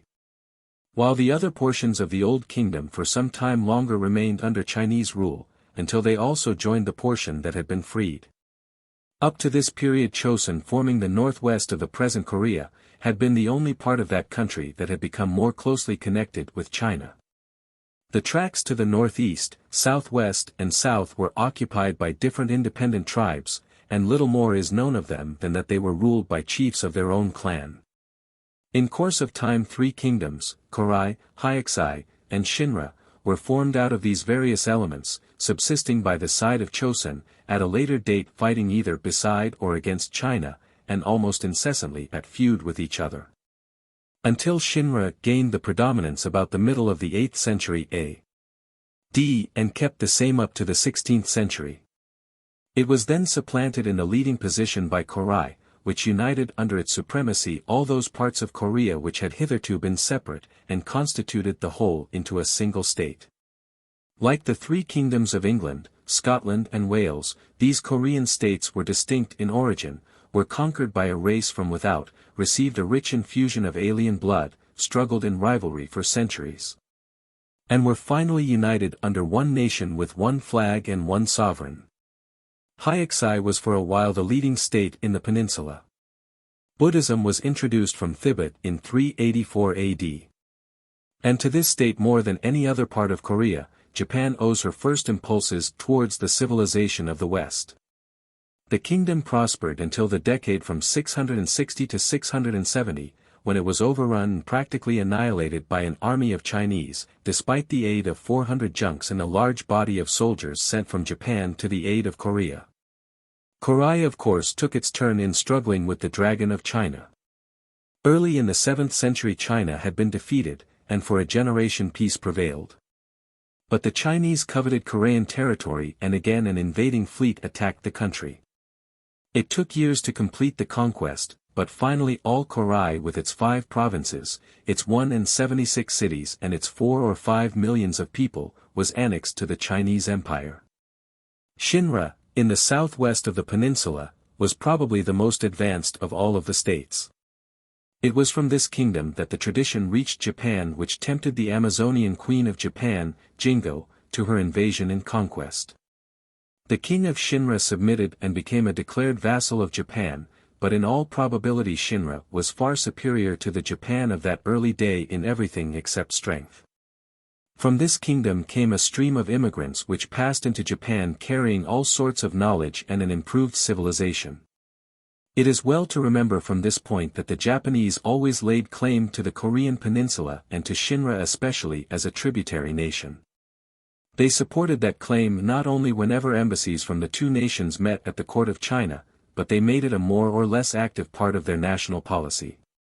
During this period Buddhism was being steadily propagated, learning and literary progress increased, while art, science, architecture were all favored and improved. Kaianchiu, the capital of Shinra, was looked upon as a holy city, even after the decay of Shinra's power. Her noble temples, halls and towers stood in honor and repair, enshrining the treasures of India, Persia, and China, until the ruthless Japanese torch laid them in ashes in 1596. From the year 755 AD up to the beginning of the 10th century, Shinra maintained its undisputed rule over the other countries of the peninsula, but about this time successive revolts occurred, Shinra was conquered, and the 3 kingdoms now united were called Korea. A name which was retained to the end of the 14th century. The kingdoms now thoroughly subdued, never recovered their old position and independence, and composed from that time forward the undivided kingdom of Korea, such as it has been maintained until the present day. In 1218 AD, the king of Korea promised allegiance to the Chinese Emperor Taitso who was the Mongol Genghis Khan. Here we find explanation for some features of the war now in progress between China and Japan. Korea has at various times acknowledged its dependence upon both of these countries. The Japanese laid claim to Korea from the 2nd century until the 27th of February, 1876. On that day the Mikado's minister plenipotentiary signed the treaty recognizing Chosen as an independent nation. Through all the 17 centuries, which according to their annals elapsed since their armies first completed the vassalage of their neighbor, the Japanese regarded the states of Korea as tributaries. Time and again they enforced their claim with bloody invasion, and when through a more enlightened policy the rulers voluntarily acknowledged their former enemy as an equal. The decision cost Japan almost immediately afterward 7 months of civil war, 20,000 lives, and $50 million in treasury. The mainspring of the Satsuma Rebellion of 1877 was the official act of friendship by treaty, and the refusal of the Tokyo government to make war on Korea. It seemed until 1877 almost impossible to eradicate from the military mind of Japan the conviction that to surrender Korea was cowardice and a stain upon the national honor. From the 9th century onward to the 16th century, the relations of the two countries seemed to be unimportant. Japan was engaged in conquering northward her own barbarians. Her intercourse, both political and religious, grew to be so direct with the court of China, that Korea in the Japanese annals sinks out of sight except at rare intervals.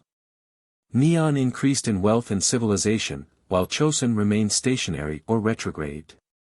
In the 19th century the awakened Sunrise Kingdom has seen her former self in the land of morning calm, and has stretched forth willing hands to do for her neighbor now what Korea did for Japan in centuries long gone by. It must never be forgotten that Korea was the bridge on which civilization crossed from China to the archipelago. About 1368 the reigning king of Korea refused vassalage to China. His troops refused to repel the invasion that threatened, and under their general Ni Taijo, deposed the king. Taijo himself was nominated king. He paid homage to the Chinese emperor and revived the ancient name of Chosen. The dynasty thus established is still the reigning family in Korea, though the direct line came to an end in 1864. The Koreans in their treaty with Japan in 1876, dated the document according to the 484th year of Chosun, reckoning from the accession of Ni Taijo to the throne.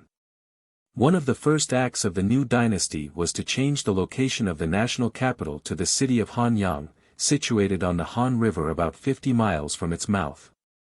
The king enlarged the fortifications, enclosed the city with a wall of masonry, and built bridges, renaming the city Seoul or capital. He also redivided the kingdom into 8 provinces which still remain. An era of peace and flourishing prosperity ensued, and in everything the influence of the Chinese emperors is most manifest. Buddhism, which had penetrated into every part of the country, and had become in a measure at least the religion of the state, was now set aside and disestablished. The Confucian ethics were diligently studied and were incorporated into the religion of the state. From the early part of the 15th century, Confucianism flourished, until it reached the point of bigotry and intolerance, so that when Christianity was discovered to be existing among the people, it was put under the ban of extirpation. And its followers thought worthy of death. At first the new dynasty sent tribute regularly to the shogun of Japan, but as intestinal war troubled the island empire and the shoguns became effeminate, the Koreans stopped their tribute and it was almost forgotten. The last embassy from Seoul was sent in 1460. After that they were never summoned, so they never came. Under the idea that peace was to last forever, the nation relaxed all vigilance, the army was disorganized and the castles were fallen into ruin. It was while the country was in such a condition that the summons of Japan's great conqueror came to them, and the Koreans learned for the first time of the fall of Ashikaga and the temper of their new master. As the Mongol conquerors issuing from China had used Korea as their point of departure to invade Japan, so Hideyoshi resolved to make the peninsula the road for his armies into China. He sent an envoy to Seoul to demand tribute, and then, angered at the utter failure of his mission, commanded the envoy and all his family to be put to death. A second ambassador was sent with more success, and presents and envoys were exchanged. Hideyoshi, however, became enraged at the indifference of the Koreans to assist him in his dealings with China, and resolved to humble the peninsular kingdom, and China, her overlord. The invasion of Korea was made as related in the earlier chapters on Japan. The Koreans were poorly prepared for war, both as to leaders, soldiers, equipments and fortifications. The Japanese swept everything like a whirlwind before them, and entered the capital within 18 days after their landing at Fusan. The accounts of the war are preserved in detail, and are exceedingly interesting, but the limits of this volume compel their omission to provide space for the War of 1894-5. At first Chinese armies coming to reinforce the Koreans were defeated and turned back, but another effort of the Allies was more effective and the Japanese troops found advance turned to retreat. The Japanese armies concentrated at Seoul to receive the advance of the Allies numbering some 200,000. The capital was burned by the Japanese, nearly every house being destroyed, and hundreds of men, women, and children, sick and well, living quietly there, were massacred. The Allied troops were beaten back in a ferocious battle, but hunger reached both armies, pestilence entered the Japanese camp, and both sides were utterly tired of war and ready to consider terms of peace. Konishi, the general of the Japanese army, had been converted to Christianity by the Portuguese Jesuits. During this period of tiresome waiting he sent to the superior of the missions in Japan asking for a priest. In response to this request came Father Gregorio de Cespedes and a Japanese convert. These two holy men began their labors among the Japanese armies, preaching from camp to camp, and administering the rite of baptism to thousands of converts, but their work was stopped by the jealousy of the Buddhist power. The Jesuits in Japan were then being expelled for their political machinations, and the chaplains in Korea were brought under the same ban. Konishi was called back to Japan with the priest and was unable to convince the shogun of his innocence. A few Korean converts were made during this time, and one of them, a lad of rank, was afterward educated in the Jesuit seminary at Kyoto. He endeavored to return to Korea as a missionary, but the condition of affairs in Japan interrupted his intentions and in 1625 he was martyred during the prosecutions of the Christians. Of the large number of Korean prisoners sent over to Japan, many became Christians. Hundreds of others were sold as slaves to the Portuguese. Others rose to positions of honor under the government or in the households of the daimyos. Many Korean lads were adopted by the returned soldiers or kept as servants. When the bloody persecution broke out, by which many thousand Japanese found death, the Korean converts remained steadfast to their Christian faith, and suffered martyrdom with fortitude equal to that of their Japanese brethren. But by the army in Korea, or by the Christian chaplain Cespedes, no trace of Christianity was left in the land of morning calm, and it was 2 centuries later before that faith was really introduced. The fortunes of the war alternated, and finally, after deeds of heroism on both sides, a period of inaction ensued, the result of exhaustion. At this time Hideyoshi fell sick and died, September 9, 1598, at the age of 63 years. Almost his last words were, "Recall all my troops from Chosin." The orders to embark for home were everywhere gladly heard.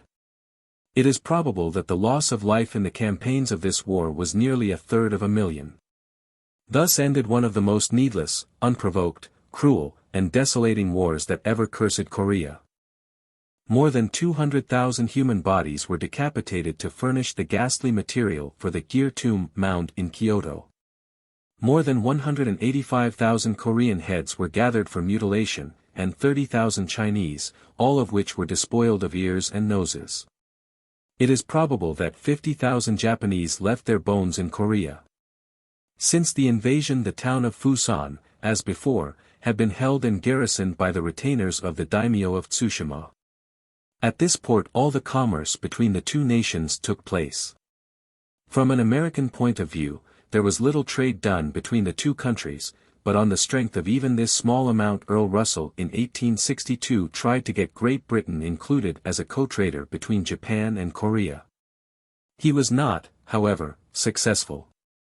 A house was built at Nagasaki by the Japanese government which was intended as a refuge for Koreans who might be wrecked on Japanese shores. Wherever the waifs were picked up, they were sent to Nagasaki and sheltered until a junk could be dispatched to Fusan. The possession of Fusan by the Japanese was, until 1876, a perpetual witness of the humiliating defeat of the Koreans in the War of 1592 to 1597, and a constant irritation to their national pride. Yet with all the miseries inflicted on her, the humble nation learned rich lessons, and gained many an advantage even from her enemy. The embassies which were yearly dispatched to yield homage to their late invaders were at the expense of the latter. The Japanese pride purchased the empty bubble of homage by paying all the bills. The home of the Manchus was on the north side of the ever-white mountains. From beyond these mountains was to roll upon China and Korea another avalanche of invasion. By the 16th century the Manchus had become so strong that they openly defied the Chinese. Formidable expeditions previous to the Japanese invasion of Korea kept them at bay for a time, but the immense expenditure of life and treasure required to fight the Japanese drained the resources of the Ming emperors. While their attention being drawn away from the north, the Manchu hordes massed their forces and grew daily in strength. To repress the rising power in the north, and to smother the life of the young nation, the Peking government resorted to barbarous cruelties and stern coercion. Unable to protect the eastern border of Liaotung, the entire population of 300,000 souls, dwelling in 4 cities and many villages, were removed westward and resettled on new lands. Fortresses were planned in the deserted land to keep back the restless cavalry raiders from the north. Thus the foundation of the neutral strip of 50 miles was unconsciously laid, and 10,000 square miles of fair and fertile land west of the Yalu were abandoned to the wolf and tiger. What it soon became it remained until yesterday, a howling wilderness. In 1615 the king of the Manchu tribes was assassinated as the result of a plot by the Ming emperor. This exasperated the tribes to vengeance and they began hostilities. China now had to face another great invasion. Calling on her vassal, Korea, to send an army of 20,000 men, she ordered them to join the imperial army about 70 miles west of the Yalu River. In the battle which ensued the Koreans were the first to face the Manchus. The imperial legions were beaten, and the Koreans, seeing which way the victory would turn, deserted from the Chinese side to that of their enemy. This was in 1619. Enraged by alternate treachery to both sides from the Koreans, the Manchus invaded Korea in 1627, to which time the war had been prolonged. They crossed the frozen Yalu in February, and at once attacked and defeated the Chinese army. They then began the march to Seoul. Town after town was taken as they pressed onward to the capital, the Koreans everywhere flying before them. Thousands of dwellings and stores of provisions were given to the flames, and their trail was one of blood and ashes.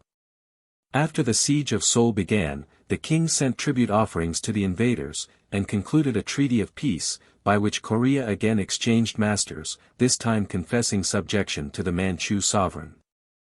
As soon as the invading army had withdrawn, the Korean king, confident that the Chinese would be ultimately successful over the Manchus, annulled the treaty.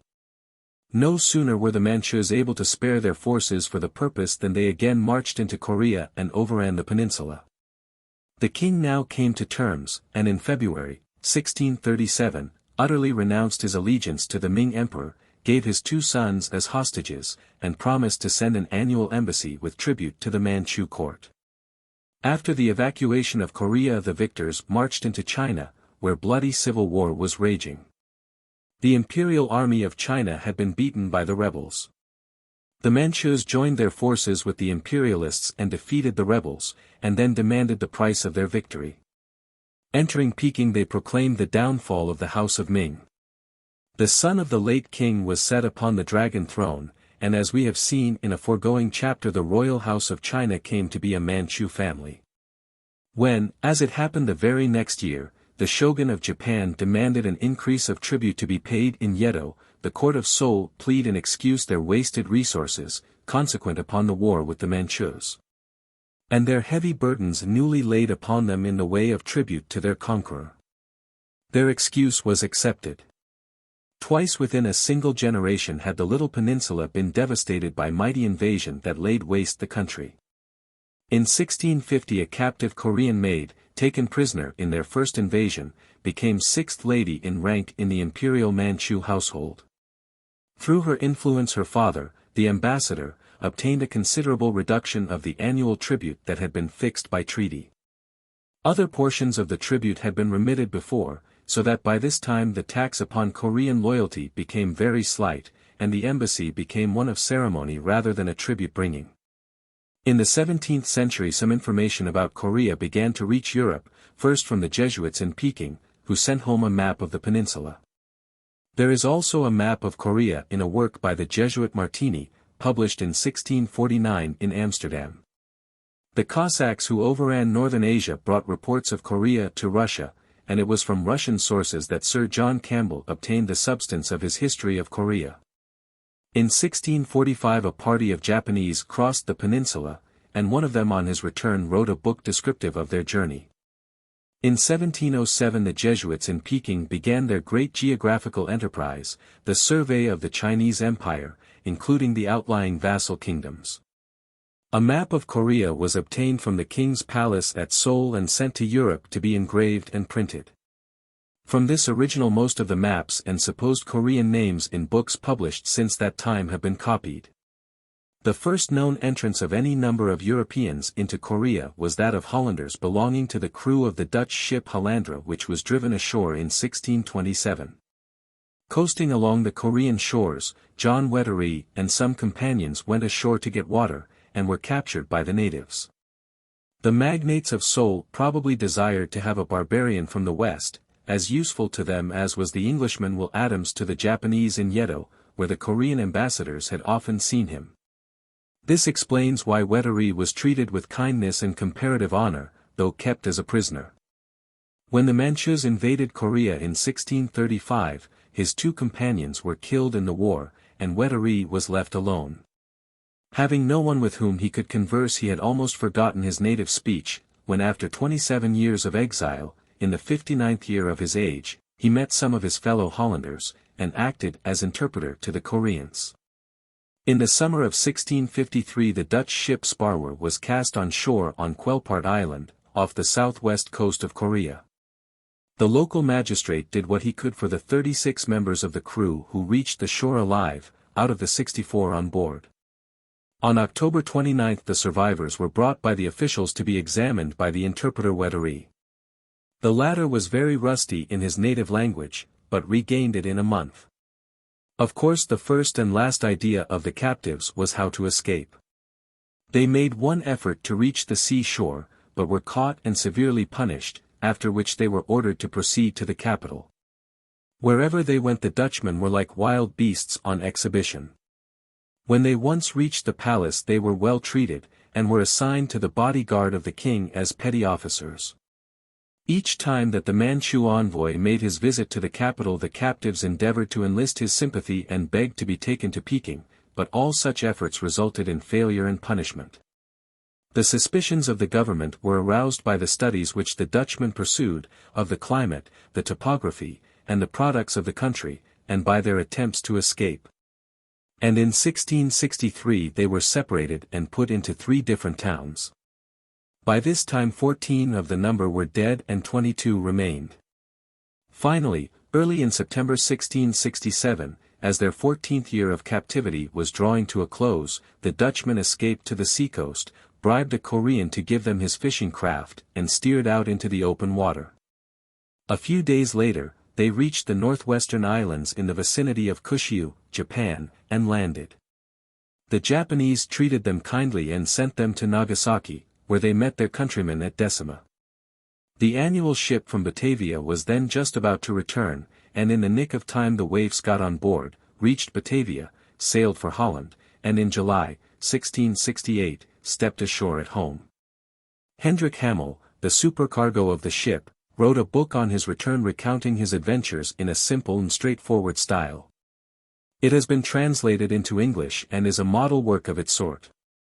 The modern introduction of Christianity in Korea dates little more than 100 years ago. Some Korean students studying with the famous Confucian professor Quem, during the winter of 1777, entered into discussion of some tracts on philosophy, mathematics, and religion just brought from Peking.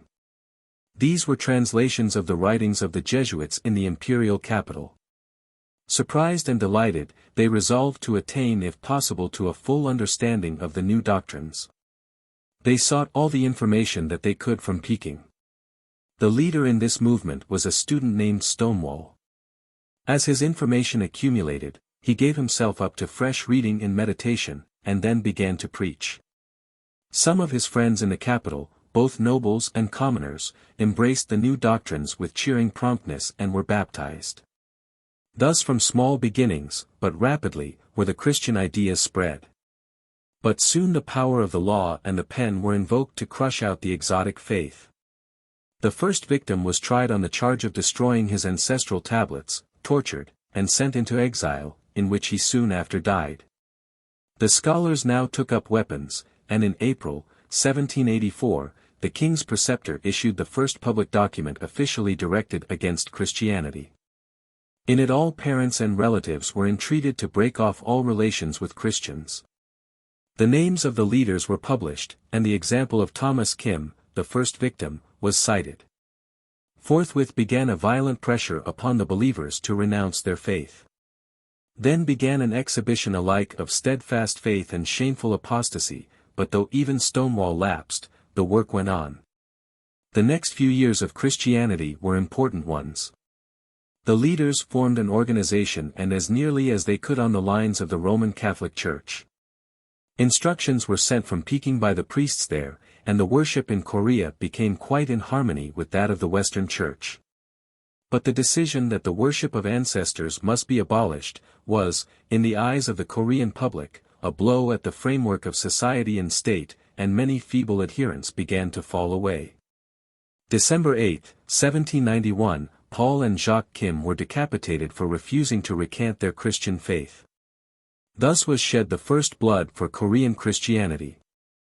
Martyrdom was frequent in this early history of the Christian Church in Korea, but in the 10 years following the baptism of Peter in Peking in 1783, in spite of persecution and apostasy. It is estimated that there were 4,000 Christians in the peninsula. The first attempt of a foreign missionary to enter the Hermit Kingdom from the west was made early in 1791. This was a Portuguese priest who endeavored to cross the Yalu River to join some native Christians, but was disappointed in meeting them and returned to Peking. 2 years later a young Chinese priest entered the forbidden territory, and was hidden for 3 years in the house of a noble woman, where he preached and taught. 3 native Christians who refused to reveal his whereabouts were tortured to death and were thrown into the Han River. From the beginning of this century the most bitter general persecutions against Christians was enforced. The young Chinese priest, learning that he was outlawed, surrendered himself to relieve his friends of the responsibility of protecting him, and was executed. The woman also who had so long sheltered him was beheaded. 4 other women who were attendants in the palace, and an artist who was condemned for painting Christian subjects were beheaded near the Little Western Gate of Seoul. The policy of the government was shown in making away with the Christians of rank and education who might be able to direct affairs in the absence of the foreign priests, and in letting the poor and humble go free. It is impossible to catalogue the martyrs and the edicts against Christianity.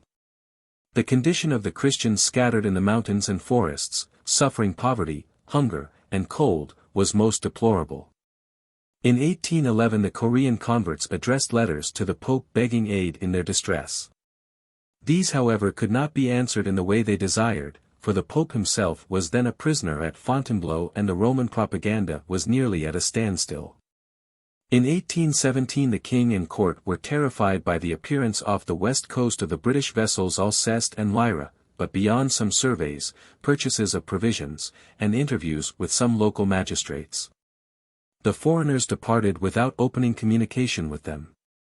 15 years later the British ship Lord Amherst passed along the coasts of Chula, seeking commercial connections. On board was a Protestant missionary, a Prussian. He landed on several of the islands and attempted to gain some acquaintance with the people, but made little progress. The year 1834 closed the first half-century of Korean Christianity. It is not strange that persecutions resulted from the advance of Roman Catholic strength in Korea, for the Korean Christians assumed naturally the righteousness of the Pope's claim to temporal power as the Vicar of Heaven. The Korean Christians not only deceived their magistrates and violated their country's laws, but actually invited armed invasion. Hence, from the first, Christianity was associated in patriotic minds with treason and robbery. After the restoration of the Bourbons in France and the strengthening of the papal throne by foreign bayonets, the missionary zeal in the church was kindled afresh, and it was resolved to found a mission in Korea. The first priest to make entrance was Pierre Philibert Maubant, who reached Seoul in 1836, the first Frenchman who had penetrated the Hermit nation. A few months later another joined him, and in December, 1838, Bishop Humbert ran the gauntlet of wilderness, ice, and guards at the frontier, and took up his residence under the shadow of the king's palace. Work now went on vigorously, and in 1838 the Christians numbered 9,000. At the beginning of the next year the party in favor of extirpating Christianity having gained the upper hand, another persecution broke out with redoubled violence. To stay the further shedding of blood, Bishop Humbert and his 2 priests came out of their hiding places and delivered themselves up. They were horribly tortured, and decapitated September 21, 1839. 6 bitter years passed before the Christians again had a foreign pastor. Since 1839 the government had tripled its vigilance and doubled the guards on the frontier. The most strenuous efforts to pass the barriers repeatedly failed. Andrew Kim is a name to be remembered in the history of Christianity in Korea. Year after year he worked to enter Korea, or once in, to advance the cause, or when rejected to help others in the work. He was ordained to the priesthood in Shanghai, and finally in company with 2 French priests, in September, 1845, sailed across the Yellow Sea, and landed on the coast of Chula, to make his final effort to spread Christianity among the Koreans. During July of the same year, the British ship Samarang was engaged in surveying off Quelpart and the south coast of Korea. Beacon fires all over the land telegraphed the news of the presence of foreign ships, and the close watch that was kept by the coast magistrates made the return of Andrew Kim doubly dangerous. These records of perseverance, of distress, of martyrdom, from the pages of missionary work in Korea, written in the blood of native converts, who bore their cross with equal bravery to that of the Roman fathers, may be surprising to some who have been unfamiliar with the history of the Korean peninsula. But they are convincing testimony to controvert the assertions of some incredulous ones who affirm that the heathen are never really Christianized, but are always ready to return to their idols in times of trial. There is no country that can show braver examples of fortitude, in enduring trial for the support of the faith, than the Hermit nation. 3 priests in disguise were now secretly at work in Korea: Andrew Kim, a native convert, and the Frenchman, Bishop Fariol, and his companion Davalui. Kim was captured and in company with half a dozen others was executed September 16. While he was in prison, the bishop heard of 3 French ships which were at that time vainly trying to find the mouth of the Han River and the channel to the capital. Fariol wrote to Captain Cecile, who commanded the fleet, but the note arrived too late and Kim's fate was sealed. The object of the fleet's visit was to demand satisfaction for the murder of the 2 French priests in 1889, but after some coast surveys were made and a threatening letter was dispatched, the ships withdrew.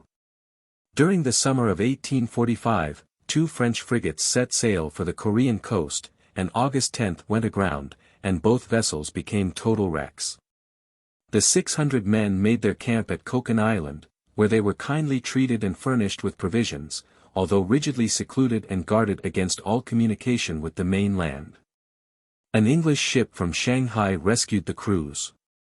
During the ensuing 8 years, repeated efforts were made by missionaries and native converts to enter Korea and advance the work there, and the labor of propagation progressed. A number of religious works in the Korean language were printed from a native printing press and widely circulated. In 1850 the Christians numbered 11,000, and 5 young men were studying for the priesthood. Regular mails sewn into the thick cotton coats of the men in the annual embassy were sent to and brought from China.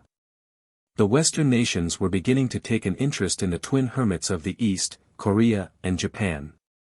In 1852, the Russian frigate Pallas traced and mapped a portion of the shoreline of the east coast, and the work was continued 3 years later by the French war vessel Virginie. At the end of this voyage the whole coast from Fusan to the Tumun was known with some accuracy and mapped out with European names.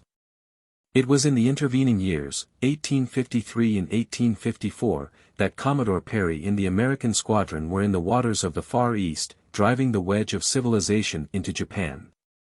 The American flag, however, was not yet seen in Korean waters, though the court of Seoul was kept informed of Perry's movements. A fresh reinforcement of missionaries reached Korea in 1857. When 3 years later the French and English forces opened war with China, took the Peiho forts, entered Peking, and sacked the summer palace of the Son of Heaven, driving the Chinese emperor to flight. The loss of Chinese prestige struck terror into all Korean hearts. For 6 centuries China had been in Korean eyes the synonym and symbol of invincible power. Copies of the treaties made between China and the Allies, granting freedom of trade and religion, were soon read in Korea, causing intense alarm. But the most alarming thing was the treaty between China and Russia, by which the Manchu rulers surrendered the great tract watered by the Amur River and bordered by the Pacific, to Russia. It was a rich and fertile region, with a coast full of harbors, and comprising an area as large as France. The boundaries of Siberia now touch Korea. With France on the right, Russia on the left, China humbled, and Japan open to the Western world, it is not strange that the rulers in Seoul trembled. The results to Christianity were that within a few years thousands of natives fled their country and settled in the Russian villages. At the capital, official business was suspended and many families of rank fled to the mountains. In many instances people of rank humbly sought the good favor and protection of the Christians, hoping for safety when the dreaded invasion should come. In the midst of these war preparations, the French missionary body was reinforced by the arrival of 4 of their countrymen who set foot on the soil of their martyrdom, October, 1861. The Ni dynasty, founded in 1392, came to an end January 15, 1864, by the death of King Chulchong, who had no child, before he had nominated an heir. Palace intrigues and excitement among the political parties followed. The widows of the three kings who had reigned since 1831 were still living. The eldest of these, Queen Cho, at once seized the royal seal and emblems of authority, which high-handed move made her the mistress of the situation. A 12-year-old lad was nominated for the throne, and his father, Ni Kung, one of the royal princes, became the actual regent. He held the reins of government during the next 9 years, ruling with power like that of an absolute despot. He was a rabid hater of Christianity, foreigners, and progress. The year 1866 is phenomenal in Korean history. It seemed to the rulers as if the governments of many nations had conspired to pierce their walls of isolation. Russians, Frenchmen, Englishmen, Americans, Germans, authorized and unauthorized, landed to trade, rob, kill, or what was equally obnoxious to the regent and his court, to make treaties. This and the rapid progress of Christianity now excited the anti-Christian party, which was in full power at the court, to clamor for the enforcement of the old edict against the foreign religion. Vainly the regent warned the court of the danger from Europe. Forced by the party in power, he signed the death warrants of bishops and priests and promulgated anew the old laws against the Christians. Within a few weeks 14 French priests and bishops were tortured to death, and twice as many native missionaries and students for the priesthood suffered like fate. Scores of native Christians were put to death, and hundreds more were in prison. In a little over a month, all missionary operations came to a standstill. The 3 French priests who remained alive escaped from the peninsula in a Chinese junk, and finally reached Chefoo October 26. Not one foreign priest now remained in Korea, and no Christian dared openly confess his faith. Thus after 20 years of nearly uninterrupted labors, the church was again stripped of her pastors, and at the end of 82 years of Korean Christianity the curtain fell in blood. With Bishop Riddle as interpreter and 3 of his converts as pilots, 3 French vessels were sent to explore the Han River and to make effort to secure satisfaction for the murder of the French bishops and priests in the previous March. They entered the river September 21, and 2 of the vessels advanced to Seoul, leaving one at the mouth of the river. 1 or 2 forts fired on the vessels as they steamed along, and in one place a fleet of junks gathered to dispute their passage. A well-aimed shot sunk 2 of the crazy craft, and a bombshell dropped among the artillerists in the redoubt, silenced it at once.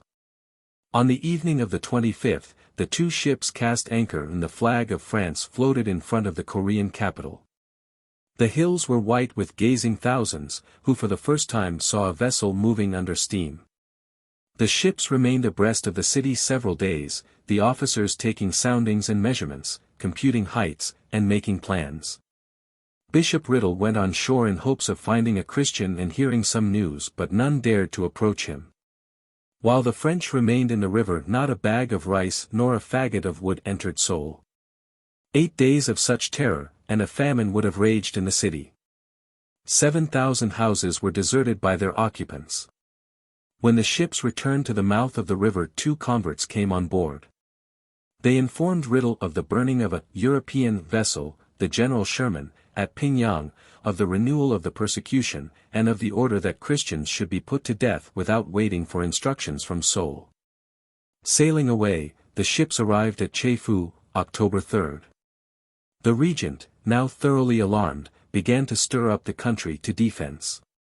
The military forces in every province were called out, and the forges and blacksmith shops were busy day and night in making arms of every known kind. Loaded junks were sunk in the channel of the Han to obstruct it.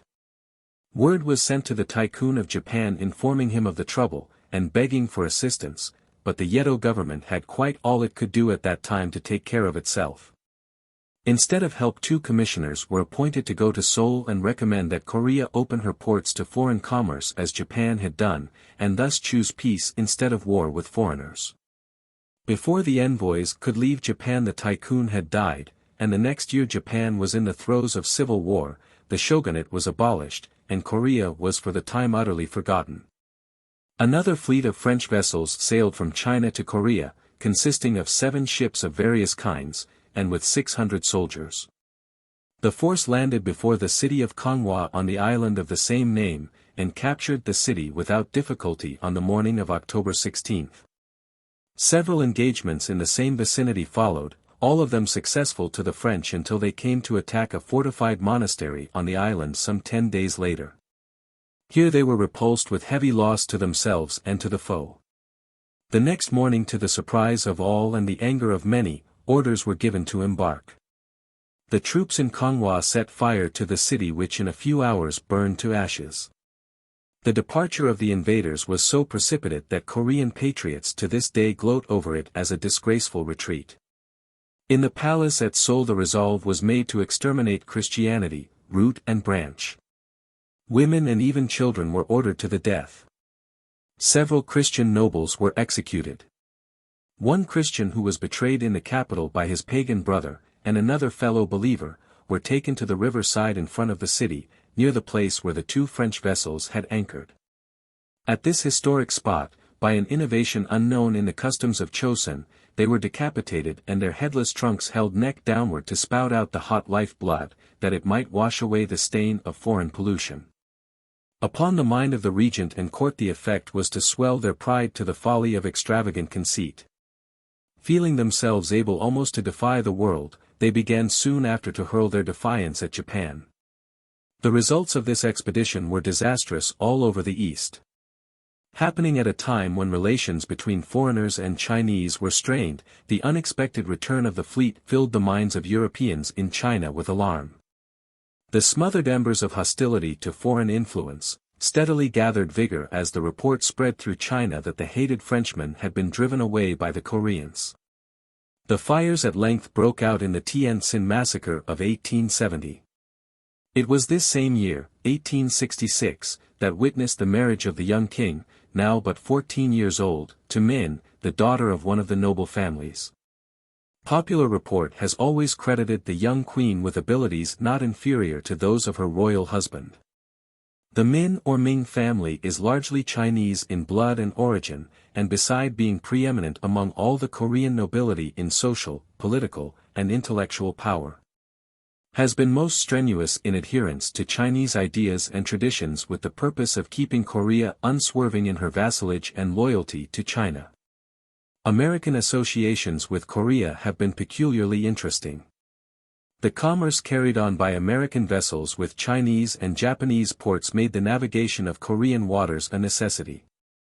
Sooner or later shipwrecks must occur, and the question of the humane treatment of American citizens cast on Korean shores came up before our government for settlement, as it had long before in the case of Japan. Within 1 year the Korean government had 3 American cases to deal with. June 24, 1866, the American schooner Surprise was wrecked off the coast of Wonghai. The approach of any foreign vessel was especially dangerous at this time, as the crews might be mistaken for Frenchmen and killed by the people from patriotic impulses. Nevertheless, the captain and his crew, after being well catechized by the local magistrate and by a commissioner sent from Seoul, were kindly treated and well fed and provided with the comforts of life. By orders of Taiwan Kuan, the regent, they were escorted on horseback to Aichiu and after being feasted they were conducted safely to the border gate. Thence after a hard journey via Mukden they got to Nyechuang and to the United States consul. The General Sherman was an American schooner that had the second experience with the Koreans. The vessel was owned by a Mr. Preston who was making a voyage for health. At Tientsin the schooner was loaded with goods likely to be saleable in Korea, and she was dispatched there on an experimental voyage in the hope of thus opening the country to commerce. The complement of the vessel was 5 white foreigners and 19 Malay and Chinese sailors. The white men were Mr. Hogarth, a young Englishman, Mr. Preston, the owner, and Messrs. Page and Wilson, the master and mate of the vessel, and the Rev. Mr. Thomas, a missionary, who were Americans. From the first the character of the expedition was suspected, because the men were rather too heavily armed for a peaceful trading voyage. It was believed in China that the royal coffins in the tombs of Pingyang were of solid gold, and it was broadly hinted that the expedition had something to do with these. The schooner, whether merchant or invader, sailed from Chefoo and made for the mouth of the Tetang River.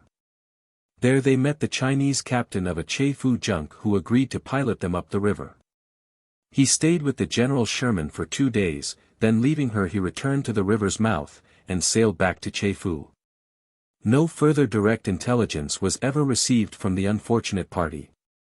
According to one report, the hatches of the schooner were fastened down after the crew had been driven beneath, and set on fire. According to another, all were decapitated.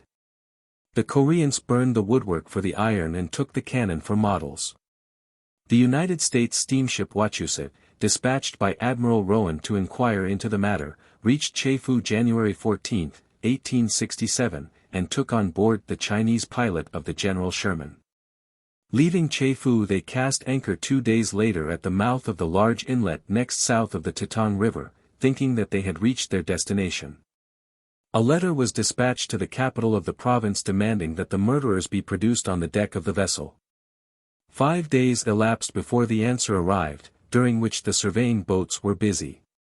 Many natives were met and spoken with, who all told one story, that the Sherman's crew were murdered by the people and not by official instigation. In a few days an officer from one of the villages appeared. He would give neither information nor satisfaction, and the gist of his reiteration was, "Go away as soon as possible." Commander Schufelt, bound by his orders, could do nothing more, and being compelled also by stress of weather came away. Later in the year Dr. Williams, Secretary of the United States Legation at Peking, succeeded in obtaining an interview with a member of the Korean embassy, who told him that after the General Sherman got aground she careened over as the tide receded, and her crew landed to guard or float her. The natives gathered around them, and before long an altercation arose. A general attack began upon the foreigners, in which every man was killed by the mob. About 20 of the natives lost their lives. Dr. Williams' comment is, "The evidence goes to uphold the presumption that they invoked their sad fate by some rash or violent act towards the natives." The United States steamship Shenandoah was sent to make further investigation, and this version of the story was given to the commander. The Koreans said that when the Sherman arrived in the river, the local officials went on board and addressed the 2 foreign officers of the ship in respectful language.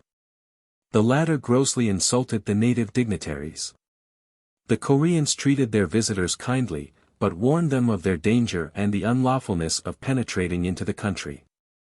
Nevertheless, the foreigners went up the river to Pyongyang, where they seized the ship of one of the city officials, put him in chains, and proceeded to rob the junks and their crews. The people of the city, aroused to wrath, attacked the foreign ship with firearms and cannon. They set adrift fire rafts and even made a hand-to-hand fight with knives and swords. The foreigners fought desperately, but the Koreans overpowered them. Finally the ship caught fire and blew up with a terrible report. This story was not, of course, believed by the American officers, but even the best wishers and friends of the Sherman adventurers cannot stifle suspicion of either cruelty or insult to the natives. Remembering the kindness shown to the crew of the Surprise, it is difficult to believe that the General Sherman's crew was murdered without cause. In 1884 Lieutenant J.B. Bernardon, of the United States Navy, made a journey from Seoul to Pyongyang, and being able to speak Korean, secured the following information from native Christians. The governor of Pyongyang sent officers to inquire the mission of the Sherman.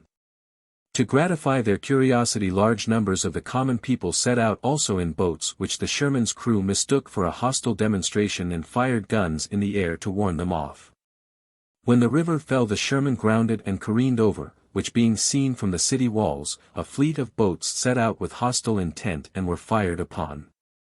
Officers and people, now enraged, started fire rafts, and soon the vessel, though with white flag hoisted, was in flames.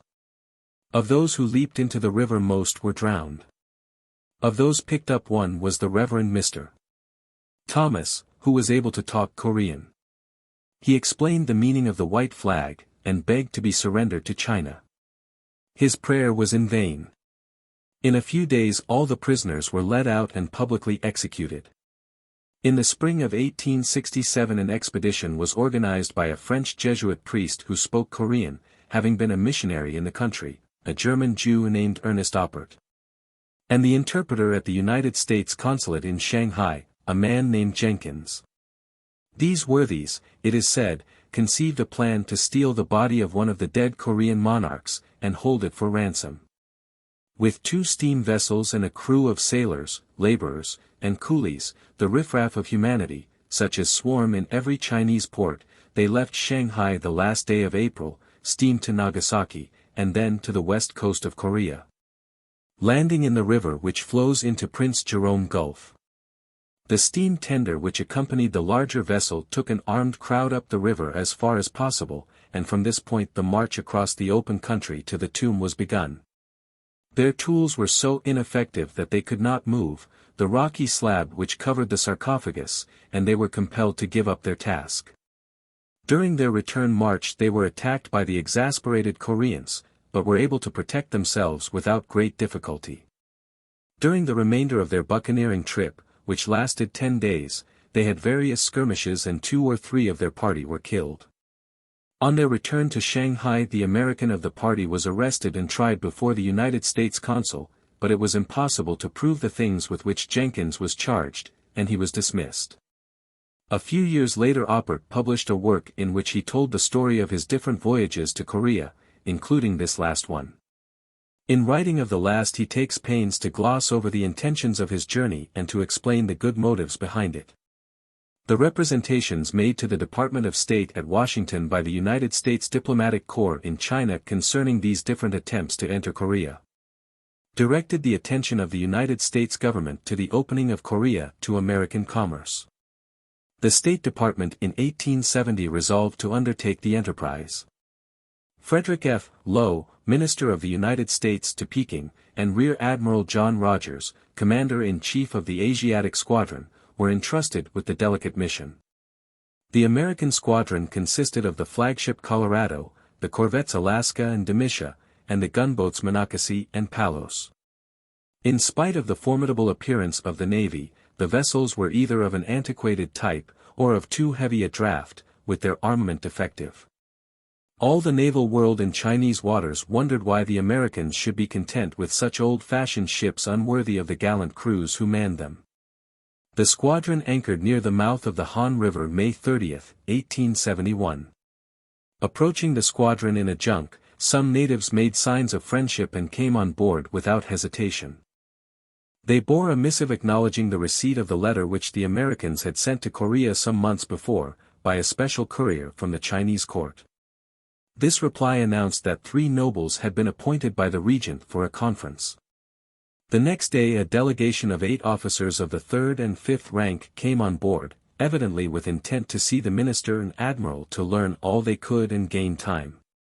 They had little authority and no credentials, but they were sociable, friendly, and in good humor.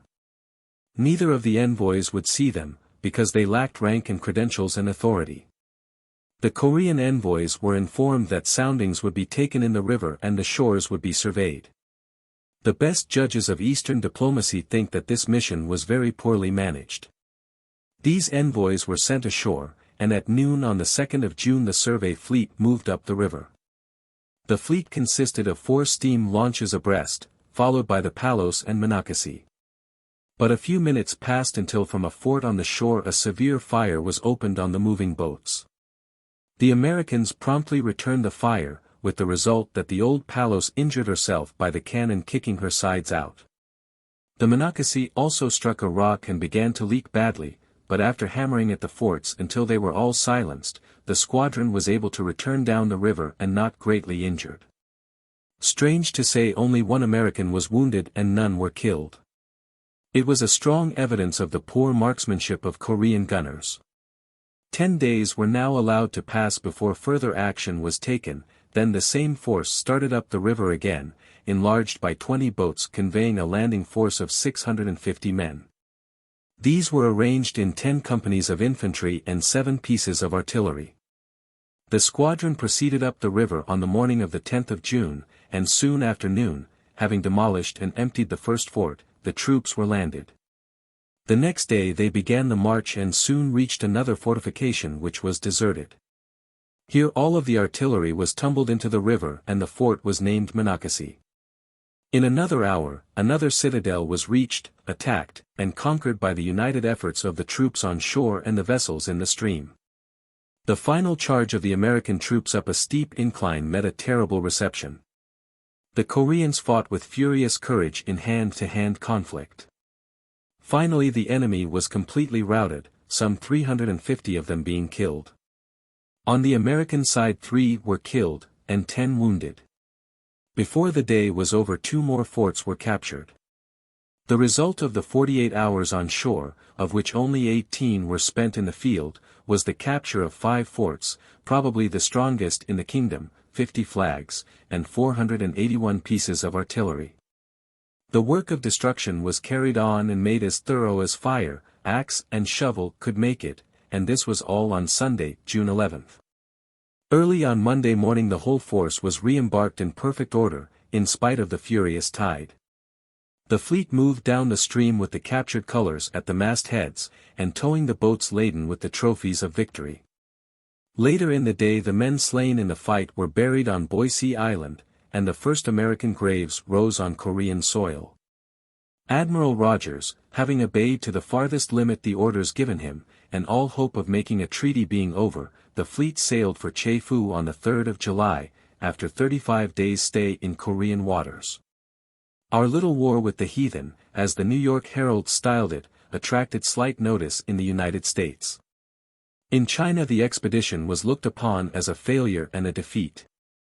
The popular Korean idea was that the Americans had come to avenge the death of pirates and robbers, and after several battles had been so surely defeated that they dare not attempt the task of chastisement again. When the Mikado was restored to supreme power in Japan, and the Department of Foreign Affairs was created, one of the first things attended to was to invite the Korean government to resume ancient friendship and vassalage. This summons, coming from a source unrecognized for 8 centuries, and to a regent swollen with pride at his victory over the French and his success in extirpating the Christian religion, was spurned with defiance. An insolent and even scurrilous letter was returned to the Mikado's government. The military classes, stung with rage, formed a war party, but the cabinet of Japan vetoed the scheme and in October, 1873, Seigo, the leader of the war party, resigned and was returned to Satsuma to brood over his defeat. In 1873 the young king of Korea attained his majority. His father Taiwan Koen, the regent, by the act of the king was relieved of office and his bloody and cruel lease of power came to an end. The young sovereign proved himself a man of some mental vigor and independent judgment, not merely trusting to his ministers, but opening important documents in person. He was ably seconded by his wife, to whom was born in the same year an heir to the throne. The neutral belt of land, long inhabited by deer and tigers, had within the last few decades been overspread with squatters, brigands, and outlaws.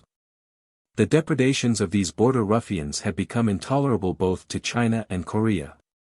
In 1875 Li Hung-chang sending a force of picked Chinese troops with a gunboat to the Yalu broke up the nest of robbers and allowed settlers to enter the land. 2 years later the Peking government shifted its frontier to the Yalu River, and Korean and Chinese territory was separated only by flowing water. The neutral strip was no more. In 1875 some sailors of one of the Japanese ironclads, landing near Konghwa for water, were fired on by Korean soldiers under the idea that they were Americans or Frenchmen. The Japanese before this time had adopted uniforms of foreign style for their navy. Retaliating, the Japanese 2 days later stormed and dismantled the fort, shot most of the garrison, and carried the spoils to the ships. The news of this affair brought the wavering minds of both the peace and the war party of Japan to a decision. An envoy was dispatched to Peking to find out the exact relation of China to Korea, and secure her neutrality. At the same time another was sent with the fleet to the Han River, to make if possible a treaty of friendship and open ports. General Kuroda having charge of the latter embassy, with men of war, transports, and marines, reached Seoul February 6, 1876. About the same time a courier from Peking arrived in the capital, bearing the Chinese imperial recommendation that a treaty be made with the Japanese. The temper of the young king had been manifested long before this by his rebuking the district magistrate of Konghua for allowing soldiers to fire on peaceably disposed people, and ordering the offender to degradation and exile. Aranori Mori in Peking had received a written disclaimer of China's responsibility over Korea, by which stroke of policy the Middle Kingdom freed herself from all possible claims of indemnity from France, the United States, and Japan. After several days of negotiation the details of the treaty were settled, and on February 27 the treaty in which Chosun was recognized as an independent nation was signed and attested. The first Korean embassy, which had been accredited to the Mikado's court since the 12th century, sailed from Fusan in a Japanese steamer, landing at Yokohama, May 29. By railroad and steam cars they reached Tokyo, and on the 1st of June the envoy had audience of the Mikado. For 3 weeks the Japanese amused, enlightened and startled their guests by showing them their warships, arsenals, artillery, torpedoes, schools, buildings, factories, and offices, equipped with steam and electricity. The ripened fruit of the seed planted by Perry in 1854. All attempts of foreigners to hold any communication with them were firmly rejected by the Koreans. Among the callers with diplomatic powers from the outside world in 1881, each eager and ambitious to be the first in wresting the coveted prize of a treaty, were 2 British captains of men of war and a French naval officer. All of whom sailed away with rebuffs. Under the new treaty Fusan soon became a bustling place of trade with a Japanese population of some 2,000. Public buildings were erected for the Japanese consulate, chamber of commerce, bank, steamship company, and hospitals. A newspaper was established, and after a few years of mutual contact at Fusan the Koreans, though finding the Japanese as troublesome as the latter discovered foreigners to be after their own ports were opened. With much experience settled down to endure them for the sake of a trade which was undoubtedly enriching the country. Gensan was opened May 1, 1880. An exposition of Japanese, European, and American goods was established for the benefit of trade with the Koreans. Russia, England, France, Italy, and the United States all made efforts in the next few months to make treaties with Korea, and all were politely rejected. Early in 1881 Chinese and Japanese influence began to be enlisted in favor of the United States in the effort to make a treaty. Li Hung-chang, China's liberal statesman, wrote a letter to a Korean gentleman in which he advised the country to seek the friendship of the United States. The Chinese Secretary of Legation at Tokyo also declared to the Koreans that Americans were the natural friends of Asiatic nations, and should be welcomed. It began to look more hopeful for the United States to secure her treaty through the influence of the Chinese than that of the Japanese, on whom we had previously depended. One of the most important moves in the advancement of Korea's civilization was the sending of a party of 34 prominent men to visit Japan, and further study the problem of how far Western ideas were adapted to an Oriental state. The leader of this party, after his return from Japan, was dispatched on a mission to China, where his conference was chiefly with Li Hung-chang. He had now a good opportunity of judging the relative merits of Japan and China. The results of this mission were soon apparent, for shortly after, 80 young men were sent to Tientsin where they began to diligently pursue their studies of Western civilization as it had impressed itself on China in the arsenals and schools. The spirit of progress made advance from the beginning of 1882, but discussion reached fever heat in deciding whether the favor of Japan or China should be most sought, and which foreign nation should be first admitted to treaty rights. An event not unlooked for, increased the power of the progressionists. Kozaikai urged the plea of expulsion of foreigners in such intemperate language that he was accused of reproaching the sovereign. At the same time a conspiracy against the life of the king was discovered. Kozaikai was put to death, many of the conspirators were exiled, and the ringleaders were sentenced to be broken alive on the wheel. The progressionists had now the upper hand, and early in the spring 2 envoys went to Tientsin to inform Americans and Chinese that the Korean government was ready to make a treaty. Meanwhile Japanese officers were drilling the Korean soldiers in Seoul. The American diplomatic agent, Commodore R. W. Schufelt, arrived in the Swatara off Kamulpo May 7.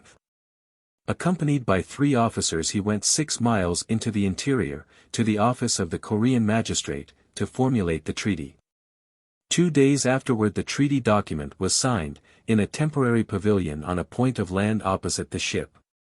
Both on the American and Korean side this result had been brought about only after severe toil and prolonged effort. For days after the signing of the American treaty, the Crown Prince, a lad of 9 years old, was married in Seoul. This year will be forever known as the Year of the Treaties. Within a few months treaties were signed by Korea with Great Britain, France, Germany, Italy and China. Within a week there appeared in the harbor of Kumulpo 2 American, 3 British, 1 French, 1 Japanese, 1 German and 5 Chinese armed vessels. All of them except the French had left by June 8, to the great relief of the country people, many of whom had fled to the hills when the big guns began to waste their powder in salutes. The Japanese legation in Seoul now numbered about 40 persons. They seemed to suspect no imminent danger, although the old fanatic and tyrant Taiwan Kuan was still alive and plotting. He was the center of all the elements hostile to innovation, and being a man of unusual ability, was possessed of immense influence. During the 9 years of his nominal retirement from office, this bigoted Confucianist who refused to know anything of the outer world waited his opportunity to make trouble. Just then the populace was most excited over the near presence of the foreigners at Kumulpo, the usual rainfall was withheld, and in the consequent drought the rice crop was threatened with total failure. The sorcerers and the anti-foreign party took advantage of the situation to play on the fears of the superstitious people. The spirits displeased at the intrusion of the western devils were angry, and were cursing the land. While the king was out in the open air praying for rain July 23, a mob of sympathizers with the old regent attempted to seize him. The king escaped to the castle. Some mischief maker then started the report that the Japanese had attacked the royal castle and had seized the king and queen. Forthwith the mob rushed with frantic violence upon the legation, murdering the Japanese policemen and students whom they met on the streets, and the Japanese military instructors in the barracks. Not satisfied with this, the rioters, numbering 4,000 men, attacked and destroyed the houses of the ministers favoring intercourse. Many of the mints and 7 Japanese were killed. The Japanese legation attachés made a brave defense to the night attack which was made on them. Armed only with swords and pistols, the Japanese formed themselves into a circle, charged the mob, and cut their way through it. After an all-night march through a severe storm, the little band fighting its way for much of the time, reached Incheon at 3 o'clock the next day. The governor received them kindly and supplied food and dry clothing, then posting sentinels to watch so that the Japanese could get some rest. In an hour the mob attacked them there, and they were again compelled to cut their way out. They now made for Kumulpo, the seaport of the city, and about midnight, having procured a junk, they put to sea. The next morning they were taken on board a British vessel which was surveying the coast, and a few days later were landed at Nagasaki. Without hesitation the Japanese government began preparations for a military and naval attack. Hanabusa, the minister to Korea and his suite were sent back to Seoul, escorted by a military force. He was received with courtesy in the capital whence he had been driven 3 weeks ago. The fleet of Chinese warships was also at hand, and everything was apparently under the control of Taiwan Kuan, who now professed to be friendly to foreigners. At his audience with the king, Hanabusa presented the demands of his government. These were nominally agreed to, but several days passing without satisfactory action, Hanabusa having exhausted remonstrance and argument left Seoul and returned to his ship. This unexpected move, a menace of war, brought the usurper to terms. On receipt of Taiwan Kuan's apologies, the Japanese envoy returned to the capital and full agreement was given to all the demands of Japan by the Korean government. The insurgents were arrested and punished, the heavy indemnity was paid, and an apology was sent by a special embassy to Japan. Within the next few days Taiwan Kuan was taken on board a Chinese ship at the orders of Li Hung-chang and taken to Tientsin. It is generally believed that this action was practically a kidnapping, but whether to rescue Taiwan Kuan from the dangers which threatened him or to maintain China's old theory of sovereign control over Korean rulers it is hard to know. The treaty negotiated with the United States was duly ratified by our Senate, and Lucius H. Foote was appointed minister to Korea. General Foote reached Kumamoto in the United States steamship Monocacy May 13, and the formal ratifications of the treaty were exchanged in Seoul 6 days later. The guns of the Monocacy, the same which shelled the Han forts in 1870, fired the first salute ever given to the Korean flag. The king responded by sending to the United States an embassy of 11 persons led by Min Yong-ik and Hong Yong-sik, members respectively of the conservative and liberal parties. Their interview with President Arthur was in the parlors of the Fifth Avenue Hotel, New York, on September 17. All the Koreans were dressed in their national costume, which they wore habitually while in America. After spending some weeks in the study of American institutions in several cities, part of the embassy returned home by way of San Francisco, leaving one of their number at Salem, Massachusetts, to remain as a student. While Min Yong-ik and 2 secretaries embarked on the United States steamship Trenton, and after visiting Europe, reached Seoul in June, 1884. We have now reached a point in Korean history from which a continuance can be better made in a later chapter. Almost from the time of the return of the Korean embassy from the United States, the political ferment increased, until a few months after began the disorders which culminated 10 years later in the present Japanese-Chinese War. These events will therefore be related in the chapter which is to follow, descriptive of the causes of the war, and the relations of the 3 Oriental nations at the outbreak of hostilities. 2. Geography, Government, Climate and Products of Korea.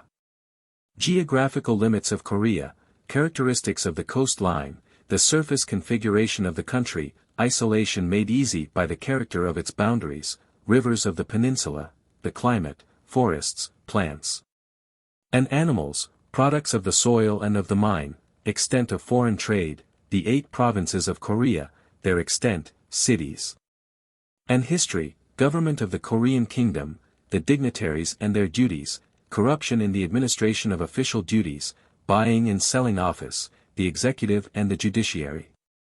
For many a year the country of Korea has been known in little more than name. Its territory is a peninsula on the east coast of Asia, between China on the continent, and the Japanese islands to the eastward. It extends from 34 degrees and 30 minutes to 43 degrees north latitude, and from 124 degrees and 30 minutes to 130 degrees and 30 minutes east longitude. Between the Sea of Japan and the Yellow Sea. The Yellow Sea separates it from the southern provinces of China, while the Sea of Japan and the Strait of Korea separate it from the Japanese islands. It has a coastline of about 1,740 miles, and a total area of about 90,000 square miles. The peninsula, with its outlying islands, is nearly equal in size to Minnesota or to Great Britain. In general shape and relative position to the Asiatic continent it resembles Florida. Tradition and geological indications lead to the belief that anciently the Chinese promontory and province of Shantung, and the Korean peninsula were connected. And that dry land once covered the space filled by the waters joining the Gulf of Petchouli and the Yellow Sea. These waters are so shallow that the elevation of their bottoms but a few feet would restore their area to the land surface of the globe. On the other side also, the Sea of Japan is very shallow and the Straits of Korea at their greatest depth have but 83 feet of water. The east coast is high, mountainous, and but slightly indented, with very few islands or harbors. The south and west shores are deeply and manifoldly scooped and fringed with numerous islands. From these island-skirted shores, especially on the west coast, mud banks extend out to sea beyond sight. While the tide on the east coast is very slight, only 2 feet at Gensan, it increases on the south and west coasts in a north direction, rising to 33 feet at Kumamoto. The rapid rise and fall of tides, and the vast area of mud left bare at low water, cause frequent fogs, and render the numerous inlets little available except for native craft. On the west coast the rivers are frozen in winter, but the east coast is open the whole winter through. Quelpart, the largest island, 40 by 17 miles, lies 60 miles south of the mainland. Port Hamilton, between Quelpart and Korea, was for a time an English possession, but in 1886 was given to China. The Russians are generally believed to have an overweening desire for the magnificent harbor of Port Lazarev on the east coast of the Korean mainland. In its policy of exclusion of all foreigners, the government has had its tasks facilitated by the inaccessible and dangerous nature of the approaches to the coast. The high mountain ranges and steep rocks of the east coast, and the thousands of islands, banks, shoals and reefs extending for miles into the sea on the western and southern shores, unite to make approach exceedingly difficult. Even with the best charts and surveys at hand.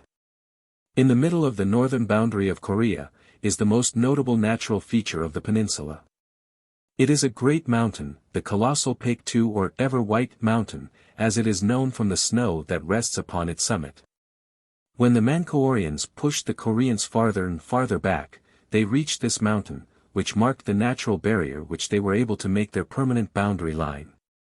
According to native account, which in Korea is seriously believed, the highest peak of this mountain reaches the moderate elevation of 44 miles. It is famous as the birthplace of Korean folklore, and a great deal that is mythical hangs about it still.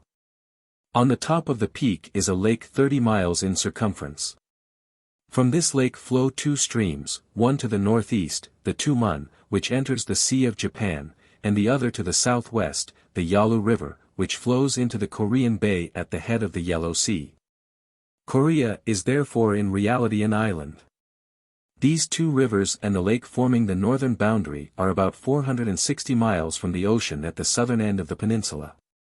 The greatest width of the country is 360 miles and its narrowest about 60 miles. The Tumun River separates Korea from Manchuria, except in the last few miles of its course, when it flows by Russian territory, the southeastern corner of Siberia. The Yalu River also divides Korea from Manchuria. The rivers of Korea are not of great importance except for drainage and water supply, being navigable but for short distances. On the west coast the chief rivers are the Yalu, the Chingchong, the Tatong, the Han, the Kum. The Yalu is navigable for about 170 miles and is by far the greatest of all in the peninsula. The Han is navigable to a little above Seoul, 80 miles, the Tatong to Pyongyang, 75 miles. And the Kum is navigable for small boats for about 30 miles. In the southeastern part of the peninsula the Nakatong is navigable for small boats to a distance of 140 miles. The Tumun River, which forms the northeastern boundary between Korea and Siberia, is not navigable except near the mouth. It drains a mountainous and rainy country. Ordinarily it is shallow and quiet, but in spring its current becomes very turbulent and swollen. Occupying about the same latitude as Italy, Korea is also, like Italy, hemmed in on the north by mountain ranges, and traversed from north to south by another chain. The whole peninsula is very mountainous, some of the peaks rising to a height of 8,000 feet. The climate of the country is excellent, bracing in the north, with the south tempered by the ocean breezes in summer. The winters in the north are colder than those of American states in the same latitude, and the summers are hotter. The heat is tempered by sea breezes, but in the narrow enclosed valleys it becomes very intense. The Han is frozen at Seoul for 3 months in the year, sufficiently to be used as a cart road, while the Tumun is usually frozen for 5 months. Various kinds of timber abound, except in the west, where wood is scarce and is sparingly used. And in other parts the want of coal has caused the wasteful destruction of many a forest. The fauna is very considerable and besides tigers, leopards, and deer, includes pigs, wild cats, badgers, foxes, beavers, otters, martens, bears, and a great variety of birds. The salamander is found in the streams as in western Japan. The domestic animals are few. The cattle are excellent, the bull being the usual beast of burden, the pony very small but hardy, fowls good, the pigs inferior. Immense numbers of oxen are found in the south, furnishing the meat diet craved by the people, who eat much more of fatty food than the Japanese. Goats are rare. Sheep are imported from China only for sacrificial purposes. The dog serves for food as well as for companionship and defense. Of birds the pheasants, falcons, eagle, crane, and stork are common. Among the products are rice, wheat, beans, cotton, hemp, corn, sesame, and perilla. Ginseng grows wild in the Kang Mountains and is also much cultivated about Kaeseng. The duties upon it, notwithstanding much smuggling, yielded about $500,000 annually. Iron ore of excellent quality is mined. And there are copper mines in several places. The output of the silver mines is very small, but the customs returns for 1886 show the value of gold exported that year to be $503,296. The principal industries are the manufacture of paper, mats woven of grass, split bamboo blinds, oil paper, and silk. The total value of the foreign imports in 1887 was $2,300,000, two-thirds representing cotton goods. The native exports reached about $700,000, chiefly beans and cow hides. The foreign vessels entering the treaty ports yearly number about 750, of some 200,000 tons burden. 3/4 of the trade is with Japan and more than 1/5 with China. British goods go by way of these countries. Until 1888 business was done chiefly by barter, imports being exchanged largely for gold dust, and Japanese silk piece goods being a current exchange for trade inland. In that year the mint at Seoul was completed, and a beneficial effect on commerce resulted from the introduction of a convenient and sufficient coinage. Seoul is connected by telegraph with Taku, Port Arthur, Kamolpo, Gensan, and Fusan. Korea is divided into 8 provinces, 3 on the east coast and 5 on the west coast. These 8 provinces are divided into 60 districts with about 360 cities, only 60 of which however are entitled to the name. The remainder distinguishing themselves from the larger hamlets and villages merely by the walled-in residence of the chief government official. Only a portion of each real city is walled in, but it must not be thought that these walls are in any way similar to those to be found in China, where even second- and third-rate cities are protected by high and strong fortifications with moats.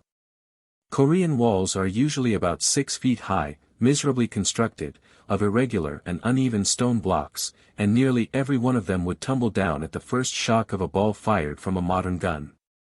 Korea has for centuries successfully carried out the policy of isolation. Instead of a peninsula, her rulers strove to make her an accessible island, and insulate her from the shock of change. She has built, not a great wall of masonry, but a barrier of sea and river flood, of mountain and devastated land, of palisade and cordon of armed sentinels. Frost and snow, storm and winter, she hailed as her allies. Not content with the sea border, she desolated her shores lest they should tempt the foreigner to land. In addition to this, between her Chinese neighbor and herself she placed a neutral space of unplanted, unoccupied land. This strip of forest and desolated plain 20 leagues wide, has stretched for 3 centuries between Korea and Manchuria. To form it, 4 cities and many villages were suppressed and left in ruins. The soil of these former solitudes is very good, the roads easy, and the hills not high. The southern boundary of this neutral ground has been the boundary of Korea, while the northern boundary has been a wall of stakes, palisades and stone. 2 centuries ago, this line of walls was strong, high, guarded and kept in repair, but year by year at last, during a long era of peace, they were suffered to fall into decay, and except for their ruins exist no longer. For centuries only the wild beasts, fugitives from justice, and outlaws from both countries have inhabited this fertile but forbidden territory. Occasionally borderers would cultivate portions of it, but gathered the produce by night or stealthily by day, venturing on it as prisoners would step over the dead line. Of late years the Chinese government has respected the neutrality of this barrier less and less. Within a generation large portions of this neutral strip have been occupied. Parts of it have been surveyed and staked out by Chinese surveyors, and the Korean government has been too feeble to prevent the occupation. Though no towns or villages are marked on the map of this neutral territory, yet already a considerable number of small settlements exist upon it. And it was through them that the overland marches of the Japanese army from Korea into Manchuria had to be made. The province which borders this neutral territory, is that of Pingyang or peaceful quiet. It is the borderland of the kingdom, containing what was for centuries the only acknowledged gate of entrance and outlet to the one neighbor which Korea willingly acknowledged as her superior. The Battle of Pingyang recently fought, is only one of many which have interrupted the harmony of the province of peaceful quiet. The town nearest the frontier and the gateway of the kingdom is Waiju. It is situated on a hill overlooking the Yalu River, and surrounded by a wall of light-colored stone. The annual embassy always departed for its overland journey to China through its gates. Here also are the custom house and vigilant guards, whose chief business it was to scrutinize all persons entering or leaving Korea. Nevertheless, most of the French missionaries have entered the mysterious peninsula through this loophole, disguising themselves as woodcutters, crossing the Yalu River on the ice, creeping through the water drains in the Grand Wall, and passing through this town, or they have been met by friends at appointed places along the border, and thence have traveled to the capital. Further details as to the political condition of this neutral strip will be included in a succeeding chapter, preliminary to the outbreak of the war. The Tatung River, which forms the southern boundary of the province, is the Rubicon of Korean history. At various epochs in ancient times it was the boundary river of China or of the rival states within the peninsula. About 50 miles from its mouth is the city of Pingyang, the metropolis and capital of the province and the royal seat of authority from before the Christian era to the 10th century. Its situation renders it a natural stronghold. It has been many times besieged by Chinese and Japanese armies, and near it many battles have been fought. The next province to the south is that of Hwang-hai or the Yellow Sea province. This is the land of Korea that projects into the Yellow Sea directly opposite the Shantung promontory of China, on which are the ports of Chefoo and Wei-hai-wei. Tientsin, the seaport of Peking, is a little farther east. From these ports since the most ancient times, the Chinese armadas have sailed and invading armies have embarked for Korea.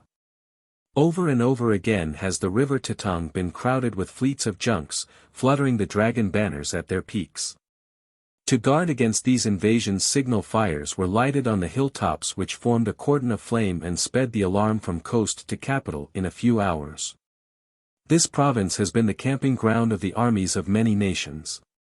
Here, beside the border forays which engaged the troops of the rival kingdom, the Japanese, Chinese, Mongols, and Manchus have contended for victory again and again. The principal cities of this province are Haichiu the capital, Gwangju an old baronial walled city, and the commercial city of Sunto or Kaeseng. Rock salt, flints, ginseng, varnish, and brushes made of the hair of wolf tails, are the principal products of the province. Gyeonggi is the province which contains the national capital, although it is the smallest of all. The city of Hanyang, or Seoul, is on the north side of the river, 40 or 50 miles from its mouth. The name Hanyang means the fortress on the Han River, while the common term applied to the royal city is Seoul, which means the capital. The population of the city is between 200,000 and 250,000. The natural advantages of Seoul are excellent, as it is well protected by surrounding mountains, and its suburbs reach the navigable river. The scenery from the city is magnificent. The walls are of masonry, averaging about 20 feet in height, with arched stone bridges over the watercourses. The streets are narrow and tortuous. The king's castle is in the northern part. The islands in the river near the capital are inhabited by fishermen. Four great fortresses guard the approaches to the royal city, all of which have been the scene of siege and battle in time past. The fortresses in succession are Suwon to the south, Gwangju to the southeast, Sunto to the north and Gangwon to the west. On the walls of the first three have been set the banners of the hosts of Ming from China and of Taiko from Japan, in the wars at the close of the 16th century. The Manchu standard in 1637 and the French eagles in 1866 were planted on the ramparts of Gangwon. Beside these castled cities there are forts and redoubts along the river banks crowning most of the commanding headlands. Over these the Stars and Stripes floated for 3 days in 1871 when the American forces captured the strongholds. Sunto is one of the most important, if not the chief commercial city in the kingdom, and from 960 to 1392 it was the national capital. The chief staple of manufacture and sale is the coarse cotton cloth which forms the national dress. Konghwa on the island of the same name, at the mouth of the Han River, is the favorite fortress to which the royal family are sent for safety in time of war, or are banished in case of deposition. The province Chungcheong or Serene Loyalty, is the next one to the southward facing the Yellow Sea. In the history of Korean Christianity this province will be remembered as the nursery of the faith. Here were made the most converts to the teachings of the French missionaries, and here persecutions were most violent. When the Japanese armies of invasion reached the capital in 1592, it was over the great highways from Fusan which crossed this province. Kyanchiu, the fortress on whose fate the capital depended, lies in the northeast of the province. The province contains 10 walled cities, and like all its fellows it is divided into departments, right and left. The most southern of the 8 provinces, Cholla, or complete network, is also the warmest and most fertile. It is nearest to Shanghai and to the track of foreign commerce. Considerable quantities of hides, bones, horns, leather, and tallow are exported to Japan. The beef supplied from the herds of cattle in the pastures of Cholla is famous, and troops of horses graze on the pasture land. The province is well furnished with ports and harbors. Christianity had quite a hold in this province, and when Korea was partly open to the world there were many believers found in the north who were descendants of Christian martyrs. The capital is Choncheon. The soil of the province was the scene of many battles during the Chinese invasions of 1592 to 97. The island of Quelpart is about 60 miles south of the mainland. It is mountainous, with one peak called Hanare more than 6,500 feet high. On its top are 3 extinct craters within each of which is a lake of pure water. Korean children are taught to believe that the 3 first created men of the world still dwell on these lofty heights. The most southeasterly province of Korea, and therefore the nearest to Japan, is Gyeongsang or the province of respectful congratulation.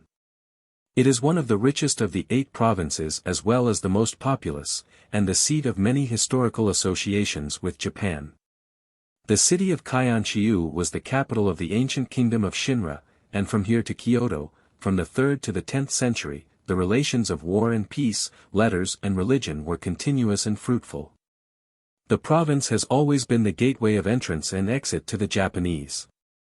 Fusan, the port which was held by the Japanese from very ancient times, is well at the southeastern extremity of the peninsula. Its fortifications are excellent, and its harbor well protected. Populous cities encircle the bay on which Fusan stands, and from this point extend 2 great roads to Seoul. The influence of centuries of close intercourse with their neighbors, the Japanese, is strongly marked in this province. The river meadow, or Gangwon province fronts Japan from the middle of the eastern coast directly north of Gyeongsang. It is a province of beautiful scenery and precipitous mountains. The capital is Woncheon. The women of the province are said to be the most beautiful in Korea. Hamgyong, or Complete View, is that part of Korean territory adjoining the boundary of Russia. The southeastern boundary of Siberia, which has been pushed farther south after every European war with China, touched the Tumun River, the northern boundary of Korea, in 1858. It is but a little ways from the mouth of the Tumun River to the forts of Vladivostok and Pasiut in Russian territory. From these cities extends a telegraph across Siberia to the cities of European Russia, and here will be the terminus of the great Trans-Siberian Railway now under construction. Pasiut is connected with Nagasaki by an electric cable. In the event of a war between China and Russia, the Tsar would most probably make Korea the basis of operations.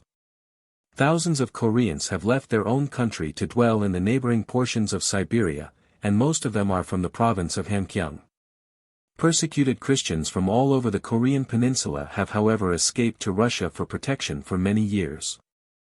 The port of Gensan near Port Lazarev, fronting Brotons Bay has been opened for trade since May 1, 1880, and has been an important strategic and commercial point ever since. The capital city of this province is Hamhung, and there are 14 other walled cities within its limits. Until the Russians occupied the adjoining territory, an annual fair was held at the Korea city of Kyanwon, which lies close to the border. Here the Manchu and Chinese merchants bartered their wares for those of Korean, the traffic lasting but 2 or 3 days and sometimes only 1 day. At the end of the fair, any lingering Chinese not soon across the border was urged over at the point of a spear. Foreigners found within the Korean limits at any other time were apt to be ruthlessly murdered. The government of Korea, since the amalgamation of the different tribes and union of the various states 500 years ago, has devolved upon an independent king, an hereditary monarch whose rule was absolute and supreme. Next in authority to the king are the 3 chong, or high ministers. The chief of these is the greatest dignitary of the kingdom, and in time of minority or inability of the king wields royal authority. The father of the present king ruled as regent up to the time when his son reached his majority in 1874. After the king and the 3 prime ministers, come the 6 heads of departments of government which rank next. These 6 department ministers are assisted by 2 other associates, the champan and the chami. These 4 grades and 21 dignitaries constitute the Royal Council of Daijin, though the actual authority is in the 3 ministers. All of the department ministers make daily reports of their affairs, and refer matters of importance to the Supreme Council. There are also 3 chamberlains who record every day the acts and words of the king. A daily government gazette called the Chopa is issued for information on official matters. The general caste and method of procedure in the court and government were copied in the beginning after the great model in Peking. The rule of the king in Korea is absolute, and his will alone is law. There has always existed, indeed, the office of a high functionary whose special duty consists in watching and controlling the royal actions. Formerly this office really had some significance, but of late years it has possessed none whatever. Another very curious institution has been that of the declared or official favorite, a position generally filled by some member of a noble family, or by one of the ministers whose influence for good or for evil was paramount with his royal master.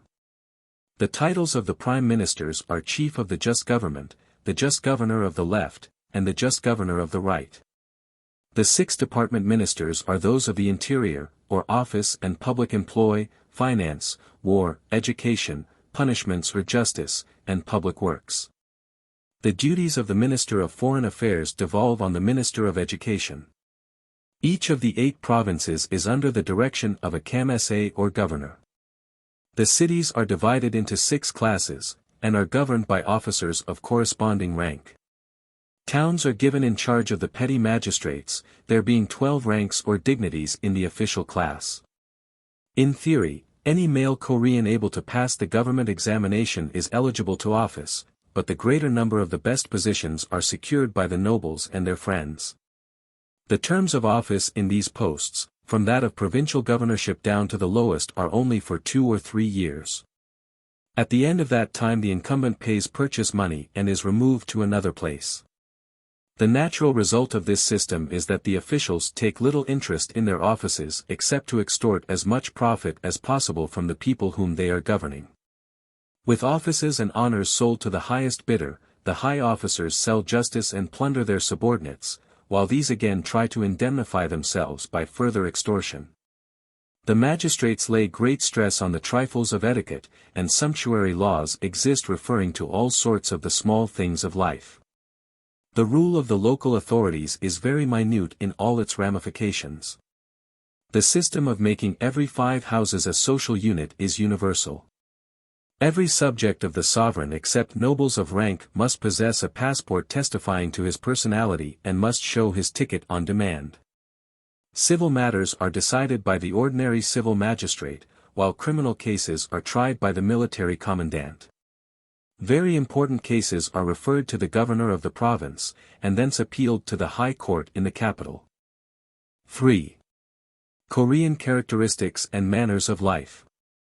Physique of the people, rigid caste system, slavery, guilds and trade unions, position of women, nameless and oppressed, marriage and family life, burial and mourning customs, dress and diet, homes, home life, children, education, outdoor life, music, literature, language, religion. The Korean people are mainly of a Mongolian type, though there is some evidence that there is a Caucasian element in the stock. They are a little larger and steadier of physique than the Japanese, or the Chinese of the south, more nearly approaching to the northern Chinese and even to the tribes in the northeast of Asia. Frequently individuals are met, with hair not quite black, and even blue eyes and an almost English style of face. The characteristics of the people are distinguished to advantage from that of their Chinese neighbors by the openness and frankness of their demeanor. The Koreans, even of the lower classes, are grave and sedate by nature, which, however, does not exclude a spirit of frank gaiety shown on nearer acquaintance.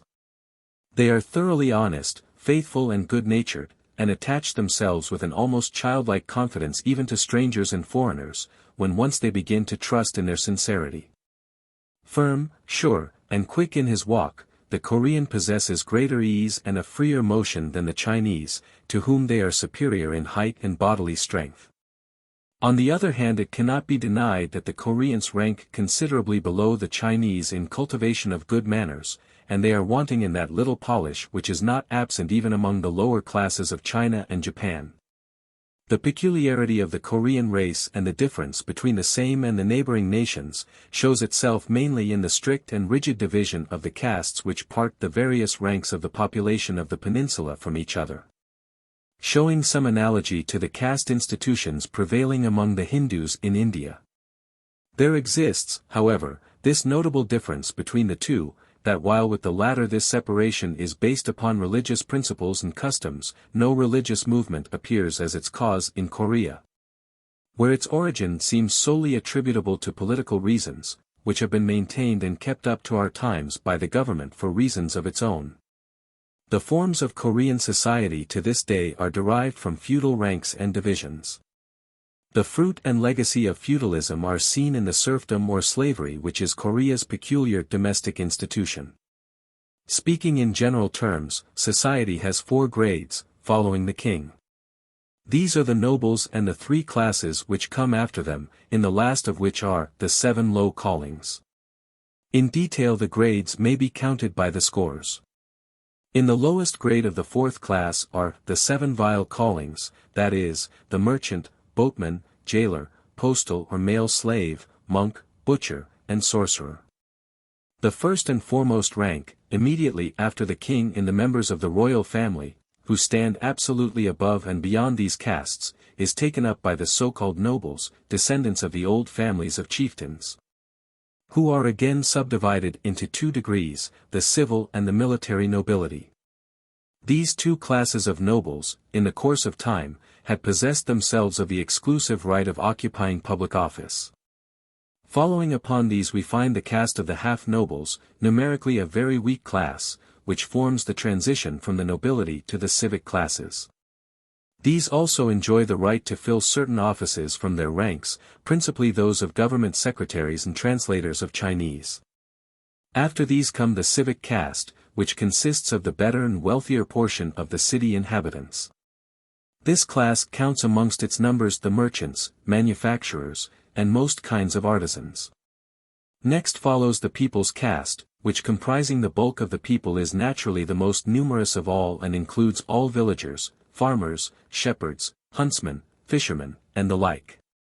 The nobles are usually the slave holders, many of them having in their households large numbers whom they have inherited along with their ancestral chattels. The master has a right to sell or otherwise dispose of the children of his slaves if he so choose. Slavery or serfdom in Korea is in a continuous state of decline, and the number of slaves constantly diminishing. The slaves are those who are born in a state of servitude, those who sell themselves as slaves, and those who are sold to be such by their parents in times of famine or for debt. Infants exposed or abandoned that are picked up and educated become slaves, but their offspring are born free. The serfdom is really very mild. Only the active young men are held to field labor, the young women being kept as domestics. When old enough to marry, the males are let free by an annual payment of a sum of money for a term of years. Outside of private ownership of slaves, there is a species of government slavery which illustrates the persistency of one feature of the ancient kingdom of Corea perpetuated through 20 centuries. It is the law that in case of the condemnation of a great criminal, the ban shall fall upon his wife and children, who at once become the slaves of the judge. These unfortunates do not have the privilege of honorably serving the magistrate, but usually pass their existence in waiting on the menials in the various government offices. Only a few of the government slaves are such by birth, most of them having become so through judicial condemnation in criminal cases, but this latter class fare far worse than the ordinary slaves. They are chiefly females, and are treated little better than beasts. Nothing can equal the contempt in which they are held. By union and organization it has come to pass that the common people and the serfs themselves in Korea have won a certain degree of social freedom that is increasing. The spirit of association is spread among the Koreans of all classes, from the highest families to the meanest slaves. All those who have any kind of work or interest in common, form guilds, corporations or societies which have a common fund contributed to by all for aid in time of need. Very powerful trade unions exist among the mechanics and laborers, such as hat weavers, coffin makers, carpenters, and masons. These societies enable each class to possess a monopoly of trade which even a noble vainly tries to break. Sometimes they hold this right by writ purchased or obtained from government, though usually it is by prescription. Most of the guilds are taxed by the government for their monopoly enjoyed. They have their chief or head man who possesses almost despotic power, even in some guilds of life and death. One of the most powerful and best organized guilds is that of the porters. The interior commerce of the country being almost entirely on the backs of men and pack horses, these people have the monopoly of it. They number about 10,000, and are divided by provinces and districts under the orders of chiefs and inspectors. They have very severe rules for the government of their guild, and crimes among them are punished with death at the order of their chief. They are so powerful that they pretend that even the government dare not interfere with them. They are honest and faithful in their business, delivering packages with certainty to the most remote places in the kingdom. When they have received an insult, or injustice, or too low wages, they strike in a body and retire from the district. This puts a stop to all travel and business until the grievances are settled, or submission to their own terms is made. Owing to the fact that the country at large is so lacking in the shops and stores common in other countries, and that instead fairs on set days are so numerous in the towns and villages. The guild of peddlers and hucksters is very large and influential. This class includes probably 200,000 able-bodied persons who in the various provinces move freely among the people, and are thus useful to government as spies, detectives, messengers, and in time of need, soldiers. The Korean woman has little moral existence. She is an instrument of pleasure or of labor, but never man's companion or equal. She has no name. In childhood she receives indeed a surname by which she is known in the family and by near friends, but as she grows up none but her father and mother employ this appellation. To all others she is, the sister of such a one or the daughter of so and so. After her marriage her name is buried, and she is absolutely nameless. Her own parents allude to her by employing the name of the district or ward in which she is married. When she bears children she is, the mother of so and so. When a woman appears for trial before a magistrate, in order to save time and trouble she receives a special name for the time being. In the higher classes of society etiquette requires that the children be separated after the age of 8 or 10 years. After that time the boys dwell entirely in the men's apartments to study and even to eat and drink. The girls remain secluded in the women's quarters. The boys are taught that it is a shameful thing even to set foot in the female part of the house. The girls are told that it is disgraceful even to be seen by males, so that gradually they seek to hide themselves when any of the male sex appear. These customs, continued from childhood to old age, result in destroying the family life. A Korean of good taste only occasionally holds conversation with his wife, whom he regards as being far beneath him. The men chat, smoke, and enjoy themselves in the outer rooms, and the women receive their parents and friends in the inner apartments. The men seek the society of their male neighbors, and the women on their part unite together for local gossip. In the higher classes, when a young woman has arrived to marriageable age, none even of her own relatives except those nearest of kin, is allowed to see or speak to her. After their marriage, women are inaccessible. They are nearly always confined to their apartments, nor can they even look out into the streets without permission from their lords. There is, however, another side. Though counting for nothing in society, and nearly so in their family, they are surrounded by a certain sort of exterior respect. They are always addressed in the formulas of the most polite language. The men always step aside in the street to allow a woman to pass, even though she be of the poorer classes. There is also a peculiar custom which exists in Seoul which exhibits deference to the comfort of the women. A bell in the castle is struck at sunset, after which male citizens are not allowed to go out of their houses even to visit their neighbors.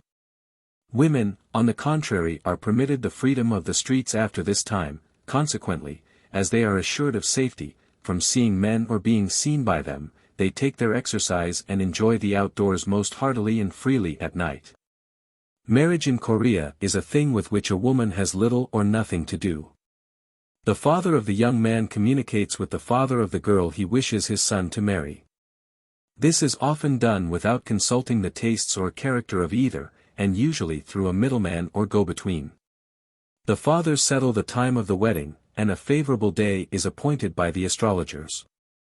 Under this aspect, marriage seems an affair of small importance, but in reality it is marriage only that gives one any civil rank or influence in society. Every unmarried person is treated as a child. He may commit all sorts of foolishness without being held to account. His capers are not noticed, for he is not supposed to think or act seriously. Even the unmarried young men of 25 or 30 years of age can take no part in social reunions or speak on affairs of importance.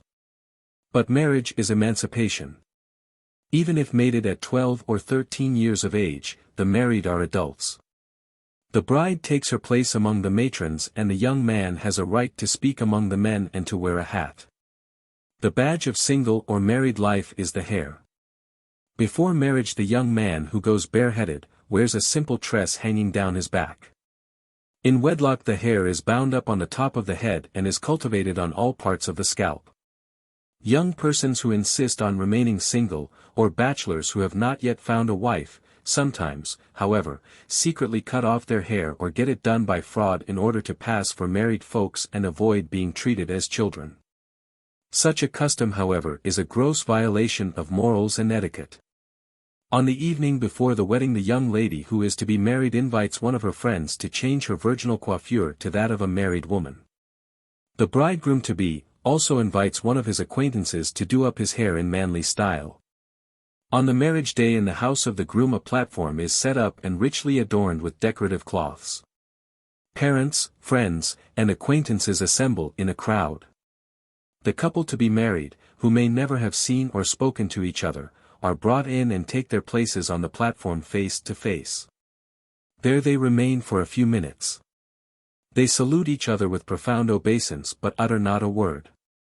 This constitutes the ceremony of marriage. Each then retires upon either side. The bride to the female, and the groom to the male apartments, where feasting and amusement after fashions in vogue in chosen take place. The expense of a wedding is considerable, and the bridegroom must be unstinting in his hospitality. Any failure in this particular may subject him to unpleasant practical jokes.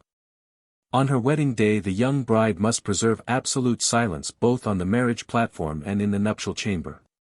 Etiquette requires this at least among the nobility.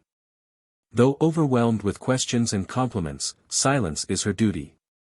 She must rest mute and impassive as a statue. It is the reciprocal salutation before witnesses on the wedding dais that constitutes legitimate marriage. From that moment a husband may claim a woman as his wife. Conjugal fidelity, obligatory on the woman, is not required of the husband, and a wife is little more than a slave of superior rank. Among the nobles, the young bridegroom spends 3 or 4 days with his bride, and then absents himself from her for a considerable time to prove that he does not esteem her too highly. To act otherwise would be considered in very bad taste and highly unfashionable. Habituated from infancy to such a yoke and regarding themselves as of an inferior race, most women submit to their lot with exemplary resignation. Having no idea of progress or of an infraction of established usage, they bear all things. They become devoted and obedient wives, jealous of the reputation and well-being of their husbands. The woman who is legally espoused, whether widow or slave, enters into and shares the entire social estate of her husband. Even if she be not noble by birth, she becomes so by marrying a noble. It is not proper for a widow to remarry. The fashion of mourning, the proper time and place to shed tears, and express grief, according to regulations, are rigidly prescribed in an official treatise, or Guide to Mourners, published by the government. The corpse must be placed in a coffin of very thick wood, and preserved during many months in a special room prepared and ornamented for this purpose. It is proper to weep only in this death chamber, but this must be done 3 or 4 times daily. Before entering it, the mourner must don a special suit of mourning clothes. At the new and full moon all the relatives are invited and expected to assist in the ceremonies. These practices continue more or less even after burial, and at intervals during several years. Often a noble will go out to weep at the tomb, passing days and nights in this position. Among the poor, who have not the means to provide a death chamber and expensive mourning, the coffin is kept outside their houses covered with mats until the time for its burial. Though cremation is known in Korea, the most usual form of disposing of the dead is by burial. Children are wrapped up in the clothes and bedding in which they die and are thus buried. As all unmarried persons are reckoned as children, their shroud and burial are the same.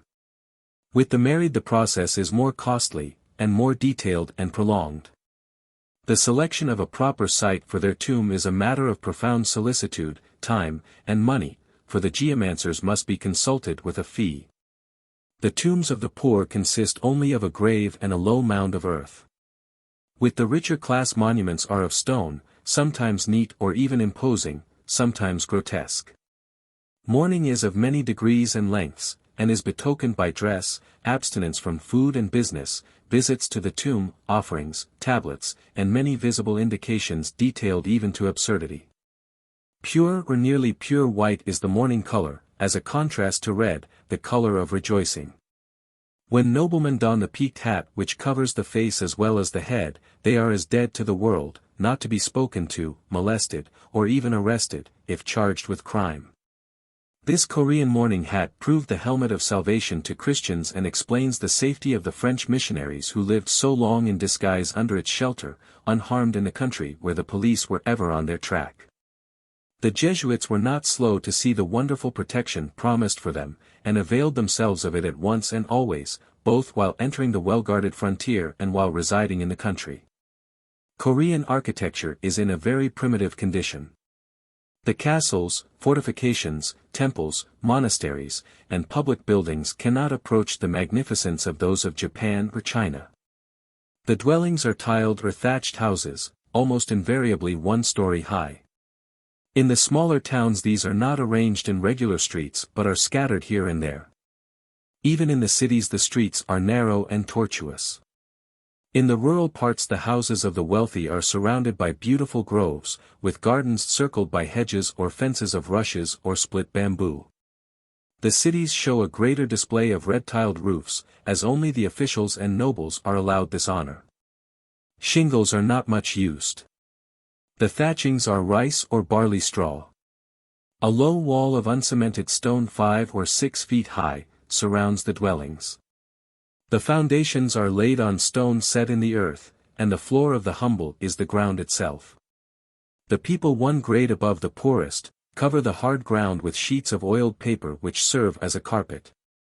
For the better class a floor of wood is raised a foot or so above the earth.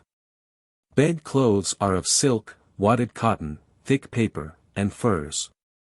Cushions or bags of rice chaff form the pillows of the rich. The poor man uses a smooth log of wood or slightly raised portion of the floor to rest his head upon. In most families of the middle class, the kong forms the vaulted floor, bed, and stove.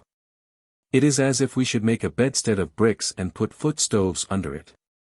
The floor is bricked over or built of stone, over flues which run from the fireplace at one end of the house to the chimney at the other. The fire which does the cooking is thus used to warm those sitting or sleeping in the room beyond. 3 rooms are the rule in an average house, and these are for cooking, eating, and sleeping. In the kitchen the most notable articles are the large earthen jars for holding rice, barley, or water. Each of them is big enough to hold a man easily. The second room, containing the kong, is the sleeping apartment, and the next is the best room or parlor. Little furniture is the rule. Koreans, like the Japanese, sit not cross-legged but on their heels. Among the well-to-do, dog skins cover the floor for a carpet, or tiger skins serve as rugs. Matting is common. The meals are served on the floor on small low tables, usually one for each guest, but sometimes one for a couple. The best table service is of porcelain and the ordinary sort of earthenware with white metal or copper utensils. The tablecloths are of fine glazed paper and resemble oiled silk. No knives or forks are used. But instead chopsticks and what is more common than in China or Japan, spoons are used at every meal. The walls range in quality of decoration from plain mud to colored plaster and paper. Pictures are not known. The windows are square and latticed without or within, covered with tough oiled paper, and moving in grooves. The doors are of wood, paper, or plated bamboo. Glass was till recently a nearly unknown luxury in Korea. The Korean liquor by preference is brewed or distilled from rice, millet, or barley. These alcoholic drinks are of various strength, color, and smell, ranging from beer to brandy. No trade of the Koreans has more impressed their numerous visitors than their love of all kinds of strong drink. No sooner were the ports of Korea opened to commerce than the Chinese established liquor stores, while European wines, brandies and whiskies have entered to increase the national drunkenness. Although the Korean lives between the 2 great tea-producing countries of the world, he scarcely knows the taste of tea, and the fragrant herb is little used on the peninsula. The staple diet has in it much more of meat and fat than that of the Japanese, and the average Korean can eat twice as much as the Japanese. Beef, pork, fowls, venison, fish, and game are consumed without much waste and rejected material. Dog flesh is on sale among the common butcher's meat. The women cook rice beautifully, and other well-known dishes are barley, millet, beans, potato, lily bulbs, seaweeds, acorns, radishes, turnips, macaroni, vermicelli, apples, pears, plums, grapes, persimmons, and various kinds of berries. All kinds of condiments are much relished. One striking fault of the Koreans at the table is their voracity. In this respect there is not the least difference between the rich and poor, noble or plebeian. To eat much is an honor, and the merit of a feast consists not in the quality but in the quantity of the food served. Little talking is done while eating, for each sentence might lose a mouthful. Hence, since a capacious stomach is a high accomplishment, mothers use every means to develop as elastic a capacity as possible in their children from very infancy. The Koreans equal the Japanese in devouring raw fish, and uncooked food of all kinds is swallowed without a wry face. Fish bones do not scare them. These they eat as they do the small bones of fowls. Nationally and individually the Koreans are very deficient in conveniences for the toilet. Bath tubs are rare, and except in the warmer days of summer, when the river and sea serve for immersion, the natives are not usually found under water. The need of soap and hot water has been noticed by travelers and writers of every nation. The men are very proud of their beards, and honor them as a distinctive glory and mark of their sex. Women coil their glossy black tresses into massive knots and fasten them with pins, or gold and silver rings. Korea is famous as the land of big hats. Some of these head coverings are so immense that the human head encased in one of them seems as but a hub in a cartwheel. In shape the gentleman's hat resembles a flower pot inverted in the center of a round table. 2 feet is a common diameter, and the top, which rises in a cone 9 inches higher, is only 3 inches wide at the apex. The usual material is bamboo, split to the fineness of a thread and woven. The fabric is then varnished or lacquered, and becomes perfectly weatherproof. The prevalence of cotton clothing, easily soaked and rendered uncomfortable, requires the ample protection for the back and shoulders which these umbrella-like hats furnish. The wardrobe of the upper classes consists of the ceremonial and the house dress. The former as a rule is of fine silk, and the latter of coarser silk or cotton. They are of pink, blue, and other rich colors. The official robe is a long garment like a wrapper, with loose baggy sleeves. There are few tailors' shops, the women of each household making the family outfit. The underdress of both sexes is a short jacket with tight sleeves, which for men reaches to the thighs, and for women only to the waist, and a pair of drawers reaching from waist to ankle. The females wear a petticoat over this garment, so that the Koreans say they dress like Western women, and foreign-made hosiery and undergarments are in demand. Their general style of costume is that of the wrapper, stiff, wide, and inflated, with abundant starch in summer, but clinging and baggy in winter. The white dress of the Korean makes his complexion look darker than it really is. Footgear is either of native or of Chinese make. The laborer contents himself with sandals woven from rice straw, which usually last but a few days. Small feet do not seem to be considered a beauty, and the foot binding of the Chinese is unknown in Chosun. Judging from a collection of the toys of Korean children, and from their many terms of affection, and words relating to games and sports, festivals and recreation, and nursery stories, the life of the little ones must be pleasant. In the capital and among the higher classes, children's toys are very handsome, ranking as real works of art. They have many games played by the little ones quite similar to those of our own babies, and they delight in pets, such as monkeys and puppies. At school the pupils study out loud and noisily, according to the method all over Asia. Besides learning the Chinese characters and the vernacular alphabet, the children master arithmetic and writing. The normal Korean is fond of his children, especially of sons, who in his eyes are worth 10 times as much as daughters. Such a thing as exposure of children is little known. The first thing inculcated in a child's mind is respect for his father. All insubordination is immediately and sternly repressed. Far different is it with the mother. She yields to her boy's caprices, and laughs at his faults and vices without rebuke, while the child soon learns that a mother's authority is next to nothing. Primogeniture is the rigid rule. Younger sons at the time of their marriage, or at other important periods of life receive paternal gifts, but the bulk of the property belongs to the oldest son, on whom the younger sons look as their father. He is the head of the family, and regards his father's children as his own. In all Eastern Asia the bonds of family are much closer than among Caucasian people of the present time. All the kindred, even to the 15th or 20th degree, whatever their social position, rich or poor, educated or illiterate, officials or beggars, form a clan or more properly one single family. All of whose members have mutual interests to sustain. The house of one is the house of the other, and each will assist to his utmost, another of the clan to get money, office, or advantage. The law recognizes this system by levying on the clan the taxes and debts which individuals of it cannot pay, holding the clan responsible for the individual. To this they submit without complaint or protest. Instead of the family being a unit, as with us, it is only the fragment of a clan, a segment in the great circle of kindred. The Koreans are fully as clannish as the Chinese, and in this lies one great obstacle to Christianity or to any kind of individual reform. China gave her culture to Korea and Korea passed it on to Japan. If we may believe Korean tales, then the Koreans have possessed letters and writing during 3,000 years.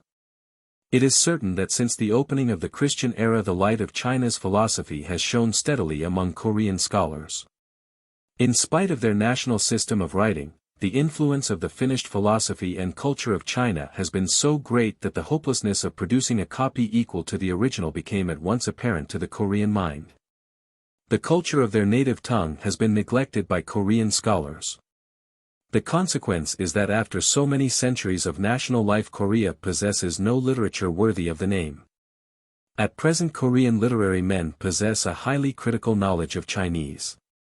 Most intelligent scholars read the classics with ease and fluency. Penmanship is an art as much prized and as widely practiced as in Japan, and reading and writing constitute education. Korea has most closely imitated her teacher, China, in the use of education. She fosters education by making scholastic ability as tested in the literary examination, the basis of appointment to office. This civil service reform was established by the now ruling dynasty early in the 15th century. The Korean child, neglecting his own language, literature, and history, studies those of China and the philosophy of Confucius, so that his education is practically that of the young man in China. The same classics are studied and the same attention is paid to memory cultivation. The competitive examinations too are very similar to those of China, and corresponding degrees are granted. The system of literary examinations, which for 2 or 3 centuries after its establishment was vigorously maintained with impartiality, is at present in a state of decay, bribery and official favor being the causes of its decline. The special schools of languages, mathematics, medicine, art etc., are under the patronage of the government, but amount to very little. The school of astronomy and the choice of fortunate days for state occasions is for the special service of the king. There is also a school of interpreters, charts, law, and horology. Although the Chinese language, writing and literature form the basis of education and culture in Chosen, yet the native language is distinct in structure from the Chinese, having little in common with it. The latter is monosyllabic, while the Korean is polysyllabic, as is the Japanese, which the Korean closely resembles. No other language is so nearly affiliated to the Japanese as is the Korean. The Korean alphabet, one of the most simple and perfect in the world, consists of 25 letters, 11 vowels and 14 consonants. They are made with easy strokes in which straight lines, circles, and dots only are used.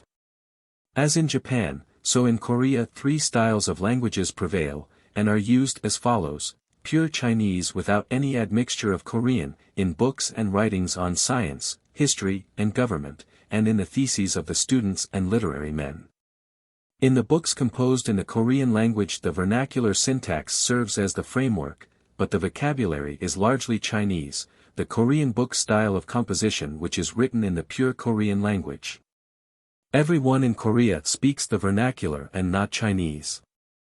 The books which have been written in Korean are chiefly primers or manuals of history, books on etiquette and ritual, and geography. There are also a few works of poetry written in the vulgar dialect. In passionate fondness for music the Koreans decidedly surpass all other Asiatic nations. Their knowledge is indeed primitive, however, not superior to that of their neighbors, and their instruments are of rude workmanship and construction. The principal of these instruments are the gong, the flute, and the 2-stringed guitar, combining to make a music anything but harmonious. They always sing in falsetto, like the Chinese, in a monotonous and melancholy manner.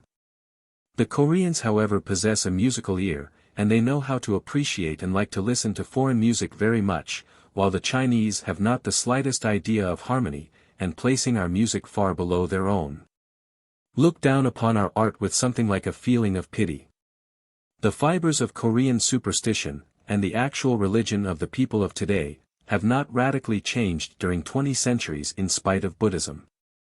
The worship of the spirits of nature and the other popular gods is still reflected in superstition and practice. The Chinese feng shui, which in Korean becomes pungsu, is a system of superstition concerning the direction of the everyday things of life, which is nearly as powerful in Korea as in the parent country. Upon this system, and perhaps nearly equal in age with it, is the cult of ancestral worship which has existed in Chinese Asia from unrecorded time. Confucius found it in his day and made it the basis of his teachings, as it had already been of the religious and ancient documents of which he was the editor. The Korean system of ancestral worship presents no feature radically different from the Chinese. Confucianism, or the Chinese system of ethics, holds about the same position that it does in China. Taoism seems to be little studied. In Korean mouths Buddha becomes Pul and his way, or doctrine Pultu or Pulchia. The faith from India has made thorough conquest of the southern half of the peninsula, but has only partially leavened the northern portion where the grosser heathenism prevails. The palmy days of Korean Buddhism were during the era of Corea, 905 to 1392 AD. In its development, Korean Buddhism has frequently been a potent influence in national affairs, and the power of the bonzes has at times been so great as to practically control the court and nullify decrees of the king. As in Japan, the frequent wars have developed the formation of a clerical militia, able to garrison and defend their fortified monasteries, and even to change the fortune of war by the valor of their exploits. There are three distinct classes or grades of the bonzes or priests. The student monks devote themselves to learning and to the composition of books and to Buddhist rituals. Then there are the mendicant and traveling bonzes who solicit alms and contributions for the erection and maintenance of the temples and monastic establishments. Finally, the military bonzes act as garrisons, and keep in order, and are trained to use weapons. Even at the present day, Buddhist priests are made high officers of the government, governors of provinces, and military advisors. In the nunneries are two kinds of female devotees, those who shave the head and those who keep their locks. The vows of the latter are less rigid. Excepting in its military phases, the type of Korean Buddhism approaches that of China rather than of Japan. The great virtue of the Koreans is their innate respect for and daily practice of the laws of human brotherhood. Mutual assistance and generous hospitality among themselves are distinctive national traits. In all the important events of life, such as marriages and funerals, each person makes it his duty to aid the family most directly interested. One will charge himself with the duty of making purchases, others with arranging the ceremonies.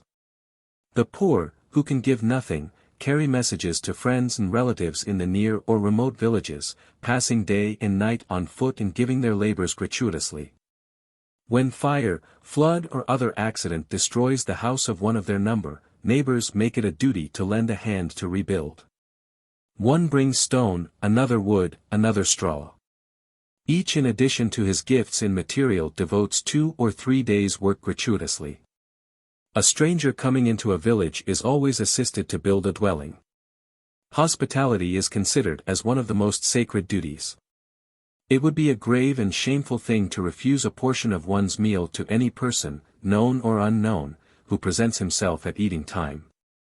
Even the poor laborers at the side of the roads are often seen sharing their frugal nourishment with the passerby. The poor man making a journey does not need elaborate preparations. At night, instead of going to a hotel, he enters some house whose exterior room is open to any comer. There he is sure to find food and lodging for the night.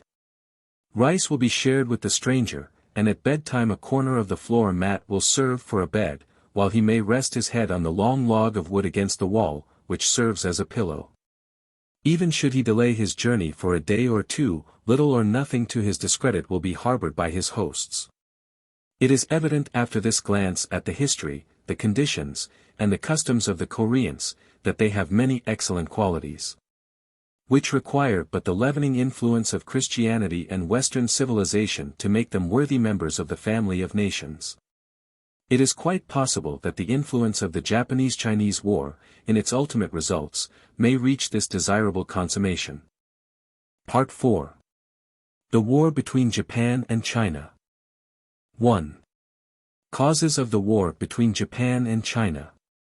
Inception must be sought far back in history, old-time animosity between the two nations chiefly responsible, formal recognition of Korean independence by Japan, the riots of 1882 and their result, return of the Korean embassy from a trip around the world, advance of American ideas and influence, plots of the progressionists, the coup d'état and its fatal results, flight of the conspirators to Japan and America, decoying of Kim Ok-kyun to Shanghai, assassination of Kim, rebellion in Northern Korea, aid asked from China, China sends troops, violation of treaty with Japan, army from Japan arrives, Japanese in the capital, scheme of reform proposed by Japan and rejected by China, a diplomatic campaign.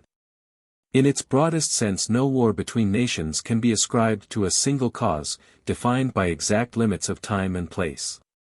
A cause of war always suggests the question as to what has made it such.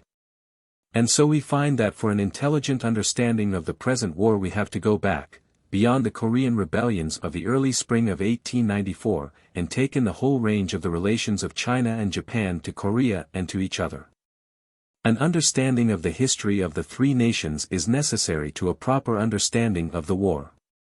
The first formal recognition of Korean independence is found in the earliest treaty between Japan and Korea, that of 1876, by which the Koreans agreed to pay indemnity for an unwarranted attack which had been made upon a Japanese vessel, and to open several ports to Japanese traders. It was through this treaty that Korea was first introduced to the comity of nations.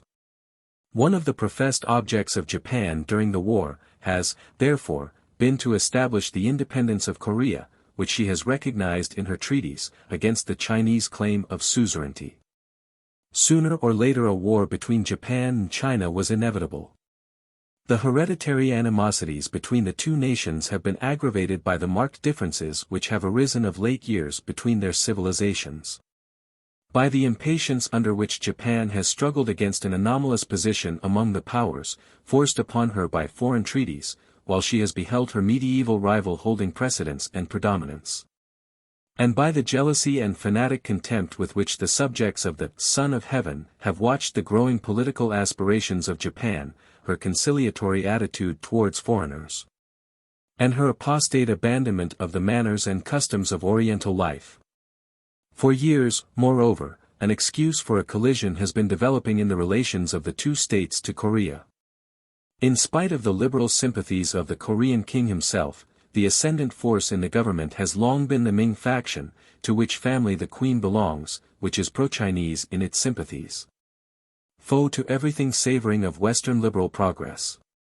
Under the sway of this faction, which has monopolized the highest magistracies, government in Korea has been nothing more nor less than systematic plunder of the masses, for the benefit of a few privileged nobles. The admitted misgovernment of the country, which has always jeopardized the lives and property of aliens, the suzerain claims of China, the vast commercial interests of Japan in the peninsula and her large colonies, and finally the complicated treaty arrangements which have grown up between Tokyo and Peking with regard to the Hermit Kingdom, these have long constituted a source of friction, in the knowledge of which the present conflict between the mandarins and the daimyos is more readily understood.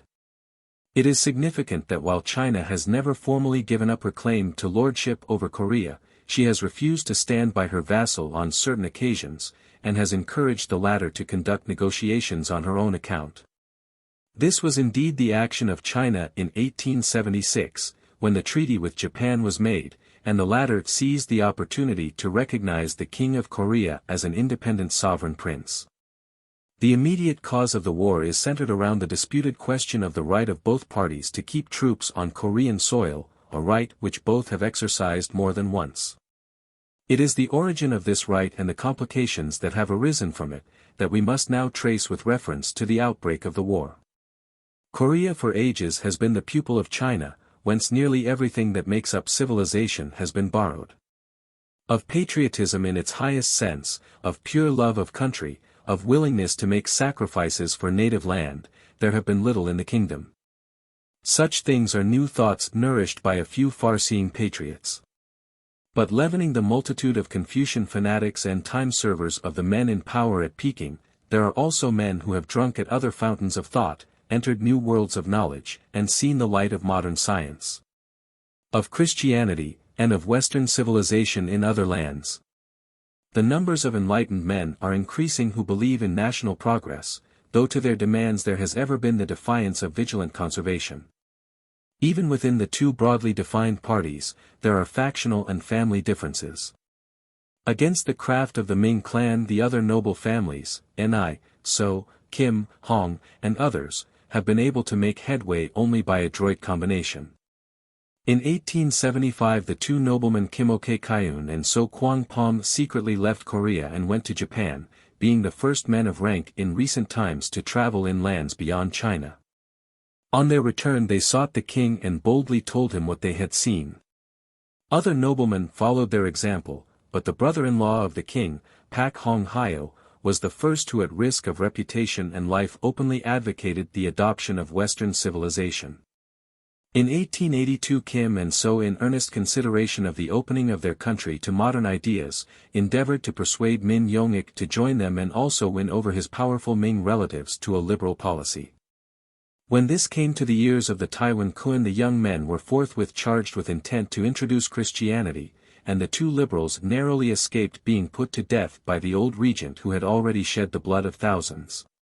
The men of the Ming faction held aloof from treaty negotiations with the United States until China gave the nod. When at last Li Hung Chang advised Korea to treat with Admiral Schufelt, the Ming nobles obeyed and exhibited so much energy in the matter as to seem to foreigners to be the leaders of the party of progress. The old regent at once felt it his duty to overthrow both the Mings and the treaty. His opportunity came in July, 1882, the year of the treaties. When on account of the short rice crop the soldiers' rations were cut down by the father of Min Yong-ik, the artful politician directed their revolt against this pro-Chinese family, and after destroying, as he imagined, the queen and the leading men of the Ming clan, he seized the government itself and for a few days enjoyed full power. When the news of the usurpation reached China and Japan, there were in Tientsin 3 Korean nobles, Cho Yong-ha, Kim Yun-sik, and Oh Yun-chung, and in Tokyo Kimoke Kyun and So Kwang Pom. The former, notified by telegram from the Chinese consul at Nagasaki of the movements of the Japanese, obtained a Chinese military and naval force, and the ships of these two foreign nations met at Kamolpo. Before either the Chinese or Japanese troops were disembarked, the two groups of Korean noblemen had a conference, and after a long and warm discussion it was agreed to submit the question whether the Chinese should land and proceed to Seoul. To the king himself. Accordingly Kimoke Kyun in disguise penetrated to the capital, but only to find the royal person in possession of his old and chief enemy Taiwan Kun, his friends driven away, and approach to the palace impossible. On learning the failure of Kim's mission, the Chinese force at once landed, marched to Seoul, abducted the regent, built forts to command the river against the Japanese, and established their camp inside the walls. This act of China gave her a new lien on Korea. The father of Min Yong-ik, Min Tai-ho, who had been supposed to have been mortally wounded, recovered and resumed office.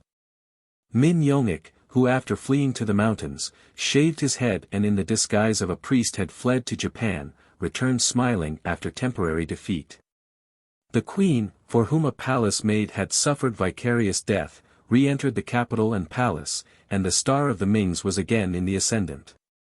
2 years later, in June, 1884, Min Yong-ik and So Kwang Pom, the first Koreans to go around the world, reached home followed by Kimoke Kyun and the Tokyo students from Japan. After an enthusiastic reception of the returned envoys and the American officers of the Trenton in Seoul, the public opinion in favor of progress was greatly stimulated. Min Yong-ik was made vice president of the Foreign Office and the others of the embassy were elevated in rank. The Chinese military instructors were dismissed by the king. A model farm sown with American seeds, and for which California livestock was ordered, Edison electric lights, American rifles and Gatling guns, Japanese artisans to establish potteries and other industries, gave indications of the new path of national progress upon which Korea had entered. Min Yong-ik while abroad has passed for an enlightened man, susceptible to modern ideas and in favor of opening Korea to commerce. Yet falling under the influence of his clan he had been home but a few weeks when he came to open rupture with Hong Yong-sik. Resigning from the Foreign Office he assumed command of the Palace Guard Battalion and restored Chinese drill masters, the military students from Japan being left to gain their support as subordinates in the proposed postal department. By autumn the late envoy to the United States had surrounded himself with Chinese and pro-Chinese conservatives, the progressive men had been hampered in their action. And the revenues for the promised enterprises and industries had been diverted to warlike preparations, that looked as if Korea, as a vassal, was to help China against France in the Tonquin complication. The situation in Seoul became alarming. A state of hostility existed between the leaders of the two political parties, one of which had at their call a rabble of rapacious militia, eager to try their new tools upon their hereditary enemies, the Japanese. While the other knew full well the sterling quality of the little body of Japanese infantry. 1,500 Chinese soldiers were still in the camp under General Yuan. In such a situation, the government being in the hands of their rivals and committed to the pro-Chinese policy, the liberals felt that their heads were likely to remain on their shoulders only so long as it pleased their enemies to bring no charge against them. In nations without representative institutions, revolutions and outbreaks must be expected when a change of policy is decided upon. Let us see how the Korean liberals attempted, when beset and thwarted, to save their own lives and reverse the policy of the government. On October 25, one of the liberal leaders intimated to an American that, for the sake of Korea, about 10 of the prominent conservatives would have to be killed. The idea was to remove their rivals by removing the heads of the same, seize the government, inaugurate new schemes of progress, open new ports, and otherwise commit Korea to the same course as that upon which Japan had entered. They supposed that the treaty powers would condone and approve their action, make further favorable treaties, and loan money for national improvement. Further, they claimed to have had the royal sanction. The autumn passed by and the moment seemed ripe for the plot. China, pressed by France, had withdrawn half her troops from Seoul, and Japan, with a view to strengthening her influence in the peninsula, had a few days before remitted $400,000 of the indemnity exacted for the riot of 1882. The time to strike a blow for Korean independence and to break the shackles of China forever seemed to have come. On the evening of December 4, the foreign envoys and several high officers of the government were invited to a banquet to celebrate the inauguration of the postal service. When it was nearly over, an alarm of fire was given from the outside, according to arrangement of the conspirators, and Min Yong-ik, going out to look, was set upon by assassins, but instead of being killed as was intended, was only wounded. Thereupon the liberal leaders hastened to the palace, and assuring the king that he was in great danger, in his name sent to the Japanese minister for the Japanese legation guard. At the same time the conservative leaders were summoned, as they supposed by the king, as fast as they stepped out of their sedan chairs at the palace gates, they were relieved of their heads. Meanwhile the Japanese infantry commanded the inner gates of the palace, and during the next day the new ministers of government, the liberals whose names have already become familiar to us, prepared edicts to be issued by the king reforming ancient abuses and customs, and instituting new and radical measures of national policy. The city was in a state of commotion, but despite the surging crowd no actual outbreak occurred. On the morning of the 6th the cry was raised, "Death to the Japanese," and then began a wild revelry of outrage, butchery, and incendiarism, in which the newly trained militia were conspicuous. The white foreigners in Seoul, 9 in number, of whom 3 were ladies, had gathered at the American legation, which under Lieutenant Bernadotte's directions was put in a state of defense. In it 22 Japanese also found refuge. That afternoon the Chinese troops, 600 strong, commanded by General Yuan and backed by 3,000 Koreans, moved upon the palace to drive out the Japanese. With superb discipline and skill Captain Murakami and his little band drove off their assailants, and through the narrow streets reached the legation at 8 p.m. after 48 hours' absence. The score of soldiers left behind, aided by the 100 or so of civilians who had gathered within, had successfully defended the enclosure from the mob. Provisions being exhausted, the Japanese with admirable coolness, discipline, and success began the march to the sea on the afternoon of the next day. Despite hostile soldiery with rifles and cannon, armed men firing from roof and wall, barred city gates, and a mob following them to the Han River, they crossed with their wounded and reached Kumopo on the morning of the 8th. There they were fed by the sailors of the men of war, while a Japanese steamer carried the news to Nagasaki. The short-lived liberal government came to an end after an existence of less than 48 hours. Hong Yong-sik, refusing to leave the king, was taken with him to the Chinese camp and there beheaded. The other conspirators fled to Japan, whence they were demanded by the Korean Ministerial Council, which demand was by the Japanese promptly refused. The torture and trial of 12 persons implicated in the affair was concluded January 27, 1885, and 11 were executed in the usual barbarous manner. Their bodies were chopped in pieces and the flesh and bones distributed in fragments through the streets of the city and the different provinces. The refugees ultimately reached America, except Kimoke Kyun who settled in Japan. Count Inoue of Japan and Kim Hong-chip of Korea on January 9, and Inoue and Li Hung-chang, of China, on May 7 concluded conventions by which the troubles were settled. The chief points in the diplomacy were the payment of indemnity by Korea to Japan, and a joint agreement between China and Japan to withdraw their troops. Both camps were emptied on the 20th, and on the 21st of May the troops left Kamolpo for their respective countries. October 5 the Taiwan Kuan, now 68 years old, but fresh as a man of 40 and able as ever to be a disturbing element, returned from China and re-entered Seoul under a guard of Chinese warriors and many thousands of Koreans. The affair was in its origin an anti-Chinese uprising of radical progressives, but in its ending an anti-Japanese demonstration. About 300 lives were lost by battle and murder. The conduct of the American minister, General Foote, during this trying occasion, was most admirable, and the legation, which sheltered all the foreigners and many Japanese, was kept open and the American flag was never lowered. Even in these troublous times a way was opened for the entrance of Western science and Reformed Christianity. Dr. Henry N. Allen, a missionary physician from Ohio, was called upon to attend Min Yong-ik and the wounded Chinese soldiers. The superiority of modern methods being at once manifest, the government became interested, and the dwelling occupied by Hong Yong-sik, who had been beheaded, was set aside as a hospital under Dr. Allen's charge. From that time forward several missionaries from American churches have entered active work in Korea, and 3 American young men engaged by the Korean government as teachers have begun to devise an educational system for the kingdom. There are now native Christian churches in Seoul, a hospital, schools, orphanages, and a college. Americans were chosen as advisors and assistants of the nation. 3 military officers to organize her army, naval officers to inaugurate a navy, commissioners of customs, and a counselor in the Foreign Office were among these. Renouncing the idea of the suzerainty of China over Korea, the king and government sent embassies to Japan, Europe, and the United States, to establish permanent legations.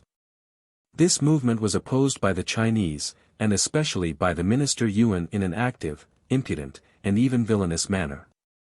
Yuan, who led the Chinese troops during the riot of December, 1884, and who escorted the Taiwan Kuan to Korea, is believed to have plotted to dethrone the king and set up another son of the old regent as a pro-Chinese partisan on the throne. Expecting to make use of the Korean military, whom he had drilled in person, his plot was exposed by Min Yong-ik. To checkmate any design of China, to prevent the departure of the envoys, or to convert her nominal authority into assertions of sovereignty or suzerainty, the Honorable Hugh N. Densmore, our minister, by the orders of the United States government, invited the embassy to take passage from Kamolpo in the United States steamship Omaha, which was done. In charge of Dr. H.N. Allen, Pak Chung-yang, a noble of the second rank, envoy extraordinary and minister plenipotentiary of the King of Korea, arrived in Washington and had audience of President Cleveland in January, 1888. When Kimoke Kyun, the leader of the insurrection of 1884, fled to Japan, he was welcomed by the Japanese and received as a protégé of the emperor. Repeated demands were made by Korea upon the Mikado to surrender him, and the demands were as repeatedly refused. In the spring of 1894 he was lured by means of a dummy draft on a non-existing bank in China, to Shanghai, where on March 28, at the Japanese hotel, and in the absence of his Japanese attendant, he was foully murdered by his pretended friend Hong Jiang-on, a tool of the Ming faction. This man had been in the employ of the Ming faction of the Korean government with the mission of the assassination entrusted to him, and if the crime was not committed by order of the King of Korea, as was popularly believed, it was surely by order of the Queen, who has been strong in her influence.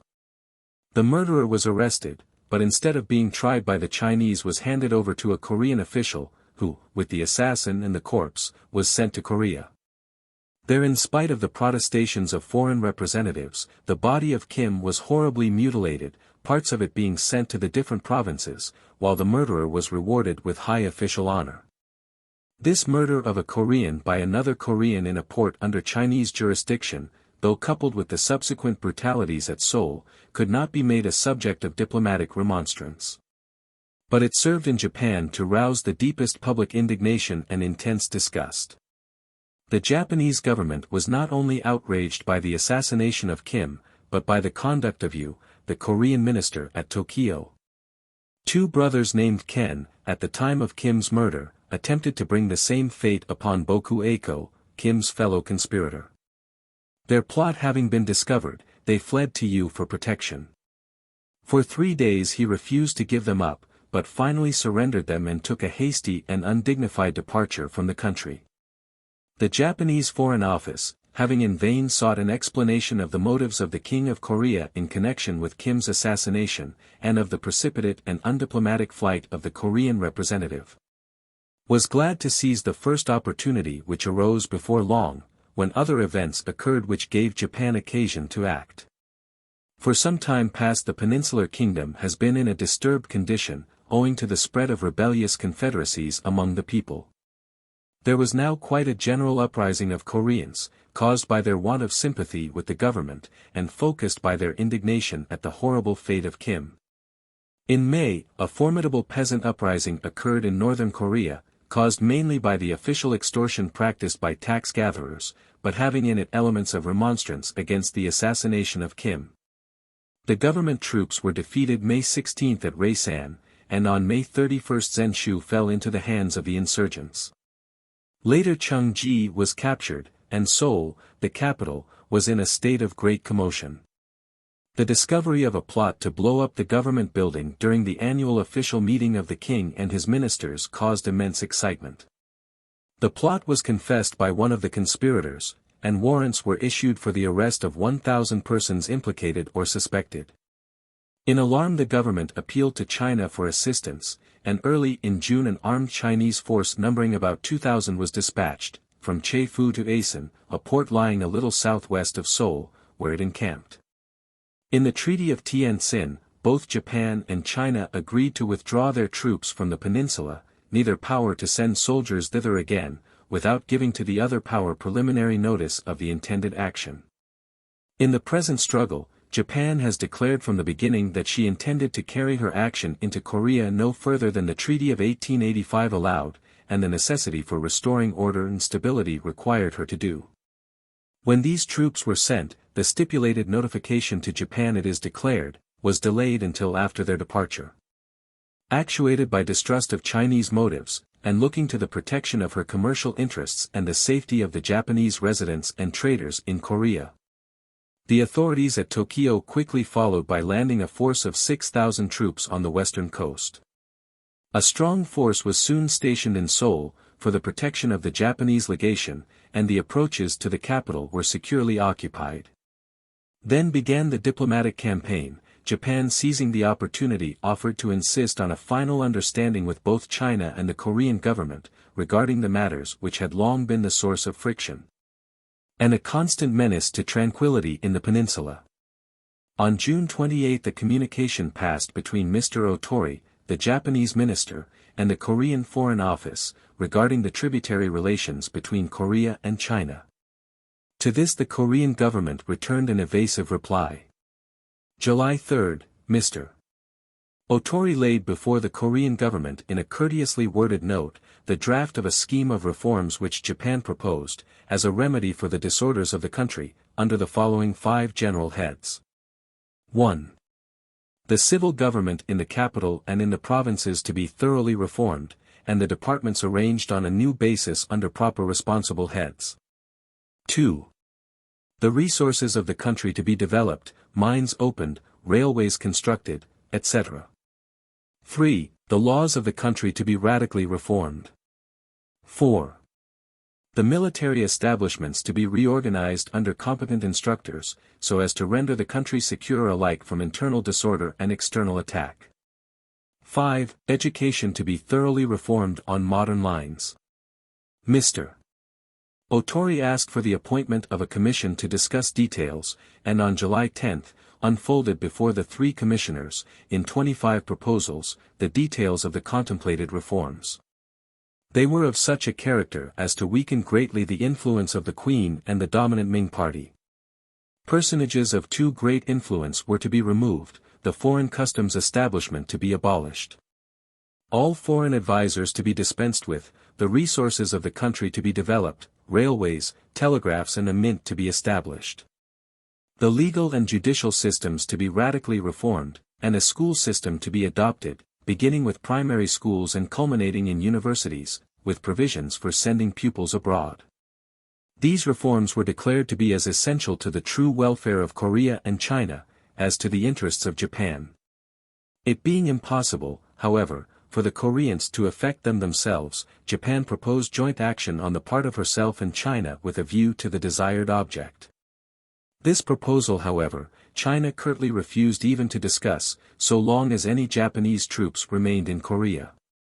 She assured Japan that the peasant rebellion had been quieted, which was true in a sense, for the insurgents, after the landing of the Chinese regulars, had temporarily stayed their onward progress, but the cause of the trouble still remained. From the moment of this deadlock we may date the unofficial beginning of the war. The formal declaration was not made until about 2 weeks later. 2. The beginnings of hostilities. Japan decides to reform Korea without China's aid. Korean palace guards fire on the Japanese escort of Minister Otori, momentous result of the skirmish, announcement of Korean independence, Taiwan Kun as prime minister, the first collision at sea, sinking of the Kaohsiung, fighting around Asan, defeat of the Chinese. Li Hung-chang declares that the war will be fought to the bitter end, Japan's formal declaration of war, China's response, the conflict begun. Failing to secure China's cooperation, Mr. Otori told the officials at Seoul that the government was now determined of her own accord to see the needed reforms carried out. The Korean government still showing no disposition to acquiesce in his proposals, the Japanese minister determined to have a personal interview with the king, of whose sympathy with the policy of the Ming party, there was some doubt. The minister had regarded the reply of the Korean government to his demands as insolent, and knowing that its substance had been made known to the Korean officers, he felt an apprehension of violence toward himself and the members of the legation. He therefore insisted on being accompanied by a strong escort of Japanese on the occasion of any further visits to the palace. On the morning of July 23, attended by this escort of Japanese guards, and accompanied by the father of the king, Mr. Otori set out from the legation for the purpose of having another interview with the Korean monarch. As the minister with his fully armed escort approached the palace, they were fired upon by troops in the service of the Ming ministry, some of whom were stationed within the palace walls. The fire was promptly returned by the Japanese, and a sharp skirmish ensued which lasted 20 minutes. 1 Japanese cavalryman and 2 foot soldiers were wounded, while the Korean loss was 17 killed and 70 wounded. When quiet was restored, the Japanese were in possession of the palace. The result of the fight was momentous, the complete overthrow of the Ming, or pro-Chinese faction in the Korean government. On the same day the Korean king formally announced his independence of China. One of his first acts was to request an interview with Mr. Otori, and before the interview had ended that day the Japanese ministers saw the Taiwan Kun, father of the king, and formerly regent during the latter's minority. Formally installed as prime minister and instructed to introduce administrative reforms such as Japan had proposed. A written pledge was signed by the king, guaranteeing that the remedying of social and political abuses should begin as soon as the proper machinery could be put in operation. The old counselors of the king were replaced by men believed to be in sympathy with progressive principles. Japan on her part made herself responsible for the execution of these pledges. The part taken by the king in the reforms is somewhat uncertain. One of the most eminent authorities on Korean affairs has declared that the king himself cannot be looked upon as a potent factor in the struggle. That he is a weak, amiable, nervous man, whose only importance consists in the fact that he is a king and in the sanction that his presence, and authority, and seal may be considered to lend to the party with which he sides. He has not been on good terms with his father, and when the Japanese placed the latter in charge there was considerable uncertainty as to the results that would follow. The same day that this skirmish at the palace occurred between Korean and Japanese troops, a report was sent out which might have involved Great Britain in the Eastern War. It was alleged that ill treatment had been offered by the Japanese troops to the British Consul General at Seoul, Mr. Gardner, and his wife. The assertion was that the Japanese troops forbade their passing the line of sentries which had been drawn around an encampment, and that unnecessary force had been used to accomplish this. The falsity of the charges, or the fact that they were very much overdrawn, was proved upon the first investigation, no regulations being in force except those natural and proper in such times. The situation in Korea developed very slowly. The ways of the East are not as the ways of the West, and one of the most deeply rooted and highly prized instincts which Oriental diplomatists have inherited from a long line of their ancestors is a profound belief in the merits of procrastination. The first important collision at sea occurred in Prince Jerome Gulf, about 40 miles off Komopo, on July 25, 1 week before the formal declaration of war. Up to the night of July 19, the highest authorities at Tientsin did not anticipate war, but as a matter of watchful policy the War Office chartered the British steamers Irene, Fei Ching, and Kaohsiung, belonging to the Indo-Chinese Steam Navigation Company, and a number of Chinese merchant steamers, for the transportation of troops. The object was to transport the 2nd Division from Taku to Asan, to reinforce the Chinese army in that Korean city. The Irene was the first to leave Taku, July 21, with 1,150 troops, with one of the owners and his wife on board. The other 2 vessels were to leave on the 22nd and 23rd. The Kaohsiung was an iron vessel, schooner-rigged, of 1,350 tons, built at Barrow and belonging to the Port of London. She sailed from Taku July 23, with no cargo, but with 1,200 Chinese troops on board. All went well with the transport until the second morning, July 25, when about 9 o'clock the vessel was sighted by a Japanese man-of-war, the Naniwa Kan. The Naniwa was accompanied by 2 other men-of-war, one of which was the Matsusama, on board of which was the Japanese admiral. The Kaohsiung was ordered by signal, "Stop where you are or take the consequences." She promptly anchored. Then the Naniwa steamed up and sent a boarding party to the Kaohsiung. The officers in command made a strict scrutiny of the ship's papers, and after some hesitation as to his course of action, peremptorily ordered the Kaohsiung to follow. This caused great excitement amongst the troops, who said to the English officers of the ship, "We refuse to become prisoners and would rather die here. If you move the ship, except to return to China, we will kill you." The Japanese having returned to their own vessel, the European officers on the Kaohsiung argued with the Chinese to convince them that it would be wiser to surrender, thus saving the life of all and the ship itself. These arguments had no effect on the Chinese, and the Kaohsiung then signaled to the Naniwa to send another boat. Captain von Hanneken explained the situation to the Japanese boarding officer, pointing out that there had been no declaration of war, that the Kaohsiung was a British ship under the British flag, and that owing to the position taken by the Chinese it was physically impossible for the officers of the vessels to obey the Naniwa's order. He claimed that the flag should be respected, and that the ship should be escorted back to the Chinese coast. The boarding party then returned to the Naniwa, which thereupon signaled, "Quit the ship as soon as possible." The Kaohsiung officers replied that it was impossible to quit the ship, owing to the threats of the Chinese. The Naniwa threw an answering pennant, and steamed quickly into position, broadside on, at a distance of about 200 yards. Mr. Tamplin, the chief officer of the Kaohsiung, tells a graphic story of the scene that followed. The Chinese were greatly excited, and kept drawing their fingers across their throats in order to show us what we might expect. The British officers, and Captain von Hanneken, were anxiously gathered on the bridge, and the bodyguards were at the bottom of the ladder watching us like cats. 2 executioners fully armed were told off to follow the captain and myself, and they dogged us everywhere with drawn scepters. About 1 o'clock the Naniwa opened fire, first discharging a torpedo at the Kaohsiung, which did not strike her. The man-of-war then fired a broadside of 5 heavy guns, and continued firing both heavy and machine guns from deck and tops until the Kaohsiung sank about an hour later. The Kaohsiung was first struck right amidships, and the sound of the crashing and splintering was almost deafening. To add to the danger, the Chinese rushed to the other side, causing the ship to heel over more than ever.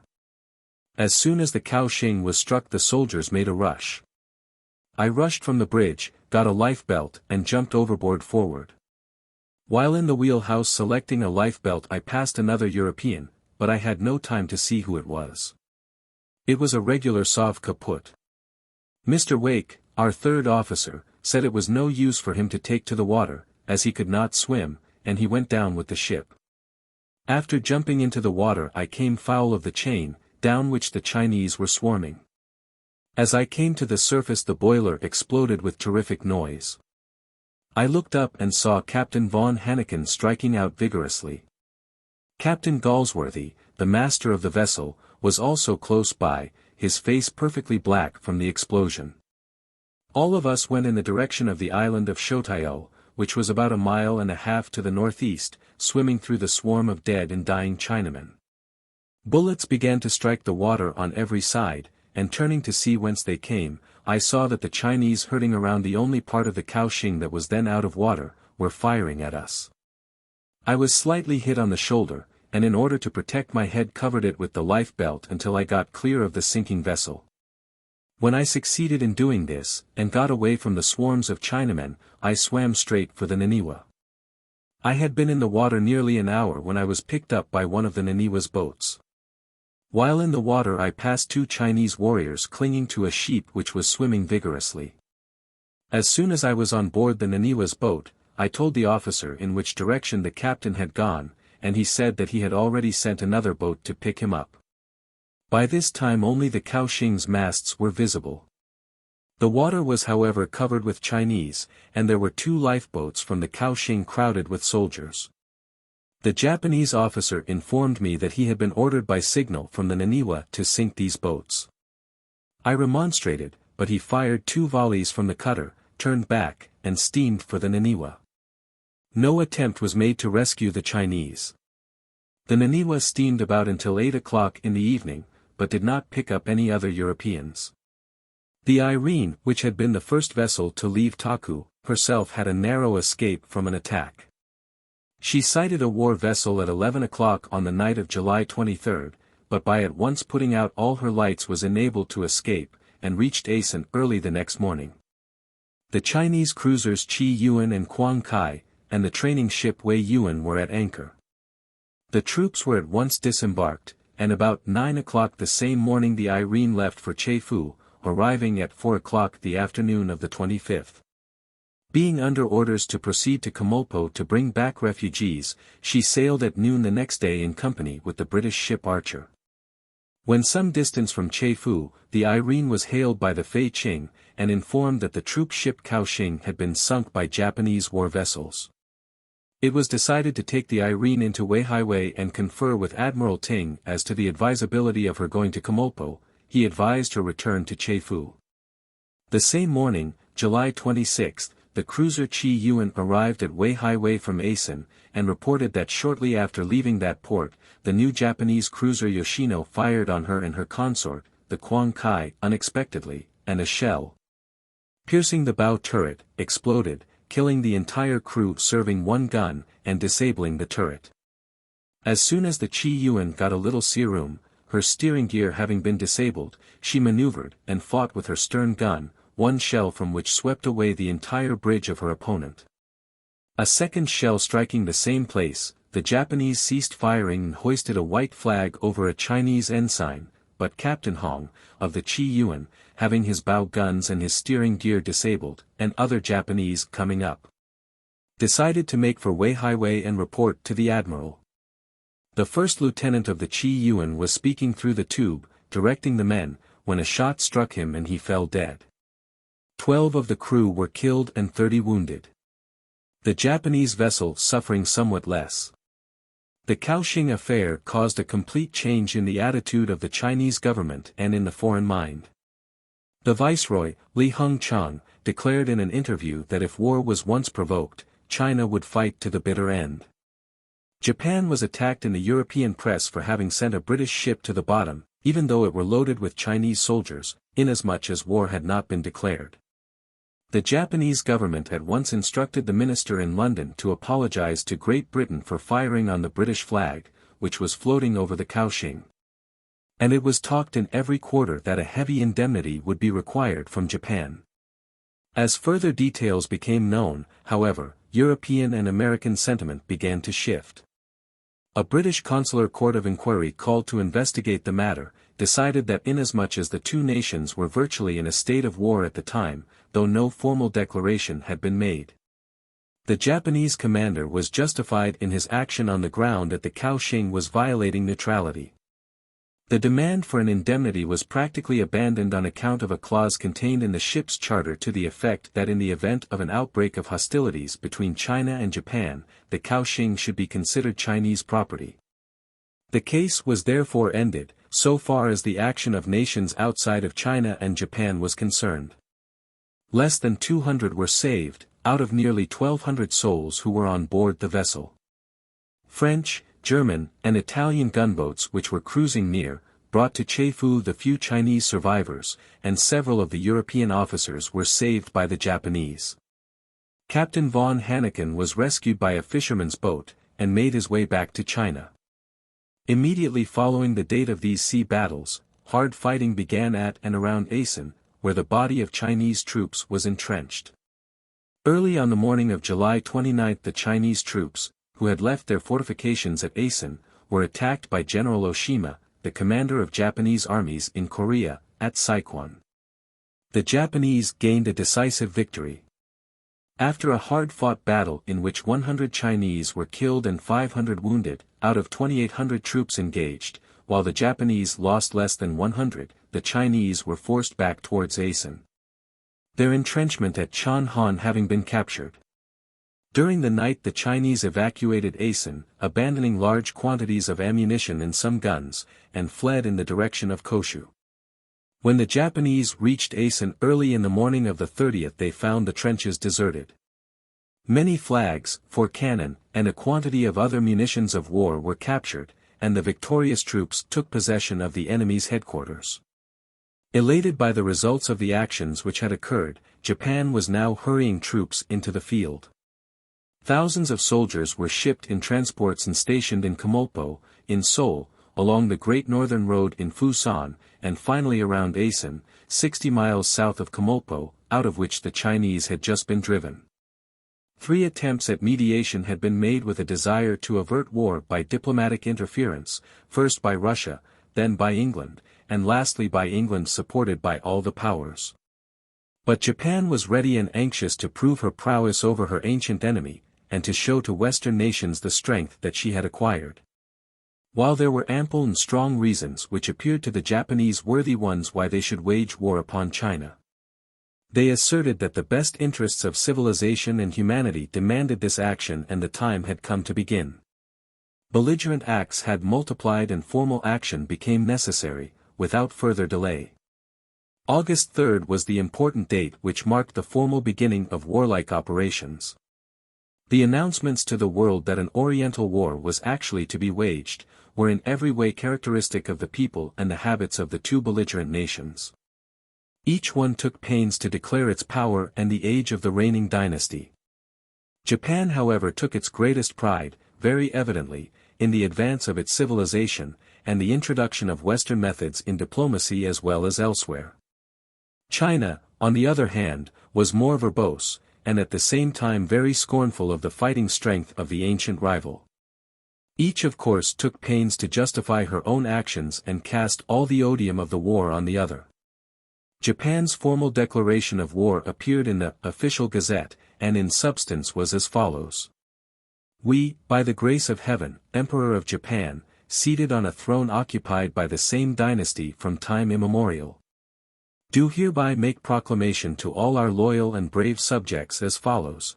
We hereby declare war against China, and we command each and all of our competent authorities, in obedience to our wish, and with a view to the attainment of the national aim, to carry on hostilities by sea and land against China, with all the means at their disposal, consistently with the law of nations. Over 20 years have now elapsed since our accession to the throne.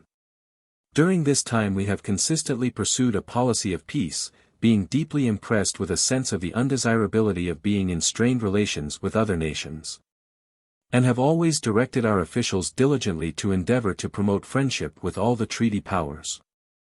Fortunately, our intercourse with the nations has continued to increase in intimacy.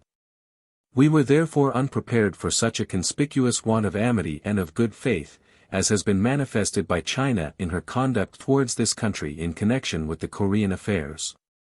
Korea is an independent state. She was first introduced into the family of nations by the advice and under the guidance of Japan. It has, however, been China's habit to designate Korea as her dependency, and both openly and secretly to interfere with her domestic affairs. At the time of the recent civil insurrection in Korea, China dispatched troops thither, alleging that her purpose was to afford succor to her dependent state. We, in virtue of the treaty concluded with Korea in 1882, and looking to possible emergencies, caused a military force to be sent to that country, wishing to procure for Korea freedom from the calamity of perpetual disturbance, and thereby to maintain the peace of the East in general. Japan invited China's cooperation for the accomplishment of that object, but China, advancing various pretexts, declined Japan's proposal. Thereupon Japan advised Korea to reform her administration, so that order might be preserved at home, and so that the country might be able to discharge the responsibilities and duties of an independent state abroad. Korea has already consented to undertake the task, but China has insidiously endeavored to circumvent and thwart Japan's purpose. She has further procrastinated and endeavored to make warlike preparations, both on land and at sea. When these preparations were completed, she not only sent large reinforcements to Korea with a view to the attainment of her ambitious designs, but even carried her arbitrariness and insolence to the extent of opening fire upon our ships in Korean waters. China's plain object is to make it uncertain where the responsibility resides for preserving peace and order in Korea, and not only to weaken the position of that state in the family of nations, a position obtained for Korea through Japanese efforts, but also to obscure the significance of the treaties recognizing and confirming that position. Such conduct on the part of China is not only a direct injury to the rights and interests of this empire, but also a menace to the permanent peace and tranquility of the Orient. Judging from her action, it must be concluded that China from the beginning has been bent upon sacrificing peace to the attainment of her sinister objects. In this situation, ardent as our wish is to promote the prestige of the country abroad by strictly peaceful methods, we find it impossible to avoid a formal declaration of war against China. It is our earnest wish that by the loyalty and valor of our faithful subjects, peace may soon be permanently restored, and the glory of the empire be augmented and completed. China promptly accepted the issue thus formally raised, and published a declaration in substance as follows. Korea has been our tributary for the last 200-odd years. She has given us tribute all of this time, which is a matter known to the world. For the last dozen years or so Korea has been troubled by repeated insurrections, and we in sympathy with our small tributary have as repeatedly sent succor to her aid, eventually placing a resident in her capital to protect Korea's interests. In the fourth moon, May, of this year, another rebellion was begun in Korea, and the king repeatedly asked again for aid from us to put down the rebellion. We then ordered Li Hung-chang to send troops to Korea, and they having barely reached Asan, the rebels immediately scattered. But the Hwojin, the ancient epithet for the Japanese expressive of contempt translated, pygmies, or more strictly according to usage, vermin, without any cause whatever sent their troops to Korea and entered Seoul, the capital of Korea, reinforcing them constantly until they have exceeded 10,000 men. In the meantime the Japanese forced the Korean king to change his system of government, showing a disposition in every way of bullying Koreans. It was found a difficult matter to reason with the Wojin. Although we have been in the habit of assisting our tributaries, we have never interfered with their internal government. Japan's treaty with Korea was as one country with another. There is no law for sending large armies to bully a country in this way and to tell it to change its system of government. Various powers are united in condemning the conduct of the Japanese, and can give no reasonable name to the army she now has in Korea. Nor has Japan been amenable to reason, nor will she listen to an exhortation to withdraw her troops and confer amicably upon what should be done in Korea. On the contrary, Japan has shown herself belligerent without regard to appearances, and has been increasing her forces there. Her conduct alarmed the people of Korea as well as our merchants there, and so we sent more troops over to protect them. Judge of our surprise then, when halfway to Korea a number of the Wojin ships suddenly appeared, and taking advantage of our unpreparedness opened fire on our transports at a spot on the sea coast near Asan, and damaged them, thus causing us to suffer from their treacherous conduct which could not be foretold by us.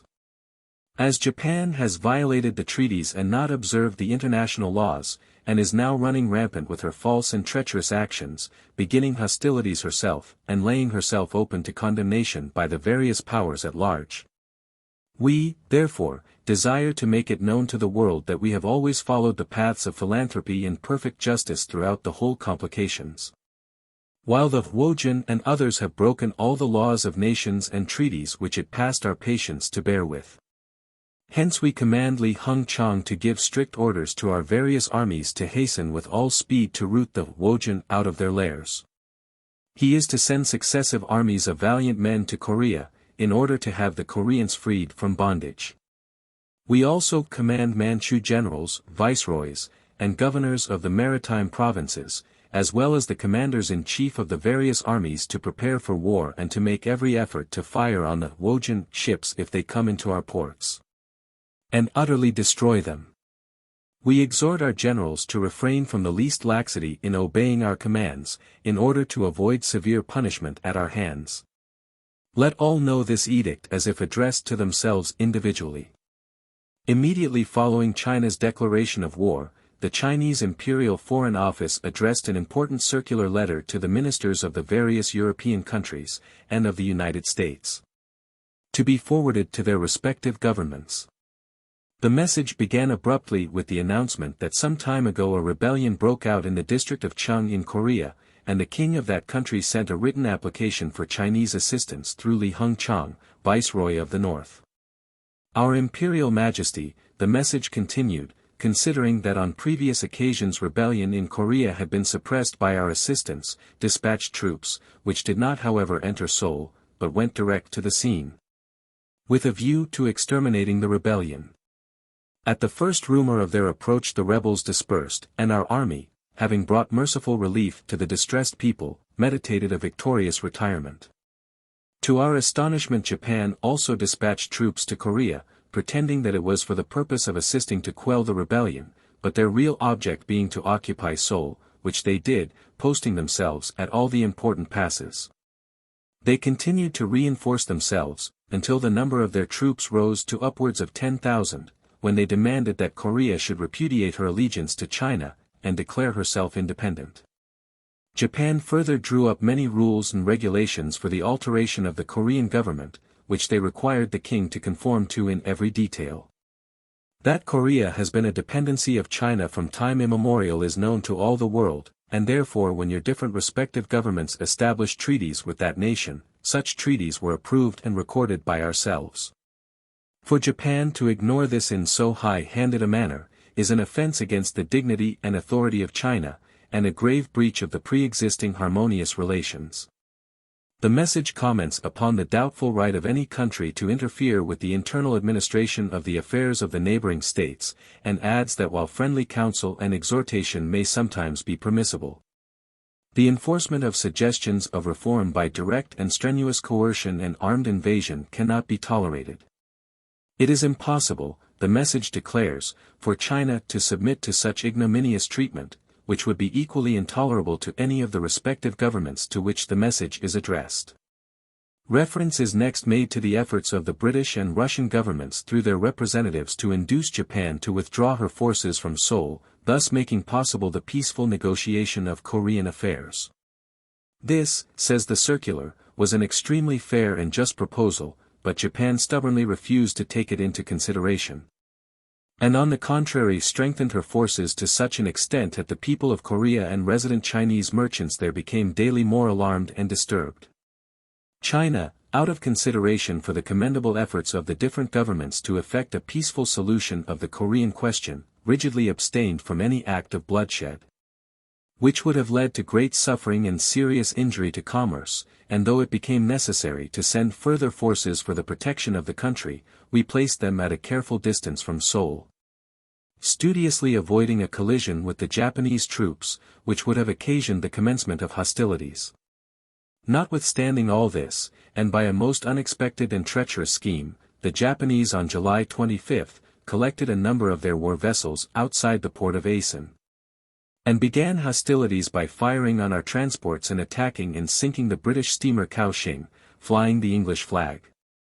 Thus, therefore, the commencement of the war on their part was beyond all justification, and China, having done her utmost hitherto to preserve the good fellowship of nations, can carry forbearance no further, but feels constrained to adopt different counsels and to take effectual measures for the management of affairs.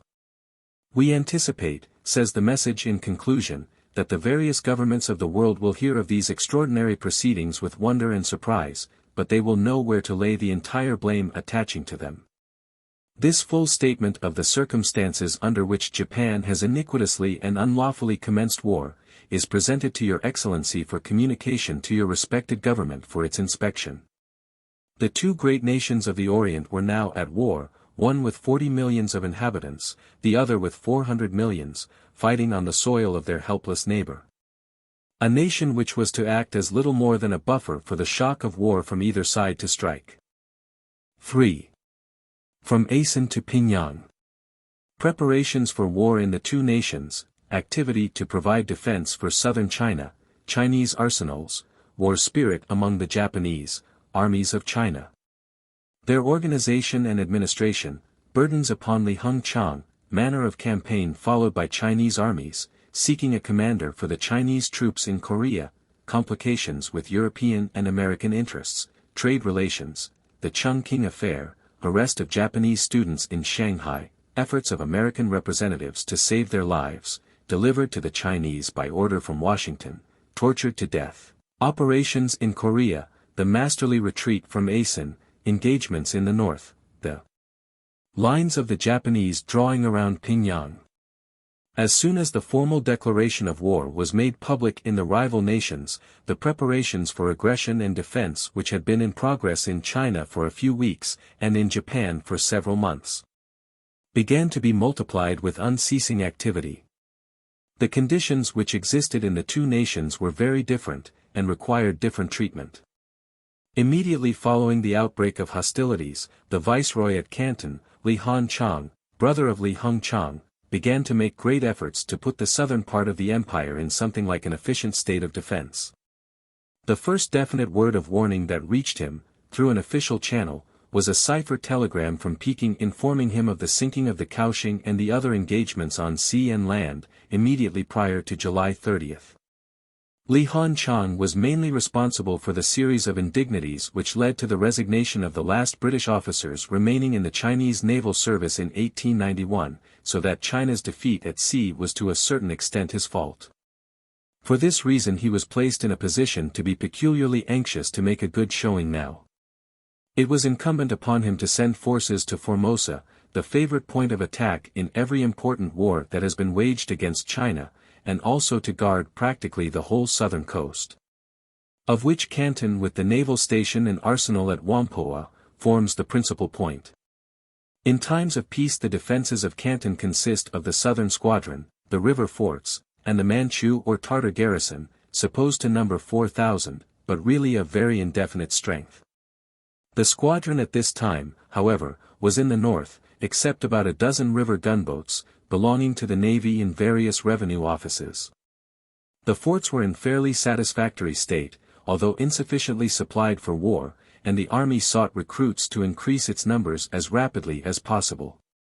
The investigation of the Whampoa arsenal, however, was highly unsatisfactory as to its results.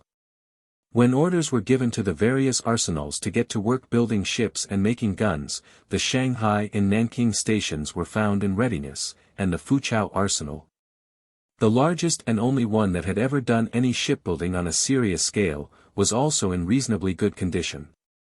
But Whampoa arsenal was in a lamentable state of unfitness, and all that remained of it was its naval training college, torpedo depot, and warehouse for guns and ammunition. The responsible officials whose negligence and dishonesty had resulted in this unfortunate condition, had good cause to anticipate severe punishment. In the north of China, where the administration had been more closely under the eye of Li Hongchang, things were in somewhat better condition, although still not what they ought to be to meet a great war. The Japanese nation at the same moment presented a rare spectacle. To a man, to a woman, the whole people were for war to the knife. They scarcely knew, nor did they greatly care, for what, but having been without the luxury of a serious foreign war for 200 or 300 years. Their military and patriotic spirits were raised over the invasion of Korea and the prospective conflict with China. Never was a stronger antithesis than that between Japanese and Chinese at the beginning of this conflict. It was the perfection of order and of precision against slovenliness and carelessness. The pitting of a trained athlete against a corpulent brewer who hated fighting. China has in her history had good soldiers, but her system does not produce nor encourage them. Despised by the literary class, which has been in absolute control of everything, the soldier, having little chance of fame, and feeling himself as belonging to a degraded class, has taken naturally to pillage. If he has hoped to succeed to honors, it has been as likely to be by corrupt interest as by meritorious service, for the Chinese have had no appreciation of military excellence. Of course an army, however numerous, composed of such unkindly material, is but a mob, and if the Chinese had the spirit of soldiers they lacked the arms. For in a service built up on corruption it was natural to expect that the funds allotted for equipment would find other destinations. After the war broke out, immense efforts were made by Japan in mobilizing troops and transporting them across the straits to Korea. The reserve was called out, and from every house and every shop someone was drafted to serve with the colors.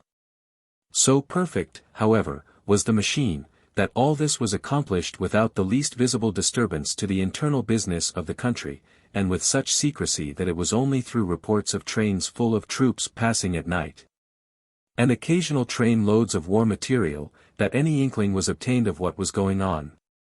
The embarkation was kept equally secret, even when whole fleets of transports were engaged. One was constrained more and more to admire the organization of the Japanese, and the perfect order which everywhere prevailed. In a country so strictly policed, the police need never be called on to quell a disturbance, and the force itself constituted another military reserve, drilled and disciplined for any service. So complete was their network of armed watchmen, that a sparrow could hardly cross the road without its name and destination being recorded in the archives of the prefecture. Everything about every individual, whether foreign or native, was known to this intelligent government. Every foreigner's house was frequented by spies, in the guise of peddlers or servants, who reported minutely to their official employers. It was the same abroad. Japanese spies had examined every Chinese ship and fort, had measured the fighting power of every Chinese regiment. Japan knew the rottenness of Chinese naval and military administration better perhaps than the Chinese themselves. Japan was, in short, one great intelligence department, and it began to prove in a most unexpected way that knowledge is power. Coming fresh from Japan to Tientsin, the port of Peking, whence the direction of the war was to be carried on, one would be astounded at the aspect of China. The Celestial Empire in war times contrasted so completely with its hostile neighbor that one might imagine oneself in another planet. The silent, stolid action of the one country and the confused bustle of the other were the strongly evident contrasts.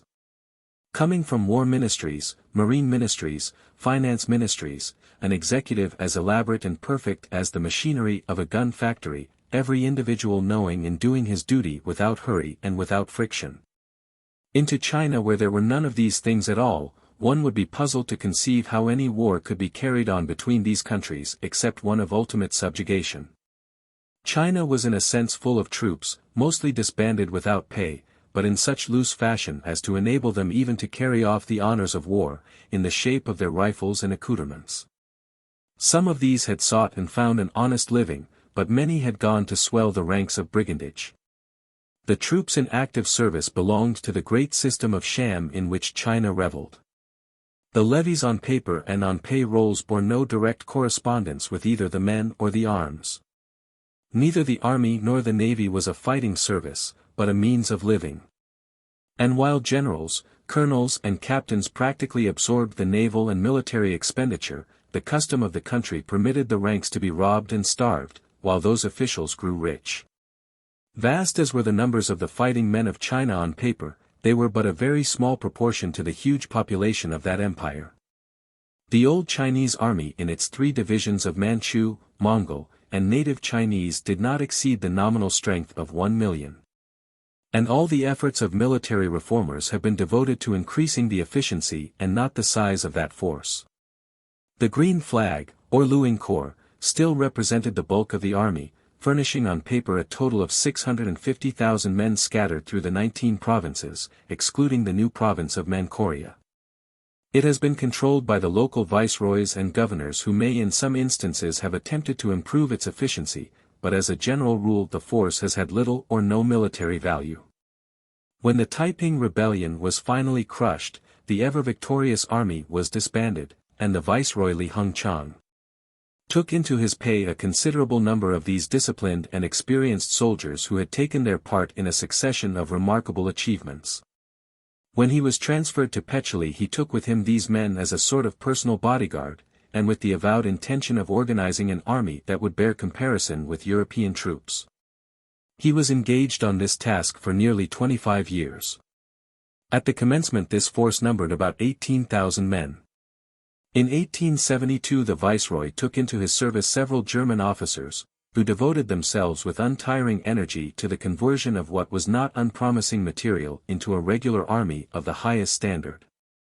The training of this force was carried on with the greatest possible secrecy, and no European officers except those serving with it had any opportunity of forming an opinion. But it was known at the beginning of the war that the Black Flag Army, as it was called, numbered about 50,000 men. After Li Hengchang's army, and scarcely inferior to it in strength and importance, came the 2 branches of the old Tartar army, both of which were recently subjected to some military training, and more or less equipped with modern weapons.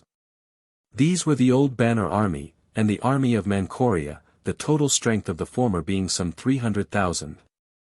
Up to a comparatively recent time nothing had been done to make this force efficient. Many of the troops were armed with nothing but bows and arrows, and a kind of iron flail. In the last 15 years, however, part of the Banner Army, called the Peking Field Force, was organized by the late Prince Chun, father of the reigning emperor, and raised to a fair degree of efficiency. The Second Tartar Force, the Army of Manchuria, contained some 80,000 men who had received training in approximately modern weapons. Out of these, 30,000 men, all armed with rifles, have made their headquarters at Mukden, the old capital of the Manchus. The Japanese reproached the Chinese with having no commissariat. Neither had they telegraphs, ambulance, or hospital services.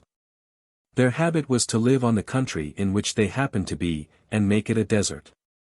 The Korean campaign was expected to form no exception to this rule, and the plains in the northwest, in the region first occupied by the Chinese after the abandonment of Asan, were early deserted by their inhabitants. Yet there were exceptions to this method of procedure. The force that was sent under General Ye to Asan to quell the insurrection there, treated the natives with kindness and were consequently much liked. The general had funds entrusted to him, to distribute among the poor people who were suffering from want, and miraculous to say he did not steal the money, but spent all, and even, it is said, some of his own, in benevolence to the Koreans. At the opening of the war the functions of a war ministry, marine ministry, finance ministry, with their staff of experts, were in China discharged by one old man, without any staff, who had stood for 30 years between the living and the dead. The emperor issued edicts without providing the means of carrying them out. All the rest, whether in gross or in detail, devolved on Li Hung Chang, who like another Atlas was bearing the whole rotten fabric of Chinese administration on his shoulders. The supreme command of the Korean expeditions was first offered to Lu Mingchuan, who defended Formosa in 1884, but that astute old soldier declined on the ostensible ground of age and defective sight, but really because, as he said, peace would be made before he could reach Tientsin. The command was next offered to Lu Qintang, the real conqueror of Kashgar, for which the Governor-General so obtained the credit. He also declined, but was overruled by the emperor, and started from his home in the interior. His journey in the height of the summer heat was too much to endure, and he died in his boat before reaching the coast. The command was then entrusted to a civilian, Wu Tacheng, who distinguished himself in closing a great breach on the Yellow River some years ago, and who has lately been governor of Hunan. This promising official was therefore chosen to go to Korea as imperial commissioner to command the generals, no one of whom had been in authority over another. It was natural to expect that complications would arise between the belligerent nations and the European and American nations having commercial interests in the Orient. Japan and China had not been long enough acquainted with the rules of international comedy and international war to be familiar with the exactions that would be made by the other nations which might be affected.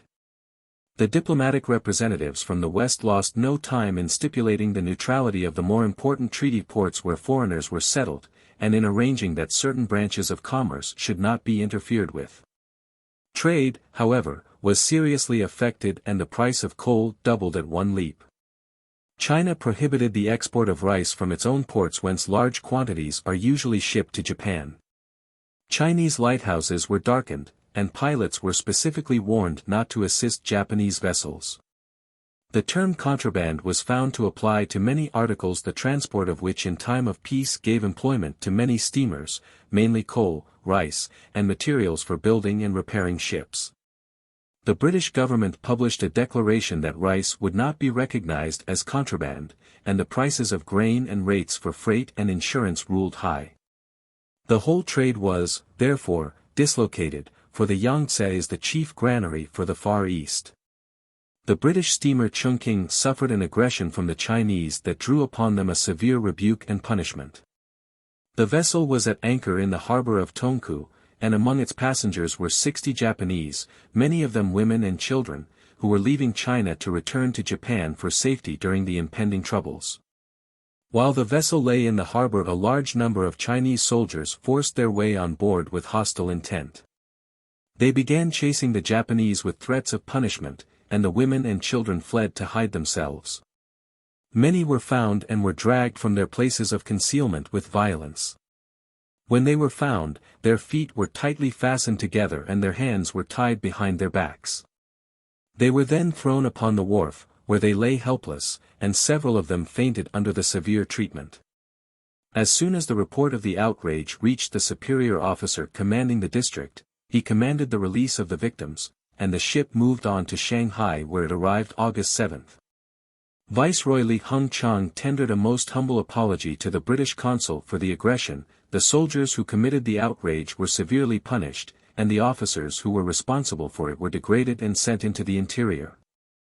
The Japanese who were living in various Chinese treaty ports, engaged in business or connected with the various foreign concessions, took pains during the early period of the war to keep themselves as much as possible sequestered from Chinese view, to avoid giving offense to the people. Many of them had for years worn Chinese dress, and others now adopted the same costume, thinking thus to lessen the danger to which they were undoubtedly exposed. The Chinese authorities of Shanghai became convinced that the Japanese remaining there, under the protection of various foreign flags, constituted so many menaces to the national security. The precaution which the Japanese took in adopting Chinese costume, was made the pretext for a demand upon the consuls for the arrest of all who had resorted to it, but in each instance the demand was refused. The first complication of American diplomatic interests with those of China came in this connection. On the morning of August 18, 2 Japanese who were walking within the limits of the French concession were pounced upon by Chinese guards and carried off to prison, charged with being spies in the service of the Japanese government.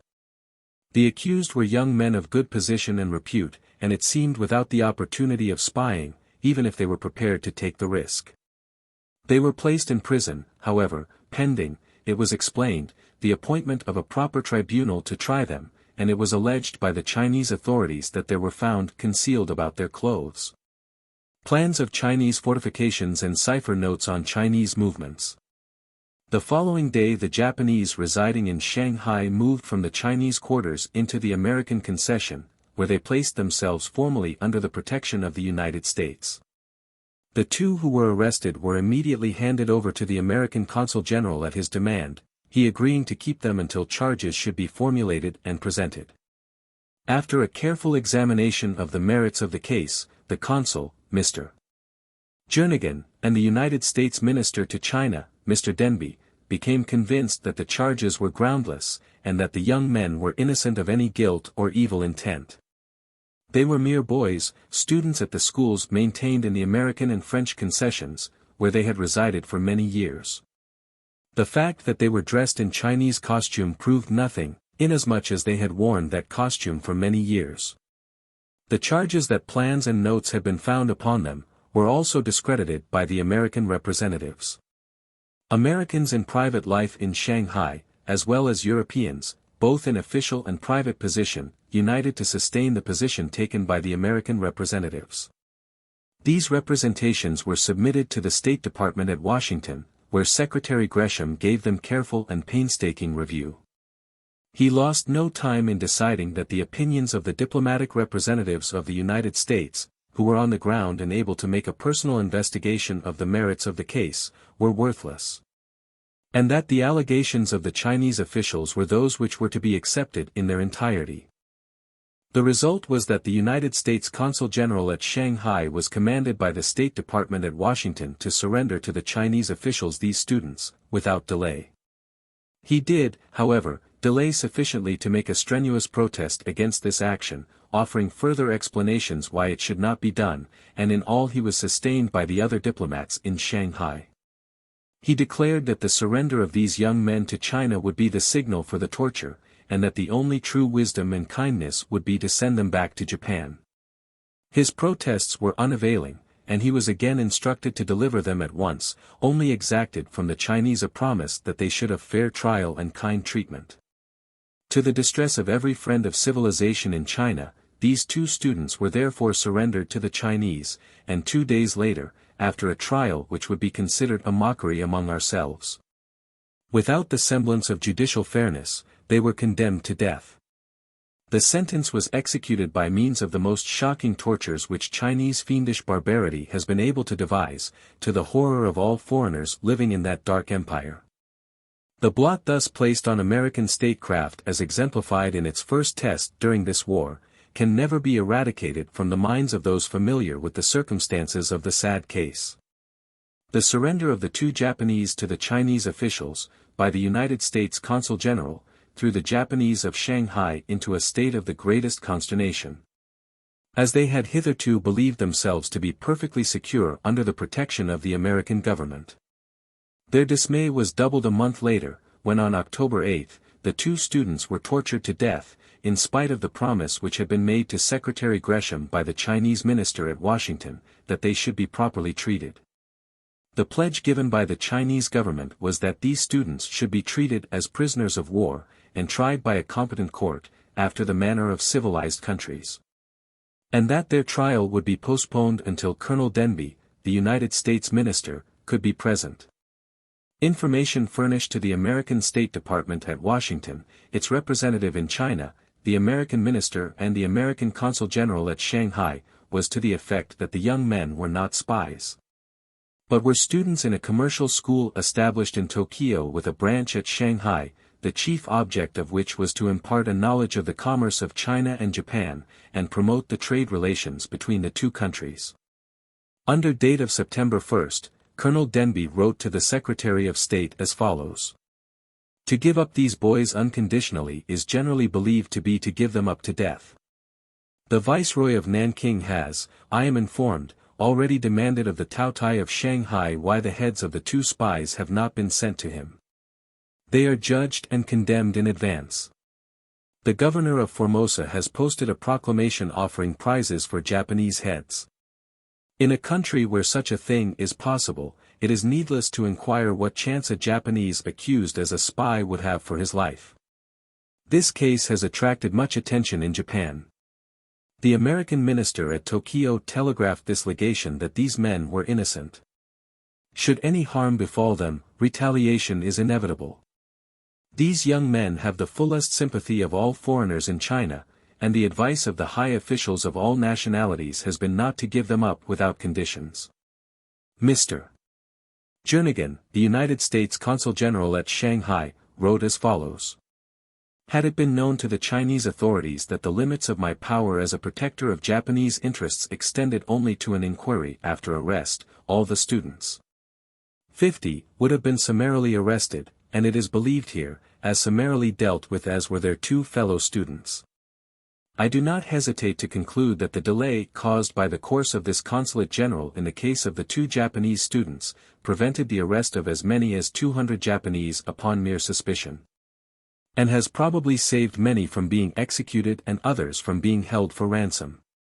With this sort of a warning before them, the remaining Japanese residents in Shanghai, who numbered about 700 persons, consequently determined to quit the place at the earliest possible moment. The Yokohama Specie Bank transferred its business for the time to a French bank and closed its doors. The Japanese storekeepers sold off their stocks with all speed, and prepared to leave in the first steamer for their native country. Let us turn now to the hostile operations in Korea involving the rival forces. In the last chapter the operations were related up to July 30, on which date the Japanese drove the Chinese troops out of their entrenched position at Asan. 5 days later, on the 4th of August, the conquerors re-entered Seoul in triumph, leaving the retreating Chinese to make their way to their friends far to the northward. Barbarous as it might have been in the Chinese to have no commissariat, they had in such an encounter the advantage in marching, and were able to make a retreat so successfully as to win the admiration of those who can recognize even that sort of merit. To understand the movements of forces from this period of the war, it must be remembered that we have to do with a single Japanese force, landing at Kamulpo and commanding and occupying Seoul, from which center the movements were carried on. There were, however, two Chinese forces, the original garrison of Asan, a port 40 miles south of Seoul, and a large force advancing by the road which enters Korea at its northwest corner at Waiju. China anxious to meet and annihilate at one blow if possible her despised foe, through the latter body of troops, drawn largely from the Manchu garrisons, into the Korean peninsula, where they advanced about 170 miles inside the border to the banks of the Tatung River at Pingyang. The Japanese were awaiting the shock a little to the north of Seoul, and such was the strength of their position that the Chinese, instead of advancing upon them, halted at the capital city of the province, Pingyang, assuming the defensive there and strongly fortifying it. 1 week after the capture of Asan and the beginning of the retreat of the Chinese, the van of the victorious army started from Seoul, marching towards Pingyang, 140 miles distant, whence they were destined 5 weeks later to be once more victorious in expelling the Chinese. General Ye, with his 4,000 Chinese, made, as has been said, a masterly retreat. Accompanied by many Koreans who joined his standard when he was compelled to abandon his untenable position, he struck northeastward and after 25 days effected a junction with the Chinese main body at Pingyang, August 23. His column kept to the mountains, where travel was difficult, and it was harassed by the enemy all along the route. Nevertheless, the troops marched 350 miles through this almost impassable country, breaking through the Japanese lines at Cheongju, and reaching their friends at last. The Japanese army, advancing on Pingyang at the same time, was approaching that position by a course parallel with that of the Chinese, but to the westward of it. The opposing forces were near enough to one another that detached bodies frequently met in conflict, and the skirmishes resulting were reported by whichever band happened to be victorious, as a brilliant victory for the army. Because of this condition of affairs, many battles were reported from one side or the other that were scarcely mentioned by the opponents, whichever force it might be. And the war spirit was thus constantly fed in China and Japan without anything of considerable importance really happening. About the middle of August the Japanese scouts pressing forward from Pongsan came across an advance guard of the Chinese, who had seized the telegraph line.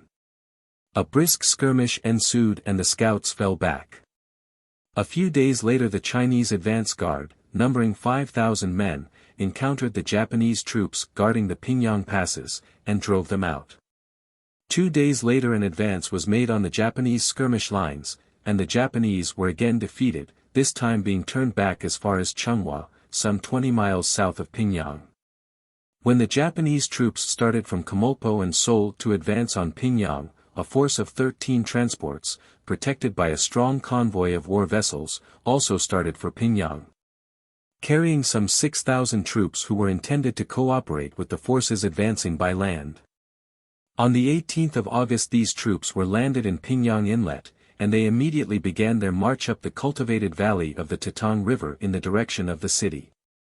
When the force had proceeded some distance, it was suddenly attacked by 1,000 Chinese cavalry, who succeeded in dividing the column into 2 parts. The Chinese artillery at the same time caused great havoc among the Japanese.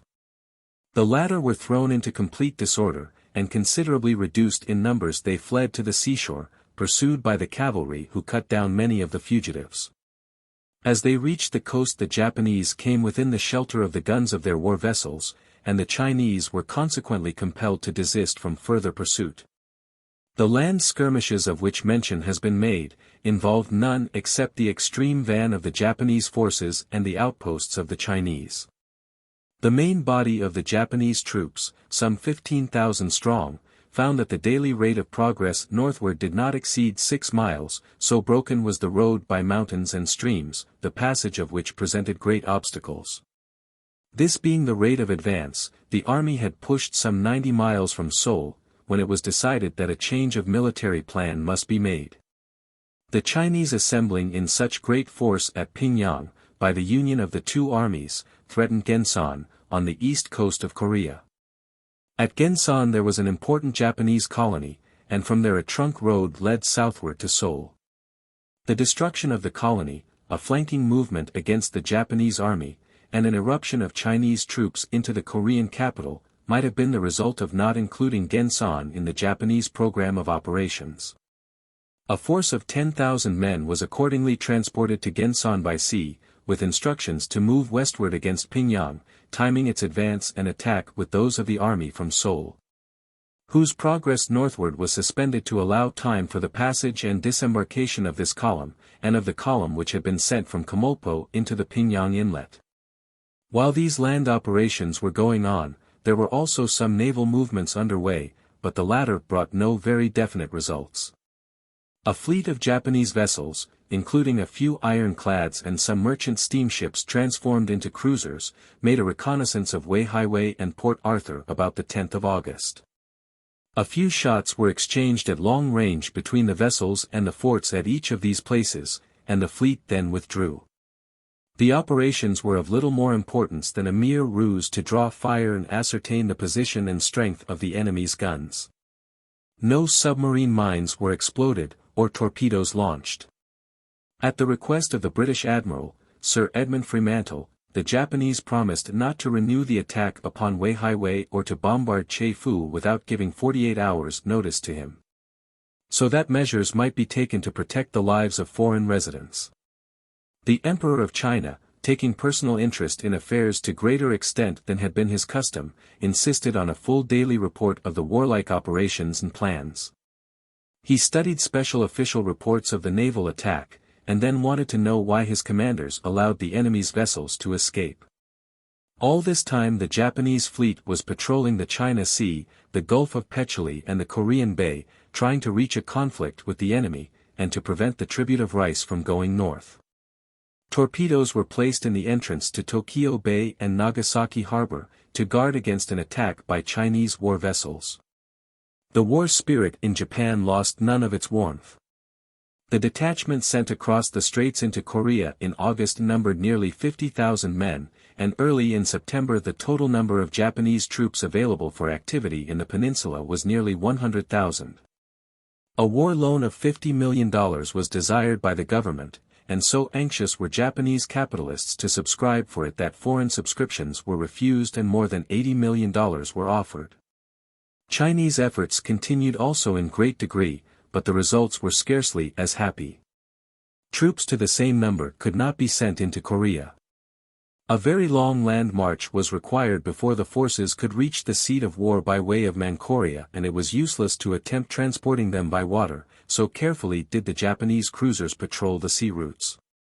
Just at this time, when the lines were drawing closer and closer for a decisive battle, the relations between Japan and Korea were more closely defined by a formal treaty of alliance signed at Seoul on August 26.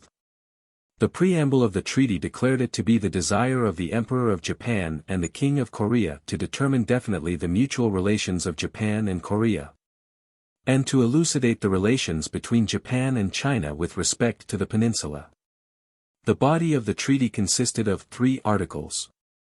The object of the alliance is the strengthening and perpetuation of the independence of Korea as an autonomous state, and the promotion of the mutual interests of Korea and Japan. By compelling the Chinese forces to withdraw from Korea, and by obliging China to abandon her claims to the right to dominate the affairs of Korea. Japan is to carry on warlike operations against China, both offensive and defensive. And the Korean government is bound to afford every possible facility to the Japanese forces in their movements, and to furnish supplies of provisions to them at a fair remuneration, so far as such supplies may be needed. The treaty shall terminate when a treaty of peace is concluded by Japan with China. At this very time, however, the feeling of the Korean people against the Japanese was very intense, and they were everywhere welcoming the Chinese as their friends. Except the strongly guarded positions in the provinces of Seoul and Hwanghae and the country around the treaty ports which were under Japanese influence, the peninsula was in the possession of armed Koreans and Chinese. The Japanese Marquis Seonji landed at Kumulpo, August 28, to congratulate the Korean monarch on his declaration of independence. And the king showed every disposition to cooperate with the Japanese in their efforts to introduce reforms into his country.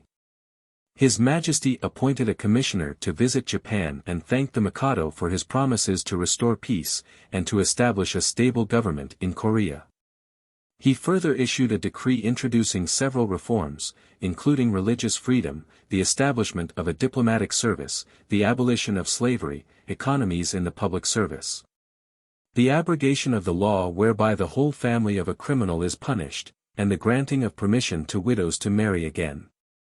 Early in September the Mikado established headquarters in Hiroshima with the Ministers of War and Marines and the General Staff, deciding to direct the war operations from that city in the future. This had already been the place of assembly and embarkation for the troops ordered to the seat of war.